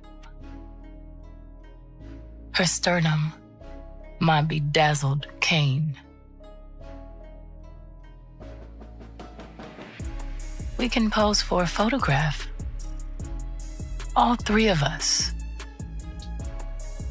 Immortalized. You and your perfect girl. Everybody had pretty much buried this scandal in the back of their minds until Beyoncé shook the table with her album Cowboy Carter. That record had a track called Daughter, and people swear it was her confession track, hinting at Kathy White's mysterious death. The theory? Beyoncé allegedly admitted to taking out her man's mistress and even hinted that Jay was right there helping cover it up. Fans are convinced the song's very title is a sly nod to Blue Ivy, who many still believe was the child Kathy was carrying before she died. And the lyrics? They had people clutching their pearls. Beyoncé saying, "Your body laid out on these filthy floors. Your bloodstains on my custom couture bathroom attendant. Let me write in, she was a big fan. I really tried to stay cool, but your arrogance disturbed my solitude. Now I rip your dress and you're all black and blue. Look what you made me do." They keep saying that I ain't nothing like my father, but I'm the furthest thing from choir boys and altars. If you cross me, I'm just like my father. I'm colder than Titanic water. It was taken unfairly. She actually died screaming, and the Carters are responsible. But one of them is just a little more responsible than the other. Question is, did Sean Carter delete his mistress, his pregnant mistress, because his wife was jealous? Or could it be possible that maybe his wife's temper is just a little worse than most people think? And maybe he just had to clean it up to protect the brand, see? I mean, I'm just speculating. Now tell me, does that sound like just art or a straight-up murder confession wrapped in a beat? Some folks brushed it off as fiction, but plenty of others said the details were way too specific to be coincidence. When Kathy White first passed, the official story was that she died from a sudden brain aneurysm. But the deeper folks dug, the less it made sense. Let's take it back to August 28th, 2011, the night Beyoncé proudly revealed her pregnancy bump live on stage at the MTV VMAs. The crowd cheered, but for many, that moment was the start of a timeline that doesn't sit right even today. According to reports, Beyoncé gave birth to Blue Ivy on January 12th, 2012. But here's where it gets messy. Kathy was also said to be pregnant around that very same time. And just days before Beyoncé's supposed due date, Kathy was mysteriously found dead in her own home. Suspicious, right? Then, out of nowhere, right at the top of the new year, Beyoncé drops the bomb that Blue Ivy had officially arrived. This is why so many people still refuse to believe Beyoncé was ever truly pregnant. Instead, they claim Kathy was the real surrogate, carrying the child until her untimely passing. And when the dust settled, Beyoncé stepped out as if the baby had been hers all along, leaving the world to question whether Blue's birth was a miracle or a carefully planned cover-up. Think about Claudia Jordan right now. Claudia Jordan don't ever mention my mother name. She mentioned it yesterday. Talking about why people are afraid to come forward. You mean like you? You was Diddy girl. Corey was Jay-Z girl. Why don't you claim your friend? Claudia. So Jack, when you say... When I say Corey, I'm talking about Kathy White. Oh yeah, that's what I was about to ask. Jay-Z's pregnant mistress, who died of an imaginary fucking aneurysm. Just like the woman who was best friends with Kim and Kimura, who wrote the book Bling and died as soon as it made the bestsellers list. Who the f was these people supposed to go to? You can't go to the boss because the boss is f***ing you. And the boss's boss don't get no f***. Can't go to the authorities. They're all bought and paid for. You could try to get a special prosecutor, but they'll just pay somebody to reassign him to another case. Where the fuck you go when you get f***ed over by the industry? Nowhere. That's where you go nowhere, which is where people like me step in. You right, I go to Diddy parties to walk mother out, cause ain't nobody stopping me when I come. You Sean. Hey, man. Weirdo. I don't get no what you got in your head, that neural link. You'll never outthink me. Ever. All I do is frustrate your AI. You can't quantify me. You can't even control your wife. You gonna handle a bitch like me. You can't even control that goofy bitch. You should have did a better job. Maybe she wouldn't have had to lose her mind on Kathy. Cause you ain't protecting you. You're protecting her. Wonder why? Here's the thing about surrogacy, especially gestational surrogacy. The surrogate only carries the embryo, but the child isn't genetically related to her at all. The embryo is made from the egg and sperm of the intended parents, meaning the baby still carries both their DNA, just not the surrogates. That's exactly why people say Blue Ivy looks just like Beyonce and Jay-Z, even though rumors claim Beyonce never actually carried her. And this is where it gets even wilder. A video once surfaced of Beyonce's baby bump literally folding in as she sat down for an interview. Like, how many pregnant women have you ever seen with bellies that collapse like that? Fans saw it as proof that something wasn't right, sparking endless theories that she was rocking a prosthetic bump while someone else was carrying the child for her. And then came the darkest rumor of them all, that once Kathy delivered the baby, Beyonce allegedly made sure she never got the chance to go back to Jay. The whispers say Beyonce feared Kathy would slide right back into Jay's arms, so she handled the situation permanently. And let's be real, with Kathy gone, there's zero chance of her ever stepping forward to expose Beyonce. That alone had people side-eyeing the whole situation. But here's where it gets even crazier. Reports claim Beyonce and Jay dropped over $1.3 million just to shut down an entire hospital floor when Blue Ivy was born. Now ask yourself, is that level of secrecy really necessary for a normal birth? Unless, of course, something was going down that the public was never supposed to see. And then comes one of the most twisted receipts people dig up. Beyonce's own lyrics. Fans point straight to her song Anger, where she spits out a dark, haunting verse that gave people chills. She literally describes doing whatever it takes to keep her man locked down, even if it means wearing the skin and hair of his dead mistress. Like, that's not just a bar, that's straight up disturbing. Listen to this, I'd do anything, even wear the skin and hair of my husband's deceased lover if that's what it takes to keep him mine forever. Now tell me, does that sound like just art or a confession dressed up as poetry? In a bombshell twist, a now-deleted article from Hollywood Street King claimed they had direct words from an NYPD officer tied to Kathy White's case, and what he said flips the whole story upside down. According to him, Kathy's death was never about a brain aneurysm. Nope, he flat out said it was being treated as a homicide. The article opened with, "Yesterday, I got the news that Kathy Michelle White had suddenly passed away. So I quickly began my investigation, and guess what? Kathy did not die from a brain aneurysm, as widely reported across the internet today. According to an NYPD detective, Kathy's cause of death is uncertain. Later today, we'll have the autopsy and toxicology reports. Right now, the death is considered suspicious." And it didn't stop there. The piece added that a 911 call came in from an apartment on West 19th Street in Manhattan, reporting that Kathy had fallen severely ill. Paramedics rushed her to Beth Israel Hospital, but she never made it out alive. The detective allegedly told Hollywood Street King, "It's too early to be calling it an aneurysm. We'll be doing an autopsy today to determine the cause of death. Someone might have given Kathy something bad, so a toxicology test is being run, and we'll have to wait 2 weeks for that report." Just 2 weeks before her death, Kathy reportedly got a call from a major tabloid digging into her alleged ties with Jay-Z. At first, she didn't give them much, but according to insiders, she later phoned Jay directly, warning him that she was ready to go public with their affair if the price was right. That was the last straw, and the timing couldn't have been more suspicious. Because barely 48 hours after Beyonce made headlines by announcing she was pregnant with Jay's child, Kathy suddenly turned up dead under mysterious circumstances. People couldn't believe the coincidence. One woman stepping into the spotlight as the wife, while the other vanished forever. But it didn't stop there. Jaguar Wright came back for another explosive interview, dropping even more shocking claims. She doubled down, saying Beyonce not only faked her pregnancy, but also stole Kathy's unborn baby, allegedly Blue Ivy, right out of her womb before Kathy was silenced for good.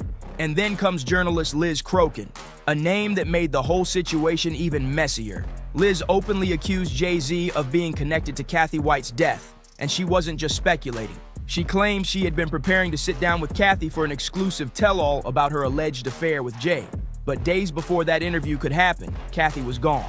Liz didn't hold back either. In one fiery statement, she said, "When Kanye West says Jay-Z has murder, I believe he's talking about Kathy White. I was the reporter scheduled to talk with your alleged mistress right before she died, and that interview was wiped.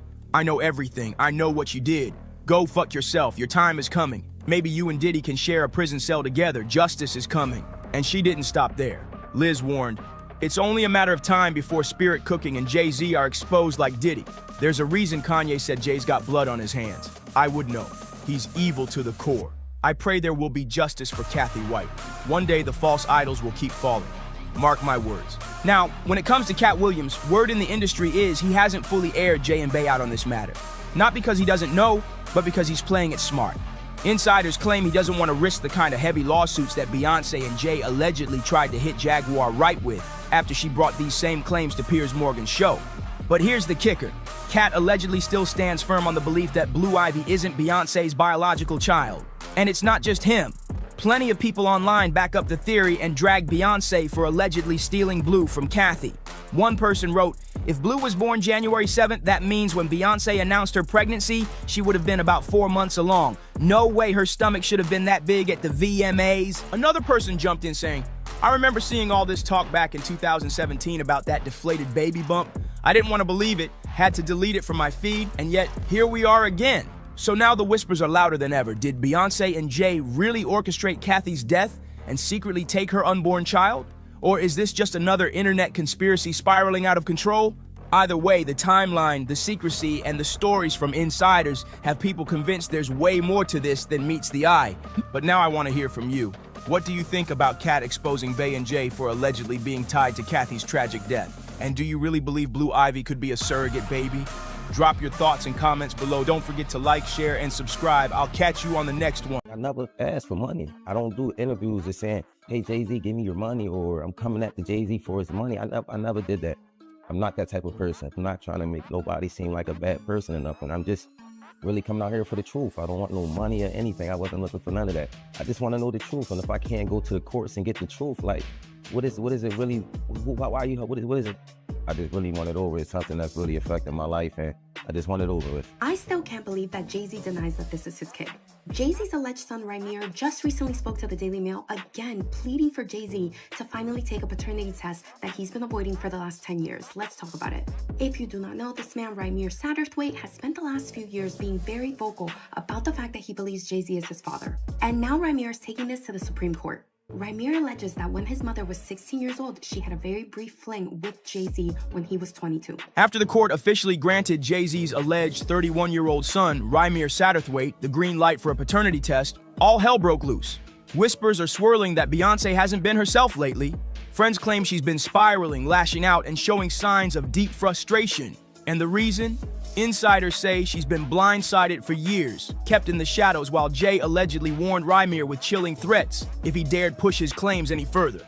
By the time Rymir was born in 1993, his mother was no longer in contact with Jay-Z. However, she had recently gotten back together with her high school boyfriend. At the time, she made the decision to put that boyfriend, Robert, on Rymir's birth certificate. Stay with me, okay? So now the first time that Rymir sues Jay-Z is in 2010. A court in Pennsylvania then orders genetic testing for Jay-Z, Rymir, and the high school boyfriend that was on the birth certificate. And what do you know? It comes out that the high school boyfriend, Robert, was not Rymir's father. According to shocking reports, Rymir has been chasing Jay-Z for over a decade, desperately trying to get the rap mogul to acknowledge him as his son. For more than 10 years, every call, every letter, every plea has been ignored. And where does Rymir's conviction come from? His late mother, who tragically died of a heart attack at just 45, allegedly told him everything before she passed. She claims she and Jay-Z had an affair when he was 22 years old and she was only 15.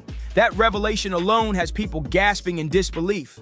Jay-Z, however, never responds to the court documents until the case gets dismissed. In 2012, Rymir then goes ahead and sues Jay-Z, this time in the state of New Jersey. Jay's lawyers fight back, saying that the court has no jurisdiction over Jay-Z because Jay-Z has no business ties, no homes to the state of New Jersey. A judge dismisses the case. Rymir's lawyers quickly appeal, and they bring back tax documents as well as deed documents that show a Sean Carter from New Jersey who does have ties to New Jersey. Now here's the twist that's making Jay-Z's world spin out of control.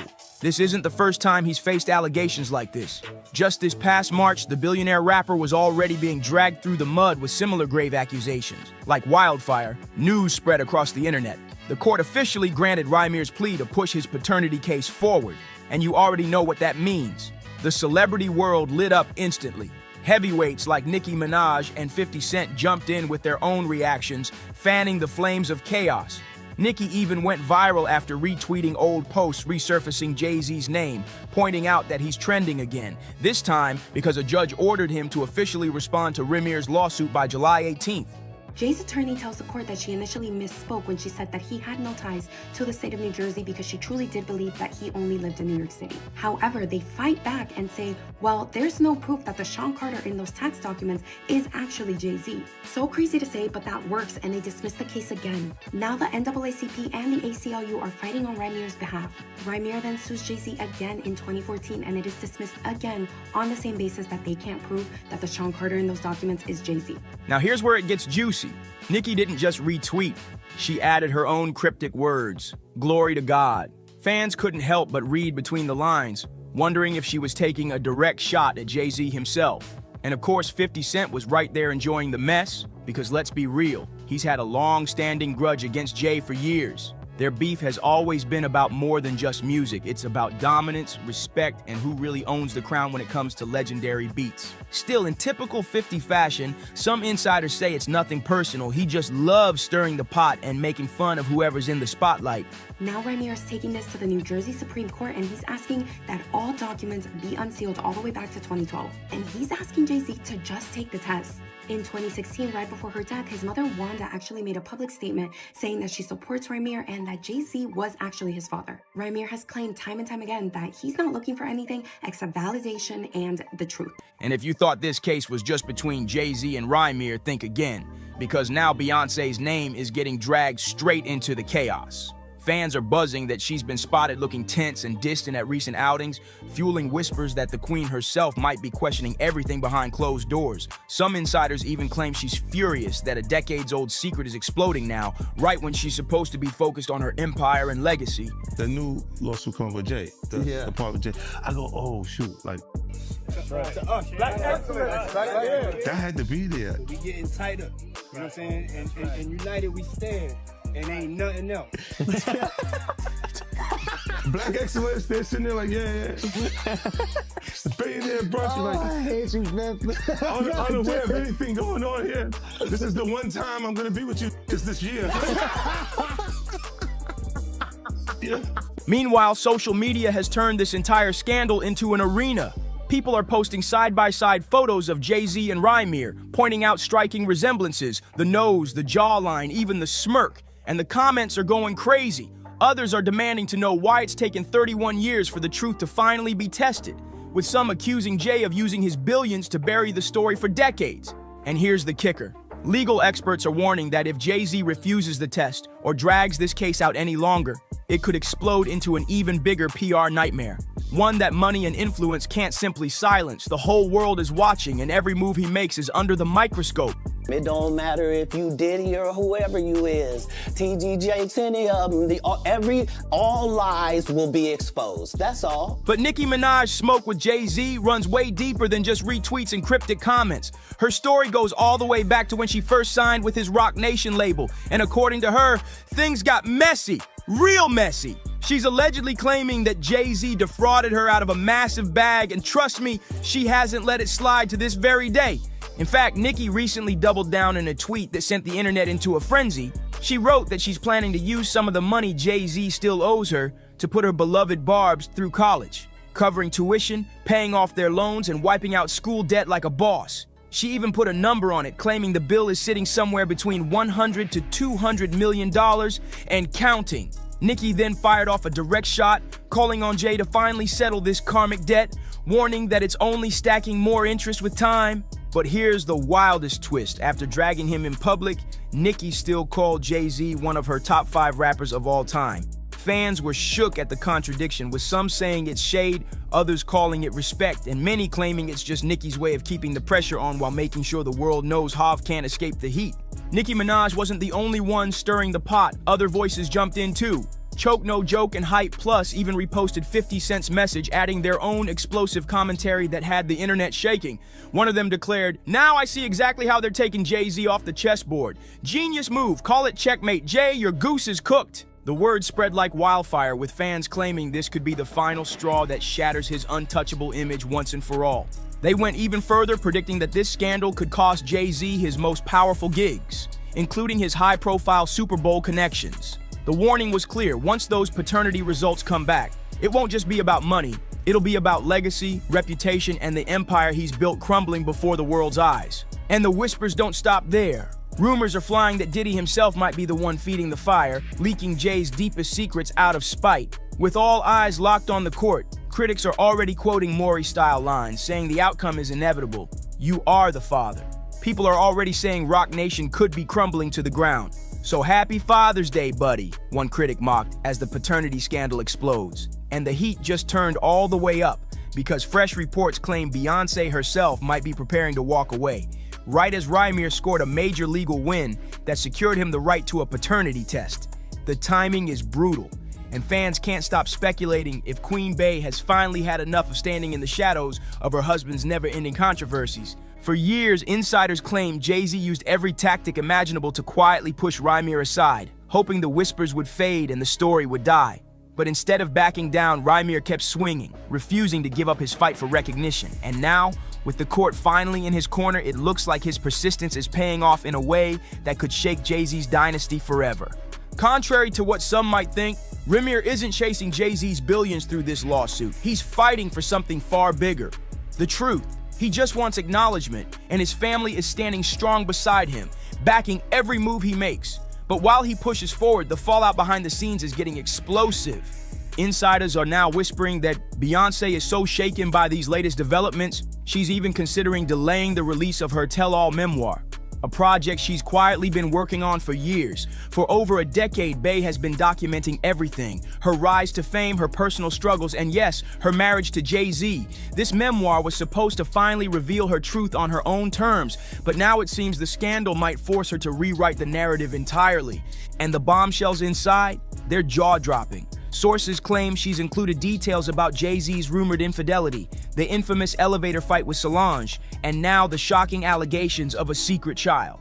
To make things even messier, comedian Cat Williams has already hinted that the season ahead will expose every last lie. The internet is buzzing with one question: how much longer can Jay-Z keep dodging the truth before the entire house of cards collapses? Fans are dissecting every headline, every rumor, and every leak, convinced that the Carter empire is on the verge of breaking apart. Social media has turned ruthless, with users flooding timelines with memes, comparisons, and wild theories about what's really been going on behind closed doors. Some are calling it karma finally catching up, while others are demanding to know why it took more than 3 decades for a paternity test to even reach this stage.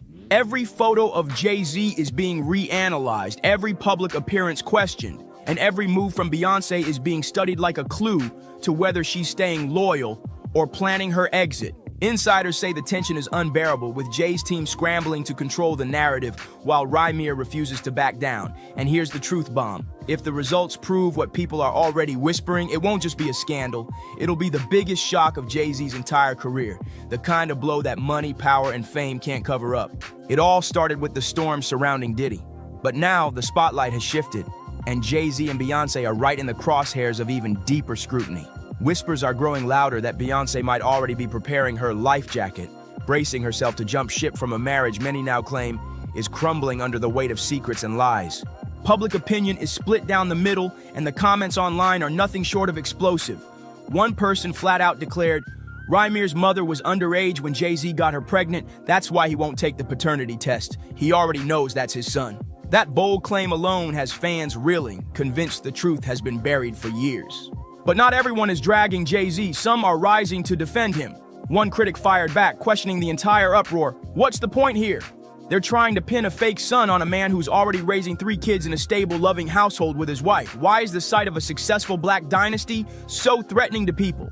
This whole situation is honestly heartbreaking and messy beyond belief. The internet is already flooded with images of a young Rymir alongside his mother, brother, and another man who some claim was his biological father. But here's the twist. Rymir reportedly already did a DNA test with that man and the results came back negative. That revelation only adds more fuel to the fire, proving that Rymir isn't just chasing clout, he's chasing answers, and he won't stop until the truth about Jay-Z comes out. And let's be real, if the court-ordered paternity test confirms what Rymir has been saying all along, the fallout will be enormous. We're talking about a scandal that could rewrite hip-hop history, shake the Carter Empire to its core, and forever change the way fans view Jay-Z's carefully built legacy. But now, it's your turn. What do you think about all this?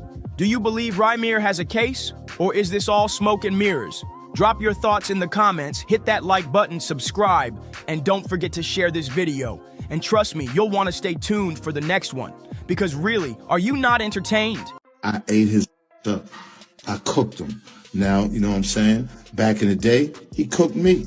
You know what I'm saying? It's all good. But what you stands is not going to do it. What you saltines ain't going to do is try to come here and be like, I didn't affect him. Stop it. Because that shows that y'all ain't real hip-hop fans. Look at Eminem's life. Eminem's been sheltered his whole life with security. So Eminem probably got mad anxiety. He probably can't be by himself and walk through a mall. You can catch me at the most craziest gas station in any hood in America. You'd be like, that you, Zeno? Somebody, yo, let me get a picture. Yeah. Let me tell you, his fans, bro, his fans like him because he's white. They don't fuck with us. Let me try to make fuck Eminem. I dusted Eminem. Rap Elvis, bitch. Yeah. Okay. It's 2025, and Benzino is still out here beating the same tired drum, trying to lure Eminem into a response he's never gonna get. Eminem hasn't dropped a single word about him since Doomsday Part 2, but that hasn't stopped Zeno from running his mouth like it's still the early 2000s. This time, he's out here claiming that Eminem used him for clout, saying their old beef is what gave him his street cred and made him look controversial, raw, and real.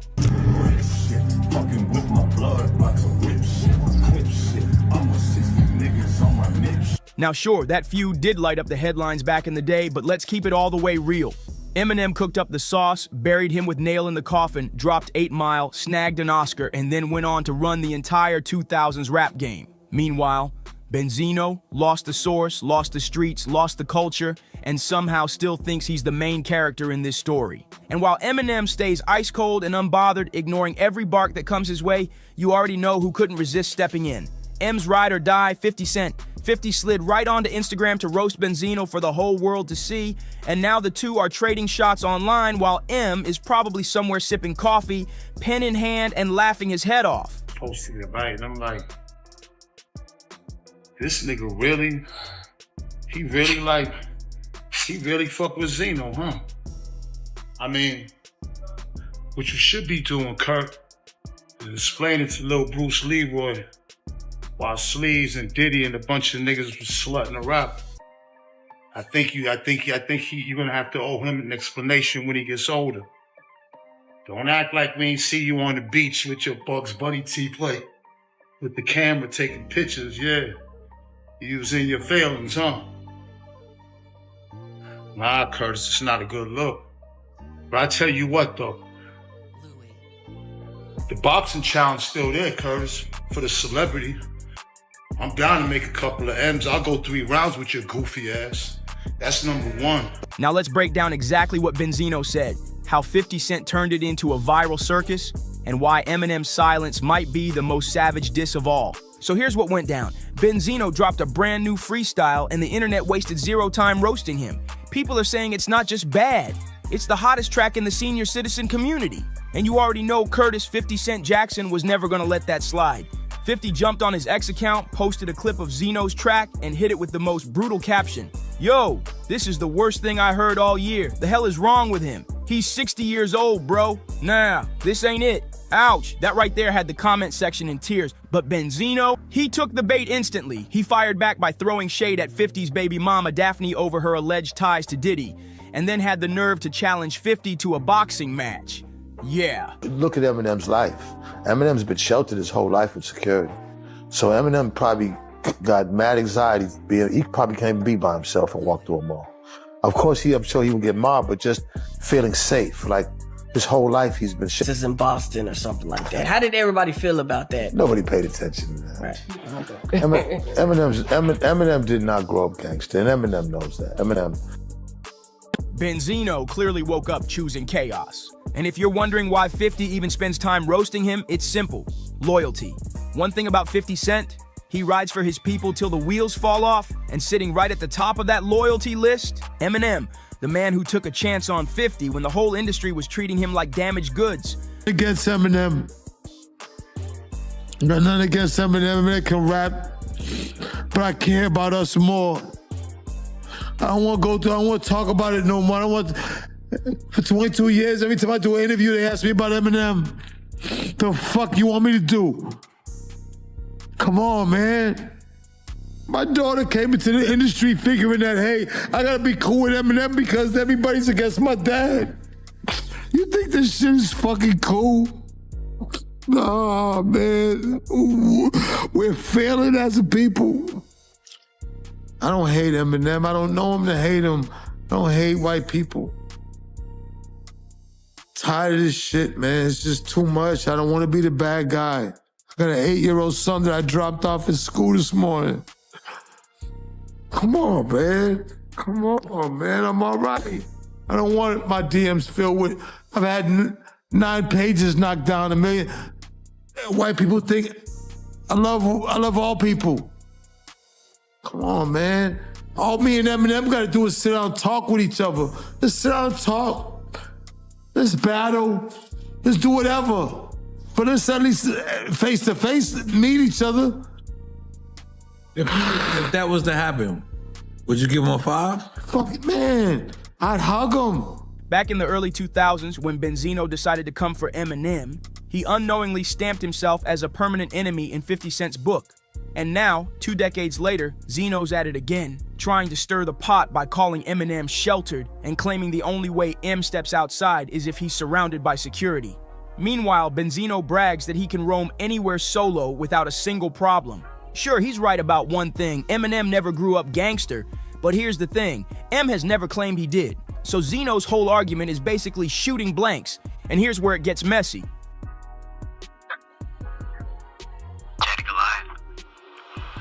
Paul Rosenberg or Rosenthaler. Who's calling? This is Benzino. Hello? Yeah, who's this? Paul. Yeah, Paul's Benzino. How you doing, man? I'm not doing too good. I mean, Steve told me that you want to talk to me, so I'm calling back. Yeah, I spoke to... He sounds like a little whiny little bitch that you know what I'm saying, that stays behind security and stays in the studio and blocked away from society, that he can say whatever he wants. You see, I'm not that fucking dude, man. You know what I'm saying? I'm not that dude, man, about Boston niggas extorting Dave and everything. What type of shit is that? The real extortion is him extorting hip-hop from fucking dumb streets. It's the real extortion here. You knew what he was gonna do. You knew the songs. You know what he said about me. You know the conversations he had with Fat Chuck. You know all this shit. No. You should have these peaceful conversations with him.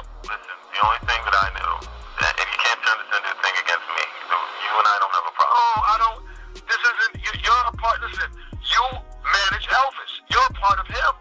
You're a part of him. You're just as much of a part of him. You run Shady Records. You're a part of him.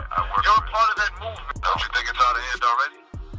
Well, you know what? I didn't want it to happen in the first place. I spoke to Dave after I heard about the first record, and I was like, Dave, what's up? Why, where's this coming from? And he was like, he's got some things he wanted to get off his chest. And, you know what I'm saying? But I mean, is the call, what's the call for? He's already dropped his record. You guys made your move, so what is really the call for? Oh, I just wanted to see if there's any way that, we can make peace of the situation. I don't want it to get out of hand. Benzino is out here taking fresh shots at M like it's brand new beef, but rewind to just last year on Drink Champs. This man was literally in tears talking about Eminem.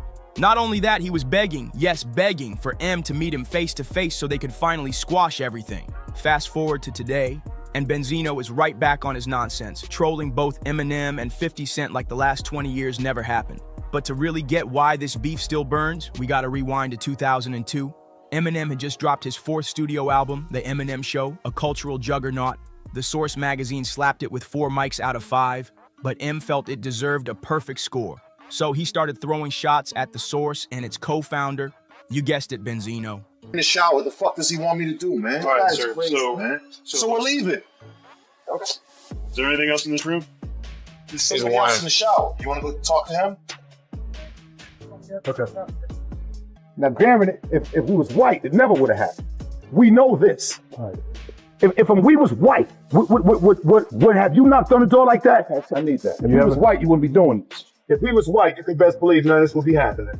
This wouldn't be happening at all. If we was a white couple, John and Bill Summerfield, this would not be happening. If we was a white couple, John and Bill, we all know what they take, but no matter what we're wearing, no matter who's our partners. So, John and Bill.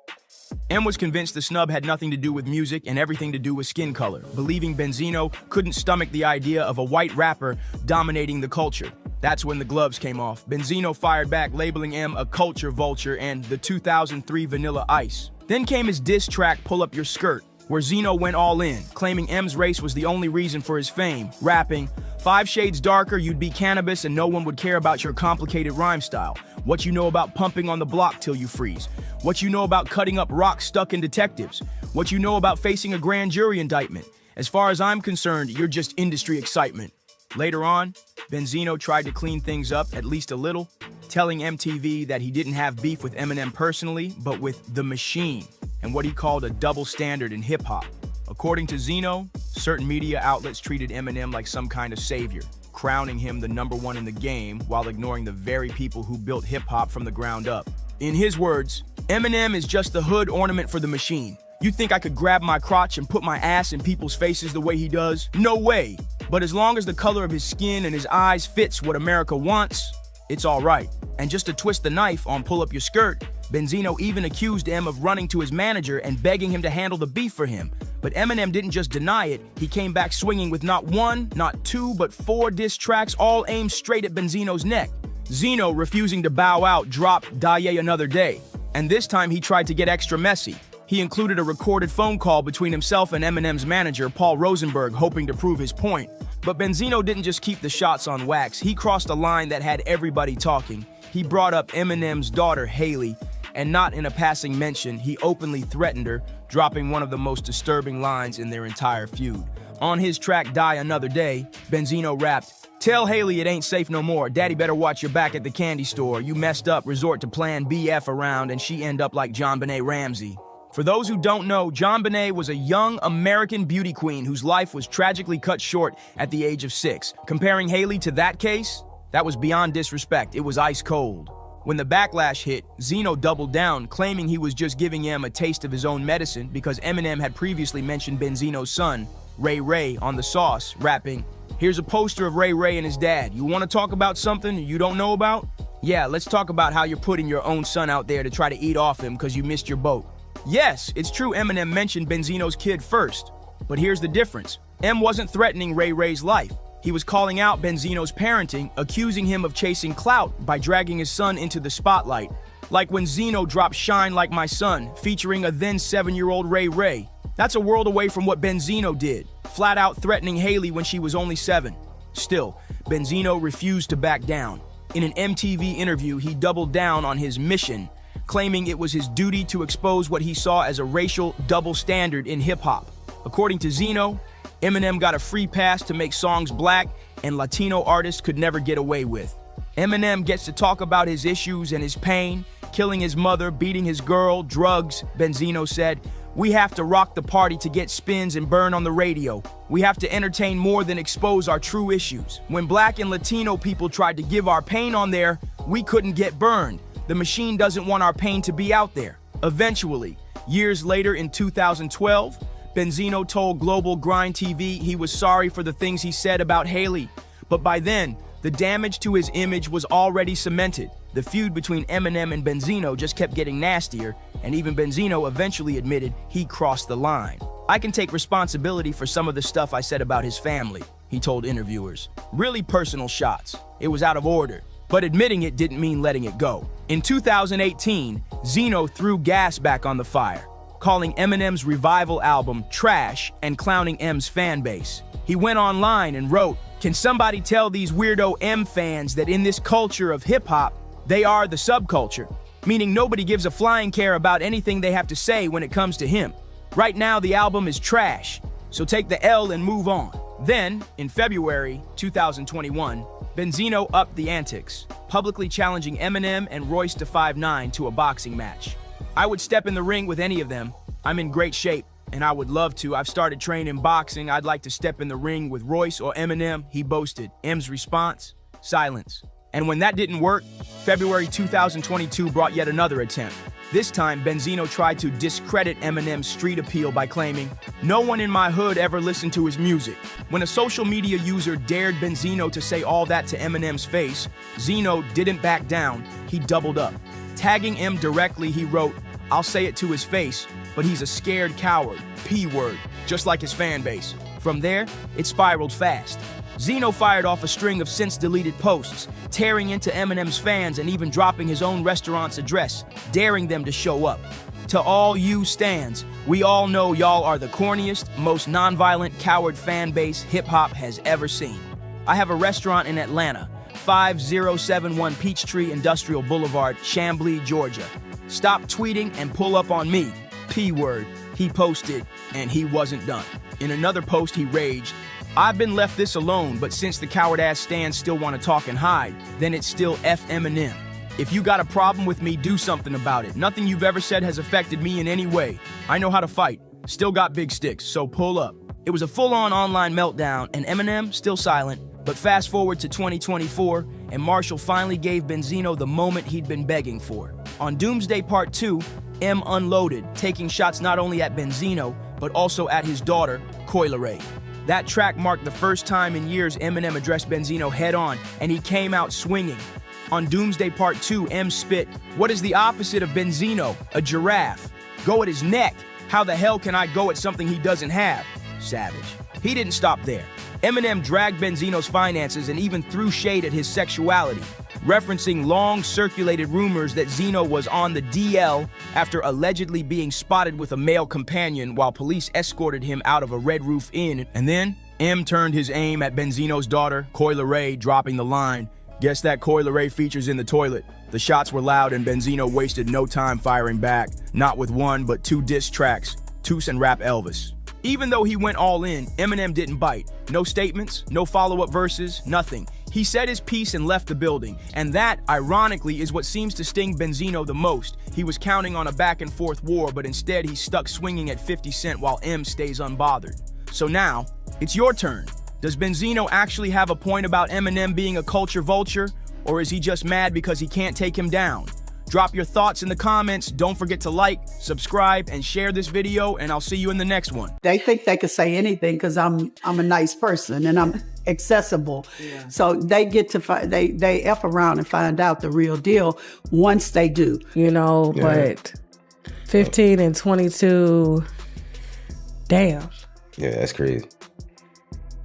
Now I can kind of see why he's probably not claiming it, because it looks bad on his reputation, because he has a history. Like if you look at like even Beyonce, like he was in his 30s and Beyonce was barely 19. Now you out here talking about Matthew and how he cheated on you for 31 years and you stayed all 31 years, and that's why Beyonce staying all 31 years with her husband. He can cheat with children. She don't give a... Jay-Z had a gag order against him, like trying to get a gag order and trying to... If my thing is, if this is not my son, I'll just take a test, get over it. Yeah.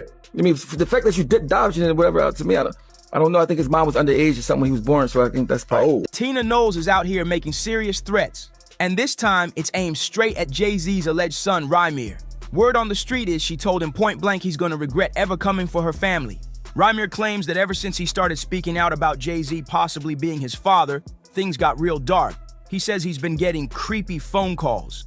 Random people showing up at his house at 4 in the morning, and someone even planted a gun in his car. Like, this ain't no regular drama. This is some real deal setup energy. They definitely don't want it out there. I would say that. It's crazy to me. You know, I'm not asking for no money or nothing. I'm not asking for no handouts or nothing like that. I work every day. I take care of my family. Only thing I'm asking for is... And now, Beyonce's mom, Tina, just entered the chat, and not in a good way. Allegedly, she had her team reach out to Rymir with a warning, stop bringing up Jay-Z or else.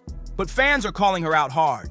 They're saying Tina's moving like a guard dog for Jay-Z, the same man who's been dragging her daughter through the mud for years. He's just a really smart guy, very smart and very charming and a good person. But you're Beyonce's mom. Did you ever sit him down when you knew they were getting serious and say, listen, Jay-Z, here's the scoop. You better treat her with love and kindness and respect? I never had to do that because he told me that he told me those things, that he loved her and that he would treat her with respect. One fan even said, Tina's protecting Jay harder than she ever protected Beyonce's peace. And let's be real, why is she always jumping in to defend Jay instead of holding him accountable? Why is she threatening Rymir instead of checking the man who's been playing her daughter? The internet's torn.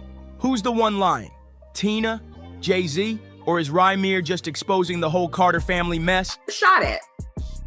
Damn. Somewhere in September, he was in the parking lot with other people, near where he's at living now. And out of all the cars there, his was the only one shot up. So we believe that was a nexus or a connection, I believe, between the case and what's going on because it was around the time. And here's the kicker. A leaked phone call between Tina and someone from her camp did hit the internet for a hot second. In it, she allegedly said Rymir is a problem that needs to go away. And here's where it gets really wild. Tina allegedly told Rymir that if he doesn't shut up, she'll personally make sure he regrets ever speaking on her family's name. But she didn't stop there. She brought up sealed court records and even bragged about knowing people in New Jersey who owe her favors. Like what? That sounds like a direct shot at the messy legal case Rymir's been trapped in for years. And then she allegedly said, he doesn't know who he's messing with. We shut this down once. We'll do it again. Straight up mafia-style threats. In addition to that, we've had people come to my home in the past, driving on the grass. We have people knocking on the door at 4 o'clock in the morning. We've been through all of it. Mostly around the filing. This all exploded right after Jay-Z filed new legal documents flipping the script and accusing Rymir of harassing him. Yup, according to court files pulled by Us Weekly, Jay's legal team claims that Rymir has been coming at him for years with completely made-up allegations. They say this new lawsuit is just part of a long pattern of what they're calling a decades-long campaign against Jay-Z. This is a bigger picture than this.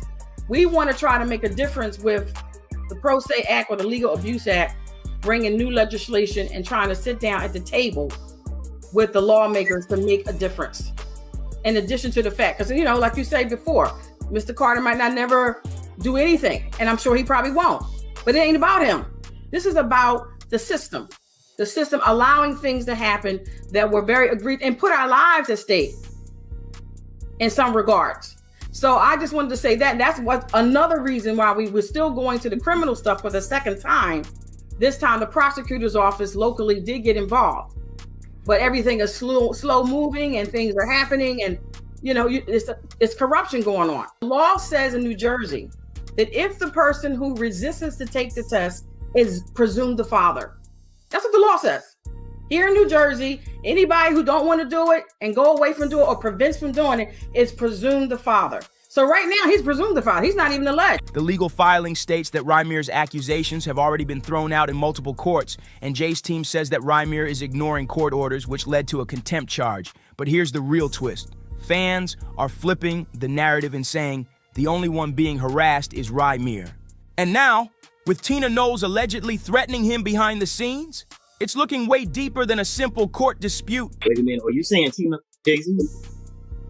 I'm saying it's all in the family. What? That's why Solange is so terrible. Because Solange ain't going for it.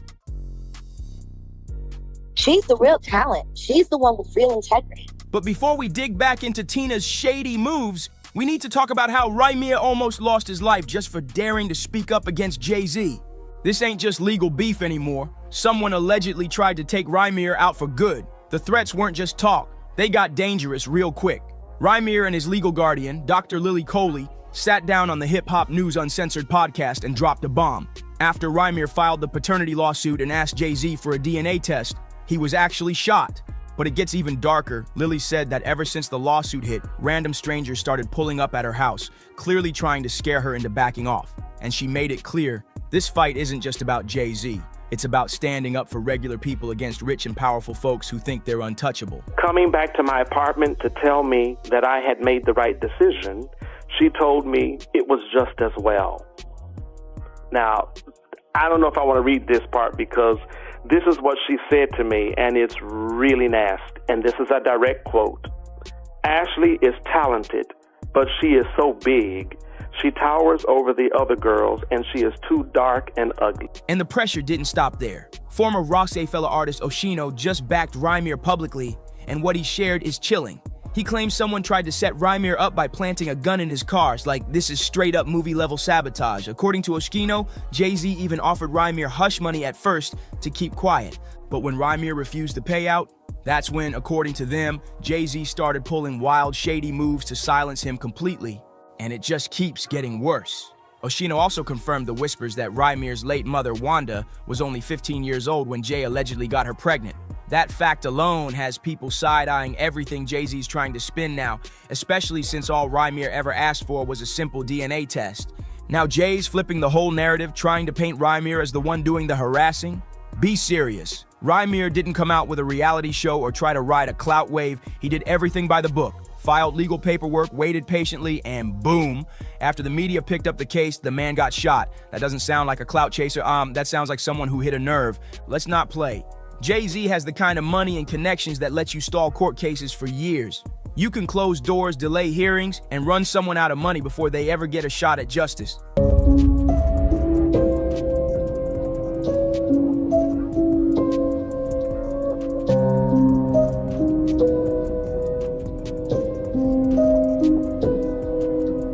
And Rymir's not letting that slide. He straight up accused Jay-Z of using his power to manipulate the system.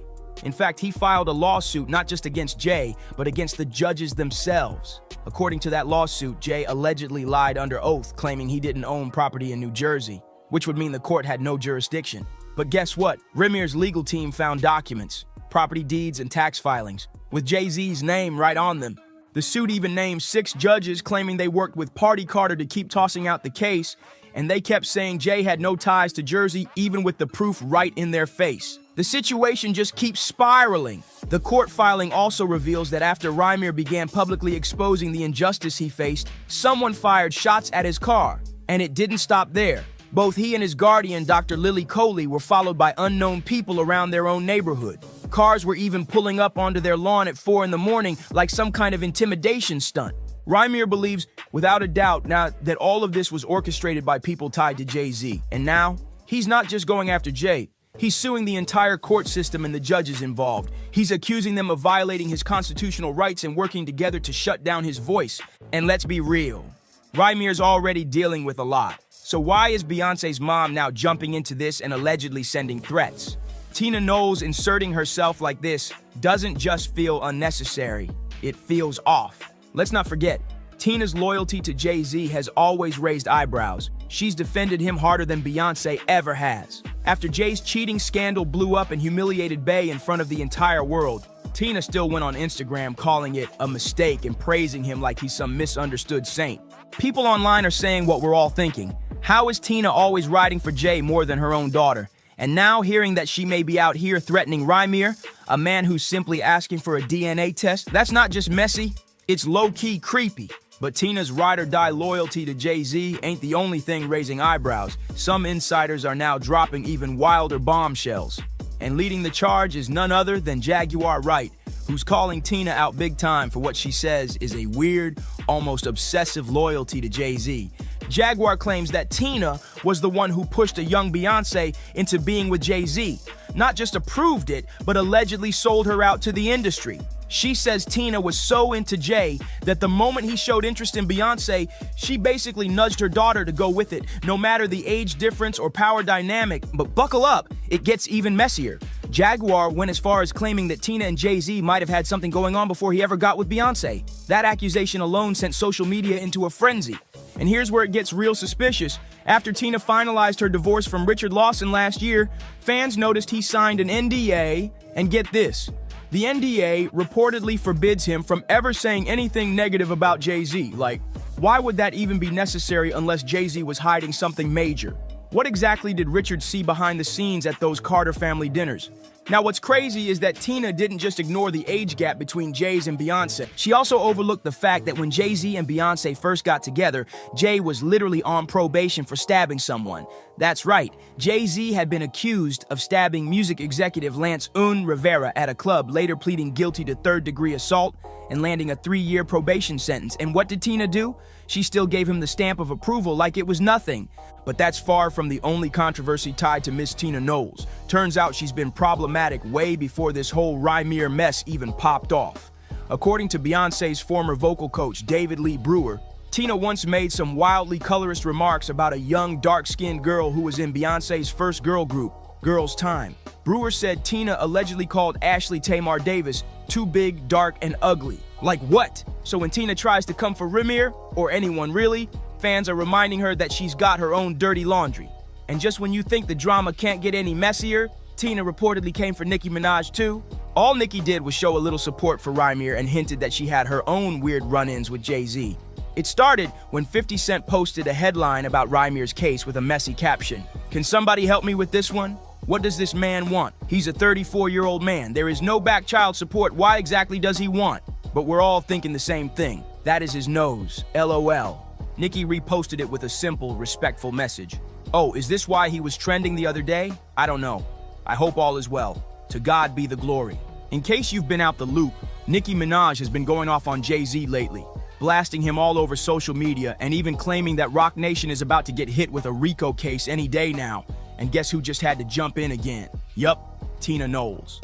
Tina decided to post a fan-made video of her and Beyonce to her Instagram story, and it wasn't the video that caught attention, it was the caption. Tina wrote, "Good morning. It feels good to wake up knowing my faves didn't lose their minds. Like some people, y'all have a great day. Remember to ignore the ignorance, as Ms. Tina would say." Oop, that some people line, fans immediately clocked it as shade toward Nicki's recent online rants. But when the internet called her out, Tina backpedaled fast, claiming the post wasn't about Nicki or anyone specific. Still, folks aren't buying it, not one bit. Between Tina shading anyone who dares to speak on Jay-Z and her allegedly threatening Rymere just for wanting to know who his father is, people are over it, like way over it. Social media has officially turned on Miss Tina, and now the conspiracy theories are getting wild. Some users online are even claiming Tina is into some dark stuff. We're talking accusations of witchcraft, spells, and a history of harassing people behind the scenes. One user on X didn't hold back, writing, "A Creole witch with nothing else on her mind but living through her daughter's fame. She needs to worry about why she's had so many failed marriages." And it didn't stop there. Another commenter went off saying, "The fact that Tina Knowles keeps inserting herself into this is just pathetic. Where was she when her son-in-law was out here disrespecting Beyonce? Where was she when all those sacrifices were happening? You evil witch. Your whole family is twisted and straight up satanic." And just when you think the accusations can't get any wilder, boom! Another voice steps forward claiming that both Tina and Jay-Z are deep into the dark arts. The story they're telling, it's way creepier than you'd ever imagine. And if it's true, it might just change the way we see this family forever. Now, we want to hear from you. Do you think there's something deeper going on with Tina Knowles and Jay-Z? Is this just drama? Or is there real darkness behind the scenes? Drop your thoughts in the comments. Hit that like button, share this with your crew, and don't forget to subscribe for more wild celebrity tea. See y'all in the next one. Well. If Kim Kardashian was aiming to set the internet on fire, she definitely nailed it this time. People aren't just talking about her letting 12-year-old North step out in a push-up corset.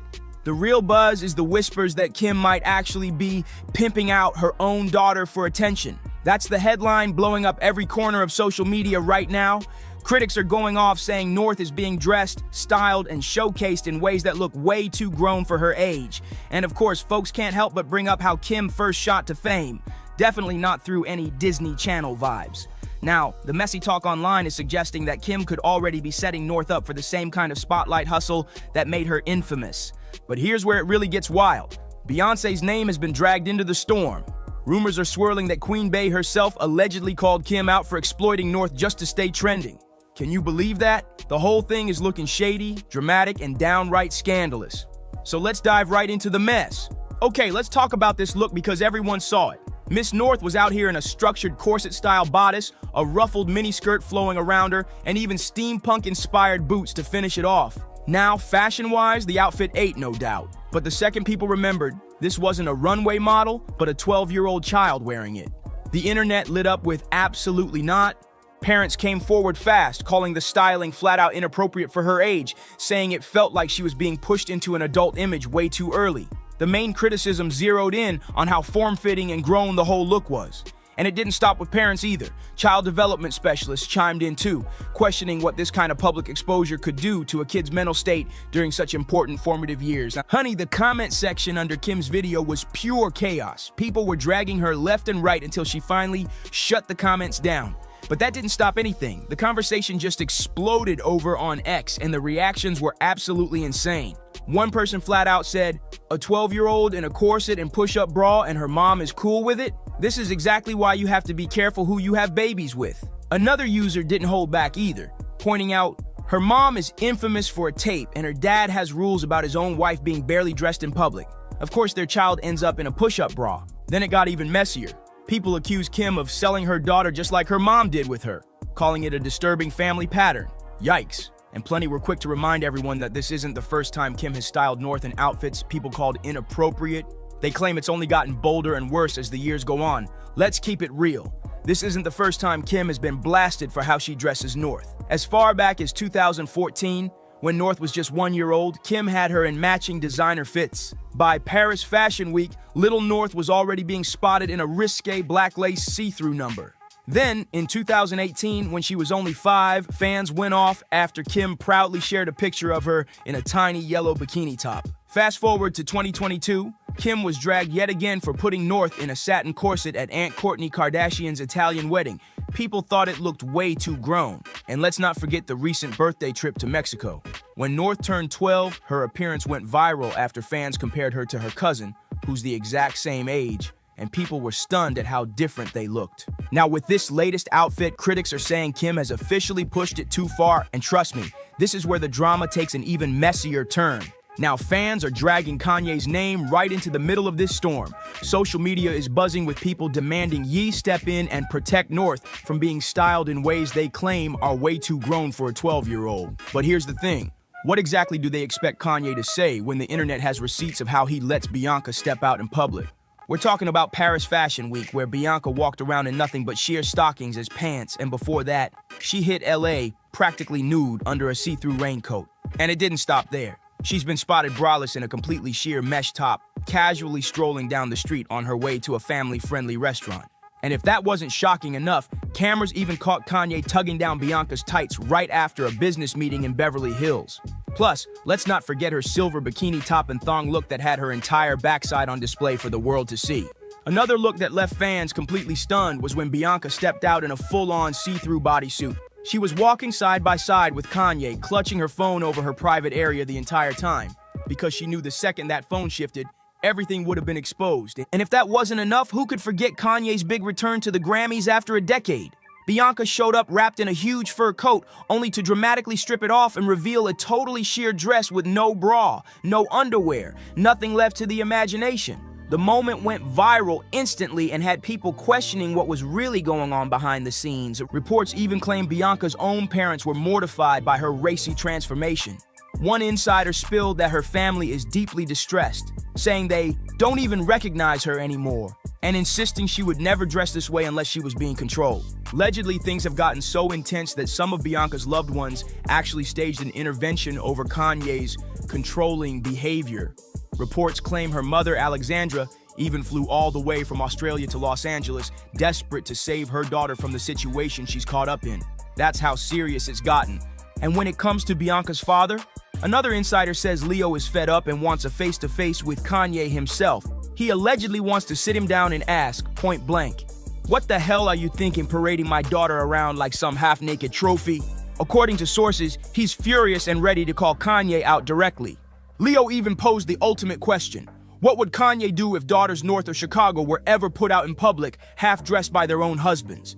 Everyone knows Ye would never stand for that, which is why her family feels it makes zero sense that he's encouraging this for his wife. So maybe, just maybe, Kanye isn't the one folks should be tagging to step in here.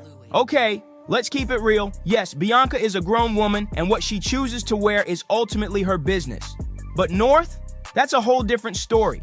The issue here isn't just fashion. It's about childhood innocence, boundaries, and what happens when a kid is pushed into the spotlight way too soon. People aren't just worried about outfits. They're worried about the long-term impact of growing up branded as a spectacle.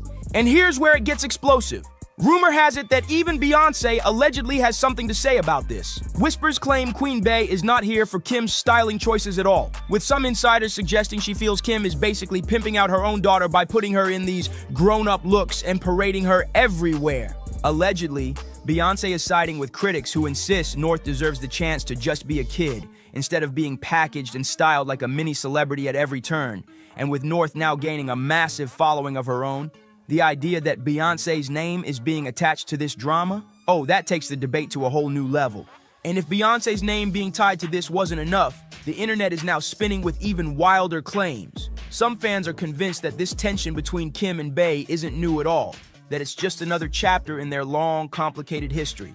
People are saying Beyoncé has always kept her distance from Kim because she never respected the way the Kardashians chase fame, and this North situation is only proving her right. The chatter online is brutal. Folks are writing things like, "This is why Beyoncé never wanted Kim in her inner circle," while others argue Kim is purposely using North's growing popularity to compete with Blue Ivy, who's been shining more and more alongside her mom. Imagine that.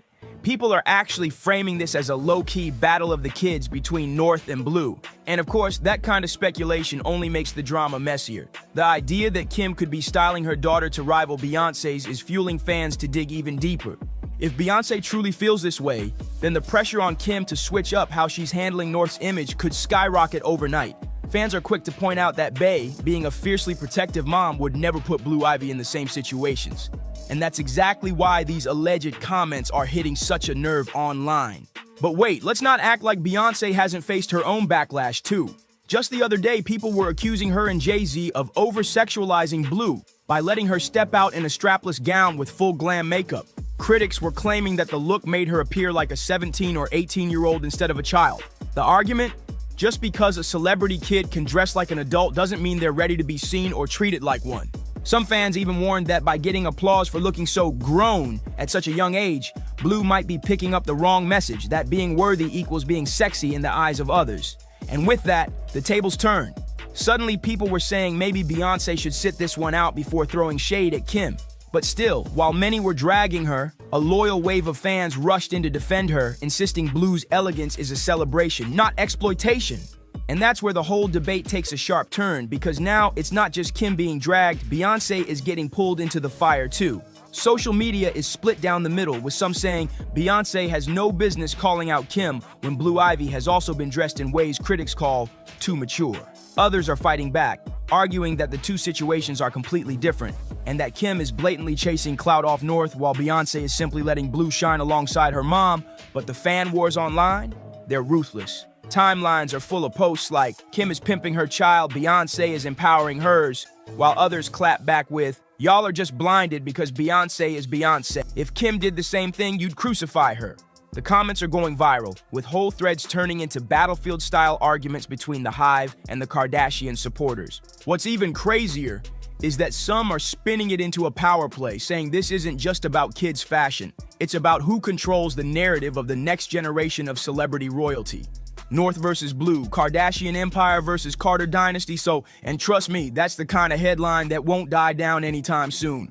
One commenter fired back saying, "What is wrong with all of you? She no longer has the body of a child. She's becoming a young woman, and of course she wants to look that way rather than like a little girl. That's nature. Why do you all choose to sexualize her and shame her for just growing up? This kind of judgment doesn't exist for boys or men. It's misogyny, pure and simple. Leave her alone." Another supporter added, "North literally covers up every single day, and the one day she shows a little skin, y'all act like it's the end of the world." And then there were fans clapping back with, "There's nothing wrong with what she has on. What do y'all expect kids to dress like nuns?" At the end of the day, the argument boils down to one explosive question. Is Kim simply letting North express herself? Or is she knowingly setting her daughter up to repeat the same kind of scandal-driven spotlight that once built her own empire? With Beyoncé's alleged disapproval hanging heavy and fans relentlessly questioning Kim's every parenting move, the scrutiny is only intensifying. So now, here's the real question. Is Kim pimping North out for clout, or are people reading way too much into it? Drop your thoughts in the comments below. Don't forget to like, share, and subscribe, and I'll catch you on the next one. Look at my daughter full makeup, singing She's in Love with an Emo Girl on TikTok, and I didn't have no say, no approval. Hey, what do you think? Do you think this would be cool or not? You know what I mean? And I'm the one that made them cool.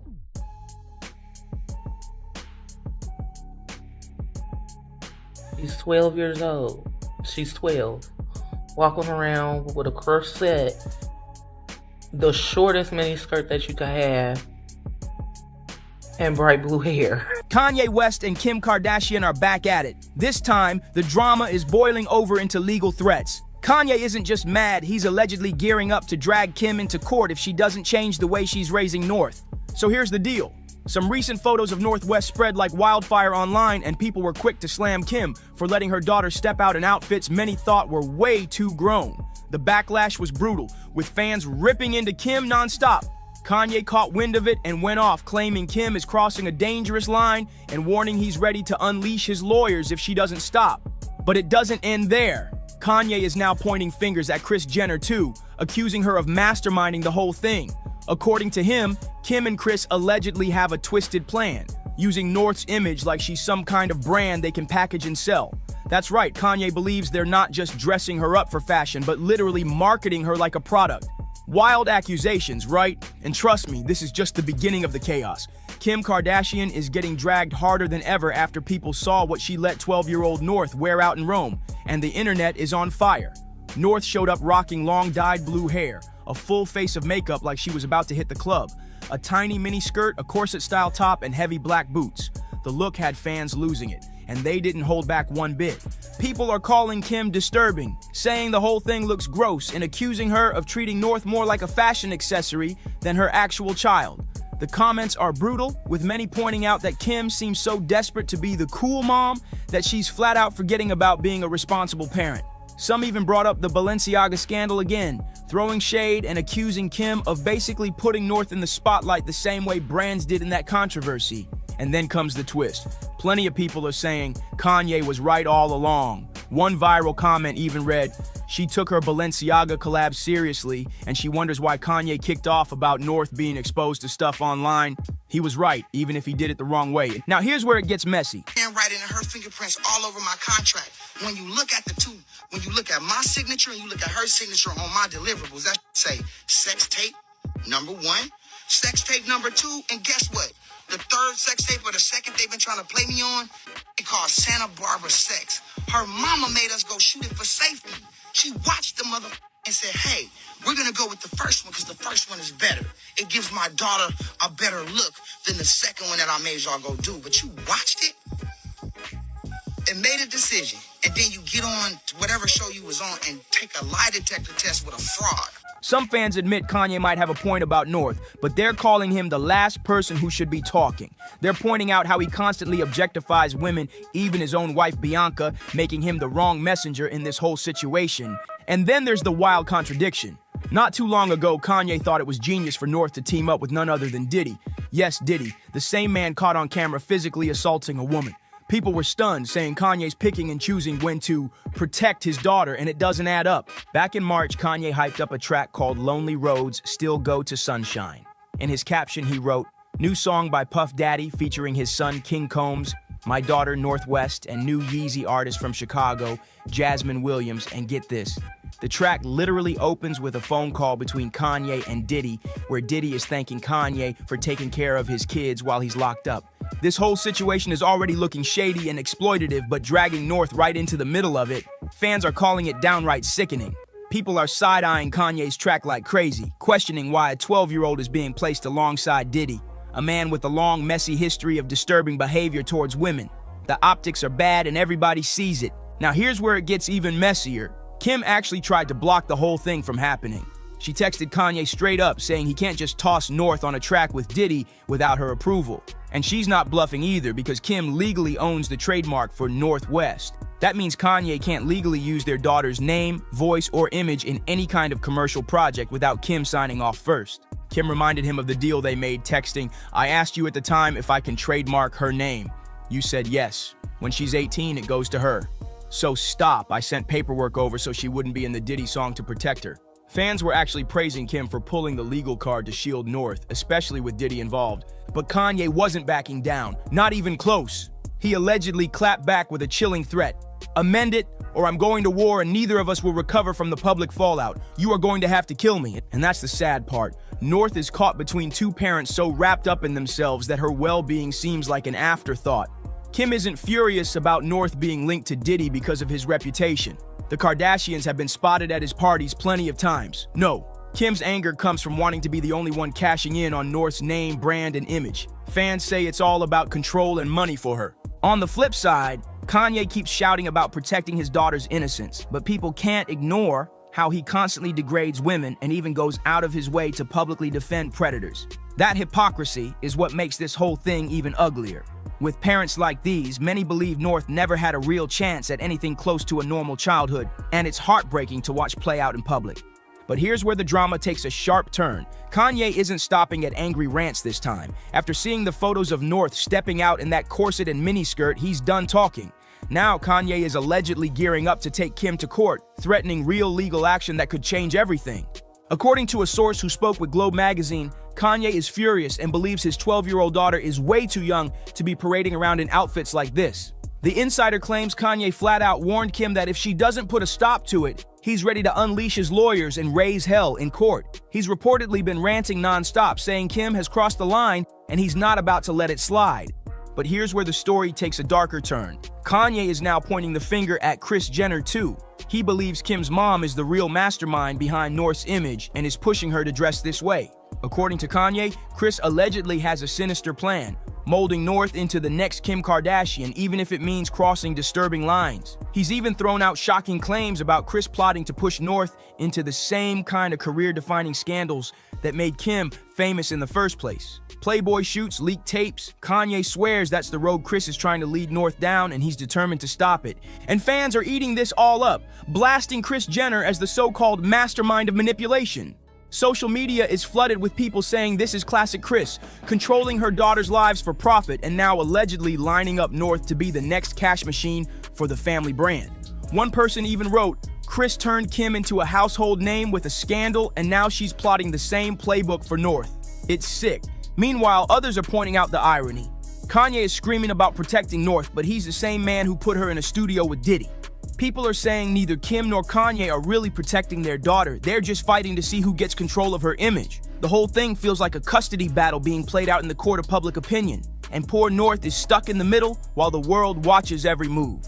At this point, the drama has turned into a full-blown circus. Kanye is telling anyone who will listen that Kris Jenner is grooming North for fame, while Kim is brushing it off and doubling down on her parenting choices. Insiders claim Kim feels like Kanye is trying to control her life through the kids, and she's not about to hand him that power. But the kicker? Lawyers on both sides are allegedly preparing for a showdown, and the receipts they could drag into the light might expose things the Kardashians never wanted the public to see. Let's not forget, just a few months ago, Kanye went completely off the rails, even disrespecting Beyonce and Jay-Z's twins with offensive comments that had everyone side-eyeing him. But that same rant took an even darker turn when he directly accused the Kardashians of trafficking. It all started after Kanye saw North featured on a track with UK artist FKA Twigs. Instead of celebrating, he blasted Kim online, writing, Kim Kardashian is a trafficker. I don't like that Twigs has my daughter in her video dressing all grown. I would have expected more from Twigs. It's F all you ninjas. My soul is black. And watch, y'all don't believe me and just say I am crazy. The post left people stunned. Even longtime fans didn't know what to make of it. And he didn't stop there. Kanye dragged Kris Jenner back into the mess, claiming this is all part of her grand plan to sell both North and Chicago straight into the industry machine. Say what you want about Kanye, but when it comes to Kris Jenner, he might not be completely off the mark. Let's be real, this is the same woman who, according to Ray J, literally sat down and watched her own daughter's private tapes just to decide which one would make the most money. And if that wasn't disturbing enough, Ray J also claimed it was Kris's idea to film a third tape in the first place. Think about that for a second. A mother allegedly telling her daughter to go record another tape, then sitting there like some kind of producer picking the best version to shop around. That's not parenting, that's pure exploitation dressed up as business. Fans have never forgiven her for that, and it's why so many believe Kris will always put profit over protection when it comes to her family. So with that history in mind, is it really surprising that Kim might already be laying out the same exact blueprint with her own daughters? The way people see it, North isn't being raised like a kid. She's being prepped as the next extension of the Kardashian empire, whether she wants it or not. And let's not forget, Kris Jenner has a long track record of pushing her daughters straight into the spotlight. Both Kim and Kylie were pushed into posing for Playboy, and the stories behind it are chilling. Even when Kim admitted she wasn't comfortable showing too much skin, Kris allegedly convinced her to go back for a second shoot and reveal even more.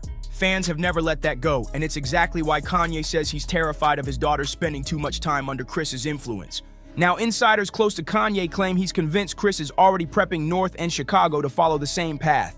In his mind, Kris is running the same exact playbook, molding them into the next Kim and Kylie, not for their own dreams, but to keep the Kardashian-Jenner money machine running for another generation. Remember when Kanye tried to shut things down the first time Kim let North use TikTok? He went on rants saying he didn't want his daughter dancing around on the internet for millions of strangers to consume. At the time, Kim brushed him off, painting him as just being controlling. But if Kanye's suspicions are true, this isn't about harmless TikTok dances at all. This is about Kris slowly but surely pulling North and Chicago into a world where their childhoods become content, their names become trademarks, and their lives become extensions of the Kardashian empire. And the receipts that keep surfacing?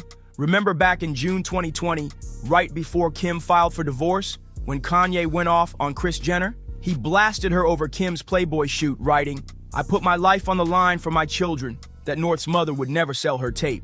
Then he doubled down in another post, swearing, "I put my life on my God that North's mom would never photograph her doing Playboy. And that's on God. I'm at the ranch, come and get me." Those words still echo years later, and they hit even harder now with all this new drama swirling around. At the end of the day, you can't help but feel for North. On one side, Kim is parading her around dressed like a grown woman, brushing off the backlash like it's nothing. On the other side, Kanye is screaming about protecting her innocence, but at the same time, he's throwing her onto tracks with Diddy. And hovering over both of them is Grandma Kris, the mastermind who once turned her own daughters into global brands, and now seems ready to pull the same strings with her grandkids. Meanwhile, North is just a kid, yet every move she makes is dissected by millions online, with strangers commenting on her looks and speculating about her future. It's heartbreaking, it's messy, and it's not slowing down anytime soon. So what do you think? Is Kanye right about Kim being reckless with their daughter, or is he being a total hypocrite given his own track record? And what about Kris? Do you believe she's grooming North to be Kim K 2.0? Drop all your thoughts in the comments below. Don't forget to like, share, and subscribe, and I'll catch you in the next one. It's crazy. It really is crazy. These judges, these lawyers, this fraud, this collusion, who knows what it's for, money or friendships or whatever they got going on. But I can honestly say that we should never go in the courtroom feeling like we're already the victims and we did nothing wrong. Looks like Jay-Z might have been way too busy in them streets back in the day, because now another woman just popped out of nowhere claiming he's her real father. And no, this ain't the same case with Rymir. This is a whole new situation. Just when it felt like that mess couldn't get any wilder, now we got the streets whispering that Jay used to be a full-blown player on a legendary level. So what's really going on here? Are we about to see a whole lineup of surprise kids coming out the shadows? And why did this alleged daughter stay silent for this long? Did she finally get tired of holding the secret, or was something or someone keeping her quiet? And now everybody's eyes are locked on Beyonce. If she was already heated over the drama surrounding Rymir, imagine how she's reacting to this second woman stepping forward with the same kind of claim. Is Queen Bey really about to become stepmom to not one, but two alleged love children? That's not just messy, that's nuclear-level chaos. Rumors are already flying that Beyonce's patience is wearing thin, and this might be the final straw.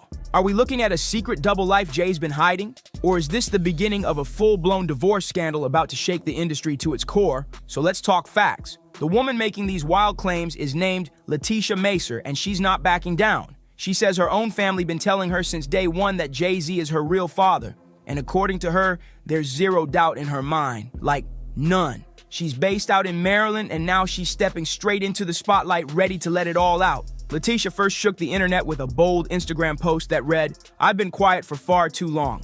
Join me as I tell you my story of living in the shadows of being Jay-Z's daughter in a city where everyone knew he was my father." She didn't just stop there. She opened up about her tough childhood, saying she had to watch multiple sclerosis completely break her mother down. She described how the fun, lively mom she once knew ended up bedridden 24/7.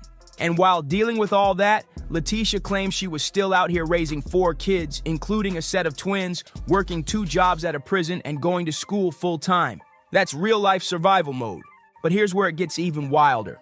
Letitia's saying she actually took an ancestry test, and according to her, it pointed straight at Jay-Z as the only possible match for her father. Letitia didn't just make a claim, she came with a whole checklist of facts and let it fly online. She said, fact number 1, it was just confirmed with Ancestry DNA. They have a 99% accuracy. Off rip, she's calling that test her proof. Then she hits with, number 2, I'm coming forward now because refer to fact number 1. Yeah, she's making it real clear. She's done staying quiet. Next up, number 3, my mother tried to reach out to him, but child support doesn't work the same when you're dealing with celebrities. She's implying that regular systems just don't apply when the alleged dad is Jay-Z. Then she drops, number 4, lawyers laughed at me. That's a gut punch, and it only gets messier.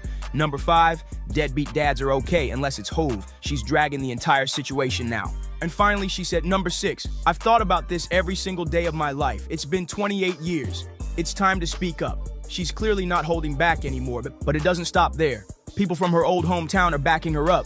One local commented, if you not from the shore, you won't understand. But we all knew that was her father. Another claimed Jay-Z allegedly knew about Letitia for years but stayed hidden behind his legal team and never owned up. This story just keeps getting crazier. Now someone who claims to be real close to the situation is spilling even more tea. She wrote, I know the story from start to finish. I was the one who introduced your mom and dad years ago. Jay asked me who she was when I lived on the 500 side of Greenwood Avenue. We chilled in that apartment so many times. Laughed, drank, smoked, played cards, and some other things too. Woo! She says she and Lisa, that's Letitia's mom, been talking about this for years. She went on, I remember when Lisa came to my house on Bradley Avenue in Cambridge, Maryland, and we, Lisa and I, called Rockefeller. We was trying to get in touch with Jay to tell him about Tasha. But the response they allegedly got, straight disrespectful. The man on the phone said, do you know how many women call me daily and say Jay-Z they baby daddy? And she swears, my hand to God. Then she drops a quote that hits hard. As Gloria Jean Turner would say, what's done in the dark will come to light one day. And according to her, these are those days. So what's the truth? Was Jay really out here ignoring calls about a child he allegedly fathered? Because if even half of this is legit, the tension inside the Carter household right now must be off the charts. It's crazy. It really is crazy. These judges, these lawyers, this fraud, this collusion. Who knows what it's for? Money or friendships or whatever they got going on. But I can honestly say that we should never go in the courtroom feeling like we're already the victims and we did nothing wrong. First, we had the whole drama with Remir, the alleged son who's been fighting for over 15 years just to get a simple DNA test done. A judge finally ordered Jay-Z to submit his sample so they can settle this once and for all. But guess what? Jay's still refusing to comply. After all this time, he's still dodging, and it's got people asking, what is he hiding? And it gets deeper. Remir and his guardian, Dr. Lily, are accusing both Jay-Z and Beyonce of playing dirty.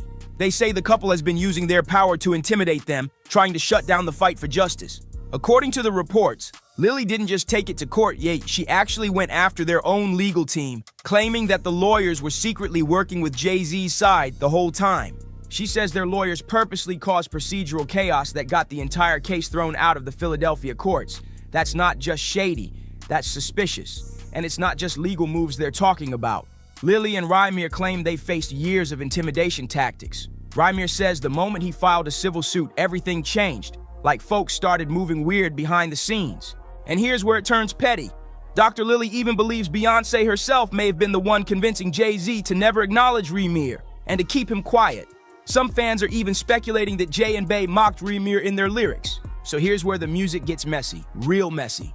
The track in question, Jay-Z and Beyonce's Heard About Us. In the song, Jay drops these shady bars, Billie Jean in his prime for the 1000th time, the kid ain't mine. Online they call me dad kiddingly, you're not supposed to take this dad thing literally. Yeah, he basically brushed off the paternity talk like it was just gossip. Then he throws in, that's too famous, and we don't even really do famous, I'm cool on that, chuck the 2 fingers. Every day I'm getting sued, I show up to court without a suit.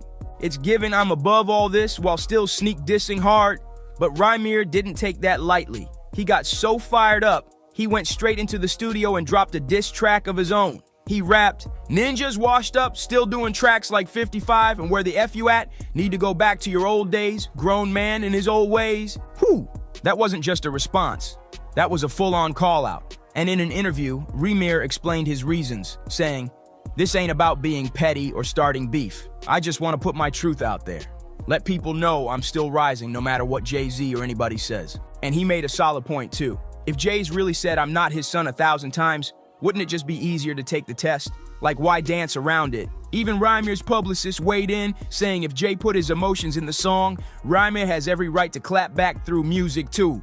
That's fair game. They also pointed out that despite all Jay's indirect denials in his lyrics, he's never actually spoken directly to Ramir or his family. Not even once. Jay-Z's legal team tried flipping the script, painting Ramir as just another clout chaser, saying he's only coming forward for attention, or worse, trying to get a piece of Hov's fortune. But Ramir shut that all the way down. He made it very clear, this ain't about money, fame, or going viral. He said, "I don't want money or anything like that from Jay-Z. I just want the truth. I just want to know who my real father is. That's it. Straight up." Ramir even called out the hypocrisy, saying Jay loves to position himself as a role model and a voice for the community, always speaking up on issues like Black Lives Matter. But when it comes to owning his own truth, silence. And he said, "If you're not my father and nothing happened with my mom, then just take the test. Simple as that." And here's the kicker. If you're telling the truth, then why is your first reaction every single time you're asked to take a paternity test? No? Now here's the part that really makes things uncomfortable. There's talk that Jay-Z allegedly got Ramir's mom, Wanda, pregnant when she was just a teen, and he was already in his 20s. According to Dr. Lily, Wanda was only 16 years old when she supposedly met Sean Carter. There's even speculation she may have told him she was older, but still, that age gap has everyone raising eyebrows. Dr. Lily went on to say that after Wanda got pregnant, she didn't even know how to reach him. But years later, Lily says she received a call from one of Jay-Z's in-house lawyers, and at first, they were super cooperative. They even talked about Ramir's music talent and whether it would be the right time to bring him onto the Roc Nation label. But Lily said no, not until he finished high school.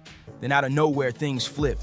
New lawyers jumped in and the energy shifted completely. Suddenly, it wasn't about support or talent anymore. It was all business and shutting things down. Lily believes they had a realization.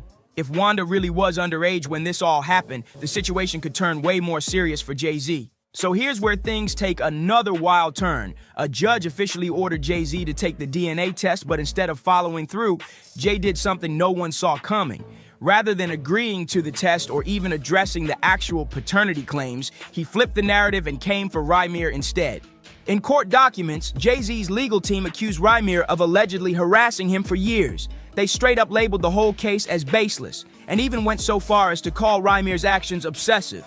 Their argument that this whole situation has already been dismissed by multiple courts and Ramir just keeps dragging it back up like he's stuck on repeat. That's what actually led to a past contempt order, according to Jay's team. Basically, they're saying this is old news that should have stayed buried, but clearly the judge doesn't agree. Because if this was all really handled and dead in the water, why would the court still be demanding a DNA test? That's what's got people talking. It feels like there's more to this than Jay's team wants out there. And now, in a classic legal move, reports say his lawyers are stalling, using every trick in the book to delay the process. Jay-Z's legal team is now asking the court for more time to respond to the lawsuit, claiming the case might have been filed on May 6th, but Jay allegedly didn't even know about it until June 3rd. They're basically saying the lawsuit wasn't properly served, but let's be real, fans aren't buying it. A lot of folks believe this is just another stall tactic, a way to buy more time and figure out how to spin the situation. And now that this new alleged daughter has entered the picture, it's not looking like something Jay can sweep under the rug. The timing is wild, and insiders say Beyonce is at her breaking point. Word on the street is that this might be the final straw that pushes her to finally walk away. She's not trying to play stepmom to multiple outside kids, especially not in front of the whole world. But here's the twist. Some say Jay-Z might actually be handling this new situation with Letitia very differently than he did with Ramir.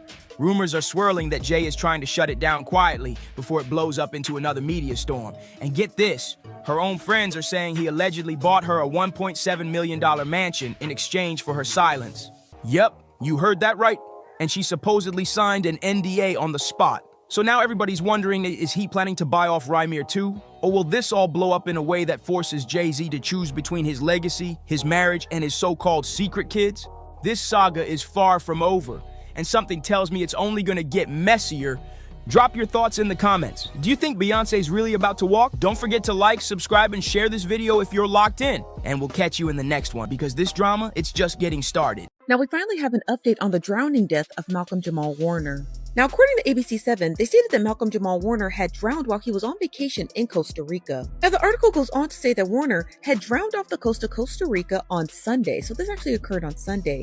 They stated that the Costa Rican National Police had told this to ABC News. Jaguar Wright just dropped a bomb. She's stepping into the conversation about the chilling and suspicious death of Malcolm Jamal Warner, and what she's claiming? It's way deeper than what the headline's been feeding us. According to her, Malcolm wasn't just going through it before he died. He was running from something or someone, and not just running emotionally. Jaguar says he was literally on the move, like a man being hunted. Now, after all the online chatter and sketchy silence, U.S. authorities have finally snapped out of it.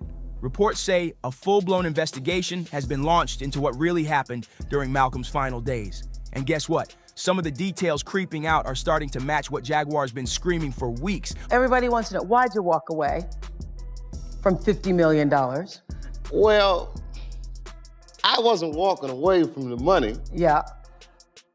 I was walking away from the circumstances that were coming with the newfound plateau. Yeah. It takes a while when you punch through to adjust to the atmosphere.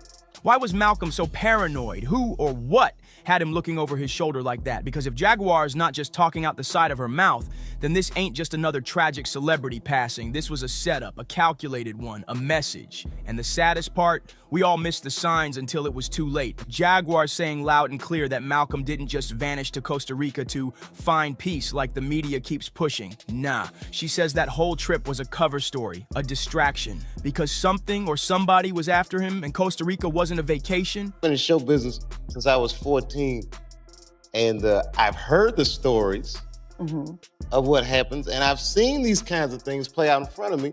Okay. When you say you heard the stories, what do you mean? What stories? I mean, you see before, look, Mariah Carey made a $100 million deal, and 3 months later, she's all of a sudden mysteriously crazy. Or Martin Lawrence punches through and he's waving a gun on the street screaming, "They're trying to kill me." Yeah. Yeah, we hear those stories. And it always happens around the time of their career where it seems as though they're crossing over the next plateau. Yeah. Jaguar Wright ain't holding back. She straight up says Malcolm Jamal Warner wasn't out in Costa Rica for no vacation. He was on the run. According to her, Malcolm knew somebody was closing in and he was genuinely terrified. Like not just paranoid, but real life scared for his safety. He felt something bad was coming and fast. And then comes this eerie video that's got folks talking. Just hours before he passed, Malcolm was caught on camera walking alone on a pitch-black beach. No lights, no crew, just him and the dark. At first, it looked like any other late-night stroll, but look closer. His whole vibe was off. He didn't look peaceful. He looked shaken, eyes darting, shoulders tight like he was carrying some serious weight on his soul. People watching it now are saying, he looked like he knew his time was up. So now we gotta ask, who was he running from and why is this barely making headlines? It's almost like someone's trying to keep it quiet. But here's the thing, Jaguar's track record, she's dropped truth bombs before and they hit. So what if she's right again? Sounds like somebody's trying to put young Dave in a compromising position. Oprah. This ain't sounding like some freak accident anymore. It's starting to feel like Malcolm was trying to warn us. Jaguar Wright ain't pulling punches. She says the real reason Malcolm looked so rattled in that beach video, he had just been threatened again. And not by some random nobodies, nah. Jaguar says it was by extremely powerful folks. People Malcolm was allegedly planning to expose. That beach walk, it wasn't some peaceful moment under the stars. It was right after he got hit with a chilling message. Stay quiet, or else. That's why his energy felt so off in that video. Jaguar says he was shook, like he was battling something heavy in his head, trying to figure out if speaking the truth was even worth the risk anymore. Now here's where it gets even wilder. When that video first hit the internet, folks immediately noticed something was wrong. People were asking, is he high? Is he on something? The way he moved, the way he stared out into the dark, it just didn't feel like him. Some even tried to chalk it up to drugs or some kind of substance to explain why he looked so out of it. But then the autopsy results dropped and boom, all that speculation got shut down. Malcolm's system came back clean, no drugs, no alcohol, nothing. So now that excuse is off the table completely, and it forces everybody to take a second look at that beach footage. Because if he wasn't intoxicated, what had him that shook? What did he see or hear that left him pacing in the dark like that? Black community is not a monolith. There's so many levels and lanes to the black community, and we wanted to have a space where we could acknowledge, discuss all of those lanes, because they're so varied in terms of our perspectives and our opinions and our ways of life, and we wanted to be able to have a place where we can talk about all of those things, discuss all of those things, and shed light on the not all hood aspects of who we are. Jaguar Wright's claims are starting to hit real different now, because if Malcolm was actually being hunted by powerful people, and if he knew his life was on the line, then that beach video wasn't just some emotional moment. It might have been the exact second he realized he wasn't getting out of this alive. And once you hear what Jaguar says next, everything flips. According to her, that whole story about Malcolm drowning doesn't add up. She's claiming that's not what really happened. Yeah, his body was found in the water, but Jaguar says Malcolm was already gone before he even touched the ocean, and that changes everything. Because if he was already dead before the tide carried him out, it explains why he didn't even try to swim or fight back. People are asking, how does a man who knows how to handle a riptide, a skilled swimmer, just suddenly give up in the water? This wasn't no rookie tourist flailing in the waves. This was Malcolm Jamal Warner, a grown man in control who had experience. So if he didn't fight it, maybe it's because he physically couldn't, or maybe he never even had the chance. Now fans are looking sideways at the official story. Who was chasing Malcolm? What kind of heat was he really under? And the biggest question of them all, how did they manage to clean it up so smooth that it looked like just another tragic accident? Jaguar Wright says Malcolm Jamal Warner became a target the moment he stopped playing Hollywood's little game. According to her, he refused to shrink himself just to make the industry feel comfortable. And that's when things got dangerous. She says Malcolm wasn't interested in being that quiet, non-threatening version of a black man the system loves to parade around. Nah, he was loud, proud, and unfiltered. He wasn't biting his tongue for nobody, and allegedly, Malcolm was gearing up to expose some serious mess, the kind of truth that rattles cages and makes powerful people panic. Now, if you've been paying attention over the years, this ain't new. There's been non-stop talk about how Hollywood treats outspoken black men, silencing them, trying to feminize them, or straight up break them. And when they stop cooperating, or worse, start talking, that's when things start spiraling real quick. Jaguar says Malcolm saw the writing on the wall, but instead of backing down, he pushed harder. He wanted to tell the truth, even if it came with a price. Sound familiar? Just look back at 2005. Remember when Dave Chappelle walked away from that $50 million Comedy Central deal and dipped to Africa? The media lost its mind. When Dave Chappelle disappeared in 2005, the tabloids went wild, calling him unstable, saying he was spiraling, even pushing rumors he was on drugs or having some kind of mental breakdown. They were trying to paint the man like he lost it. But when Dave finally sat down with Oprah, he shut all that noise down. He said it wasn't about the money. It was about the strings attached, the pressure, the control, the way the industry tried to box him in and twist him into something he wasn't. Dave wasn't willing to play that role. He wasn't about to sell his soul just to be their version of marketable. One of the realest things Dave said, he started noticing a dark pattern. He said entertainers go through something ugly, right before they hit that next level of fame, and it didn't sit right with him at all. He saw how the same machine that builds you up in public will rip you to shreds the moment you stop following the script. So he made a choice. Instead of letting them turn him into a puppet, Dave walked, left the deal, left the country, and chose his sanity over their spotlight. When Oprah asked Dave Chappelle what really made him walk away from that massive deal, he didn't sugarcoat nothing. He said point blank, he was being pushed to create sketches that felt wrong, not just off color or edgy, but socially irresponsible, jokes that didn't land right, jokes that felt like they were laughing at him, not with him. But it went even deeper than that. Dave said he could feel the agenda. It wasn't about comedy anymore. It was about mockery. It was about turning black men into punchlines. And once he saw it for what it was, he couldn't unsee it. That's when it hit him. He was being used to clown his own people and cashing in on it.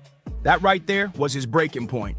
Now fast forward to Malcolm Jamal Warner, and the parallels are straight up chilling. If Jaguar Wright's telling the truth, Malcolm saw that same twisted machine coming for him. But while Dave got the chance to walk away, Malcolm didn't get that luxury. Dave nearly lost everything for standing up. His career flatlined for a minute. Hollywood tried to bury him, but he survived, came back stronger, and forced them to respect his name. Malcolm, though, according to Jaguar, he wasn't that lucky because the things he was about to expose weren't just uncomfortable, they were dangerous. Look at the whole Drake verses. Kendrick beef. While the entire hip-hop world was busy picking sides, fueling the fire, Malcolm Jamal Warner stepped back and saw through it all. He called it what it really was. He wasn't getting caught up in the noise. Instead, he pointed straight at the powerful hands behind the curtain, those unseen forces trying to pit two of the biggest black voices against each other. And according to Jaguar Wright, those same forces didn't like being called out, not one bit. Malcolm wasn't just speaking his truth, he was pulling the mask off something that was never meant to be exposed. And that, she says, is when things got serious. That's when he became a problem. But the most chilling part? Malcolm's final podcast interviews. Jaguar says they made the situation even more suspicious because he did not hold back. No filters, no fear. He flat out called out the power players behind the scenes, the ones treating black men like pawns, like puppets being dangled for profit. In one clip, Malcolm broke it all the way down. He talked about how the media dehumanizes black men, how they get boxed in, labeled, silenced, and pushed to the edge just for existing in a world that refuses to see them as full human beings. What really shook people was when Malcolm basically hinted that he was ready to expose everything. No metaphors, no coded language. He was talking direct, with urgency, like a man who knew his time was almost up. Looking back now, a lot of folks are asking, was that his warning? Did Malcolm realize he had crossed a line and there was no turning back? Because according to Jaguar Wright and now more and more fans, this wasn't random. It wasn't just a tragic accident, it was something else, something way darker. And when you really start connecting the dots, it's hard not to notice how much of this story just doesn't sit right. Did the timeline shaky? The official details keep flipping, and for something that was supposed to be a straightforward drowning, it completely crumbles under the slightest pressure. Let's break it down. First, officials claimed Malcolm got caught in a riptide while trying to save his daughter. The Judicial Investigation Agency released a statement saying Malcolm had been playing with her at the shoreline. Then, supposedly, he brought her out of the water, went back in with a friend, and that's when the current pulled them. The friend escaped. Malcolm didn't. But fans weren't buying it. That story threw up red flags immediately. Now here's where things get real sketchy. The chief of the tourist police in the Atlantic region came out with a whole different version of events. He claimed Malcolm's family, including his daughter, weren't even at the beach when the drowning happened. According to him, they interviewed the family and confirmed they weren't there at the time of the accident. Wait, what? So now we've got two clashing reports from official sources and zero clarity on what actually went down. One version says the daughter was right there, and Malcolm went in trying to save her. The other says the family wasn't anywhere near the water. Which one is it? And get this, when the Daily Mail reached out for clarification, the Judicial Investigation Agency didn't flinch. They didn't backtrack at all. In fact, they doubled down, reissuing their original statement that Malcolm's daughter was on the shoreline. They even added a new layer, saying a surfer helped rescue her using his board, and a volunteer lifeguard pulled both Malcolm and another surfer to shore. But now it's total chaos, because every single eyewitness seems to have a completely different version of the story. Some say he was alone, others say he was with family. Some claim there were surfers involved, others say it was just him and a friend. Like, what's really going on here? At some point, you gotta ask, is anyone telling the truth, or is everyone just running cover? And according to Jaguar Wright, even the US government ain't buying this cleanup job. Word is, they're quietly launching their own investigation into Malcolm's death. Now, let's not forget, this all went down outside the US, so technically it's out of American jurisdiction. But Malcolm was still a US citizen, and if there's even a whiff of foul play, you already know Uncle Sam don't play about that, especially not when it involves one of their own under suspicious circumstances. And this wouldn't be the first time the US government stepped in after somebody died under mysterious conditions overseas. Remember Shanquella Robinson back in 2022? That case shook everybody. She tragically lost her life while on a vacation in Cabo, Mexico. The local authorities claimed they were on it, said they had launched their own investigation. But the story was all over the place. Too many lies, too much confusion, and the US still stepped in and launched their own separate probe because the whole situation felt shady from the jump. So, if history tells us anything, it's that when the heat starts rising and the public starts questioning everything, the feds start paying attention, and Malcolm's case might already be in their crosshairs. Because according to Jaguar Wright, it's already happening. She says federal agents are now digging deep into what really went down with Malcolm Jamal Warner. And if that's true, Hollywood might be sitting on a ticking time bomb, because if investigators trace all this back to the powerful folks who were allegedly threatening Malcolm, and if it turns out his death wasn't just some freak accident, then the whole industry might be forced to answer for years of secrets they've been hiding and lies they've been selling. This ain't just about one man anymore. If Jaguar Wright's telling the truth, and let's be real, she's been right before, then the Fed stepping in means this could be way bigger than anybody ever expected. Malcolm Jamal Warner might not have been running from the spotlight. He might have been fighting for his life. And now, with the US government reportedly launching a separate investigation, this isn't just a tragedy, it's the kind of story that could blow the roof off Hollywood. We're talking secrets unraveling, powerful names being exposed, and a machine that's been untouchable for decades finally getting cracked wide open. Because if the real truth ever sees daylight, it's game over for whoever's been hiding in the shadows. So what do you think? Was Malcolm silenced before he could speak? Is this the beginning of a major Hollywood fallout?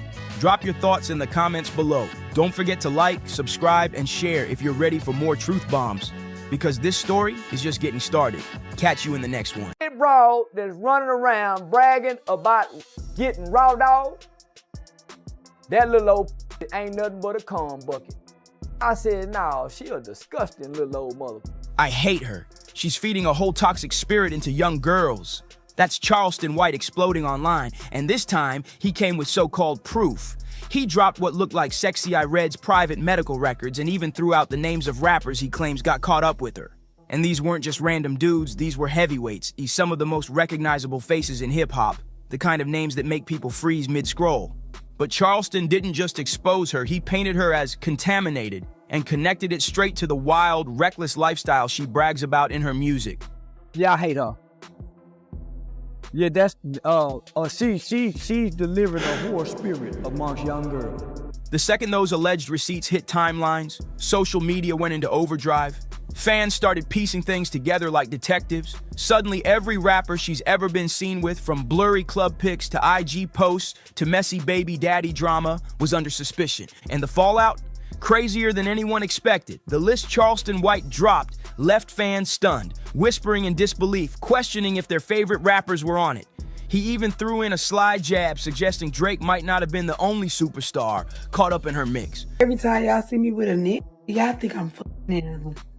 Like, can I just chill? Can I hang out? God, I'm a grown-ass gangster superhero. Leave me alone. Everybody knows Charleston White never holds his tongue, but this time, he went full savage mode on Sexy Red. He flat out claimed her bedroom lifestyle was reckless beyond repair. To prove his point, he even posted a zoomed-in shot of her mouth, showing what looked like an inflamed mark and captioned it, "I ain't lied yet." Then he doubled down with the filthiest breakdown, mocking her lyrics about freaky acts, saying that what made her famous is now exactly what's haunting her. Charleston basically accused her of carrying something nasty and tied it directly to the same wild stories she brags about in her tracks. But he didn't stop there. He got graphic, saying her private parts were holding on to an infection and clowning rappers for not even washing properly before being with her. His words were brutal, accusing her of letting everybody go raw and warning fans that of course things were bound to get funky. The man was unfiltered, reckless, and loud. And if you hear the clip yourself, you'll realize just how wild Charleston really went this time. And when you gonna keep it gangster? When you gonna keep it bitch, that's what you did. You lied to me for 6 months. Charleston wasn't just trolling for clout this time. He came swinging with what he claimed were receipts. By leaking what looked like Sexy Red's STD medical papers, he flipped the whole internet upside down. Suddenly, everyone was dissecting her past, pulling up every rumored partner, every blurry photo, and every messy club link-up. So, let's break down why this blew up so hard. Because when her name got tied to Gucci third leg, that's when the drama hit a whole new level. See, Gucci was already accused by a past fling of passing along something serious, and what made jaws drop was that he allegedly knew about it at the time. That bombshell alone had social media in chaos. And then came the real shocker. Gucci bragged about being with more than 3,000 women. 3,000! Plus, he's been openly collabing with adult film stars on top of it. Put all that together, and you see why the internet started connecting dots between him and Sexy Red. If they really had a fling, fans are saying the math isn't looking good. And what's crazy is I seen a video, I seen a video where she said her own was thinking. Sexy, of course, wasn't about to stay silent. She hopped on Instagram and went off, venting about all the nasty rumors flying around and trying to set the record straight. Sexy Red tried to clap back, making it clear she was tired of people obsessing over rumors about her brown booty hole. But the internet wasn't letting it slide. The comment section was already lit, with one person flat out posting, "I mean, she got it from Gucci third leg," so that's when Charleston decided to crank it up, dropping what he claimed were her STD medical reports. And just like that, fans started connecting the dots. If those reports were real, the exposure chain didn't end with her. It started with her. That's when another huge name got pulled into the fire. Drake! Everybody remembers that viral club sighting. Drake in Sexy Red, sitting cozy on the couch, his arm wrapped around her, even planting a kiss on her cheek. Drake himself captioned a snap. Just met my rightful wife, Sexy Red, and she doubled down by reposting it with, I'm your favorite rapper's rapper. And it wasn't just that one night. They've been spotted together more than once, always giving off way more than just friends vibes. That's why Charleston's claims are hitting so hard. The receipts line up with moments fans already saw play out in public. But I said to myself, she looked like it get hot. It looked like it get funky in whatever room she f***ing in. It get hot.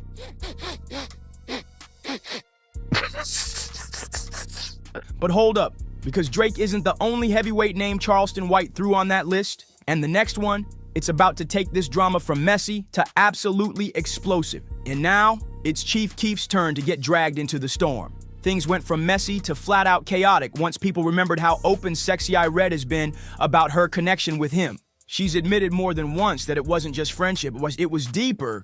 Her own words made it obvious.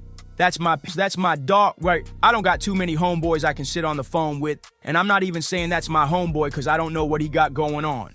We like each other. We can be around each other and act like we've known each other forever. Yeah, we like each other. That's my nen. She even went so far as to joke that he might be my third baby daddy.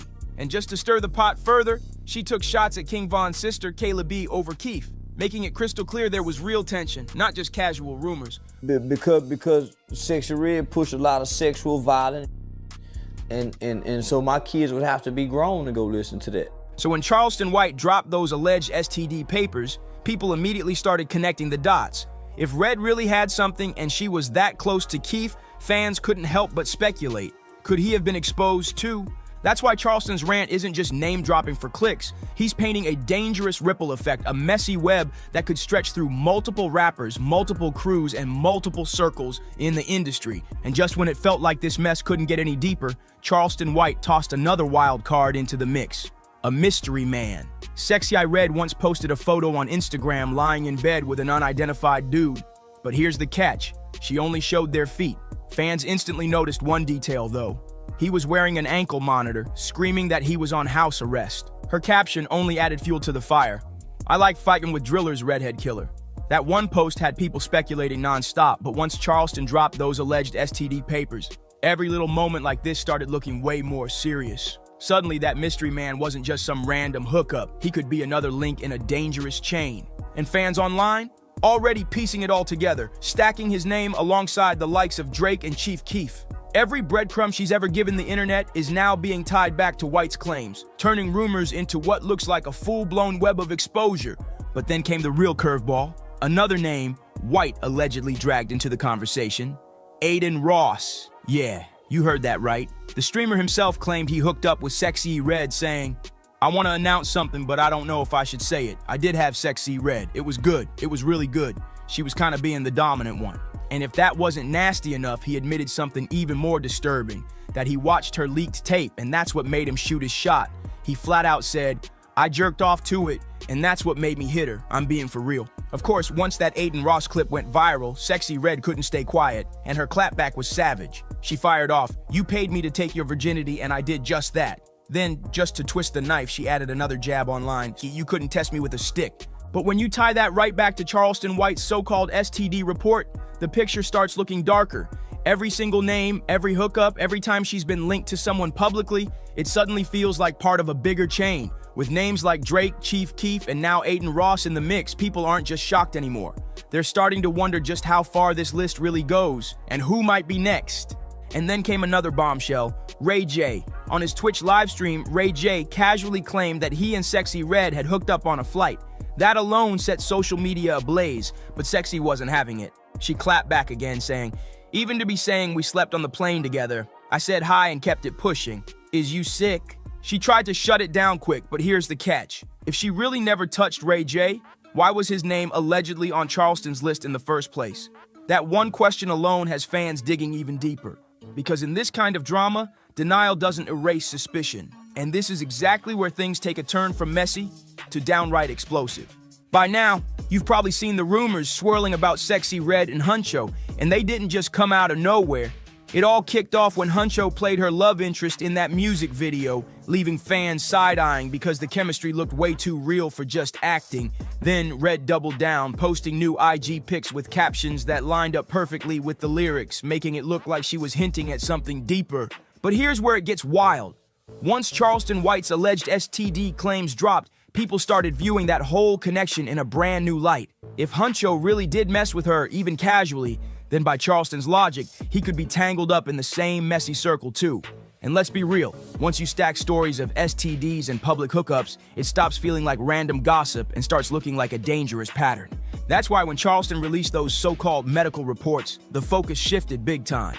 Suddenly, it wasn't just about Drake, Chief Keef, or Aiden Ross. People started wondering if Huncho's name was next to get dragged into the scandal, but just when it felt like things couldn't get messier, another curveball hit, this time from inside her own circle. One of Sexy Red's baby daddies jumped in, accusing her of burning rappers and even waving around what looked like his own paperwork to back it up. Now, fans are asking the big question, where is all this paperwork even coming from? Here's where it got even wilder, because after blasting Sexy Red, her baby daddy suddenly backtracked, claiming he never caught anything at all. And that's exactly why Charleston White's so-called medical report hit harder. It kept the spotlight firmly on her instead of letting him get brushed off as just another bitter ex. On a call, he even asked her straight up, "When you gonna keep it gangsta?" And Red had no answer. He pressed the issue, making it clear the virus in question was dormant, but still herpes, something that never really goes away. To prove he wasn't just talking reckless, he even flashed paperwork showing no active detection when it popped up. But then he really turned up the heat, throwing out a bold accusation. Y'all favorite rapper, she burning everybody, getting burnt. He added that you've got to be strong for that Northside pull because it's not for the weak. Much, and I'm weak. Then he threw in a reminder. Remember, you started this. And just when it looked like the receipts were stacking against her, he flipped the script again. Out of nowhere, he backpedaled, saying he never actually caught the STI in the first place, and even showed proof to clear himself. The wildest part in all of this, her baby daddy stepping forward makes you start replaying every moment she's ever been linked to rappers, even those times that looked like just hanging out. Because once STDs enter the conversation, Charleston White's list suddenly doesn't sound so far-fetched anymore. You can't help but imagine the ripple effect, one hookup here, another there, and who might actually be tangled in it all. But here's the real kicker. Sexy Red herself has openly admitted to having STIs. She's even joked about it online. Remember that viral post of a fan outside the ER holding up dollar bills spelling out, "I want the STD"? She reposted it with her own caption, "It's gone now. Ema Fee, done took my meds." That's sexy, turning controversy into comedy like it's her signature move, and it doesn't stop there. Her own brand has leaned into the shock factor, dropping lip gloss shades with names like Gonorrhea and Yellow Discharge. Fans laughed at first, but when Charleston dropped what he claimed were her medical reports, nobody found it funny anymore, because if the rumors are true, then this wasn't just trolling or shock marketing. It matched up with what she's admitted before. At one point, Sexy Red flat out confessed she'd had chlamydia twice. She even explained how she and her man broke up, both messed around, then got back together. And suddenly, they both noticed something smelled off. We both was like, what the F is that smell? That's how Sexy Red once described the moment she and her man realized something wasn't right. They went to the doctor, but never figured out who it came from. Now line that up with Charleston White's alleged medical report, the rapper she's been tied to, and even her baby daddy's wild accusations, and you see exactly why people keep connecting the dots. With that kind of history, White's list suddenly doesn't feel like wild gossip.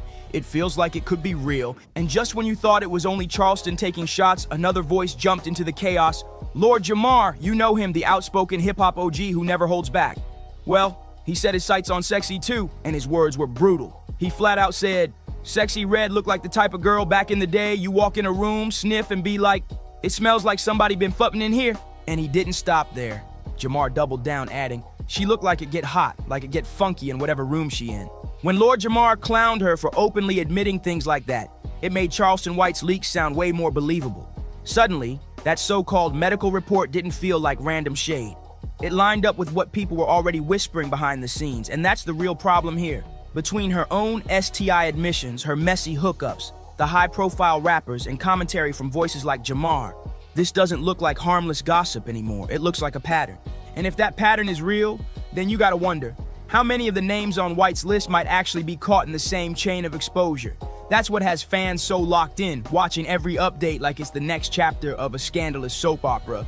But here's the kicker, y'all. Some folks online are going even further, claiming Sexy Red is out here deliberately spreading infections. One blunt comment even said, STDs are part of her brand. She made that choice. On the flip side, though, others aren't blaming her at all. They see her as just another product of a toxic, clout-hungry culture that chews women up for attention and spits them out later. Either way, things are getting sticky, getting stinky, and Charleston White's spin on this is hitting harder than ever. But at this point, it's not just him talking slick. It feels way deeper than that.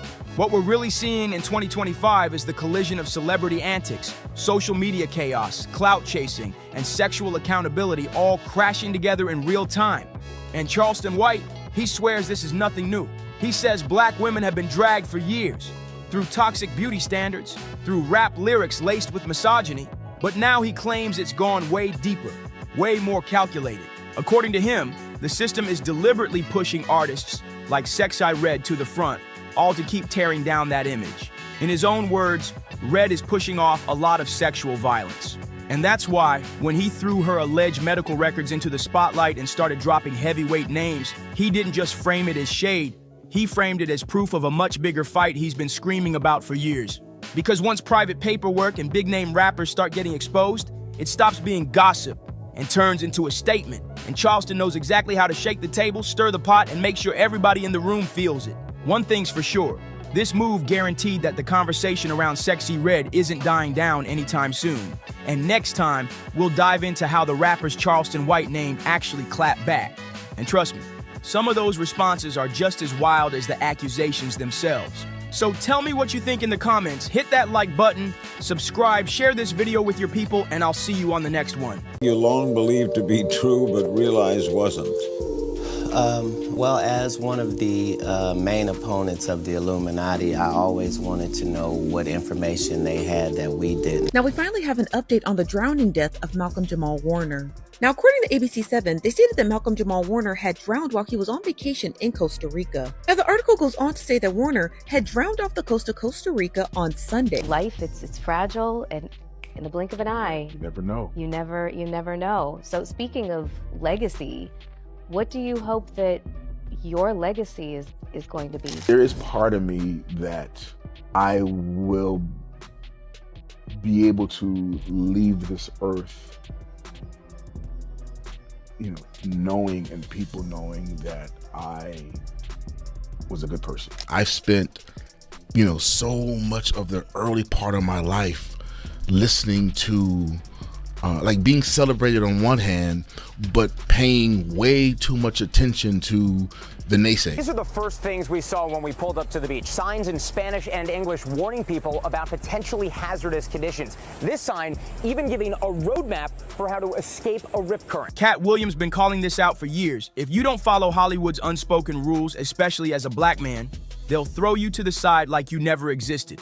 And when you take a closer look at Malcolm Jamal Warner's story, it all starts clicking into place. He didn't care about chasing fame or being some industry puppet.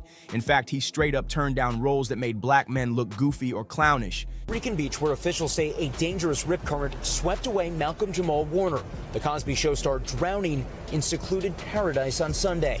What makes that beach so treacherous?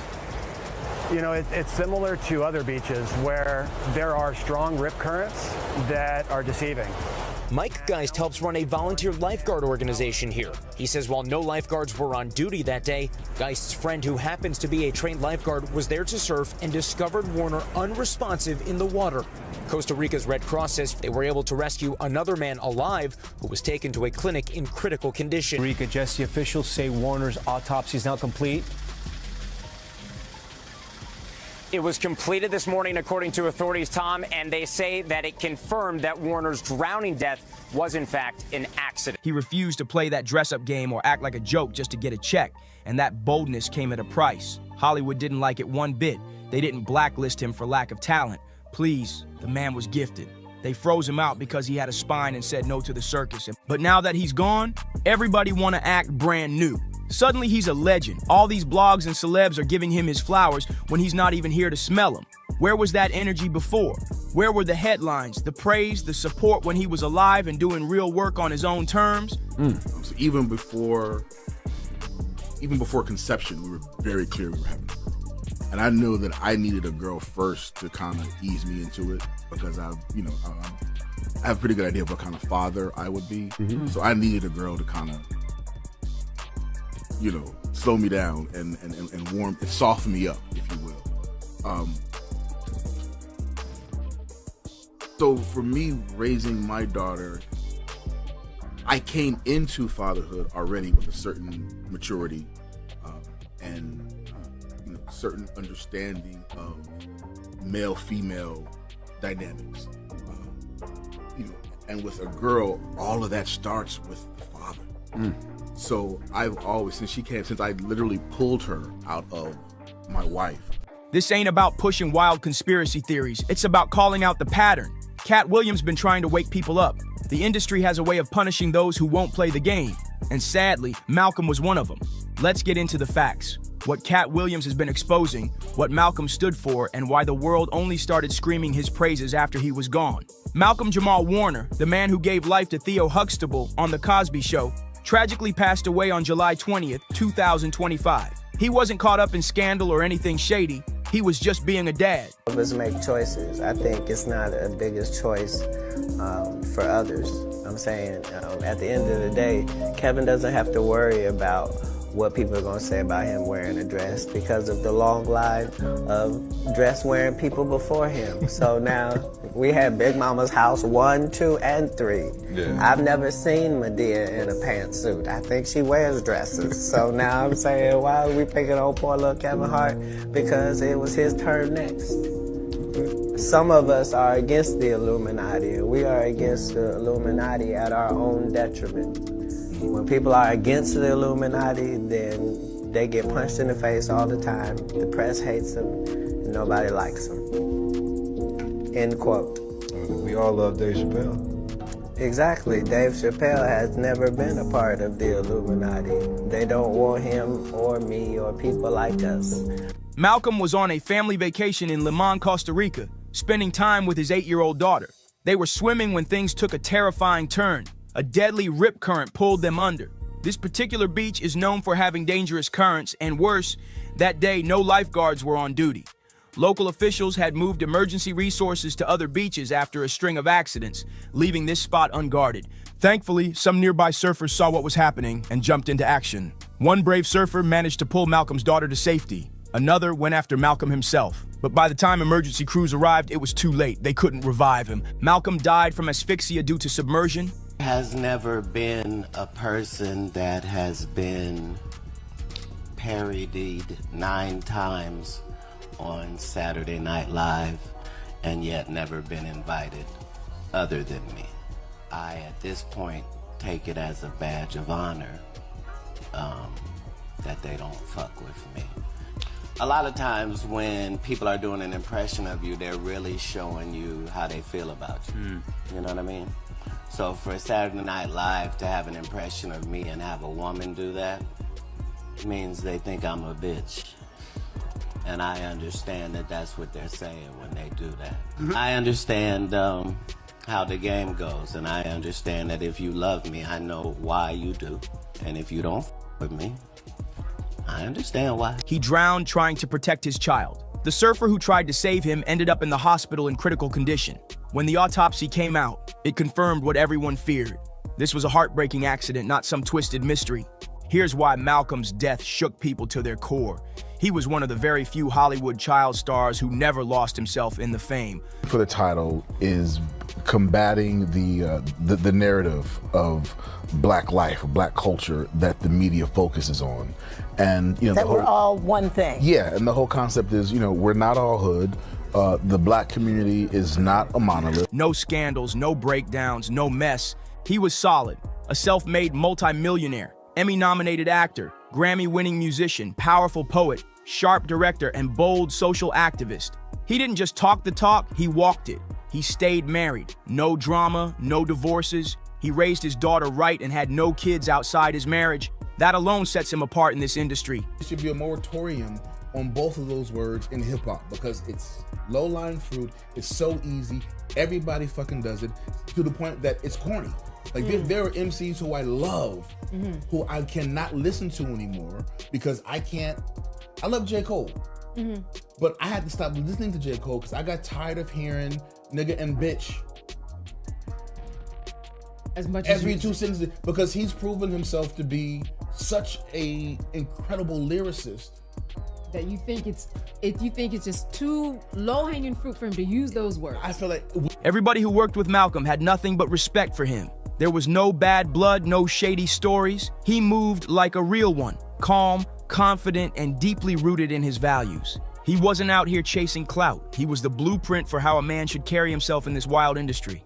Then out of nowhere, this man dies in a random freak accident after 54 years of clean living, solid health, and while on vacation in literal paradise with his family. And Drake beef, which, you know, they talk about how much they hate each other and give all these references to violence and that sort of stuff. Yeah. Do you think, even though we enjoy those songs and they're bops, do you think that has a detrimental impact upon the culture ultimately? Ultimately, yes. It's been normalized for, you know, us to call ourselves the N-word, right? And we like to talk about how we've taken the power of that word back. But I'm of the school of thought. If I'm trying to speak love and upliftment to my brother, why am I going to borrow a word from people who use the word because they hate me? But we get caught up in, oh, well, we're turning the N-word into a positive. But our music is not reflecting positivity, love, and upliftment of our culture. And we're at a point now where so much of our, especially our music, so much of our black music, when you strip away the music and just listen to the lyrics, so much of our black music is really anti-black. Oh, you think so? When you think about it, think of, you know, I mean, you almost cannot have hip hop without talking about drugs, using the N-word, and murking somebody. Right. You know, or calling a female, you know, a bitch or a hoe. Like that's become such we've normalized that so much that I think we need a space where we can say, wait a minute, wait, that's not all who we are. It feels unfair. Way too soon. The only thing tragic about Malcolm's story is that it ended early, but let's be real. He lived a masterpiece of a life that deserves to be studied, celebrated, and remembered loud. But here's the part that needs to be said loud. Hollywood ghosted Malcolm while he was still alive, and now Cat Williams' warnings are aging like prophecy. Let's get something straight. Malcolm didn't fall off. He didn't fade out. He chose a different route. After The Cosby Show, he could have cashed in big sitcoms, flashy network deals, slapstick comedy roles. How people feel about the ritual. It's about does following the ritual work. Yeah. And so you can fool yourself into thinking there isn't one, but the evidence will be clear. So like when I was like, oh, these guys are wearing dresses. Everybody's like, oh, he keeps talking about people wearing dresses. No, it's not. That is a weird thing. It's not like that. Look at it from a different way. Look at it. Show me one person that ever wore a dress in Hollywood unsuccessfully. But he wasn't about to sell his soul for a check. He moved smart and intentional. He wasn't down to put on a dress. He wasn't gonna act like some cartoon just to make folks laugh. He said no to the roles that made black men look like jokes. He wanted to stand for something real, and that rubbed the industry the wrong way, because they don't like when you think for yourself. That's where Cat Williams comes in. He's been yelling about this for years. In interviews, stand-up specials, podcasts, Cat been telling us how the game really works. He said if you're black in Hollywood, they try to box you into a character. And if you refuse to play that role, they'll label you crazy. They'll call you difficult. They'll blacklist you. Cat turned down those same clown roles, the suits, the wigs, the loud buffoonery, and what happened? He got painted as unstable. Now let's talk about Malcolm for real. He had everything the industry claims to love: talent, discipline, brains. But because he didn't fit their formula and refused to clown himself for the camera, Hollywood kept him benched, straight up. But here's the thing, Malcolm wasn't losing sleep over it. He didn't need their validation. He created his own lane. He launched a podcast called Not All Hood, where he kept it all the way real, calling out how Hollywood and the media love to box black folks into one tired image like we all move the same. Instead of playing into the system, he backed projects with purpose. He acted in and produced plays, documentaries, and films that spotlighted black history, systemic racism, and education. He used his platform to educate and elevate, not entertain for a cheap laugh. And in 2021, he dropped a whole op-ed for the Television Academy that hit hard. He broke down how white executives, white writers, and white directors are still the ones calling the shots on how black people get shown on screen. Malcolm wrote, "During the cycles where the gate hinges loosen lightly in black, in Hollywood, creatives are handed just enough input to feel like they have control. But let's be real, it's usually just smoke and mirrors. The stereotypes still creep in, even when the black characters wear suits and have money. They might switch up the packaging, but the message stays the same." Malcolm saw through all that. He didn't just call out Hollywood, he called out the culture too. He took a stand against what modern rap and hip-hop were pushing, especially the non-stop misogyny and toxic masculinity. He wasn't trying to cancel anyone, he was asking for accountability, for healing. And when that Kendrick versus Drake beef blew up last year and had the internet in a chokehold, Malcolm kept it real. He said hip-hop only seems to go viral when it's feeding into negativity, not when it's uplifting or saying something real. And again, that goes exactly with what Cat Williams has been yelling for years. The industry will only lift you up if they can spin your image how they want.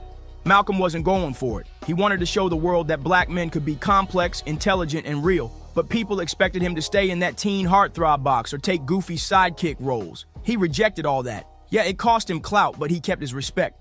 Meanwhile, other black actors in his era were blowing up, but by doing the opposite, playing into caricatures, taking every check. Some of them made it work, no shade. But that was never Malcolm's path. Malcolm stayed in his own lane, and it cost him. In interviews, he even dropped hints that his own team told him straight up, "You're too serious, not marketable enough." Translation, too black, too smart, too real. So what did they do? They stopped calling it. And guess what? That lines up exactly with what Cat Williams has been screaming for years. If you don't play the fool, if you don't accept the industry's little humiliation rituals, they wipe you out like you never existed. But now that Malcolm's gone, oh, now it's a different story. Suddenly, the same Hollywood that ghosted him is calling him a legend and a pioneer. Social media is lit up with tributes, think pieces, and tearful celebrity posts. But where was all this love when he was still breathing? Because he didn't chase clout or sell out for a flashy role, the major platforms barely gave him any shine. Award shows looked past him. Big networks weren't giving him the calls. He was too authentic for their taste. Now all of a sudden, streaming platforms are claiming they've got unreleased Malcolm projects. Networks are hyping up tribute specials. Celebs posting throwback pics with long-winded captions like they always had his back. Let's be real. Overnight, they flipped the script and turned Malcolm into the safe black icon. Everybody wants to celebrate now, but that's textbook industry behavior. They don't uplift you for being real, for being principled, or for standing 10 toes down while you're still alive. No. They wait until you're gone and can't speak for yourself. Then they flip your legacy into a marketing tool for woke points and profit. And guess who called this out way before it happened? Cat Williams. He told us straight, the system only embraces black talent when it fits their script, and when that person can't fight back anymore. So now we gotta ask, is this real love, or just the usual Hollywood cleanup job once it's too late? Let's not get it twisted. Malcolm Jamal Warner wasn't just some actor with a clean image. He stood for something. He stayed solid, grounded, thoughtful, and he never sold out. In a world that rewards clowns and chaos, Malcolm chose purpose over popularity. That's exactly why they overlooked him, until they couldn't anymore. His death isn't just heartbreaking, it's a wake-up call. It shows just how rare it is to see someone walk through this industry with integrity and still hold their head high. But now it's your turn. Drop your thoughts in the comments. Was Malcolm pushed to the side for refusing to play the game? And why does it always take death for the world to finally show respect? Don't forget to like, subscribe, share, and tap that bell, and I'll catch you in the next one. It made me feel inspired and really good. And he was always real nice to me. He'd sit me down, "What's going on with you, baby boy? What? We'd talk about comedy, whatever." And we do have some breaking news to report, and it's extremely sad. Malcolm Jamal Warner, the actor most famous for his role as Bill Cosby's son, Theodore Huxtable, on the NBC hit sitcom The Cosby Show in the 80s and early 90s, has died. The mystery around Malcolm Jamal's death is spiraling out of control, and now it's taken a dark turn after Dave Chappelle broke his long silence. Dave's dropping bombshells, claiming Malcolm didn't just drown, he was taken out for refusing to sell his soul. Bro. What? The actor Malcolm Jamal Warner has died. First of all, rest in peace to him. He seemed like a very stand-up guy, positive role model. But I looked into this whole thing and it gets weird. First, let's start with the age he died at, which is 54. 5 plus 4 is 9. You guys know about my 9 videos, and 9 is the number of completion. But also, the show that he was famous for, The Cosby Show, in gematria equals up to 54 as well. And here's the wild part. Dave says he knows exactly how that feels because he was in the same hot seat years ago. The only reason he's still breathing? He vanished to another continent without even telling his own family where he was hiding. Back then, folks clowned him, called him every name in the book, but now it's looking like he was telling the cold, hard truth all along. Then let's go to the date he actually died on, which is July 20th, which is the 201st day of the year. Yeah, can anybody tell me why The Cosby Show ran for a total of 8 seasons, equaling 201 episodes? How? In which is the same number as this event 201, which was a simulation of COVID in October of 2019, right before they actually had COVID. Something tells me that we have to watch for this number in future events. Now, speaking of 9 and 201, Ozzy Osbourne has just died as well. Sadly for Malcolm, he thought a simple no would be enough to walk away. But if Dave and Cat Williams have taught us anything, it's this. You don't turn down selling your soul without them coming for you. About a week ago, Malcolm was in Costa Rica taking a swim, and that's when everything went left. Reports say a powerful current dragged him deep into the ocean. He just performed his last concert just a couple weeks ago called Back to the Beginning, which is an odd title like they almost knew. But here's the thing. The attendance of that venue is 45,000. 4 plus 5 is 9. Now, you could call that coincidence, but here's the thing. His full name in gematria is also 201. What are the chances, right? Another man with him was saved by quick-thinking bystanders, but Malcolm wasn't so lucky. Witnesses fought to bring him back, performing CPR, calling in the Costa Rican Red Cross. But after 45 minutes of trying, they had to declare him gone right there on the scene. TMZ came through with exclusive footage of Malcolm the moment he first touched down in Costa Rica. And from the looks of it, he was all smiles, ready to soak up the sun, make memories, and head back home to his family. But behind the scenes, the powerful people he had refused weren't done with him. I think I was very fortunate coming out the gate with Cosby, which put me in a position where, and because I've always had a good team around me, I've always been in a position where I've had the luxury of being meticulous about the kind of roles that I choose. My mom was really instrumental in getting me to understand the concept of longevity, the concept of being versatile within this business, because she would always say, if you look at anyone in this business who's had longevity, there are times when they've been hot and times where they've not been hot. Plenty of folks aren't buying the accidental drowning story for a second, and the whispers are getting louder that this was straight up foul play. The biggest reason people still swear there was a hand in Malcolm's death, just days before that Costa Rica trip, he was trending online for putting the industry on blast. He was spilling some real dark secrets, calling out high-ranking power players who allegedly offered him millions to star in movies and projects that went completely against his morals. In other words, they wanted him to trade everything he stood for, to sell his soul for a fat payday. But Malcolm made it clear he wasn't with it, and he turned them down cold. You have to decide what you're going to do during those times when you're not hot, so you're not making desperate acting choices. I've been fortunate enough to I've always had the financial wherewithal to be meticulous about the kind of work that I do. So I have a body of work that I will never have to be embarrassed by.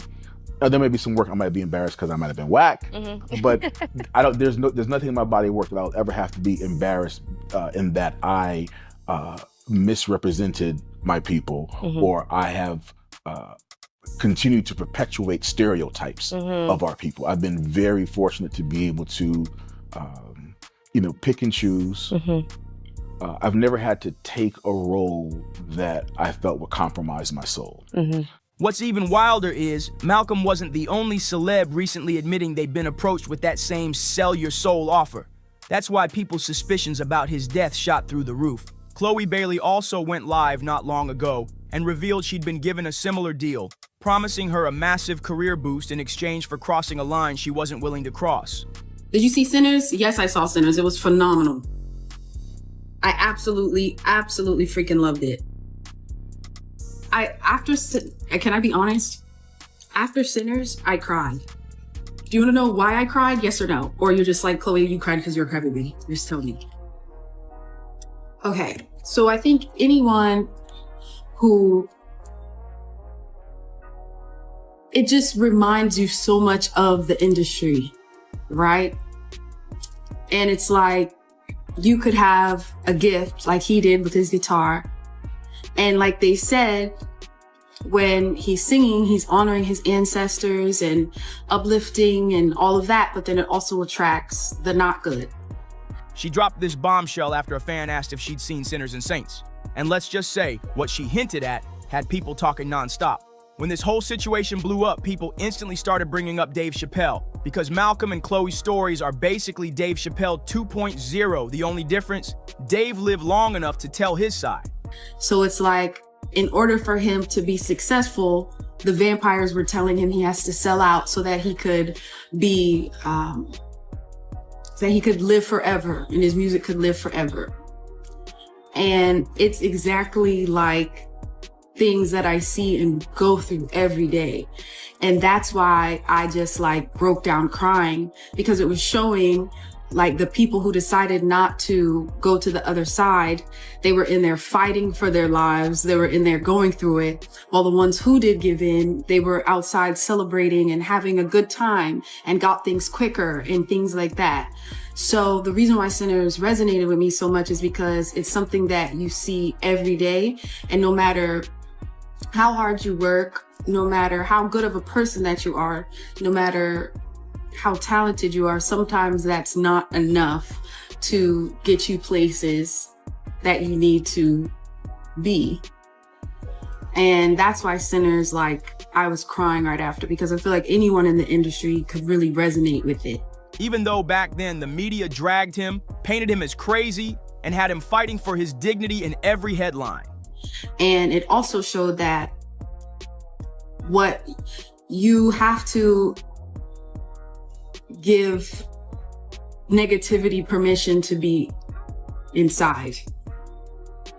And as long as you don't invite it in, you'll be okay and safe. So that's why I really resonated with Sinners. And I thought it was so beautiful. I thought it was done so beautifully. And I'm just really proud of everyone who was a part of it. And I even cried when he was singing in the bar, and you see all the different, you know, the history, all of the ancestors that came before us, that he wouldn't have been there to make music and play his guitar without the ones that came before him. So I feel like anyone who has a gift and has something that they truly, truly love, but feels like it's not coming to them in the time that they want it, because they're moving in the right ways where they don't like give in, it's harder. And then you have like so many things tempting around you, like the vampire. So it was so deep. It was so deep. That's the reason I cried for like a whole hour after. Dave's moment came back in 2006 when he sat down for that unforgettable, tense interview with Oprah Winfrey. It was completely outside of my frame of reference. I've been in show business since I was 14, and I've heard the stories of what happens, and I've seen these kinds of things play out in front of me. Okay. When you say you heard the stories, what do you mean? What stories? I mean, you see it before. Look, Mariah Carey made a $100 million deal, and 3 months later, she's all of a sudden mysteriously crazy. Or Martin Lawrence punches through, and he's waving a gun on the street screaming, "They're trying to kill me." Yeah, we hear those stories. And it always happens around the time of their career where it seems as though they're crossing over the next plateau. Yeah. Would you say you lost your mind, sort of? No. No. Not exactly. Okay. I wasn't crazy, but it's incredibly stressful. Yeah. And I felt like in a lot of instances, I was deliberately being put through stress. He had just walked away from a $50 million Comedy Central deal, And according to him, the contract came with shady strings attached that he simply wasn't willing to accept. So he turned it down and disappeared. But as Dave was laying it all out, Oprah kept cutting him off, pushing him to admit he had some kind of mental illness, which he flat out didn't. The wild part? She started pressing that narrative the moment he revealed that certain Hollywood executives had tried to push antipsychotic medication on him. Malcolm Jamal Warner's mother is in mourning. Nearly 3 weeks after the Cosby Show alum died in an accidental drowning, his mom, Pamela Warner, shares a heartbreaking statement about his passing. Writing on Instagram August 8th, "Needless to say, our hearts are heavy with the loss of Malcolm. He was a kind, loving man with a huge heart for humanity. He wanted all to be aware of their inner strength and that they could succeed, accomplish, and transform." She continues, "Malcolm left an indelible mark on the world and on countless hearts, and all who met him, however briefly, were better for the encounter. As his mother, there is so much that I can say. It would fill volumes, but what I will say is that I am so very blessed that he chose me to be his mother." And Pamela ends her message saying, "For those of you who are at a loss, pained by the suddenness of his departure, ache for his presence or just to hear his voice one more time, be comforted that he was at peace and more importantly, he did not suffer." Malcolm was swimming off the coast of Costa Rica July 20th when a current pulled him deeper into the sea, according to local authorities. In a statement shared to People magazine on July 20th, police said, quote, "It was at the moment that they were swept away by the current and their friend managed to get out. However, Mr. Warner was unable to get out and was pulled out by several people on the beach. He received care from Red Cross officials, but was pronounced dead at the scene." For some quick context, back in 2005, Dave made headlines worldwide when he abruptly walked away from season 3 of The Chappelle Show in the middle of production and vanished to South Africa without warning. No official explanation, just gone. And the second he left, the media went into overdrive, working to tear down his image and paint him as mentally unstable. Tabloids flooded with claims about drug binges and manic episodes while Dave kept denying it all. Still, the smear campaign was relentless and the public ate it up. He fought back countless times, even telling the New York Times, "I'm not crazy. I'm not smoking crack. I'm definitely stressed out. There were things that overwhelmed me, but not in the way that people are saying." Police say he drowned off the coast of Costa Rica yesterday while vacationing with his family. Warner was born in New Jersey and raised by his mother, who enrolled him in acting school. His role on The Cosby Show earned him an Emmy nomination in 1986. So it wasn't just about trying to pressure Dave into selling his soul and betraying his own beliefs. The moment he refused, they came at him so aggressively that he fled to another country, fearing for his life. And like I said, Dave's not the only one. Cat Williams faced the same heat, and many believe Malcolm would have been next if he'd made it out alive. Jaguar Wright even claimed that Cat nearly got taken out when armed men stormed his home in the dead of night. Nobody really knows how Cat survived that night, but according to Jaguar, he was so terrified afterward that he started wearing Kevlar to bed.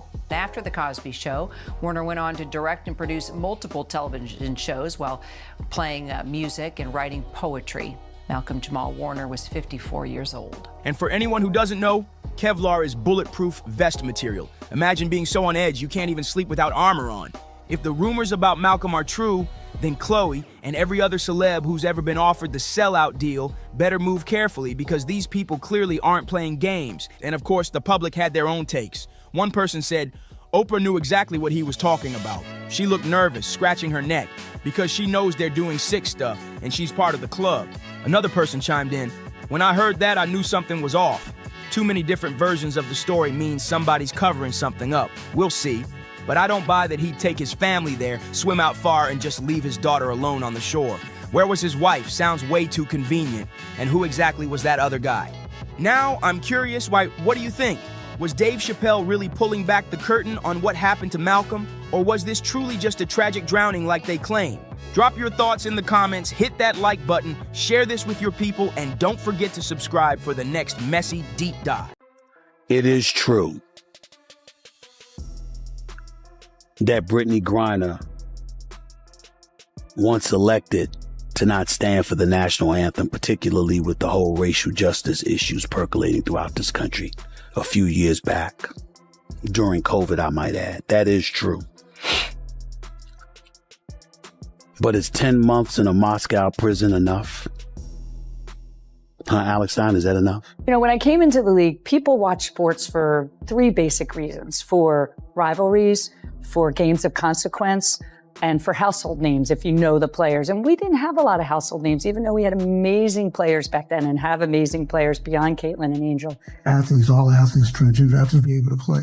Oh, I mean, that ranks high on the list of things that I'll be fighting for and speaking up against. You know, everyone deserves the right to play. The WNBA just got rocked with a bombshell nobody saw coming, and social media is going crazy. Stephen A. Smith hopped on air and started dropping hints about Brittany Griner's alleged Russian DNA test. And let me tell you, the commissioner is fuming. This wasn't just some offhand comment, it was a straight-up spark thrown into a powder keg. Now, I'm not here to sell you wild conspiracies with no backup, but I am about to break down exactly what Stephen A. said, how fans are dragging this online, and why this might spiral into the ugliest PR disaster the league has faced in years. And trust me, it only gets hotter from here. I do think it's important to understand that there are millions of Americans who may not say anything, but do share his position. You were in the United States. You didn't want to stand for the national anthem. You wanted to protest some of the things that were going on in this country, which is obviously and totally your right. The flip side, however, is that there are an abundance of people, including many, because I know a few in the military who feel this way. Brittany Griner already dominated global headlines with her shocking Russia arrest and dramatic release, but now this latest twist is dragging the entire WNBA into a storm of controversy. The silence from the commissioner isn't calming things down, it's doing the opposite, leaving fans and insiders demanding to know what's really going on. The real question now isn't just, is this DNA test even real? It's how long can the WNBA survive under this kind of pressure before sponsors, players, and fans start turning up the heat and demanding the truth. So rivalries are generally good for sports. In women's sports, sometimes it's complicated by the social media vitriol, which we denounce. It's terrible what some of these players have to endure. And so the hatred, the vitriol, the misogyny, the homophobia, the racism, there's no place for it in sport. And we like to be known in sport as a big uniter. So that's the negative part of that. But the positive certainly has been that people are watching. I mean, we brought tens of millions of new people into our sport last year. And here's where things start spiraling out of control. Stephen A. Smith, yes, the loudest, most unfiltered voice at ESPN, went live and casually dropped Brittany Griner's name during a heated rant about truth in sports. Out of absolutely nowhere, he dragged her Russia ordeal back into the spotlight and claimed that a DNA test over there might have revealed secrets the public never got to hear. And just like that, the entire vibe flipped on its head. They have her back now. This is her 8th game back as Asia Wilson cleans it up inside. First points to the Aces. There's been a couple of checks back and forth between Morrow and Smith out here. Oh, what a pass. Wilson baseline fader, pretty. Tina Charles doing all she could. Help D was coming over as well, but Asia Wilson, another. This wasn't some faceless troll on Twitter or a random Reddit post getting ignored. This was Stephen A. Smith, live on national TV with millions watching, planting a dangerous seed right in the middle of mainstream sports talk. The way he played it was slick. He didn't outright confirm anything, but he didn't deny it either. He dangled it out there like bait, and the internet bit hard. Within minutes, TikTok and X were blowing up with clips, fans screaming, "Wait, did Stephen A. really just say that about the WNBA?" And that's the league's worst nightmare. Because when a powerhouse voice like Stephen A. repeats a rumor, even one that's supposedly been debunked, it doesn't die, it explodes back to life with even more force. Okay, explain. So you saved someone from... We were off-roading, and this family flipped their side-by-side. They tried to stop it from flipping, put their legs out, and shin bone came through on the guy, and then the girl broke her ankle, and bone came through. Me and my friends, we jump off, we flipped it back, help them out. I take my shirt off, wrap it around the girl's leg. It's like pulling out blood, and no one would help them. And like, there was no cell reception. So we put them on our side-by-sides and we drove them out. And then we waited with them until the ambulances. When was this? This was like maybe 4 or 5 years ago. No. Oh my God. And crazy. Are you're okay with blood and all the gory stuff? Yeah. You have to be. Yeah, I am. Oh my I'm good God. with that, yeah. Was that the last time you felt like a hero? Yeah, I really felt like a hero in that moment. Nice. Yeah. Wow, that's a crazy story. Suddenly, all eyes shifted to one person and one person only, WNBA Commissioner Kathy Engelbert. Now, let's get one thing clear. Kathy Engelbert isn't just some placeholder with a fancy title. She's the WNBA's first ever commissioner, the woman who's been grinding nonstop to expand the league, lock in new sponsors, and give the WNBA a full-on rebrand so it finally gets the respect it deserves. She's the business mind behind the league's big push into the spotlight. But here's the problem. Her silence on this Brittany Griner DNA test scandal, it's deafening. Not a single statement, not even a throwaway line like, "We're aware of the chatter." And when a storm like this is blowing, staying quiet doesn't ease the chaos, it fuels it. Fans are already buzzing that the commissioner's silence feels less like strategy and more like straight-up panic mode. Because if she can't shut down a rumor that's been debunked over and over again, what does that really say about the league's image? It makes people wonder. If it's so false, why not squash it instantly? And here's the crazy part. Swaggy, Brittany, let me see something real quick. Brick, thank you. Get the out of here, yo. Yo. Jab stepping, just a brick. Swing and a miss. Oh! Yo, I ain't gonna fake it right now. The WNBA is supposed to be in the middle of its biggest glow-up in history. Ratings have skyrocketed by more than 170%. The league finally added its first new team since 2008, the Golden State Valkyrie. For once, the conversation wasn't about empty seats or struggling franchises. It was about sold-out arenas, viral highlight reels, and new money pouring in like never before. Sponsors are lining up, networks are giving the league prime coverage, and for the first time in decades, the hype actually feels real. But instead of fans buzzing about the Valkyrie's big debut or Aja Wilson chasing down her third MVP trophy, what's trending online? Brittany Griner's voice, her body, and a baseless conspiracy tied to some supposed Russian DNA test with zero receipts to back it up. The league's brightest moment is getting smothered by one of its darkest rumors, and the timing couldn't be worse. And this is where the internet grabbed the wheel and floored it. Because right as the WNBA was celebrating its massive opening week, a random courtside clip of Brittany Griner exploded across TikTok and X. What's your mood? I'm happy. Happy? Well, are you ready for long flight? Yes. Yes. So bad. No. Good.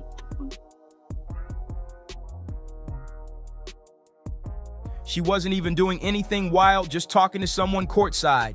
But the mic picked up her voice and people instantly twisted it into evidence for their favorite conspiracy. That short clip turned into a viral frenzy with thousands screaming, "Just listen to how deep her voice is." Now, people who've actually followed Brittany Griner for years already know this is nothing new. She's always had that deep voice. She's spoken about it openly, and it's been part of her journey since she was a teenager. But for casual viewers who don't really keep up with her, that viral clip came off as shocking. The video racked up millions of views in just hours, and the comments section, pure chaos. People were saying things like, "Yeah, that's a dude. He gets to dunk on women all day and then shower with them in the locker room. This nonsense has to end." Others jumped in even harsher, posting, "That's a dude. Never one time ever have I thought otherwise." You're 6'9" now. You said even in middle school you were towering over everybody, and that your voice started getting deeper, you weren't developing like the other girls, and that your parents took you to a doctor. So they really wanted to make sure I didn't have a tumor on my pituitary gland. I don't know, at one point I was kind of like, can we stop? Because it doesn't feel the best, and I felt like a lab rat a little bit. From middle school to today, Brittany writes she has been mistaken for being male, enduring endless teasing and taunts. When you're born with a body like mine, a part of you dies every day. With every mean comment and lingering stare, you're the biggest person in the room, but you're also the loneliest. Not a lot of people understand what it is to walk in my shoes. Literally, they're big shoes to fill. But I just feel so isolated at times. Was basketball a way that you felt seen? It was a home for you? Yeah, no, it was definitely a home for me. I could be the way I was intended to be, and that's big and different. Trolls twisted her voice into so-called proof, fueling the same tired conspiracy Stephen A. had just reignited on national TV. And the timing couldn't have been worse, because the moment that clip started trending, the rumor mill went into overdrive. Suddenly, YouTube Lives, TikTok Stitch Chains, and X Threads were pumping out theories like they just uncovered state secrets. Every angle of Brittany Griner's life, her past, her voice, her arrest in Russia, was being ripped apart and repackaged as evidence. Commentators with big followings jumped in, pushing the idea that maybe Stephen A. knew more than he let on. People started asking, was this a slip-up on live TV, or was it intentional? And that's when the pressure really landed on the WNBA itself. Instead of celebrating their explosive ratings and fresh sponsorships, they were now scrambling to figure out how to respond to a viral narrative that wouldn't die. Because once the internet locks onto a scandal, it doesn't just fade away, it snowballs into something bigger than the truth itself. But of course, the trolls weren't done yet. Right after Britney's courtside voice clip went viral, they went digging deeper and dragged out that old footage. The infamous shirtless pool video. You know the one, it's been floating around online for years, but every time her name pops back into headlines, it gets recycled like brand new scandal bait. And this time, no different. Some fans tried to defend her, but trolls doubled down, pushing the same tired narrative and flipping the conversation right back to her body instead of her game with Atlanta. Once again, the spotlight that should have been on basketball turned into a circus of rumors and speculation. And here's where all of this really ties back to Russia. Everyone remembers 2022 when Britney got arrested at the Moscow airport over vape cartridges, slapped with a 9-year sentence, and suddenly the entire world was watching her every move. Here's the first clip of her after that dramatic prison swap. Here's the part that always seems to get buried under all the noise and conspiracy chatter. Britney has already spoken on this long before Russia and way before Stephen A. ever turned it into a headline. Back in 2015, she sat down for an ESPN feature and opened up about her voice, sharing what it was really like growing up with it. She explained how her voice was always deeper than most girls her age, and how that difference made her resent the way she sounded. She talked about being mocked as a kid, not just for being tall, not just for developing differently than her peers, but for sounding like a boy. That wasn't a rumor, that was her reality.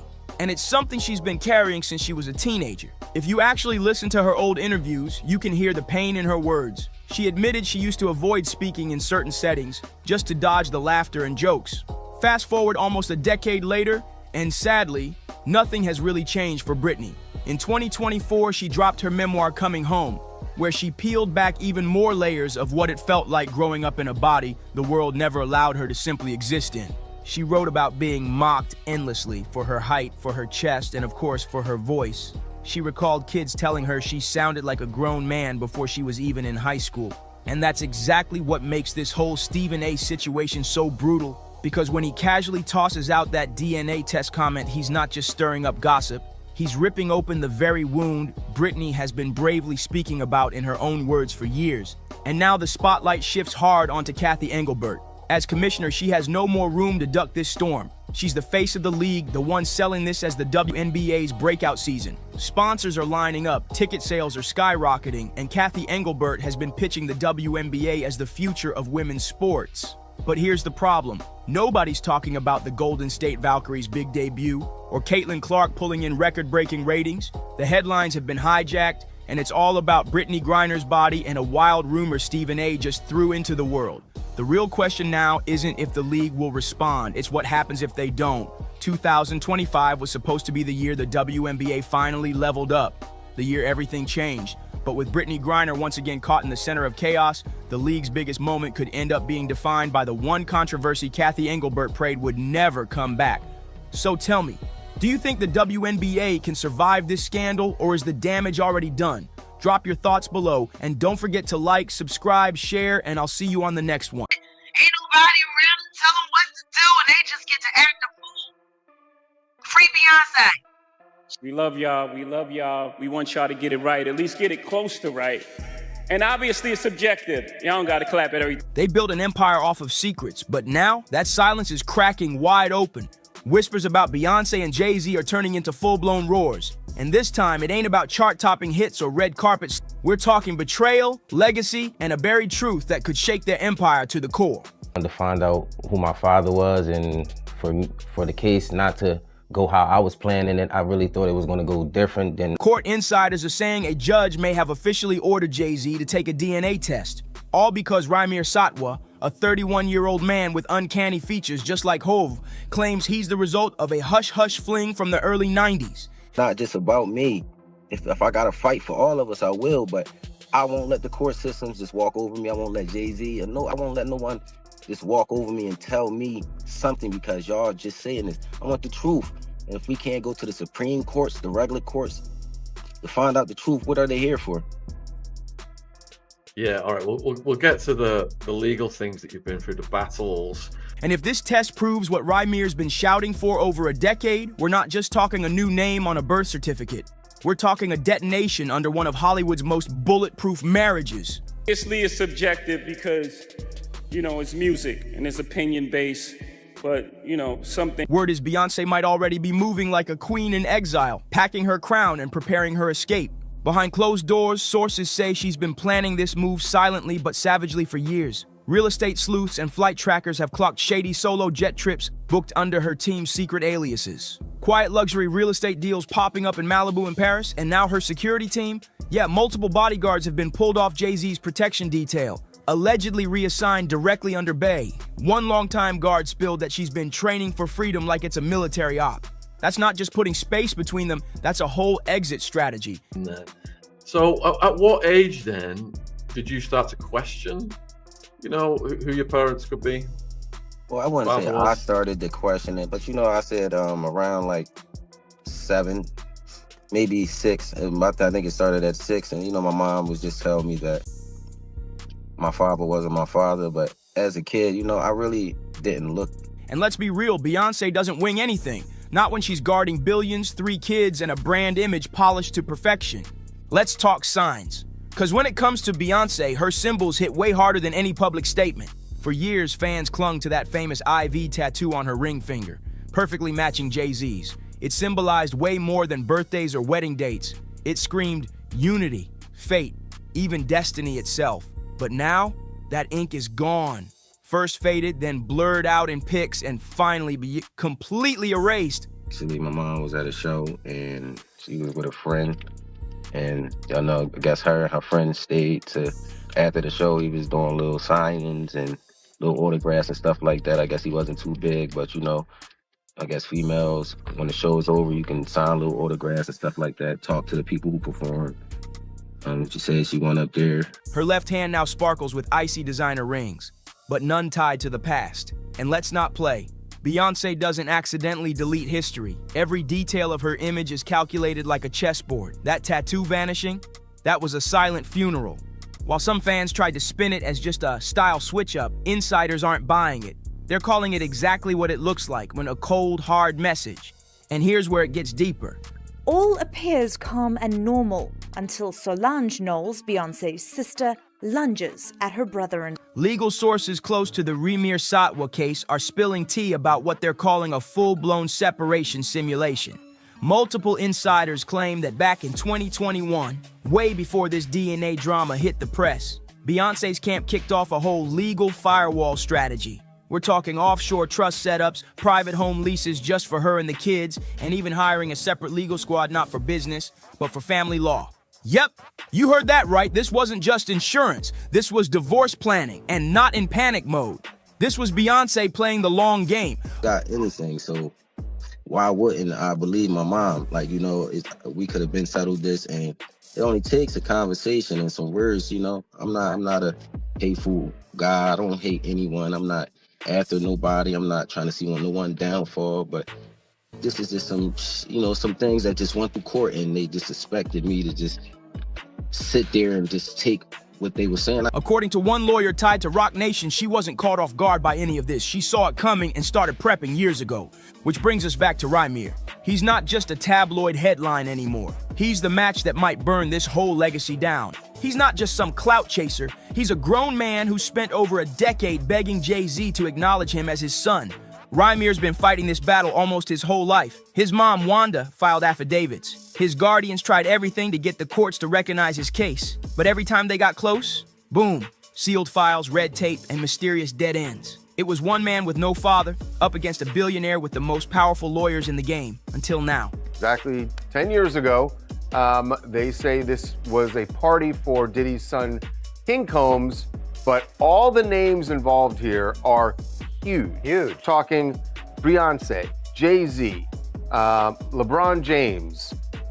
Now, all of those people are just witnesses, according to this lawsuit. Something just snapped loose. In the flurry of recent legal filings, a thread came undone. And now it looks like a judge whose name hasn't even been released yet has formally demanded a DNA test from Jay-Z and Beyonce. Word is, she's done waiting to see how her husband handles it. He took them to some apartment building, and you know, they did what they did in there, you know, talked a little bit, had a good time party. And I guess, you know, I can't fully talk as my mom because I'm not my mom. I'm just telling you guys what she told me. And I honestly just believe her, you know, it's just no. Sources say trust between them is shattered, not just because of what Rymir might prove, but because of how deeply this whole thing was buried. Apparently, Beyonce knew about the allegations years ago. But what she didn't know, the lengths Jay's legal crew may have gone to shut it all down. According to two ex-Rock Nation insiders and a paralegal linked to the New Jersey court, Jay-Z's team may have offered off-the-books favors or shady deals to someone tied to the legal process, all to get Rymir's case tossed out on some technicality. That story hasn't gone public yet, but behind the scenes, it's spreading like wildfire through music law circles. And if even half of that is true, this isn't just personal betrayal anymore. This could be a full-on conspiracy, a brand-protecting machine moving in silence, just to erase a man claiming to be his son. So there would presumably be people who could verify it or say it didn't happen. Yeah, and that's one of the problems. You're right. When you mention all those people, they may all have alibis. Well, Jay-Z certainly seems to have one. Yeah. So Jay-Z has mentioned that he's there with Beyonce, but we know that Jay-Z was in New York. Yes. The night that it was supposed to be. Now, the night of King Combs of his birthday, which happens to be April. Beyonce built her entire image on power, healing, and fierce feminine energy, a queen of strength, motherhood, and breaking generational chains. But now, she's starting to look like a silent accomplice, and for the woman who gave us Lemonade, that's a bad look. Suddenly, her silence feels less like grace and more like strategy. But you can't stay quiet forever, not when the world starts screaming for answers. Things between her and Jay-Z have turned weirdly robotic in public. Separate entrances at major events, forced smiles with zero warmth. At one LA family dinner, they reportedly sat at opposite ends of the table, flanked by PR teams, barely saying a word to each other. And that big Jay-Z exhibition opening in Brooklyn, Beyonce showed up, but not like a wife. She arrived with Blue Ivy in a separate car, gave a cold, calculated smile for the cameras, and dipped before the after party even started. One staffer who worked the event didn't hold back. They said she looked like a woman handling business, not someone standing beside her man. And that's the kind of emotional distance you don't always catch right away. But when you look back, the clues were there the whole time. Fans are now rewatching old footage, rereading lyrics, dissecting interviews like it's a crime scene. Oh, Mr. Diddy, aka Mr. Love, now. No, Sean Carter. One moment has folks talking. At the Renaissance film premiere, Jay leaned in for a kiss, and Beyonce subtly turned her head so it landed on her cheek instead. Then there's her tour fashion.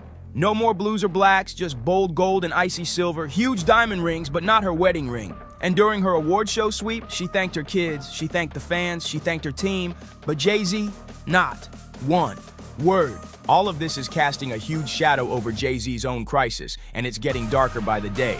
While he's caught up in fresh lawsuits tied to alleged paternity and past misconduct, with claims flying from cover-ups to potential fraud and even murkier stuff, Beyonce looks like she's slipping out the back door.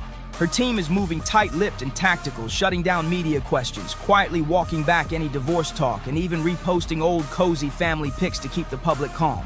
I got older and my mom just continued to say the same thing, and she never changed the name. Like, you know, she always was staying with the same name. I'm like, well, Mom, why? Like, as I got to 16, 17, I'm like, Mom, you've been saying this since I was a kid. So it's like, now my mom never lied to me, so why not? But don't get it twisted. Behind the curtain, the real story is looking way different. This ain't the first time we've seen this strategy. Carefully controlled photos, cold body language, and a slow, subtle shift in branding. Not Mrs. Carter, not the ride or die wife. Just Beyonce Knowles. And for those thinking this might just be a bump in the road, think again. A source inside her inner Houston circle just confirmed she's already met twice with a top-tier family law attorney, one who specializes in quiet breakups for high-net-worth clients. That's not speculation. Those are real appointments on a very real calendar. And if that court-ordered DNA test confirms what Rymir's been saying since way back in 2010, this won't just be a breakup, it'll be a whole statement. Because Beyonce isn't just an artist. She's a global symbol of empowerment, justice reform, and female strength. So standing next to a man tangled in allegations like this, that could crush everything she's built. Silence might have been survival once, but now, it's starting to look like complicity. Something I really would want to find out because, you know, in the future. Let's get real. This ain't just about a DNA test. This is about legacy. Jay-Z and Beyonce didn't just build a marriage. They crafted a whole mythology, the Bonnie and Clyde of music, the ultimate power couple that every celeb duo wanted to be. But now, if these whispers turn out to be facts, if there's bribery, betrayal, and a child whose only crime was being born, then everything they've built is hanging by a thread. We just fought it. Like, it was never to chase anyone or make anyone feel like, you know, we just trying to come up with a plan to take your money. I don't want your money. That's not what I'm here for. I'm really here to just find the truth out. And it seemed like that was just so hard to do in these courts. Like, these courts are not. We're not just talking PR damage, we're talking brand collapse. A billion-dollar image built on love, unity, and power, suddenly exposed for what it might have really been. A carefully curated illusion. And what's chilling? These whispers about judges being influenced, they didn't come from tabloids, they came from insiders, people who were in the room when the deals were made. The public hasn't seen that story hit the front page yet, but if it does, game over. The silence from Beyonce's side is getting louder, and under that still, polished surface, something way more dangerous is bubbling up. If this split goes down, and all signs say it's already in motion behind the scenes, the aftermath won't be about mansions, kids, or curated Instagram feeds. It'll be about the truth finally clawing its way out. Felonies, I'm not crazy or none of that. It's like, I just want the truth, and it's so hard to get it from the courts. And it seems like Jay-Z don't want to say anything, so, you know, I don't want to see him go down for something that, you could have just got taken care of. That's it. Because this didn't start with just a man looking for his dad. It started there. But now it could crack open years of sealed court files, ignored subpoenas, and names that pop up too many times in too many places. And those places? They just happen to be at the center of multiple ongoing federal investigations. We even traced Jay-Z's Gulfstream flight logs using a legit civil aviation tracker. And what we uncovered, it opens up even more questions, just ones that hit way beyond just family drama. A former Roc Nation insider confirmed that Jay-Z's private jet was logged landing in Miami just days before one of Diddy's infamous freak-off weekends allegedly went down. Another entry puts Jay's plane on the tarmac at Teterboro, the exact New Jersey airport used to fly VIPs out to Diddy's upstate mansion. And that estate? Yeah, it's now under investigation for alleged incidents involving coerced misconduct. Act that anybody can find. Sure. But what happened once he got into this party at Diddy's house is outrageous. And I know we're supposed to take every lawsuit seriously because we don't know, we weren't there. The Gloria Stefan part, that's just the start. How Beyonce gets involved. So now people are asking, why was Jay-Z's jet touching down in all these same places at all the exact right times? Is this some wild coincidence, or was it all by design? One former Roc Nation staffer who only agreed to talk under anonymity said it flat out. Jay knew what happened at Diddy's parties. Everyone who got invited did. You don't just show up by mistake. And you don't bring your own crew. You use theirs. That's how it worked. If that's true, then we're not just talking guilt by association. This is about logistics, a paper trail. One Beyonce may have known about for months, if not years. And that changes everything. If she's been aware of this, then her silence isn't just about avoiding headlines. It's about strategic distance, a way to insulate herself from a potential storm that's reaching way beyond her marriage. This wouldn't be the first time Beyonce let silence do the heavy lifting. Over time, she's mastered a secret language, not spoken, but shown. Through visual symbolism, body language, and who's not in the room. When Beyonce removed that IV tattoo, it wasn't just about ending a chapter with Jay-Z, it was a ritual. A quiet, surgical separation. That Roman numeral wasn't random ink. It symbolized their birthdays, their wedding day, their entire fairy tale mythology. Wiping it away wasn't some style choice. It was grief in reverse, a personal funeral for a marriage the world still thought was solid gold. But the cracks? They started showing long before the DNA drama. Beyoncé's been sending silent signals for years, wrapped in glam but dripping in emotion. Remember that pixie cut back in 2013? At the time, folks called it a bold new look, but stylists in her inner circle say it was timed down to the day, dropped right after a major tour ended. It wasn't just hair, it was a statement. That chop was shedding more than strands, it was shedding him. Since then, it's been one symbolic move after another. Wedding ring off, cold body language on blazing red carpets, and icy poses that made you feel the distance through the screen. These weren't fashion choices, they were power plays. When your voice is watched and twisted every time you speak, you let your body do the talking. And Beyoncé's body, it's been screaming. Her transformation during the Renaissance era is no coincidence. She's still shining, but now it's a different kind of glow. One that's glittering, but cold. Bold, but veiled. It's Beyoncé stepping fully into her power. Alone. No more performing as half of a duo. No more bending herself to fit the myth. This isn't just Beyoncé walking away from a man. This is her breaking free from a legacy. Every public moment since has been stitched with the same message. The mourning happened in private. The vows were torched off camera. And now, she's rebuilding. Not soft, not emotional, but strategic.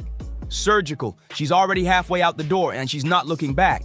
And then we have Rymir, the man at the center of this storm.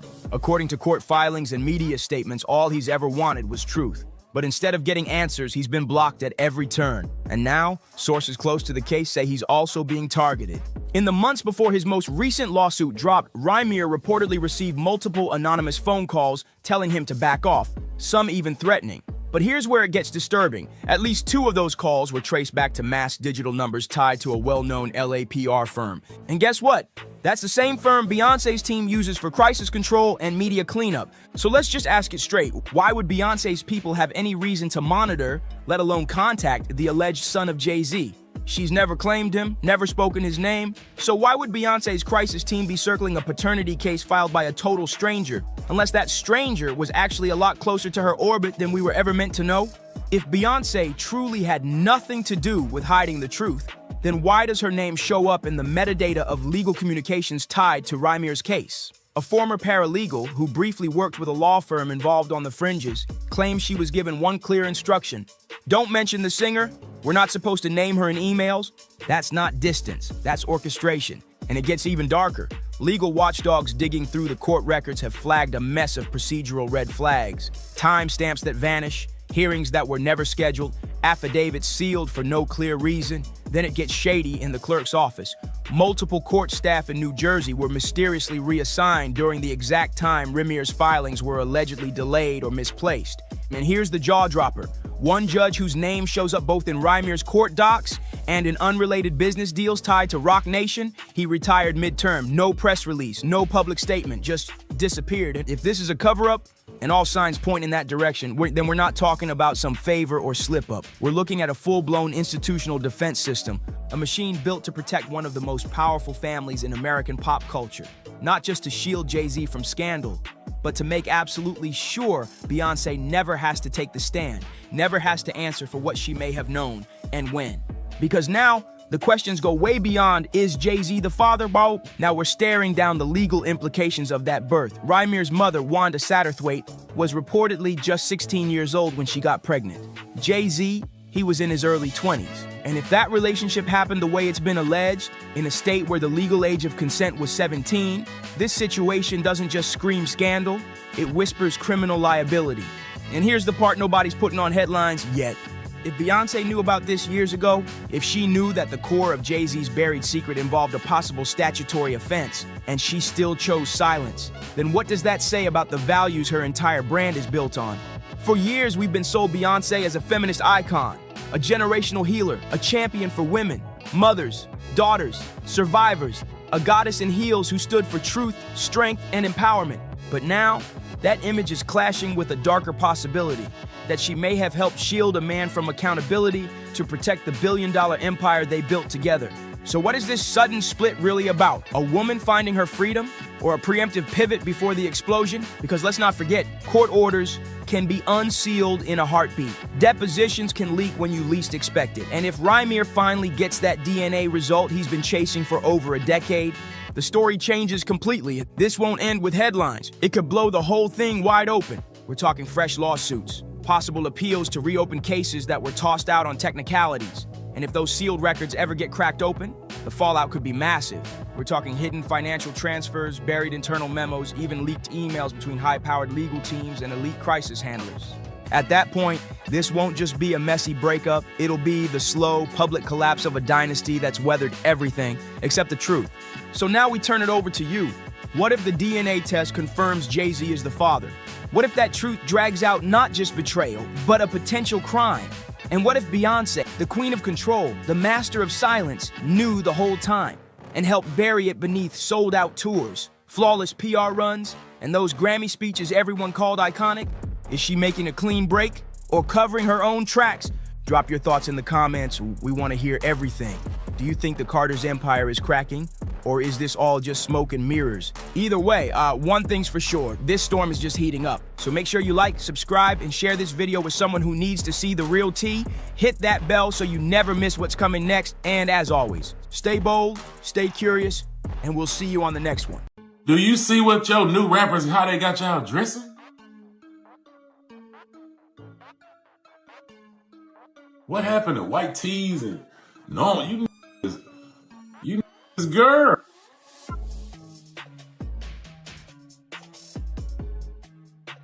Lil Baby just snapped on Jada Waiter after she dropped some cryptic hints confirming the very rumor he's been dodging for years, his alleged secret DL affair. What was once brushed off as messy whispers is now blowing up into loud accusations of straight-up gay-for-pay moves, and fans are eating it up with popcorn in hand. The timing couldn't be messier.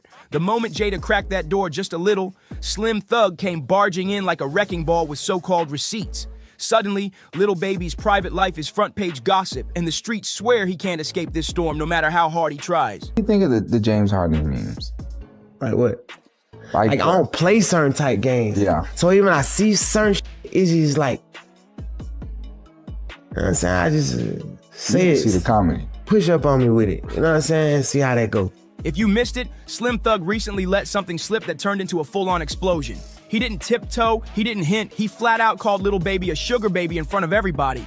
That one line alone had people spinning, questioning everything they thought they knew about the rapper.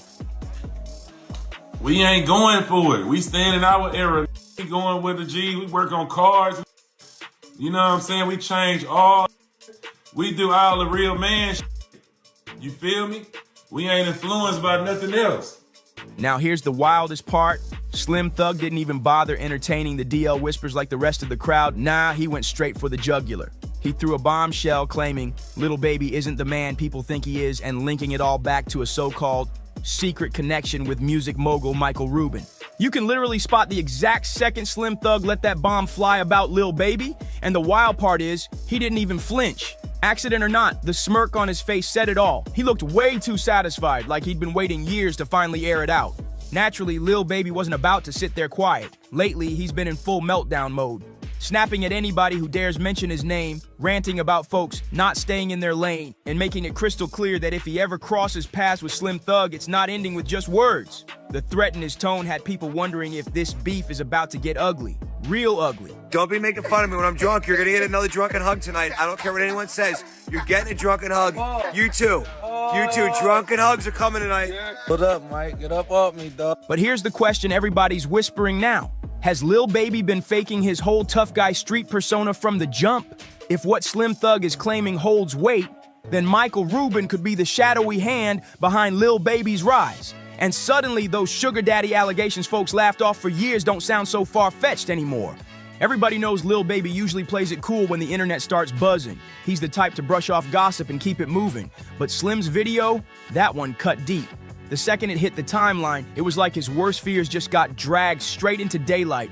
No filter, no cover. And from the way he reacted, you could tell he lost it. Bad. If the saying, "a hit dog hollers" is true, then Baby's bark made it sound like Slim touched a nerve he couldn't hide.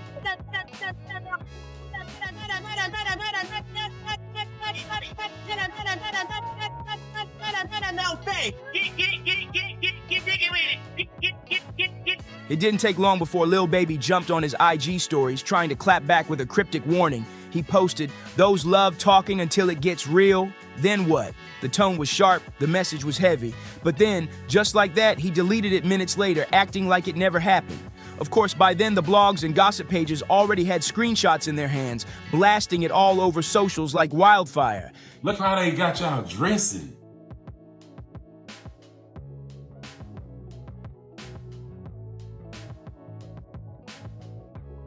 Do you see what your new rappers, how they got y'all dressing?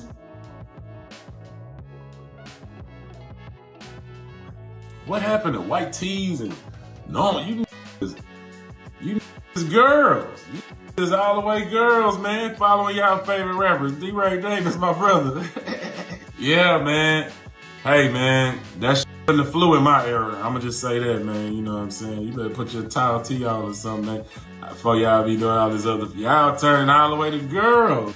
What the like, even the girls know it. The girls look at y'all like girls. It's weird, bro. Like, I don't know what happened. It's crazy. Now here's the twist. He never said Slim's name outright, but he didn't need to. The timing lined up too perfectly, and people put 2 and 2 together instantly. Every finger pointed straight at Slim Thug, and once that connection was made, fans went full detective mode. They were crawling through Slim's feed, Lil Baby's feed, old videos, random comments, hunting for shade, looking for patterns, searching for the hidden clues. That's when the puzzle started to snap into place. Slim hadn't just come out swinging out of nowhere, he'd been throwing slick shots for a minute. And now, for the first time, Lil Baby was showing cracks in his armor, letting the world see he had finally had enough. So what's the reason why you made sure in a world of tattoos, you don't have any? That was really my only reason, like, from being younger, like, I don't want no tattoo. I know I'm gonna have something to do when I get older. Yes, sir. With my money, and I don't want to be like a thug. Like, even though, like, I'm almost a thug, I was a thug. I don't want to be no thug. You feel me? I don't want people to look at me like I'm a thug. You know what I'm saying? That ain't what I want. People with tattoos, and to me, you look like a thug. Damn. Everybody like this now, then. So, why did Slim Thug even call out Lil Baby in the first place? Turns out this whole firestorm traces back to one performance not too long ago that set the internet on fire. Lil Baby hit the stage in an outfit that had folks' jaws dropping, rocking a tiny tank top, short shorts, and a pink belt that made sure his thighs were front and center. It wasn't just hoochie daddy shorts. It was a full statement fit, whether he meant it that way or not. For Slim, that was the final straw. The way he saw it, this wasn't just fashion, it was confirmation. To him, Lil Baby was leaning straight into that sugar baby role for men with power and money, like Michael Rubin. The performance clip spread like wildfire, and instantly the internet exploded. Memes, jokes, speculation, it was everywhere. Even the whole Mike Rubin thing. I was just gonna say. Like, I was just about to say. Bruh, I don't play with period. Right. You know what I'm saying? Like, I'm no funny weird. You feel me? I'm dapping Kuzman up. And Mike happy to see me, he run up on me. Right. I got 10 other pictures. We down there, we start down there, bam, I'm telling his ass, Mike, I'll slam your neck. I'll break your neck in his. But we play like that. They white, so they don't really understand how I understand. Like, even when the picture came out before it went viral, I told them, like, Mike, I can't have pictures like that. Right. Even though me and you playing, bro, it's 100 people at the party. We in the middle of 100 people. There's nothing weird we could be doing in a party. Right. People weren't just clowning the outfit, though. They went further, dissecting every little move, down to his walk. Comment sections filled with fans saying things like, "He moving different," and others flat out claiming Lil Baby was giving off the exact energy Slim had been hinting at all along. And that's all Slim needed to really let loose. The moment that stage clip of Lil Baby's outfit went viral, Slim jumped online and started unloading, saying this right here is exactly what's wrong with hip-hop today. The look on his face said it all. Tight lips, furrowed brows, pure disgust written all over. You could practically feel the frustration dripping off him through the screen, like he was fed up watching the culture shift in front of his eyes. He didn't hold back either. When that picture came out, I literally made Mike Rubin go to his security camera in his house, go to the footage and get the whole time, but I just never, like, I ain't even gonna post that shit on the internet. Yeah. I'm just like, right. You feel me? Slim went straight at Lil Baby, flat out clowning him, calling him a girl for rocking that kind of fit, and making it clear he thought the rapper was playing the wrong role out here. The shade wasn't subtle, it was sharp, heavy, and personal. But Slim didn't stop with Baby. Oh no, he spread the flames wider. He dragged young Jock into the fire too, bringing up that crop sweater moment where Jock showed off his midriff during a performance. Slim threw him in the same category, blasting both of them as examples of how the game has lost its edge. When somebody show you who they are, believe the 6th, 7th, 8th, 9th, 10th time, you have to believe them. Yeah, crop tops ain't for everybody, but Slim made it crystal clear. This wasn't just about clothes. To him, every little detail was evidence, proof that Lil Baby had been hiding a much bigger truth all along. He wasn't critiquing fashion, he was building a case. And while Slim was sounding off, fans were running their own investigations. The internet detectives wasted no time, and the next thing they dug up had people gasping. Suddenly, Slim didn't look like he was reaching. He looked like he might have been on point all along. Folks pulled up that one photo, the infamous shot of Michael Rubin and Lil Baby where the two looked practically glued together. The smiles, the body language, the way they were leaned in, it stopped looking like just another group pic and started feeling like a low-key soft launch in public. With Lil Baby's, Oh shit! Oh shit! he gave me $40,000. So Lil Baby has slid in my DMs. He asked me if I was in Miami, and I told him, yeah. He texted me, told me to pull up, and the first time we linked up was weird. He kept touching me. Like, I get it. You know, you got a lot of people that's just a setup situation. But it was just weird because he kept touching me and he was just rubbing me. Like, it got to the point where I felt like, okay, is he like trying to figure out if I'm a woman or a man? And then after that, it was fascinating, honestly.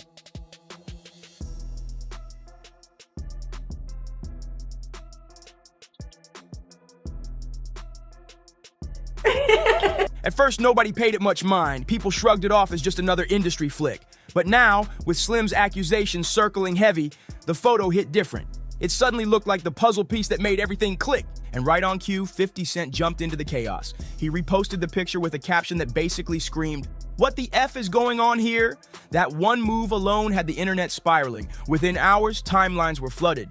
Memes, theories, old rumors, and receipts fans had been keeping in the vault until now. Claims started flying that Michael Rubin and Lil Baby's bond didn't just stay locked inside music studios, it allegedly spilled over into something way more personal. Suddenly, that one single picture of them together got promoted to Exhibit A, and from that moment on, every selfie, every group shot, every flick with Rubin wasn't just another photo, it was treated like possible evidence. Fans were convinced they had cracked the code, and now every frame looked suspicious under a whole new light.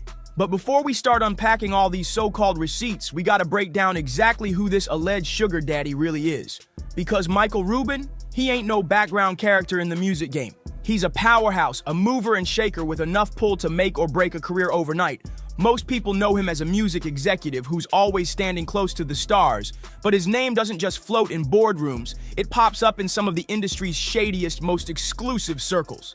The kind where influence is traded like currency and access is worth more than gold. And here's where it gets even stickier. Rubin has been linked to those infamous all-white parties. Yeah, the same kind of legendary, no phones allowed gatherings Diddy has been notorious for hosting. That connection alone had people raising eyebrows because if you know anything about those circles, then you already know they're not just about champagne toasts and photo ops.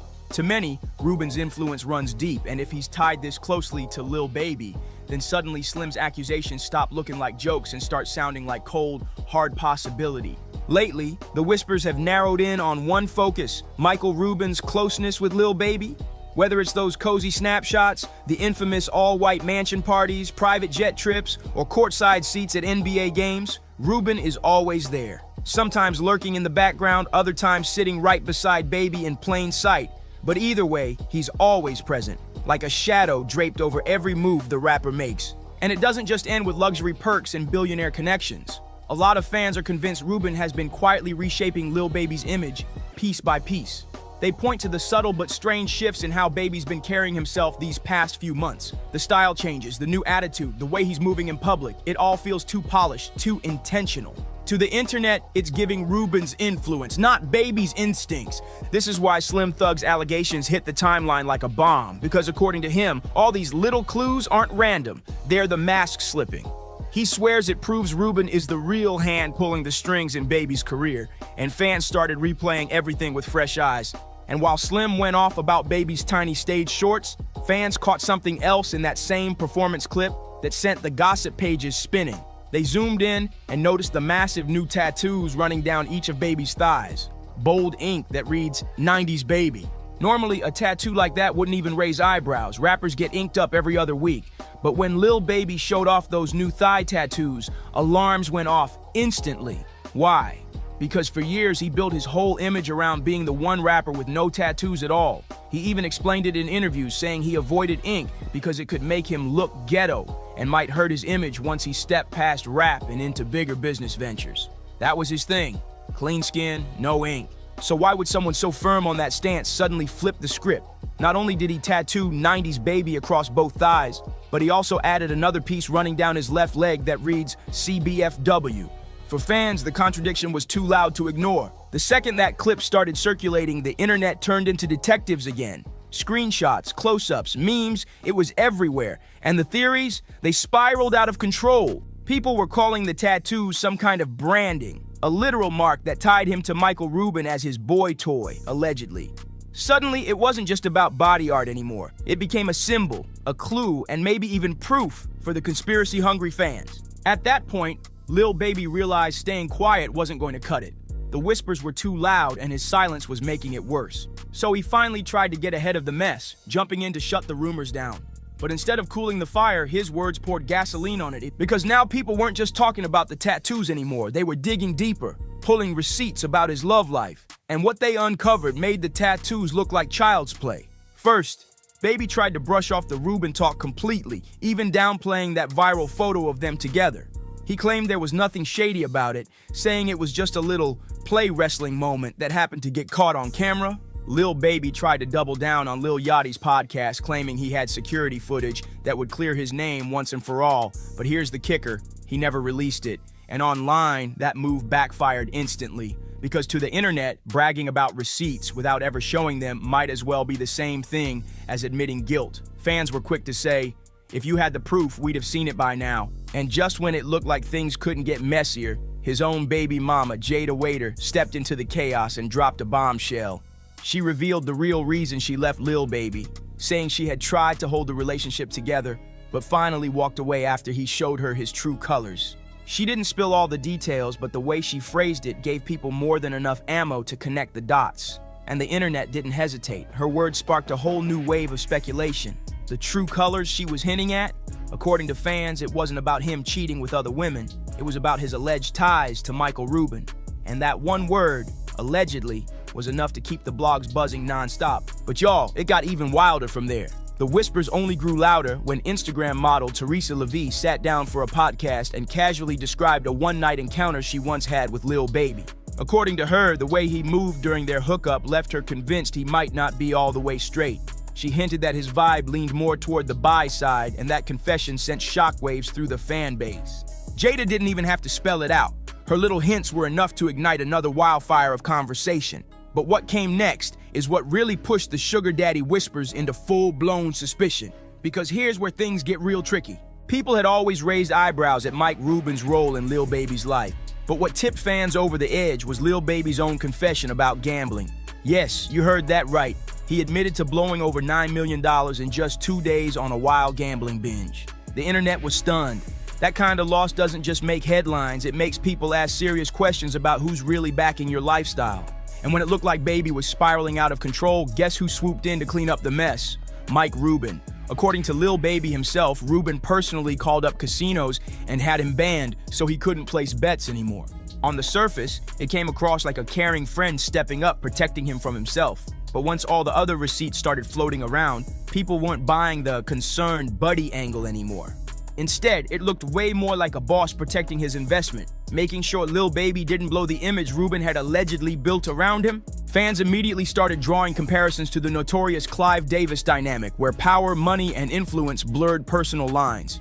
And if you know, you know, because that whole gambling situation spiraled out of control, and now you see exactly why people believe Lil Baby might be walking down the same dangerous road others in the industry already crashed on. But here's the million-dollar question. Who's really pulling the strings here? Meanwhile, Slim Thug is showing no signs of slowing down. He's still on social media, tossing subs left and right, reposting old clips and practically daring Lil Baby to call him out by name. Slim's got that little beard shaking with energy every time he speaks, and fans swear he's enjoying every second of this smoke. But Lil Baby, that's where the confusion lies. After all the threats, all the cryptic IG posts, and all the talk, he's gone quiet, vanished. And in this game, silence doesn't mean peace. It usually means one of two things. Either you're plotting a major play behind the scenes, or you've completely run out of moves and realized the cat is already out of the bag. Now, the big question on everybody's lips is this. Is Lil Baby staying quiet to protect his brand, or is he really protecting Michael Rubin? Because if Slim Thug manages to drop even one more bombshell, this whole mess could go from whispers to a career-ending scandal overnight. So tell me what you think. Drop your thoughts in the comments, smash that like button, hit subscribe, and share this video with your people. And I'll see you on the next one. When you consider pay-per-view sales, when you consider the money that you've made, when you consider how you can give lessons on how to make money outside of your profession, marketing your profession, there's nobody that would even challenge you on that. And if you in the NFT world and you betting on me, you will never lose. But what I need you to do right now, go get May Reverse. That's my new NFT. I've been working on that for months. If I win, you win. All right, listen up. Because Stephen A. Smith has been out here stirring the pot, and this time he didn't just throw shade, he lit the whole thing on fire. He went on record and said, flat out, that Floyd Mayweather's so-called billion-dollar empire isn't what people think it is. Money made all day. You know, right here, a light million. Over there, counting up another million over there. Walk with me, ladies and gentlemen. Let me take you into my life. That image Floyd has carefully built over decades, the flashy persona, the endless bragging about money, the non-stop displays of wealth. According to Stephen A., it's not nearly as real as it looks. And to make it even spicier, he didn't stop with Floyd. He started dragging other celebrities right into the mix. He said names, he connected dots. Kim Kardashian convinces 53 million people to invest in Ethereum X. So does Floyd Mayweather. Now they're both being sued. Both of them posted on their Instagram that everybody should buy this dumb coin. Kim K got 19% of her following to invest in Ethereum X. You guess what happened next? Yep, they dumped, and guess who got stuck holding the bag? So I'll say it again to the influencers out there. Stop promoting this crap. You haven't even seen the SEC get involved. When they do, it is going to be a bloodbath. He basically accused Floyd and some of the biggest stars in the world of running a shiny scam disguised as a financial empire. Now you've got to understand why this cuts so deep. Floyd Mayweather has built his entire identity on being Money Mayweather. It's not just a nickname, it's his brand, his legacy, his whole persona. Think about it, the man has spent years flexing the kind of lifestyle most people can't even imagine. Private jets that cost more to fuel than some people make in a year. Fleets of exotic cars lined up like a dealership. Watches so drenched in diamonds they look like chandeliers strapped to his wrist. Even skyscrapers and mansions. His life has been one long photo op for wealth. Floyd Mayweather Jr., okay, is putting together an offer to become a minority owner of the New York Giants, bro. Every Instagram post, every interview, every appearance was curated to reinforce one message. Floyd is untouchable because Floyd is rich. But here's Stephen A. saying the exact opposite. He's saying it's smoke and mirrors, that the empire is fragile, that the money isn't stacked the way Floyd wants us to believe, and worst of all, that the celebrities who've partnered with him over the years may be tangled up in the mess too.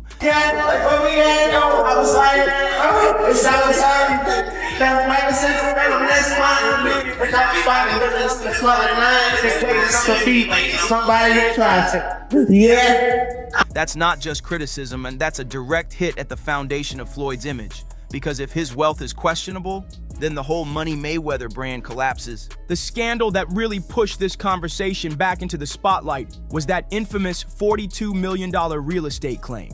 7 world titles in 5 divisions. Tonight, he challenges for number 8. From Grand Rapids, Michigan, former junior lightweight, world champion, former lightweight, world champion, former super lightweight, world champion. Floyd went online in 2022, looked dead into the camera, and said he had just dropped $42 million to buy 62 rental buildings in New York City. He made it sound like he was stepping out of boxing and into mogul territory, like he was building generational wealth for the Mayweather name. Fans went wild, but this was Floyd taking his brand to the next level, not just a fighter anymore, but a businessman playing in the big leagues. But then reporters checked, And what did they find? Nothing. No buildings in his name, no transfers, no paper trail, no receipts at all, just words and bravado. That's when people stopped just looking at Floyd and started pointing fingers at the people around him. Because if Floyd was faking the real estate mogul image, what about all the other deals he bragged about? What about the partnerships with celebrities, the endorsements, the investments? Were they real? Hey, so Colin, man, what did your agents think of that video out front of UTA today? Can I get a picture? The key is confidential. Confidential, so, but they were obviously impressed, right? Or were they more smoke and mirrors? And trust me, it didn't start with real estate. Floyd has been moving reckless in the celebrity space for years. Let's take it back to one of the messiest chapters, the Ethereum Max crypto fiasco. On the surface, it looked like the next big thing, a hot new coin, promising fast gains and life-changing wealth for early investors. Floyd plastered it all over his exhibition fight promos, making sure the world saw him connected to the coin. Then you had Kim Kardashian, one of the most influential women on the planet, pushing it out to her 250 million followers like it was the next must-have bag.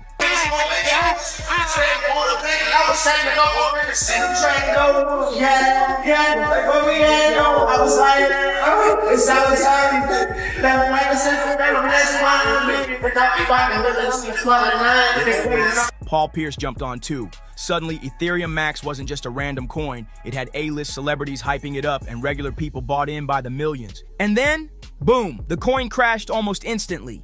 Investors accused Floyd, Kim, and Pierce of pulling a pump and dump scheme, hyping the coin long enough to inflate its value, then letting it collapse while insiders walked away richer. The fallout was brutal. All three were slapped with a class action lawsuit, and the headlines were merciless. This wasn't just another failed investment. It was labeled one of the boldest celebrity cash grabs of the entire decade. Now, to be fair, the lawsuit eventually got tossed. The court said there wasn't enough hard evidence of fraud. But here's the thing. By that point, the damage was already done. Kim managed to pivot, rebuilding her image with her billion-dollar Skims brand and her law school journey. Pierce slid back into sports commentary and stayed in his lane. But Floyd, his name stayed glued to the scandal. Because unlike Kim or Pierce, Floyd already had a pattern of questionable money moves. Ethereum Max didn't feel like an outlier. It felt like more proof of a bigger problem. And if you thought that was bad, Floyd's next move took things to another level. Reports surfaced earlier this year that he was teaming up with billionaire real estate mogul Mir Orbach to buy a 10% stake in the New York Giants. Let that sink in. A deal worth around $700 million.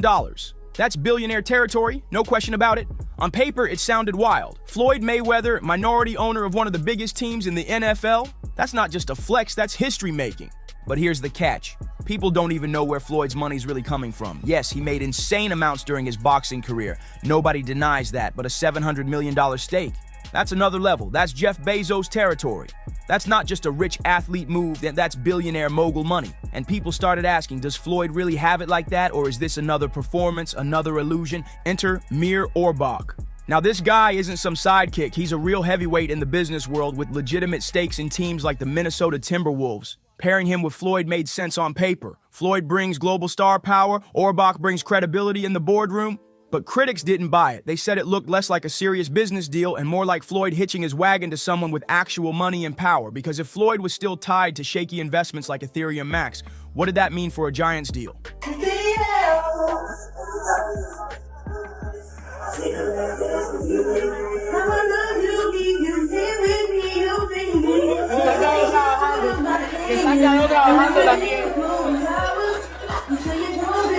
Fans were warning. This had too good to be true written all over it. And here's the kicker. After talking about billion-dollar boardrooms, Floyd turned right back around and mixed business with pop stars. That's where the Justin Bieber era comes in. Back in the 2010s, Floyd and Bieber were inseparable. Floyd would be gearing up for a massive fight, and who was walking behind him into the ring?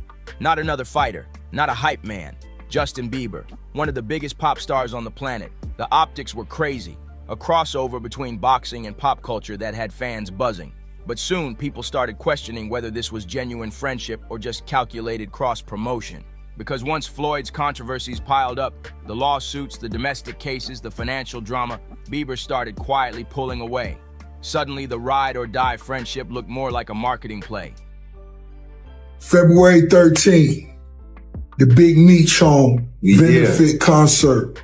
It's gonna be iconic. And if Bieber was the flashy pop culture link, the next celebrity Floyd aligned with was all about lifestyle branding. DJ Khaled.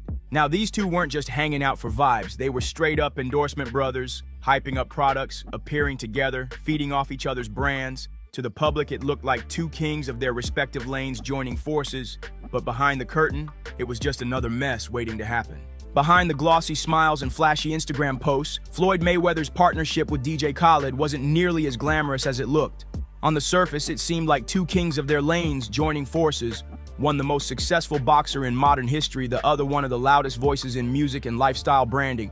They posed together, laughed together, endorsed together, but peel back the curtain and what you find is less about success and more about scandal. Look at this way, the boy be time pay, always getting money, my nigga crime pay.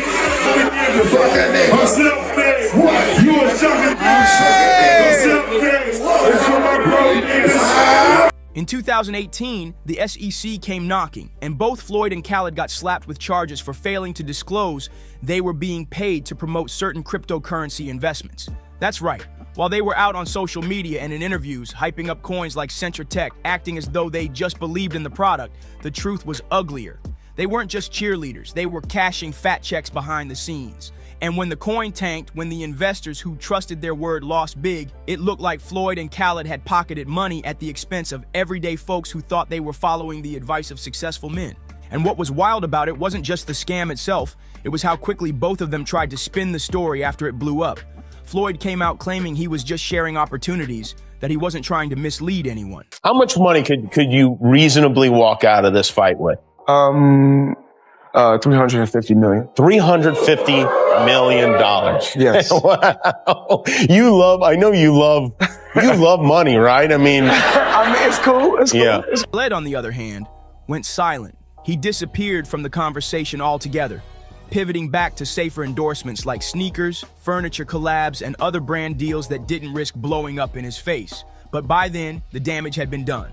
Fans weren't stupid. They had seen the pattern too many times. Because that's what it was, a pattern. Floyd's name kept showing up on the same type of shady, questionable ventures. From Ethereum Max to Tech, from failed real estate claims to lawsuits over unpaid fighters, his empire was starting to look like it was built on sand. Every scandal chipped away at the idea of him being this untouchable financial genius. And even when he tried to redirect, even when he tried to spin, people couldn't unsee the fact that these opportunities always seemed to end with him richer and the average person poorer. So right now, with the money team, I know my man Rick right here. He chilling. He don't say much. Nice, so it's not, it's nothing like riding on the Air Mayweather. Big boy private jet. If you don't do best, that's 700,000. That's 700,000. And if you thought he would have learned from Khaled, think again. Because after that partnership, Floyd linked up with Lil Wayne. Now, this wasn't about crypto or shady business deals. It was about spectacle. Floyd knew boxing wasn't just about winning fights anymore. It was about putting on a show. The entrance, the walk to the ring, the energy in the arena. It mattered almost as much as the punches. And who better to turn a fight into a concert than Weezy himself? Lil Wayne performed live at multiple Mayweather walkouts, spitting bars while Floyd strutted into the ring as though it were the Grammys. So, Lori, is that something that you can't disclose right now? He has not paid me in full. That is a fact. No Short a few mil, yeah. Wow. Still a few mil. Yeah, oh yeah. Have you been in contact with him? Nah, we're taking this for the court. No, are you being serious? Is this like a... Do I look serious, lady? You do. I'm just making sure. I apologize. Really? I'm just... Nah, I'm fucking with you. I'm not fucking with you. Yeah, we're taking it to the court. No way. Yeah. Every time Wayne appeared, it was global visibility. Millions of eyes watching one of the biggest rappers alive side by side with Floyd. For Wayne, it was publicity. For Floyd, it was reinforcement of the Money Team brand. He wasn't just a boxer, he was a cultural icon, shoulder to shoulder, with music royalty. But again, look closely and you'll see the same play. Cross-promotion dressed up as friendship, the lines between genuine loyalty and branding blurred. And if Wayne wasn't enough, you already know Floyd had to make sure he was seen with Rick Ross. Sort of diminishes the legacy a little bit. Yeah, a little bit. And that's what I feel like's happened with Mayweather. Why do you think he does those things, though? Do you think for money? I don't think he's got the money he says. That's what I think. You think he still needs the money? I don't after think all he these needs years? the money. But when you got that lifestyle, right? So when you're spending what he's spending, it's a lot of expense. During Ross's heated beef with 50 Cent, Floyd publicly jumped on Ross's side. He promised big money moves, hinted at helping Ross keep his clout high, and even dangled the idea of supporting Ross's ties to the legendary Black Mafia family leader Big Meech. Floyd made it sound like he was going to put Meech on financially, show loyalty, and keep his name alive while he was locked up. They even teased benefit concerts and big gestures of support. But when it came time to deliver, nothing. Meech was left high and dry, struggling in prison while Floyd and Ross kept the shine, kept the clout, and walked away with the headlines. Floyd pulling an opponent right now, just throwing not even jabs, just tossing that left arm out. Once again, it was flash without follow-through. Another performance, another illusion, and just when people thought Floyd might be done with messy partnerships and crypto chaos, he turned around and tried to sell himself as a billionaire real estate mogul. This right here was peak Mayweather. Because if you've been paying attention to his brand from day one, you know it has always been built around one thing: money. He literally made it his nickname, Money Mayweather. Every flex, every interview, every image he put out reinforced the idea that he was the embodiment of wealth. Negotiation for an exhibition is a little bit different. You know, we can pick up 30, we can pick up 20, 30 million, we can pick up a few million, but when I'm fighting a regular fight, you know, most likely it's always a high number. You know, you guys may see 50 million or 100 million on a check. So there's a And to be fair, in the ring, he did earn insane amounts. We're talking hundreds of millions per fight. He bragged openly that he could walk out of a single fight with $350 million in earnings. And he wasn't shy about it either. Unlike other athletes who quietly stacked their coins and built their wealth in silence, Floyd was the complete opposite. He made sure the world saw every dollar. He showed off his cars, his houses, his bags of cash stacked on tables. He put numbers in people's faces like trophies. But his biggest flex came in 2022. Floyd jumped on Instagram and announced he had just dropped $42 million to buy 62 rental buildings in New York City. He looked into the camera with the same cocky confidence he always carried and said, "All the buildings belong to me. I don't have no partners." To fans, it was insane. Floyd had leveled up again. He wasn't just a retired fighter. He was a full-on real estate mogul. He was talking about power moves and generational wealth. The internet ate it up. But here's the thing. When reporters checked, nothing lined up. NYC property records showed no such buildings in his name, no transfers worth $42 million, no evidence of the deal he bragged about. It was smoke. It was mirrors. And that's when the whispers turned into full-on conversations about whether Floyd's entire empire was fake. Take Jake Paul, for example. The man has been trolling Floyd since day one, and this scandal gave him ammo for life. Jake clowned Floyd's height, mocked his image, and went after the one thing Floyd could never ignore: his money. Jake hammered Floyd online about not paying Logan Paul millions from their 2021 exhibition fight. When I got involved with the WWE, it was like, you and Big Show gonna have a matchup. I said, "What you mean?" He said, "Y'all can fight." I said, "What do you mean fight? Is it for fake?" They said, "No. Y'all fight for real." I'm like, I thought wrestling was fake. So when I punched him in the face, you know, I broke his nose, and I was like, oh, man. Logan went public saying Floyd still owed him, and Jake turned it into a weapon. He mocked Floyd, saying, "If you're such a billionaire, why can't you even pay my brother?" That line hit harder than any punch because it cut at Floyd's entire persona. And it wasn't just YouTubers saying it. Even respected boxing promoter Eddie Hearn admitted doubts about Floyd's wealth. He said Floyd once got so irritated by skepticism that he literally pulled out a bank statement to prove his riches. Eddie said the numbers were astronomical, but fans didn't buy it. To them, it was another Floyd performance, another stage flex. Because if the money's real, why does he always feel the need to prove it? Why not just let the numbers speak quietly? That's why so many people believe Floyd's endless exhibition fights aren't about love for the sport. They're about survival. Because once he retired from official matches, he never really stayed retired. He lined up exhibition after exhibition, fighting YouTubers, influencers, random celebrities, anyone who would sign a contract. And every time he bragged about pulling in 8-figure checks for fights that barely made him sweat. It stopped being about boxing and became about proving he could still squeeze money out of the spectacle. And it didn't even stop there. Floyd went beyond boxing and dipped into pro wrestling. He pulled off a 12-minute stunt at WrestleMania and claimed he pocketed $20 million for it. Now, maybe that's true, maybe it's another inflated flex, but either way, the question lingers. If you're really sitting on $1 billion empire, why keep hustling YouTubers, wrestlers, and exhibitions? Why not just let the empire speak for itself? And that's the exact point Stephen A. Smith hammered home.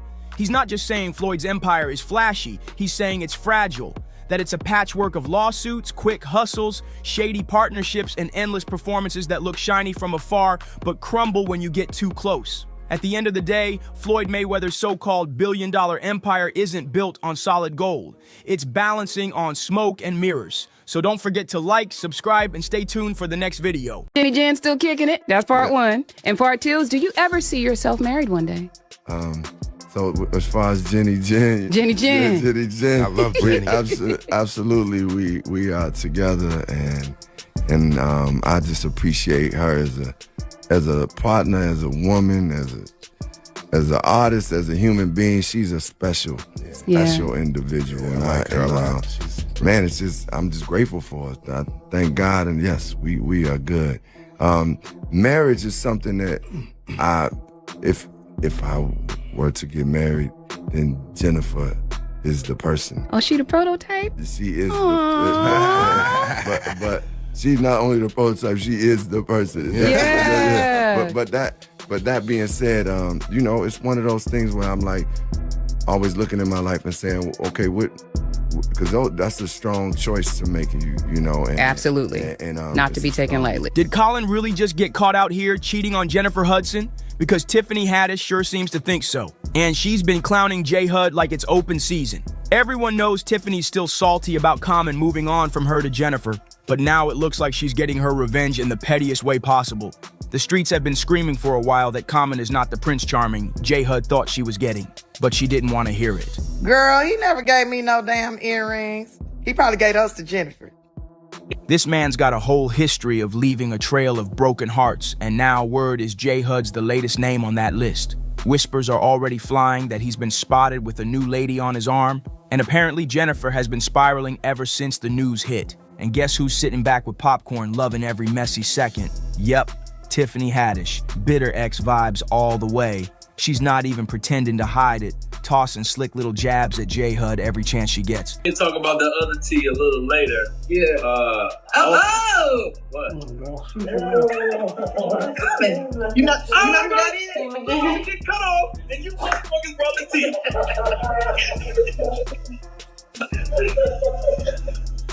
But here's the real question. Why would Common step out on Jennifer Hudson of all people? Who's this mystery new girlfriend? And is Tiffany plotting to swoop back in for round 2? Oh, it's about to get real messy. Okay, so I'm not trying to pile on J. Hud while she's already catching strays. But honestly, you could have seen this one coming from a mile away. Common has never been the forever type. No matter how much he tries to play that role in interviews, his dating history says it all. High-profile flings, short-lived romances, and a track record that just screams, can't commit. I'm enjoying it. I'm not gonna put nothing extra on it. If he wanna marry me, he can give me an apartment building. Oh, okay. You don't want a ring, you want an apartment complex.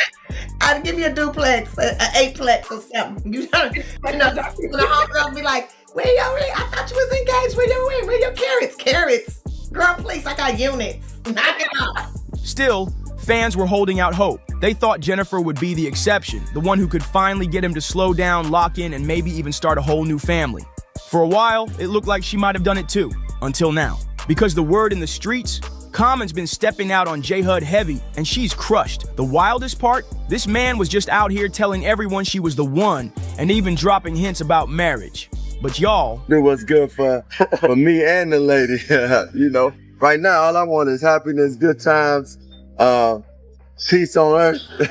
Not the whole time Common was out here running the streets, spreading his love all over town.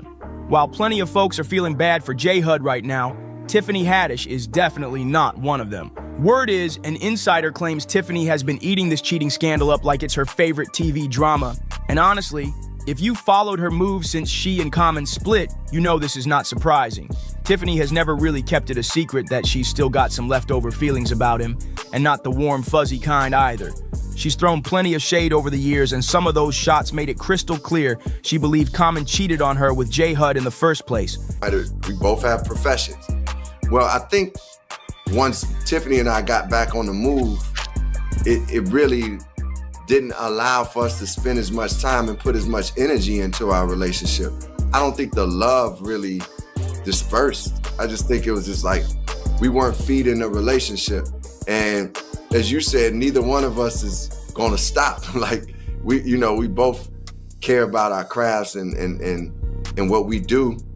And we care about love too and partnership, but I think, the energy that has been put into our careers and continuing to want to do the things that we do for ourselves and for the people, is like, it was hard for me to balance all of that and keep the relationship.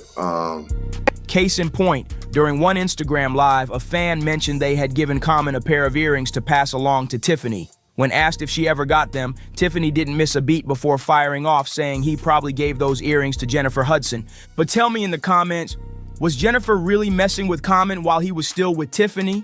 Because if that's true, then all this shade Tiffany's been throwing suddenly makes perfect sense. It would explain why she's sitting back enjoying every messy second of his cheating scandal. In her mind, this is karma paying its debt in full. Some fans even think this might be Tiffany's big chance to slide back in. She's made it no secret she's still got feelings for him. And if she was once rumored to be the side chick herself, that kind of history clearly doesn't scare her off. If there's even a sliver of hope to win him back, Tiffany might just be thinking, come close to me, baby. And he says the work he's doing on himself will help him fulfill a lifelong dream. And you write a lot about you want to be a husband one day. You have a rather famous relationship coach. Oh, yeah. Yes, Michelle Obama, she has definitely helped talk me through just certain moments of relationships. We had conversations, and she has given me a lot of wisdom. But one great thing that she told me as I was going through this journey was that you have to understand you're not going to get anybody that's perfect because you're not perfect. So understand that there's some certain things that you will compromise in choosing that partner. But as long as the core values, the values that are most important to you, that person, marks off on that list, then you good. She gave some good advice there. That's good wisdom. That's some really good wisdom there. Let's be real. When she first started dating Common, it was obvious she was way more invested than he was. She's the one who pushed to make it public during the pandemic.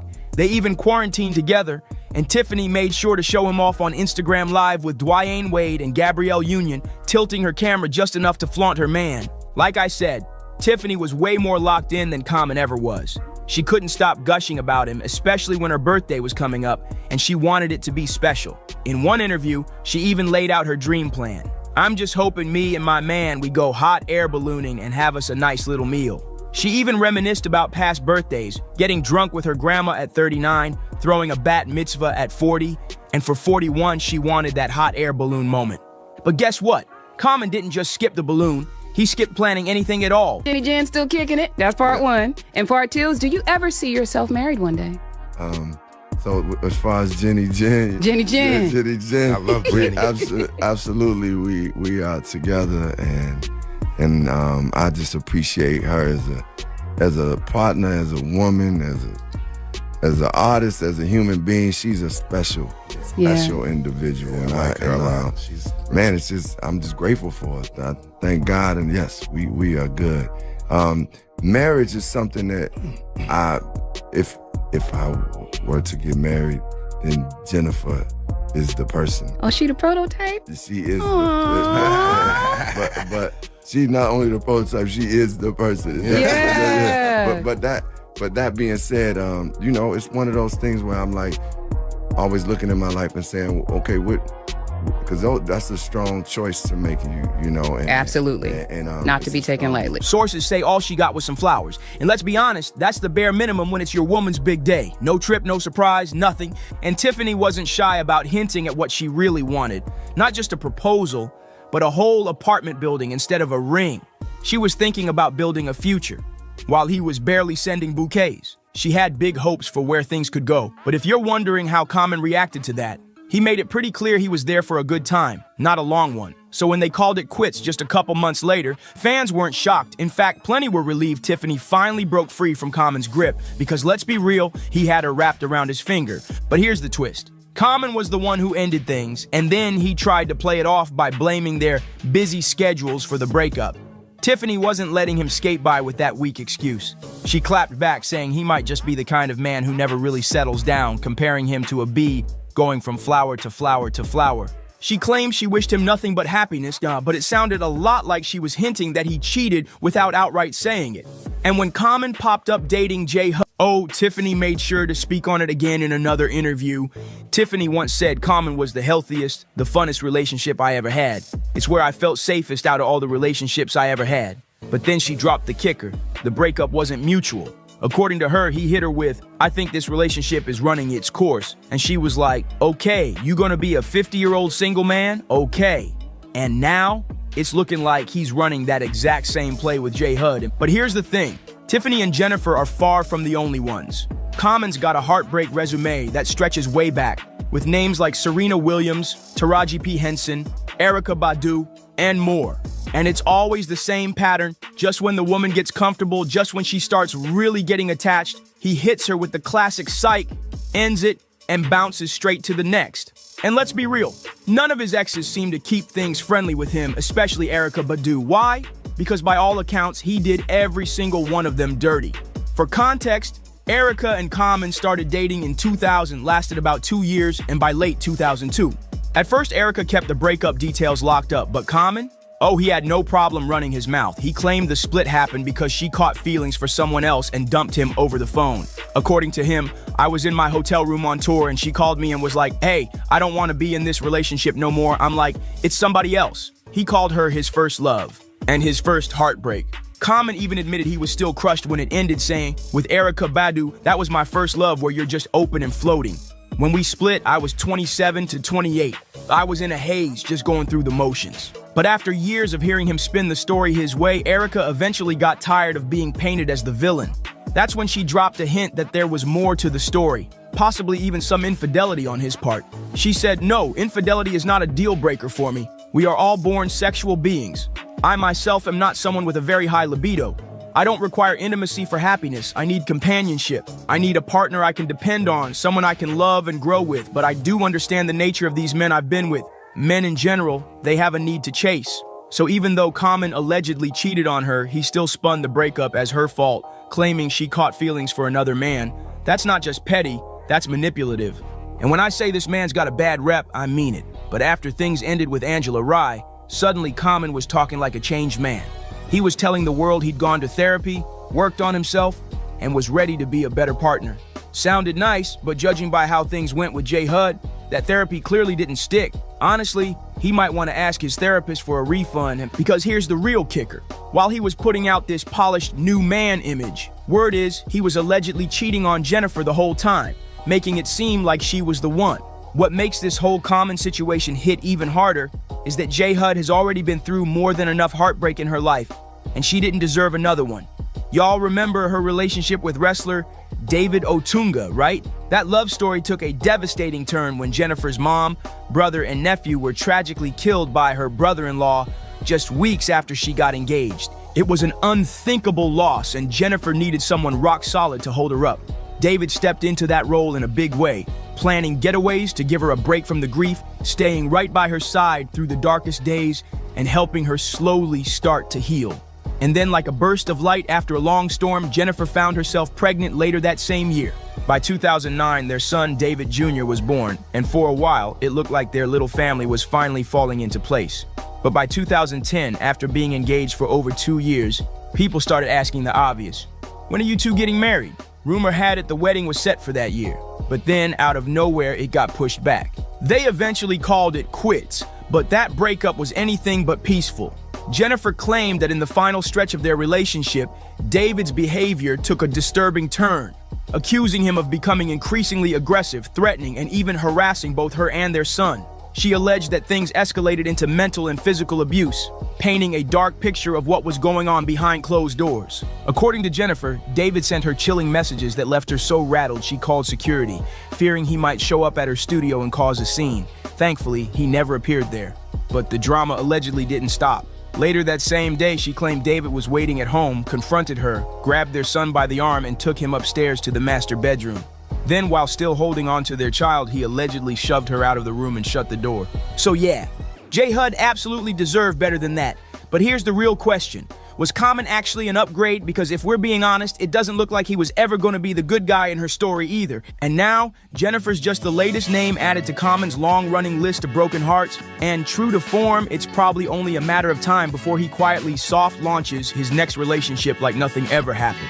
Meanwhile, Tiffany, she's got to be savoring every messy second of this saga. Because let's be real, Tiffany didn't just crack a joke here.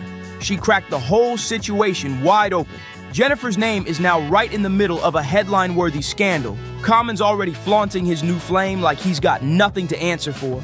And Tiffany is making sure the entire world has front row seats to every twist and turn. Now the question is, was this just playful shade, or did Tiffany just rip the bandage off some wounds J Hud is still nursing? One thing's for sure and two things are certain. This story is far from done. And trust me, the next chapter, it's about to get even juicier. Because word is J Hud might actually be trying to win Common back. What do you think? Drop your thoughts in the comments, hit like, subscribe, share this with a friend, and I'll see you in the next one. Everybody knows you've had battles with throughout the years. Yeah. So at the time, they were saying that, you know, you was on drugs. That's why they didn't want to invest in you. Right. They already invested. What you mean they didn't want to invest? They already invested. Like I said, the album was recorded, shot the video, you mean everything. That was just some bullshit. You know what that was. Do you ever feel Let's like get people, rid of the competition? Do you ever feel like people at the label didn't do enough for you when they could tell that you really needed help? Or do you think that you were too far gone? No, I was never too far gone. I mean, it just, all I needed was just do me like you do everybody else. You know, don't sit there and you know, speculate about this and think about this and assume this. Just do me like you do everybody else, and it's gonna be all right, man. You know what I mean? But that never happened. So I think with DMX too, you never, Def Jam, I feel, never put a lot into DMX. It was always the groundwork with DMX. Cat Williams just lit the internet on fire after dropping bombshell claims about Beyonce and Jay-Z and the way they allegedly moved in the industry. He painted a picture of Beyonce running cover while Jay-Z quietly pulled strings behind the scenes, and the most shocking part, Cat says this played a role in destroying DMX's career. What happened was, I had the crazy track record of Def Jam, everything was good. You know, I go to do the 6th album. Jay-Z became president. Yeah. When he first got the job, he hit me with the call like, yo, dog, inmates is running the building like, yo, you good. Finish the album, shoot the video. What happened? Let's go on vacation and, you know, we don't know. What you mean you don't know? How do you listen to a whole album, pick a single, shoot a video, then don't know? Okay, I see what's really good. You're trying to eliminate the competition. You know, because at first you retire, then get me off the label, now you're back rapping again. Okay. It's all good. That's all. According to Cat, DMX never bowed down to Jay, never played the industry games, and that's exactly why Jay couldn't stand him. Instead of being celebrated, X got blackballed hard, punished for not being someone Jay could control like the others. Cat even revealed he personally reached out to DMX because he felt the same pain, saying he too was pushed out for refusing to conform to what he called those freaky industry demands. I ever had, I was like, we gotta sign DMX, and they laughed at me. I remember when I left the office, Tina Davis said, she knew what I wanted to sign DMX. She said, DMX don't sell, your ass is fired. Jay and Dame did not believe in DMX. Jay would be like, you think he's better than me? And I'd be like, he's nice just like you. I said, if you look in the hood, there's less of like you and more like him. Yeah, but he don't want to live that. He's depressing, Gotti. And I said, I don't give a f. So Jay used to watch me grind with X, and he was off with the Hitman. And then something strange happened when I made Get At Me. And here's where it gets messier. DMX's downfall lined up perfectly with the moment Jay stepped into power at Def Jam. Irv Gotti, who was once Jay-Z's right-hand man, even hinted this was no accident, leaving fans to question just how deep this sabotage really went. Jay-Z didn't just compete with DMX. Cat Williams claims he went all out to crush him until there was nothing left. The sabotage was so brutal that X, once one of the most powerful forces in rap, was left leaning on substances just to cope with the pressure. And here's the crazy part. X was with it, Ja was with it. Jay wasn't with it. I tried 2 times to make that album happen. X was with it, Ja was with it. Oh, you think Jay didn't want to be... This is just my opinion. Just my opinion. I don't think Jay wanted to get in that room with X and Ja. It wasn't. One more than the other, or both? No, both. Jay is a very smart person. He's gonna do an album with R. Kelly. R. Kelly worships Jay-Z. Worships him. And Kanye West. Kanye West worships Jay-Z. And Jay Electronica. They all worshipped him. X and Ja don't worship Jay-Z. You're my man, but when that beat comes on, you're not above me getting at you. And that's what I do not feel Jay wanted to deal with. He didn't want to deal with, you know, I'm saying they would come at each other subliminally. So it wasn't a direct hit where they're gonna say your name and things, but they coming at you. So do I want to make a whole album with these coming at me? And if I'm Jay-Z, there's a slight chance that, what is it gonna say? I'm not the nicest. That's right. It's not worth it. Where's my win? Right. The only thing I'm seeing with this is potential loss. But now people are saying, these is better than you. Jay and DMX weren't just two random rivals, they actually knew each other before fame, which makes what happened next feel even colder. The real drama exploded when Jay slid into the president's chair at Def Jam. Instead of lifting DMX higher, Cat and others allege Jay used that position to strangle X's career out of pure jealousy. Remember, DMX was untouchable at that point. 5 straight #1 albums on the Billboard 200, back-to-back like nobody else in the game. He had the whole industry in a chokehold, and Jay knew it. But everything shifted once Jay got the power. Suddenly, doors started closing, opportunities dried up, and DMX himself went on the record during a radio interview accusing Jay of using Def Jam's weight to drag him down. Publicly, Dream Hampton spearheaded the Surviving R. Kelly campaign, which fueled the Me Too campaign. And that was all funded by Sean Carter to make sure that Robert Kelly went to jail. Get his lick back. Why is nobody understanding that Dream Hampton was being financed and ran by Sean Carter? They were able to go and get all of these witnesses because he was there with Robert Kelly. How does Jay-Z sit down with Gayle King and she not ask him one question about the intersection between him and Aaliyah and Robert Kelly? This is insane that people keep refusing. How many victims potentially do you think there could be? Thousands. Thousands. I've talked to hundreds that I deal with still myself. I have 3 victims right now who are willing to give testimony about not only what Mr. Carter has done to them, but his wife as well. They're a nasty little couple. They do nasty things. What do you think happened with Kim Keeping people against their will. Putting people on planes while they're unconscious, just like Aaliyah got on that plane. Unconscious. There's a lot of things that people don't want to talk about. That changes now, Sean. You must respond. You have no choice. Harvey Weinstein, Jeffrey Epstein, Robert Kelly, Sean Combs have one person in common, professionally and privately. Sean Carter. This has been a fist of tyranny that has been punching through our culture and our society for decades. It must stop.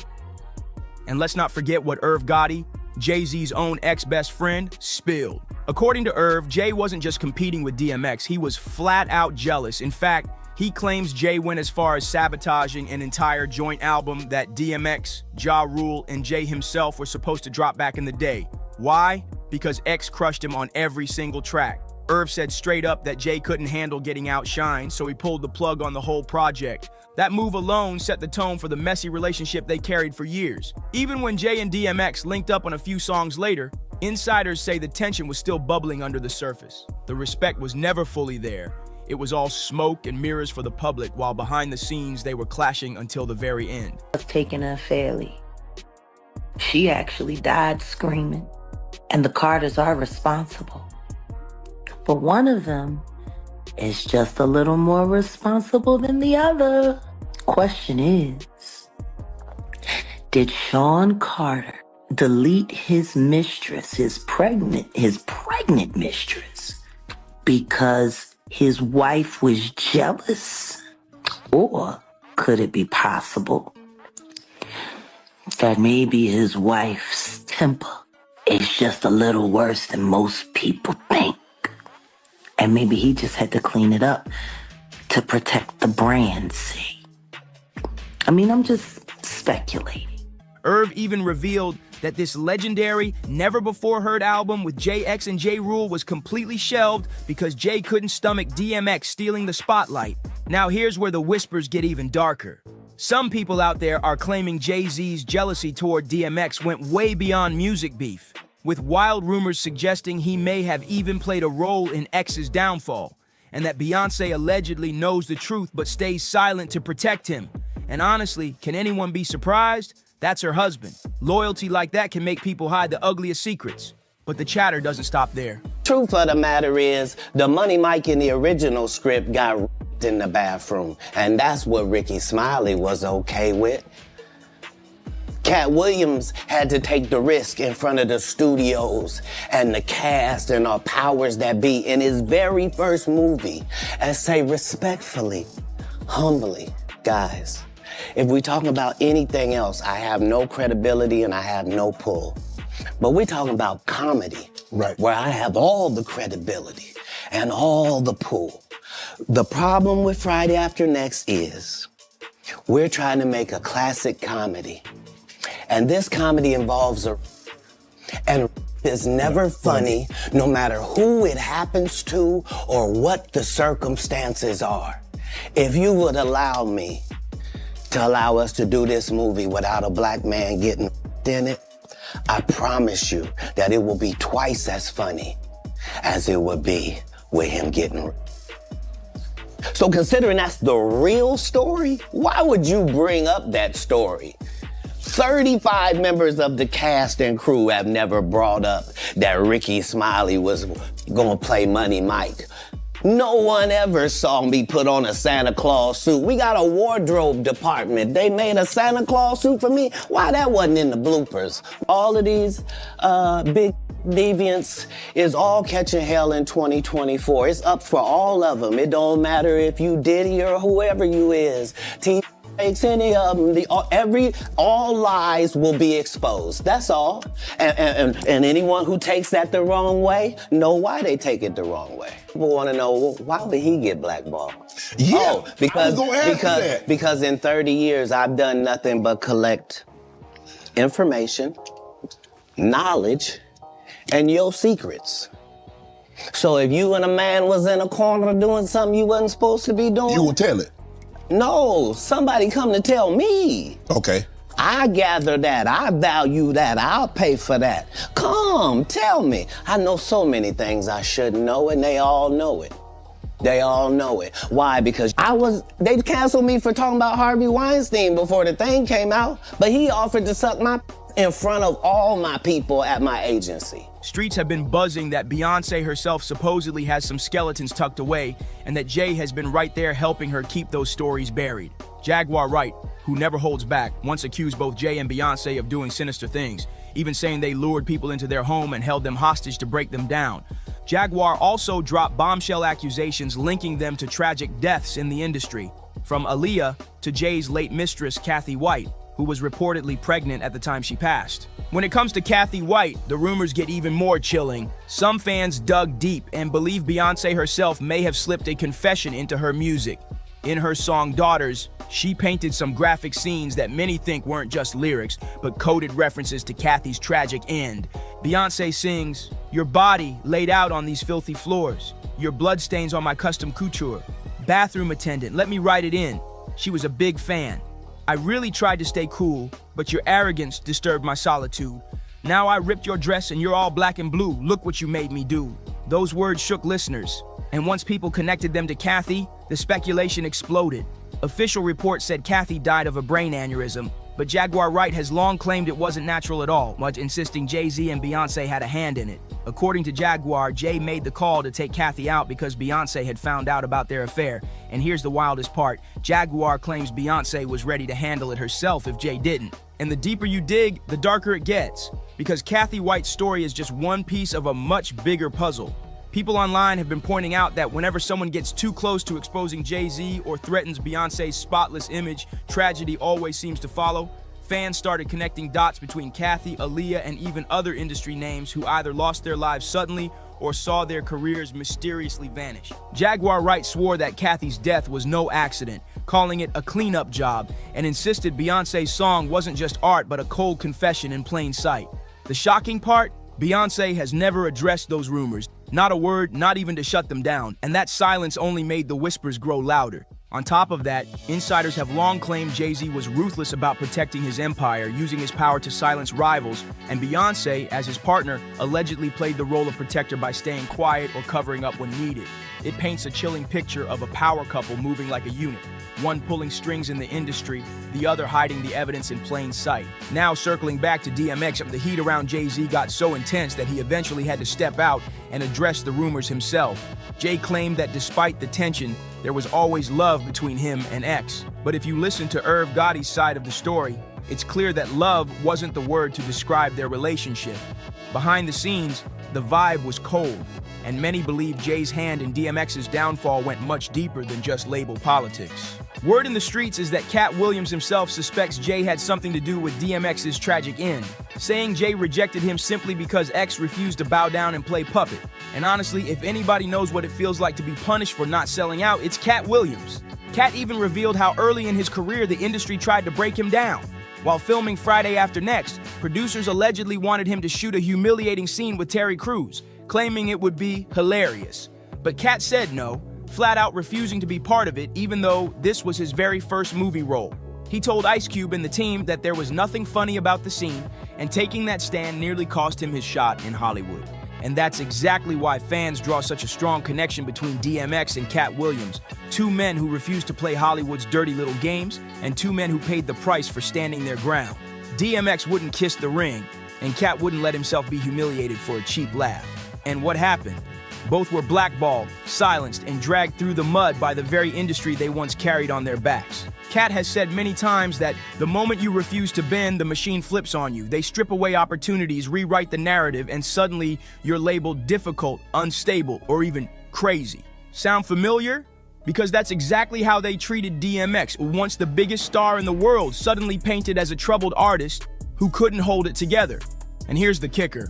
Insiders whisper that Jay-Z played a key role in pushing those narratives about X, making sure doors stayed closed while he built up his own empire. Meanwhile, Beyonce's silence only fueled the suspicion that she was standing guard, protecting both her husband and the empire they were building together. And it wasn't just DMX. The industry came hard for Cat Williams too, once they realized he wasn't going to let himself be molded or used as a pawn for their agenda. They tried to break him, bury him, and shut him out. But unlike X, Cat lived to tell the story. DMX sadly didn't make it out, and that's exactly why Cat has been calling out Beyonce, accusing her of knowing way more about X's death than she's letting on. Cat allegedly believes the truth about who really took DMX out will only surface once Beyonce decides to open her mouth. He's been hinting that she holds the key to secrets the world has been denied, and that her silence is what's protecting the very people responsible. Of course, fans had their own reactions. One person commented, "Let's clear that up first. Beyonce knows exactly what happened to X, and the silence is louder than any statement she could make." Another said the fact that Cat is risking everything to speak out shows just how serious he is. DMX was never the type to bow down. Not to Diddy, not to Jay-Z, not to anybody. He said it loud and clear in interviews, exposing the dark side of the industry without a shred of fear. And that's what made him so powerful and so dangerous to the people pulling strings behind the scenes. Fans still talk about how he wasn't just a rapper, he was a poet, a truth teller, a man with a voice that could shake your soul. Nobody could deliver pain, power, and honesty the way X did. But here's the real question. Was his refusal to play the game the very thing that cost him his life? And if so, why has Beyonce stayed so silent? Is she really hiding details about what happened to DMX? And could Jay-Z actually have been behind it all? I need to hear what you think. Drop your thoughts in the comments below. Don't forget to like, share, and subscribe because this story is far from over, and you'll want to be here when the next bombshell drops. There's a part in a Rock Nation contract that says that people are not allowed to sing about Christ. Yeah. So I'll be wondering, I'll be like, yo, God, why? Why have you swung my sword? Yeah. Why? Because you came in the game with Jesus walks. Kanye West is stirring chaos once again, but this time his claims go way beyond those old Illuminati contract accusations. He's now blasting Beyonce, saying she was the mastermind behind that unforgettable 2009 VMAs disaster. According to Kanye, the whole plan was cooked up to embarrass Taylor Swift live on stage so that the world would turn around and rally behind Beyonce's image. Can you believe that? Would honestly like to sue my family, to be totally honest with you. I also would like to be able to share my story with the world and what they did to me instead of it being a hush-hush secret to benefit all of them. I want to be able to be heard on what they did to me by making me keep this in for so long is not good for my heart. I've been so angry and I cry every day. It concerns me. I'm told I'm not allowed to expose the people who did this to me. But here's the twist. When the plot blew up in their faces, Beyonce allegedly slipped out of the mess like she had nothing to do with it and suddenly flipped the script by standing up for Taylor. Meanwhile, Kanye was left carrying the weight of the scandal for years, getting dragged through the mud by the media, all while Beyonce's hands stayed squeaky clean in public. Kanye is now saying the only reason the media keeps blasting stories about him being crazy is to destroy his credibility before he can spill the real truth. He's even accusing Beyonce and Jay-Z of plotting to trap him in a conservatorship, the same kind of legal cage Britney Spears fought her way out of, just so they could silence him forever. That's a heavy claim. For my sanity, I need you to the judge to approve me do an interview where I can be heard on what they did to me. And actually, I have the right to use my voice and take up for myself. My attorney says I can't, it's not good. I can't let the public know anything they did to me. And by not saying anything is saying it's okay. I don't know what I said here. It's not okay. I don't want to interview. I'd much rather just have an open call to you for the press to hear, which I didn't know today we're doing. And yeah, hasn't been letting up on them one bit. For months now, he's been taking direct shots at Jay and Bey, and now we might finally see why. Just days ago, he dropped a wild tweet about Beyonce's children asking, wait, has anyone ever even seen Jay-Z and Beyonce's younger kids? They look like literal clones. He then went on to claim this was proof of artificial insemination, hinting that their family life might not be as natural as fans believe. Kanye admitted that the only reason he deleted that post about Jay-Z, Beyonce, and even Jerry Lorenzo's family wasn't because he suddenly felt bad. It was because he didn't want to risk getting his Twitter shut down. He flat out said, "I didn't take it down to be a good person." That's classic, making it clear he's not backing down out of guilt, just out of strategy. But then he dropped an even bigger bomb, saying there will never be an apology to the Carter family until they step in and actually help him with his own kids. Look, they tried to medicate me. I was exhausted. They wrongly diagnosed me. And they when I asked them, how much lithium did you want to put me on exactly? It took them 4 days to answer because they were embarrassed about the amount, right? And I refused to take this, right? You understand that if I had taken the medication, I would not be here, and it would have been, he was deeply troubled. We miss him. We love his music, though. Well, they would have Britney Spears too. He called out the industry for trying to look good by getting one guy out of jail at a time while ignoring what's really going on. And then he hit them with the comparison that had people clutching their pearls, saying the Carters and the Kardashians are basically the same machine, with the Kardashians tied to darker allegations. No wonder people dragged Kanye through the fire for this one. He wasn't just going after Beyonce and Jay. And yes, Kanye's rant wasn't just about Jay and Bey, it was about their kids too.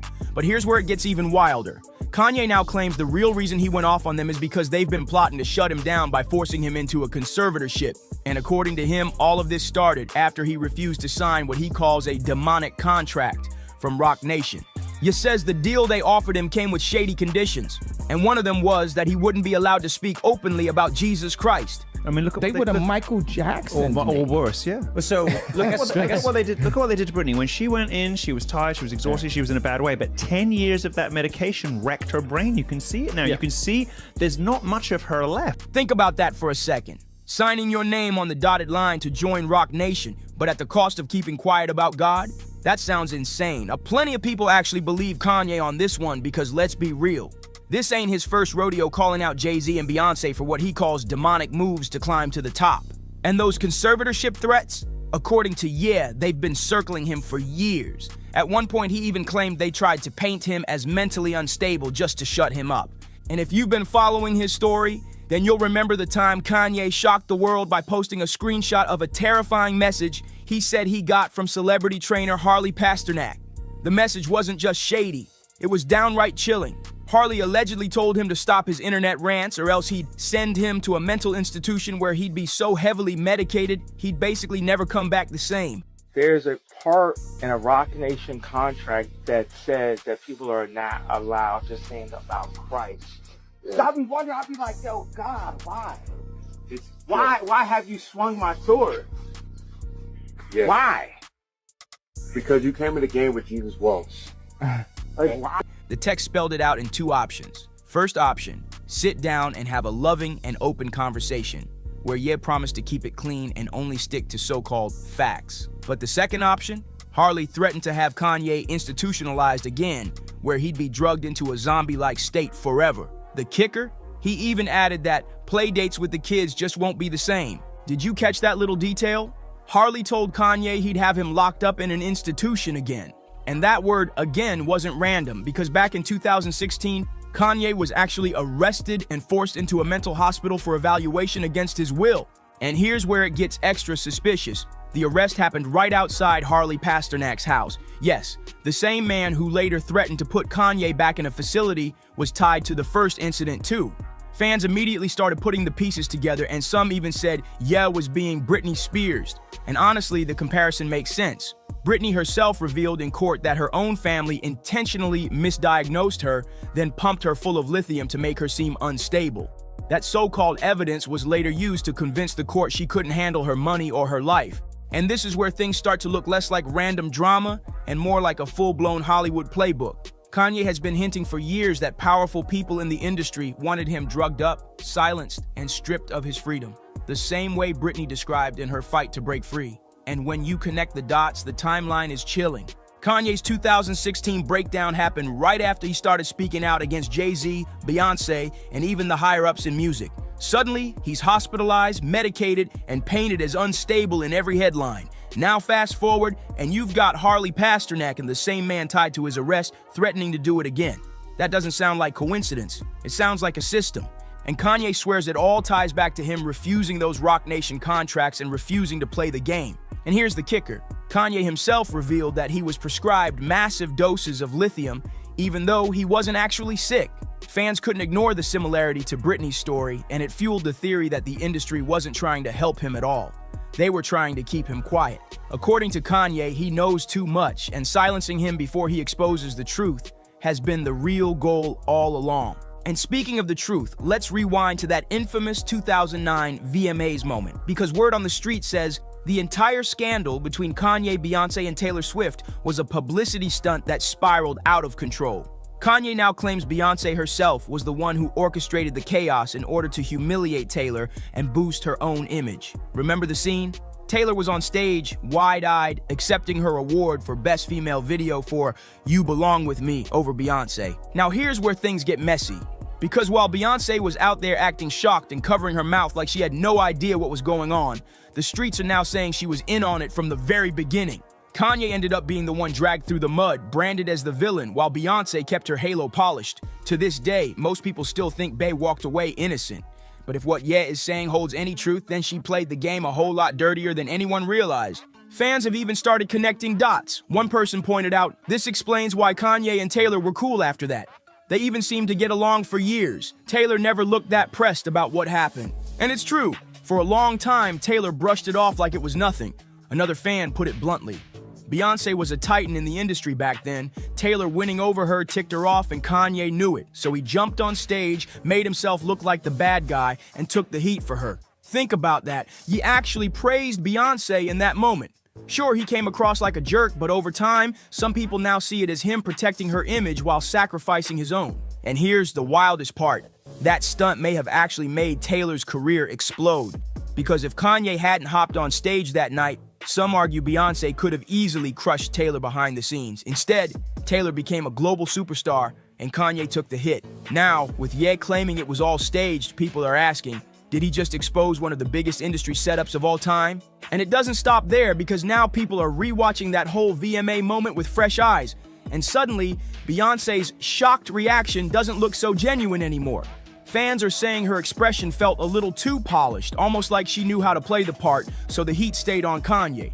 And let's be real, the timing couldn't have been more convenient for her career, because right after that scandal, Beyoncé came out looking like the graceful queen, publicly comforting Taylor and standing up for her, while Kanye got torn apart in the media, banned from award shows, and labeled as unstable for years. It's almost like one career took a dip while the other two soared. Taylor went from teen star to global sweetheart overnight, and Beyoncé cemented herself as untouchable. But now I gotta ask, what do you think about all this? Do you believe Beyoncé and Jay-Z really tried to trap Kanye with an Illuminati-style contract just to keep him under control? And what about that infamous Taylor Swift moment? Was it really a spontaneous meltdown? Or was it all part of a carefully planned setup that backfired? Drop your thoughts down in the comments because I need to hear what y'all think about this madness. And while you're at it, make sure to hit that like button, subscribe to the channel, and share this video so everyone can join the discussion. Trust me, you don't want to miss what's coming next. So click right here to watch this other messy video. Hey, what's up with everybody? It's your boy Ramirez here. I just want to get on here and let everybody know the updates, what's going on. It's been a crazy couple weeks, y'all. I want to let y'all know that I have not stopped my fight. You know, I did withdraw my case. It's for a reason, y'all. It's not because I'm stopping with it or not going to refile it or anything like that. Child, Ramir Carter said loud and clear, if the courts won't listen, the internet damn sure will. And now he's gearing up to drop what he's calling the family albums. Old photos, private timelines, and supposed receipts that he swears prove one explosive thing. Jay-Z trapped his mama Wanda back when she was just a teenager. Can you believe this? Ramir's been tied up in this paternity mess for decades, but instead of letting another judge toss him out on some technical loophole, he's taking it straight to the people, and the streets are eating this up like wildfire. Let's not get it twisted, though. This ain't brand new. Ramir has been saying since he was a kid that Jay-Z is his father, and his mama Wanda, before she passed, left behind sworn statements backing him up. She claims she was only 16 when she met him and that what went down wasn't no fairy tale romance. It was a situation where she was too young and he was way too powerful. That's the part that makes people's jaws drop. I stand on my allegations regarding this matter. Mr. Carter, defense attorney in 2012 in New Jersey, didn't want me to sit next to her in the courtroom and stated, I quote, I don't want her sitting next to me. I don't want her sitting next to me. I would not represent someone like her. See, when Ramir and his family say trapped, it's not just about whether Jay is his dad. It's about a bigger, darker picture, about a young girl allegedly being taken advantage of, about silence bought with power, and about a billionaire dodging the type of accountability most regular folks can't escape. And let's be crystal clear, Jay-Z has always denied this. His lawyers dismiss the claims as ridiculous and completely false, while his reps fire back saying folks should be ashamed for dragging a child's name into the spotlight. But Ramir, he's not moving an inch off his square no matter how much money or power gets thrown in his way. Every single year, this man finds a new angle to bring the story back to life. Petitions, court filings, sit-down interviews, and now he's flipping the whole script with these so-called leaked family albums. Here's the twist, though. By putting these photos and receipts out, Ramir isn't even chasing DNA anymore. He's building his case in the rawest courtroom there is, the court of public opinion. And in this age of TikTok detectives and Twitter side-by-sides, that kind of trial might actually be more dangerous to Jay's legacy than anything inside a real courthouse. So here's where we stand. You got a son claiming he's been ignored his entire life, a mother who swore before her death that her story was the truth, and a hip-hop billionaire who won't even speak on it. Those receipts Ramir is teasing may not be stamped by a judge, but on the internet, those family albums scream loud enough to shake an empire. The real question now, are we just watching another messy chapter in Ramir's endless fight, or is this the crack in the Carter dynasty that fans have been waiting on for years? Behind closed doors, that's only one case that we withdrew for right now, but it's a lot going on. You know how this industry works. These judges, these lawyers, these high celebrity people, they try to use all different types of tactics and call it what you want, bully tactics and different types of stuff to, you know, slow it down and just change the narrative. Now look, when it comes to public image, this whole saga is like night and day. On one side, you got Ramir pouring his heart out year after year, tears in his eyes, swearing he don't want Jay-Z's money, clout, or Carter billions. Just the truth. In interviews, he'll sit there raw and broken saying, "I just want to know who my father is. I deserve that closure." Every move he makes ties back to that same story. The underdog, the ignored son, the kid who grew up swinging at a machine way too powerful to take down in court. And then you look at the other side. Stone cold silence, perfectly polished, carefully managed silence. Jay-Z has never once acknowledged Ramir, not even a slip-up, not even a hint. His whole team does the talking for him, dismissing it all as baseless and shameful. Back in 2015, when the case first blew up heavy in the press, his lawyers came out calling the whole thing ridiculous. And then, crickets. No sit-down interviews, no public statement, no attempt to give his side, just silence so thick it screams louder than words. That's how billionaires move: deny, dismiss, and then disappear behind the tinted glass of a Maybach or the deck of a yacht. But here's where it gets real messy. The silence itself has become part of the story. The longer Jay-Z keeps his lips sealed, the more people start leaning into Ramir's side of the narrative. Online folks are saying, if Jay really ain't the daddy, why not just take the damn test and move on? What's so hard about that? And every day he ignores it, the whispers get louder, like maybe there's something hiding in the shadows. And then you got Beyonce. Queen Bey never even breathes near this topic, not with a 10-foot pole. You won't catch her saying Ramir's name in interviews, not in a lyric, not even tucked into a sly subliminal. And honestly, you can't blame her. Her whole brand is built on flawless perfection, family, legacy, empire. Even that infamous elevator fight with Solange got swept neatly under a glittery rug of public image control. But fans swear up and down that Beyonce is one of the main reasons Jay refuses to confront this head on. They point back to insider chatter that she allegedly wanted this story buried deep because it didn't fit the shiny picture-perfect Carter dynasty she's worked so hard to present. And while Bey stays silent, Ramir keeps making noise. He's filing petitions to Congress now demanding they investigate how his entire case has been handled, adding yet another layer of smoke to a fire that refuses to burn out. Ramir has gone live on Instagram straight up crying about being shut out, and now with these leaked family albums, he's flipping the whole battlefield. Instead of sitting back and praying the legal system gives him justice, he's playing the public card hard, telling everybody, look for yourselves. The resemblance is there, the timeline is there. My mama told y'all before she passed, what more do I need to say? This ain't just a paternity case anymore. It's turned into a full-blown PR war. Ramir is playing David, slinging every stone he's got at Goliath, while Jay-Z and Beyonce stay locked in silence, hoping the storm blows over. But let's keep it all the way real. Silence don't kill nothing in 2025.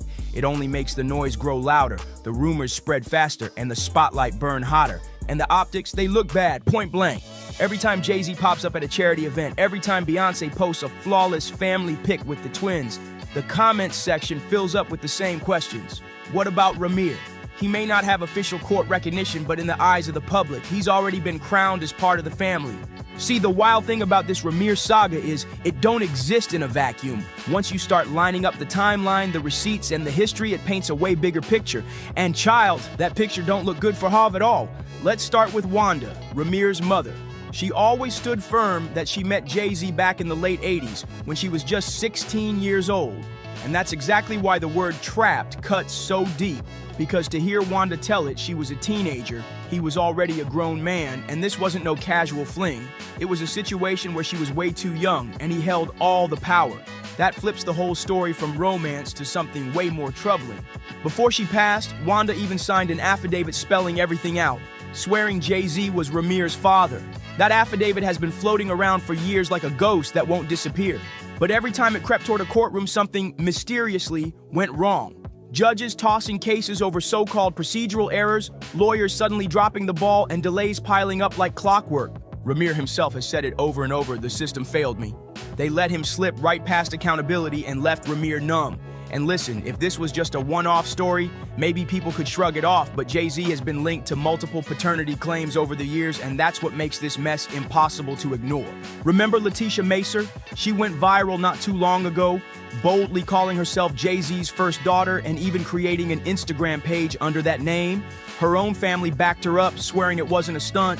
Then there's Ramir himself still fighting for decades. And let's not forget Satter, another man who claimed Jay was his father, with his godmother straight up accusing Jay's team of blocking DNA tests behind the scenes. And if that wasn't enough, there's Chanel Scott, Her son Malik was rumored heavy to be Jay's child after a DNA test proved her husband wasn't the biological father. Each time, Jay's camp rushed out swinging with the same playbook: deny it all, dismiss it as ridiculous, and shut the whole thing down without ever stepping into a lab for a test.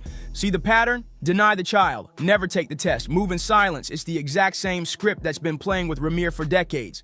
The courts might let him skate, but out here in the streets, people aren't blind and they definitely ain't stupid. People are lining up the timelines, comparing the pictures, and saying straight up, the math is matting. And let's not pretend hip-hop doesn't have a long, messy history with scandals like this. Drake got exposed with Adonis after hiding his son from the world. Diddy, child, his secret kids, NDAS, and lawsuits stack higher than the Empire State Building. And even Beyonce's own father, Matthew Knowles, couldn't dodge the drama. He fathered multiple kids outside his marriage, and those siblings have been loud for years, dragging him and even accusing Beyonce of pretending they don't exist. The Carter-Knowles empire is no stranger to family chaos, and fans know it. So when Ramir drops these so-called family albums, they're not just dusty old photos. He's throwing a spotlight on a pattern that's been there all along. His message is loud. This ain't new. My mama said it, I'm saying it, and now y'all can see it for yourselves. And that's exactly why the internet gives his story more weight than any lawyer's dismissal. In the streets, the patterns matter more than the paperwork. That's the thesis right there. Jay-Z might have billions, the sharpest attorneys, and the cleanest PR machine money can buy. But when people can point at your past, line up the receipts, and see the repetition, the narrative writes itself, and it ain't a pretty one. Now, baby, this is where the saga jumps clean out the courtroom and marches straight into the group chat. Because once Ramir leaked those so-called family albums, the internet crowned itself the real jury, and trust me, those comments are way louder than any judge's gavel. Scroll Twitter, TikTok, or IG, and you'll see it everywhere. Side-by-side pictures of Ramir and Jay with captions like "same nose, same eyes, quit playing."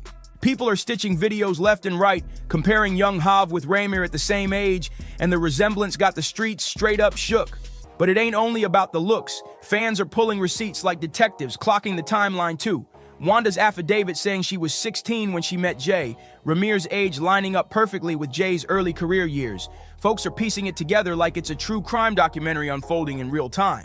Of course, not everybody's buying it. Jay's defenders are out in full force calling Ramir a clout chaser, saying, if you really had proof, why not go to Maury, not Instagram? Others are side-eyeing the timing, pointing out that Jay and Bey got that Cowboy Carter tour money rolling in heavy, and maybe Ramir just wants to ride the spotlight. Here's the real warning, sis. Fans ain't treating this like some messy little gossip thread. They're framing it as a textbook example of how rich, powerful men dodge accountability while regular folks get buried alive by the system. Comments flying everywhere saying, if he was broke, they would have swabbed him already. And that's the heart of it. Money might buy lawyers, but it can't erase bloodlines, and those receipts just keep popping up. The whole narrative has shifted. This ain't just Ramir versus Jay anymore. It's David versus Goliath in the flesh. And child, the more Jay-Z stays quiet, the more fans speak for him. Back in the day, silence could kill a rumor, but now, silence only feeds the fire. Every single Beehive stand post is getting hijacked with side kid comments. And every Jay-Z throwback video ends up flooded with people asking, where Ramir at though? And here's the truth. Ramir might never win inside a courtroom, but in the court of public opinion, Jay-Z is already standing trial, and the internet's already banging the gavel. Those family albums might not be DNA, but they're messy enough to crack the Carter image wide open. This is where it gets heavy. Beyond the memes, beyond the filings, beyond the leaked albums, this whole saga is about legacy. Jay-Z isn't just any rapper, he's one of the most powerful men in music history. A billionaire, husband to Beyonce, father to Blue Ivy, Rumi, and Sir. To the world, he's untouchable royalty, but to Ramir, he's the American dream in a rock nation fitted. But to Ramir Carter, Jay-Z is just a man who allegedly trapped his mama and never looked back. And that right there is the tension tearing this whole saga apart.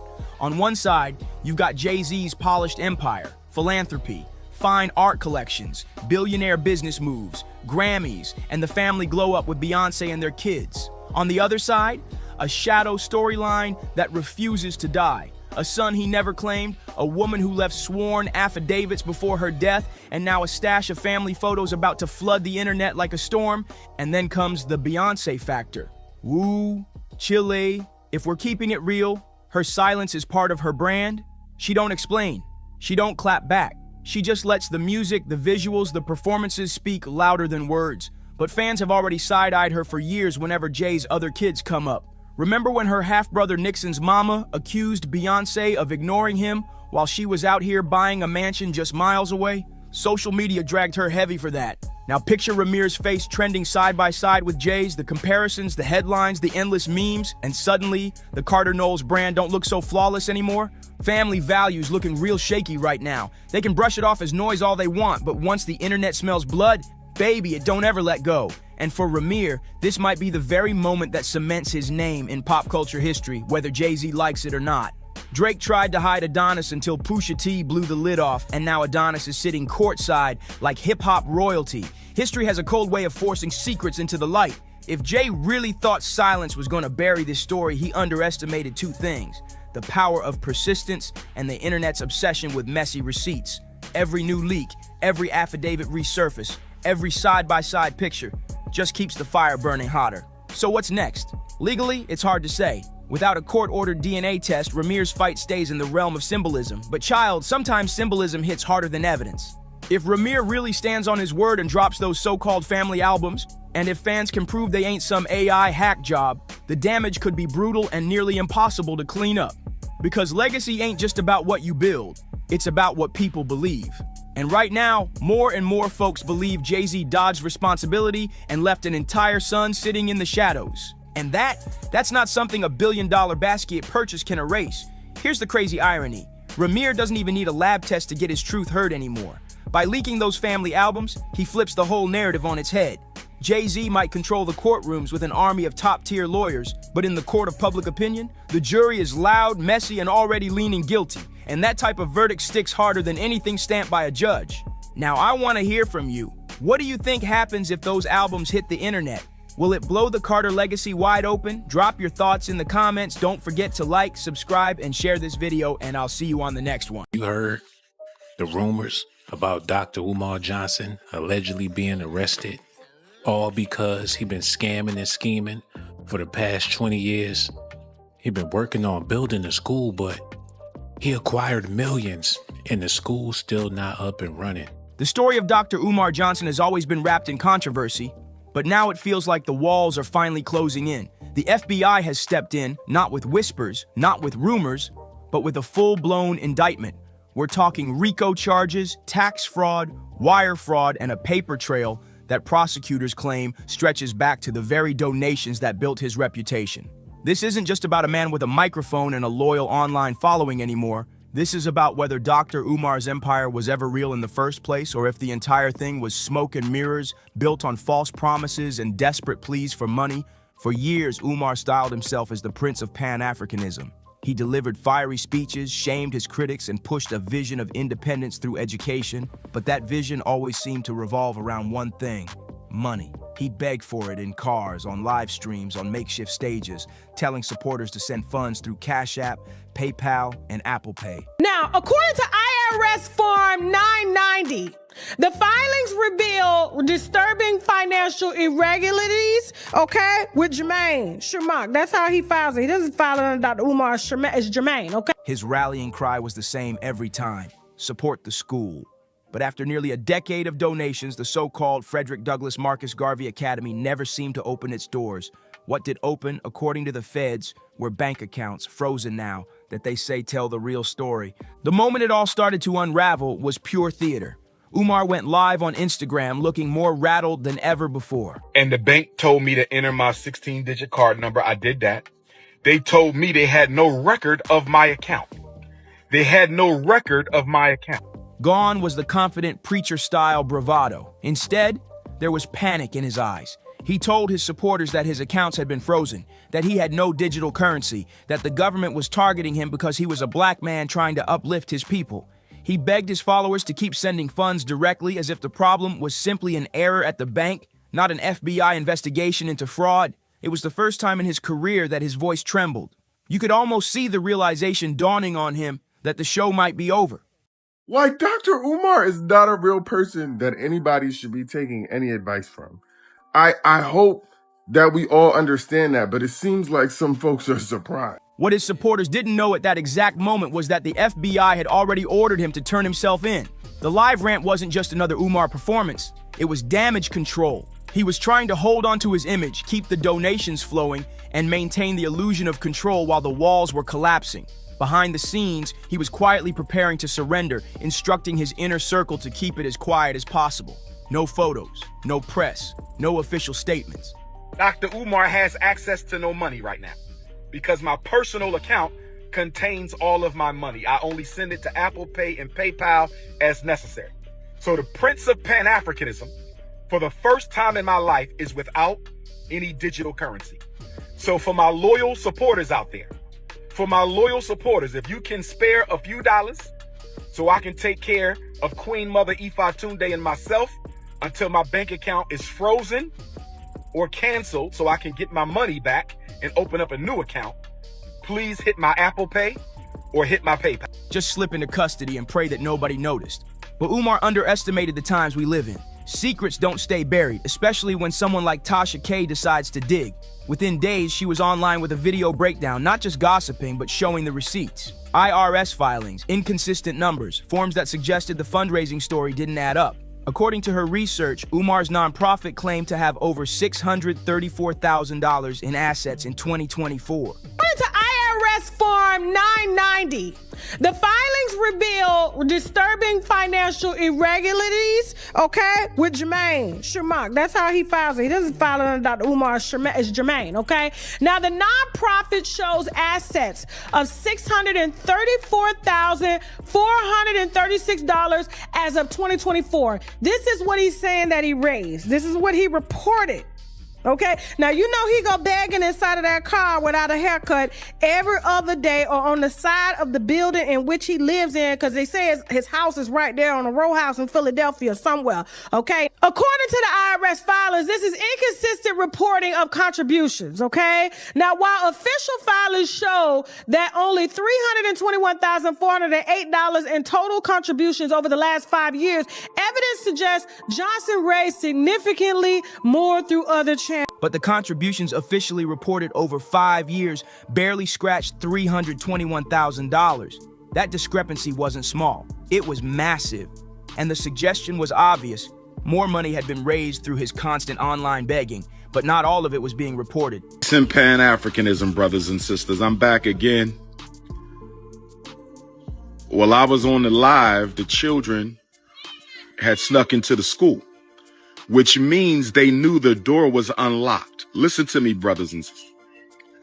For children to know that a door is opened, and I was only away from the school for 30 days.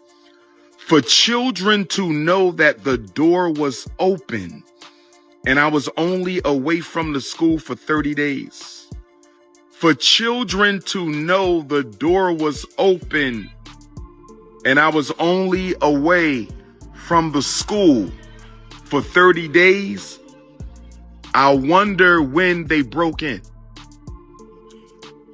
I wonder when they broke in, because if the children already know the door was open. This is exactly what prosecutors seized on. They alleged that Umar diverted funds meant for the school into his personal accounts, using donations not to build classrooms, but to bankroll his lifestyle. The cars, the travel, the endless appearances, it all looked very different when lined up against the IRS paperwork.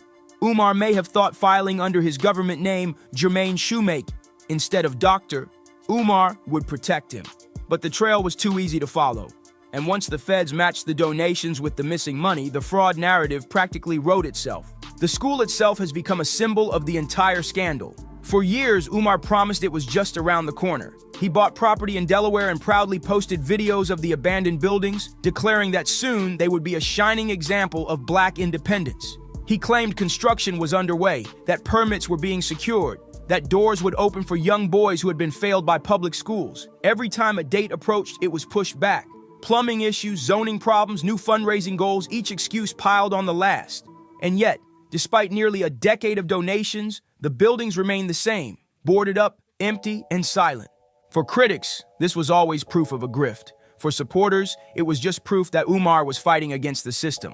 But now, with federal charges on the table, even his most loyal backers are struggling to explain why millions in donations never produced a functioning school. The name itself, Frederick Douglass Marcus Garvey Academy, was meant to give Umar instant credibility. He repeatedly claimed to be a descendant of Douglas, though the Douglas family publicly denied it. He invoked Garvey to paint himself as the heir to Pan-Africanist dreams. But symbolism doesn't pay contractors. Legacy doesn't file tax returns. And once the Fed stepped in, all the branding in the world couldn't cover the gaping holes in his story. The indictment reportedly goes beyond just sloppy record-keeping. Prosecutors are treating this as organized fraud. They say Umar set up multiple accounts, shifted money around to disguise the true totals, and willfully failed to disclose funds to avoid taxes. That's why RICO charges are on the table.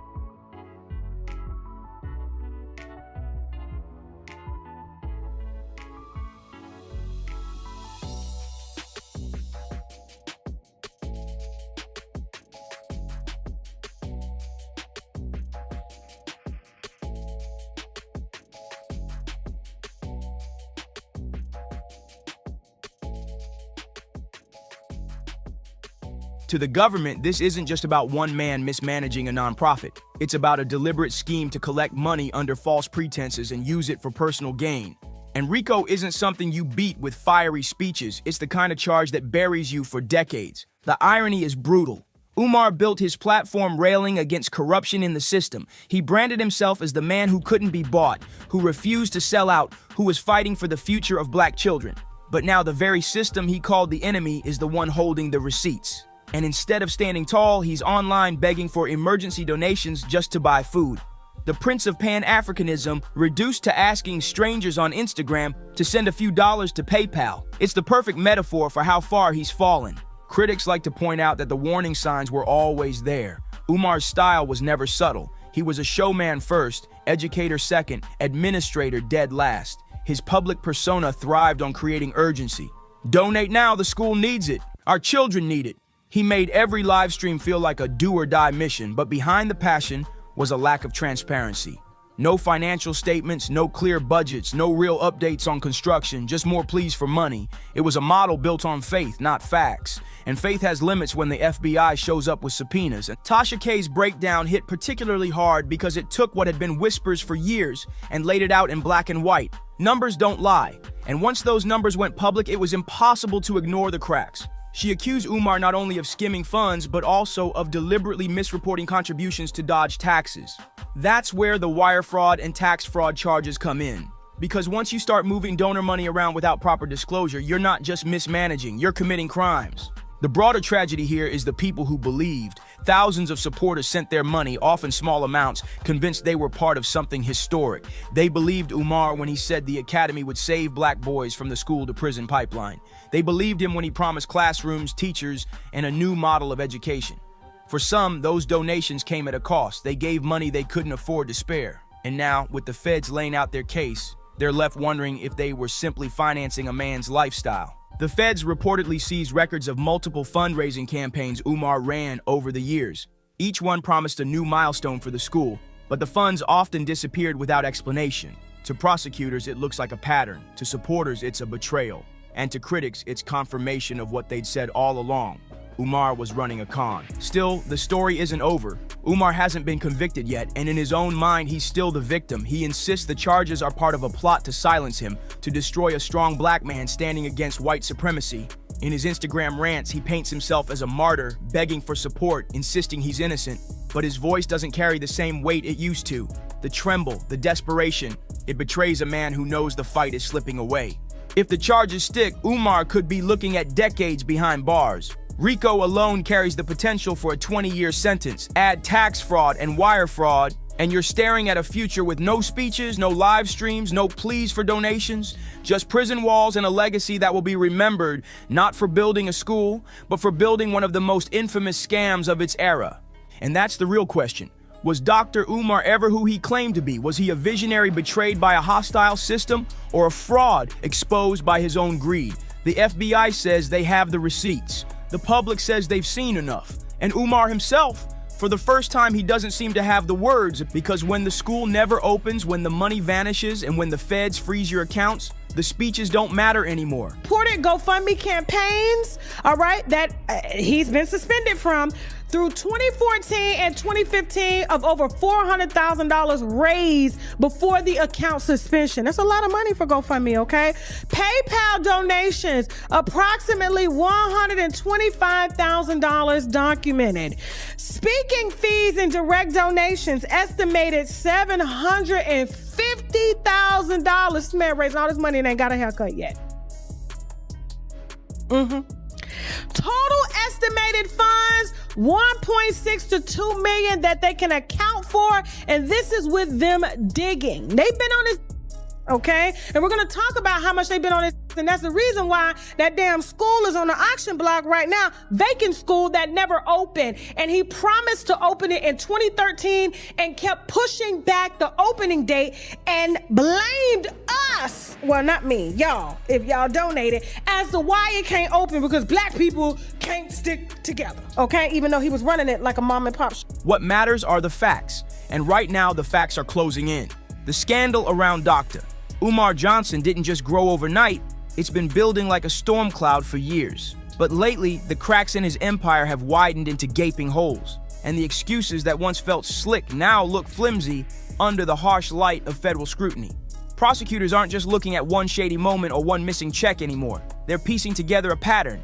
And one of the strangest episodes in that pattern is the so-called vandalism stunt that Dr. Umar himself tried to use as a shield. In June, when people were already asking hard questions about the money trail, Umar suddenly popped up with a story that sounded like it was ripped out of a bad playbook. He claimed his school, the very same Frederick Douglass Marcus Garvey Academy that donors had been waiting on for nearly a decade, had been vandalized, not destroyed, not burned down, but damaged just enough, he said, to make it impossible for the doors to open that year. His followers were expected to believe that, once again, outside forces had conspired to keep the dream on pause.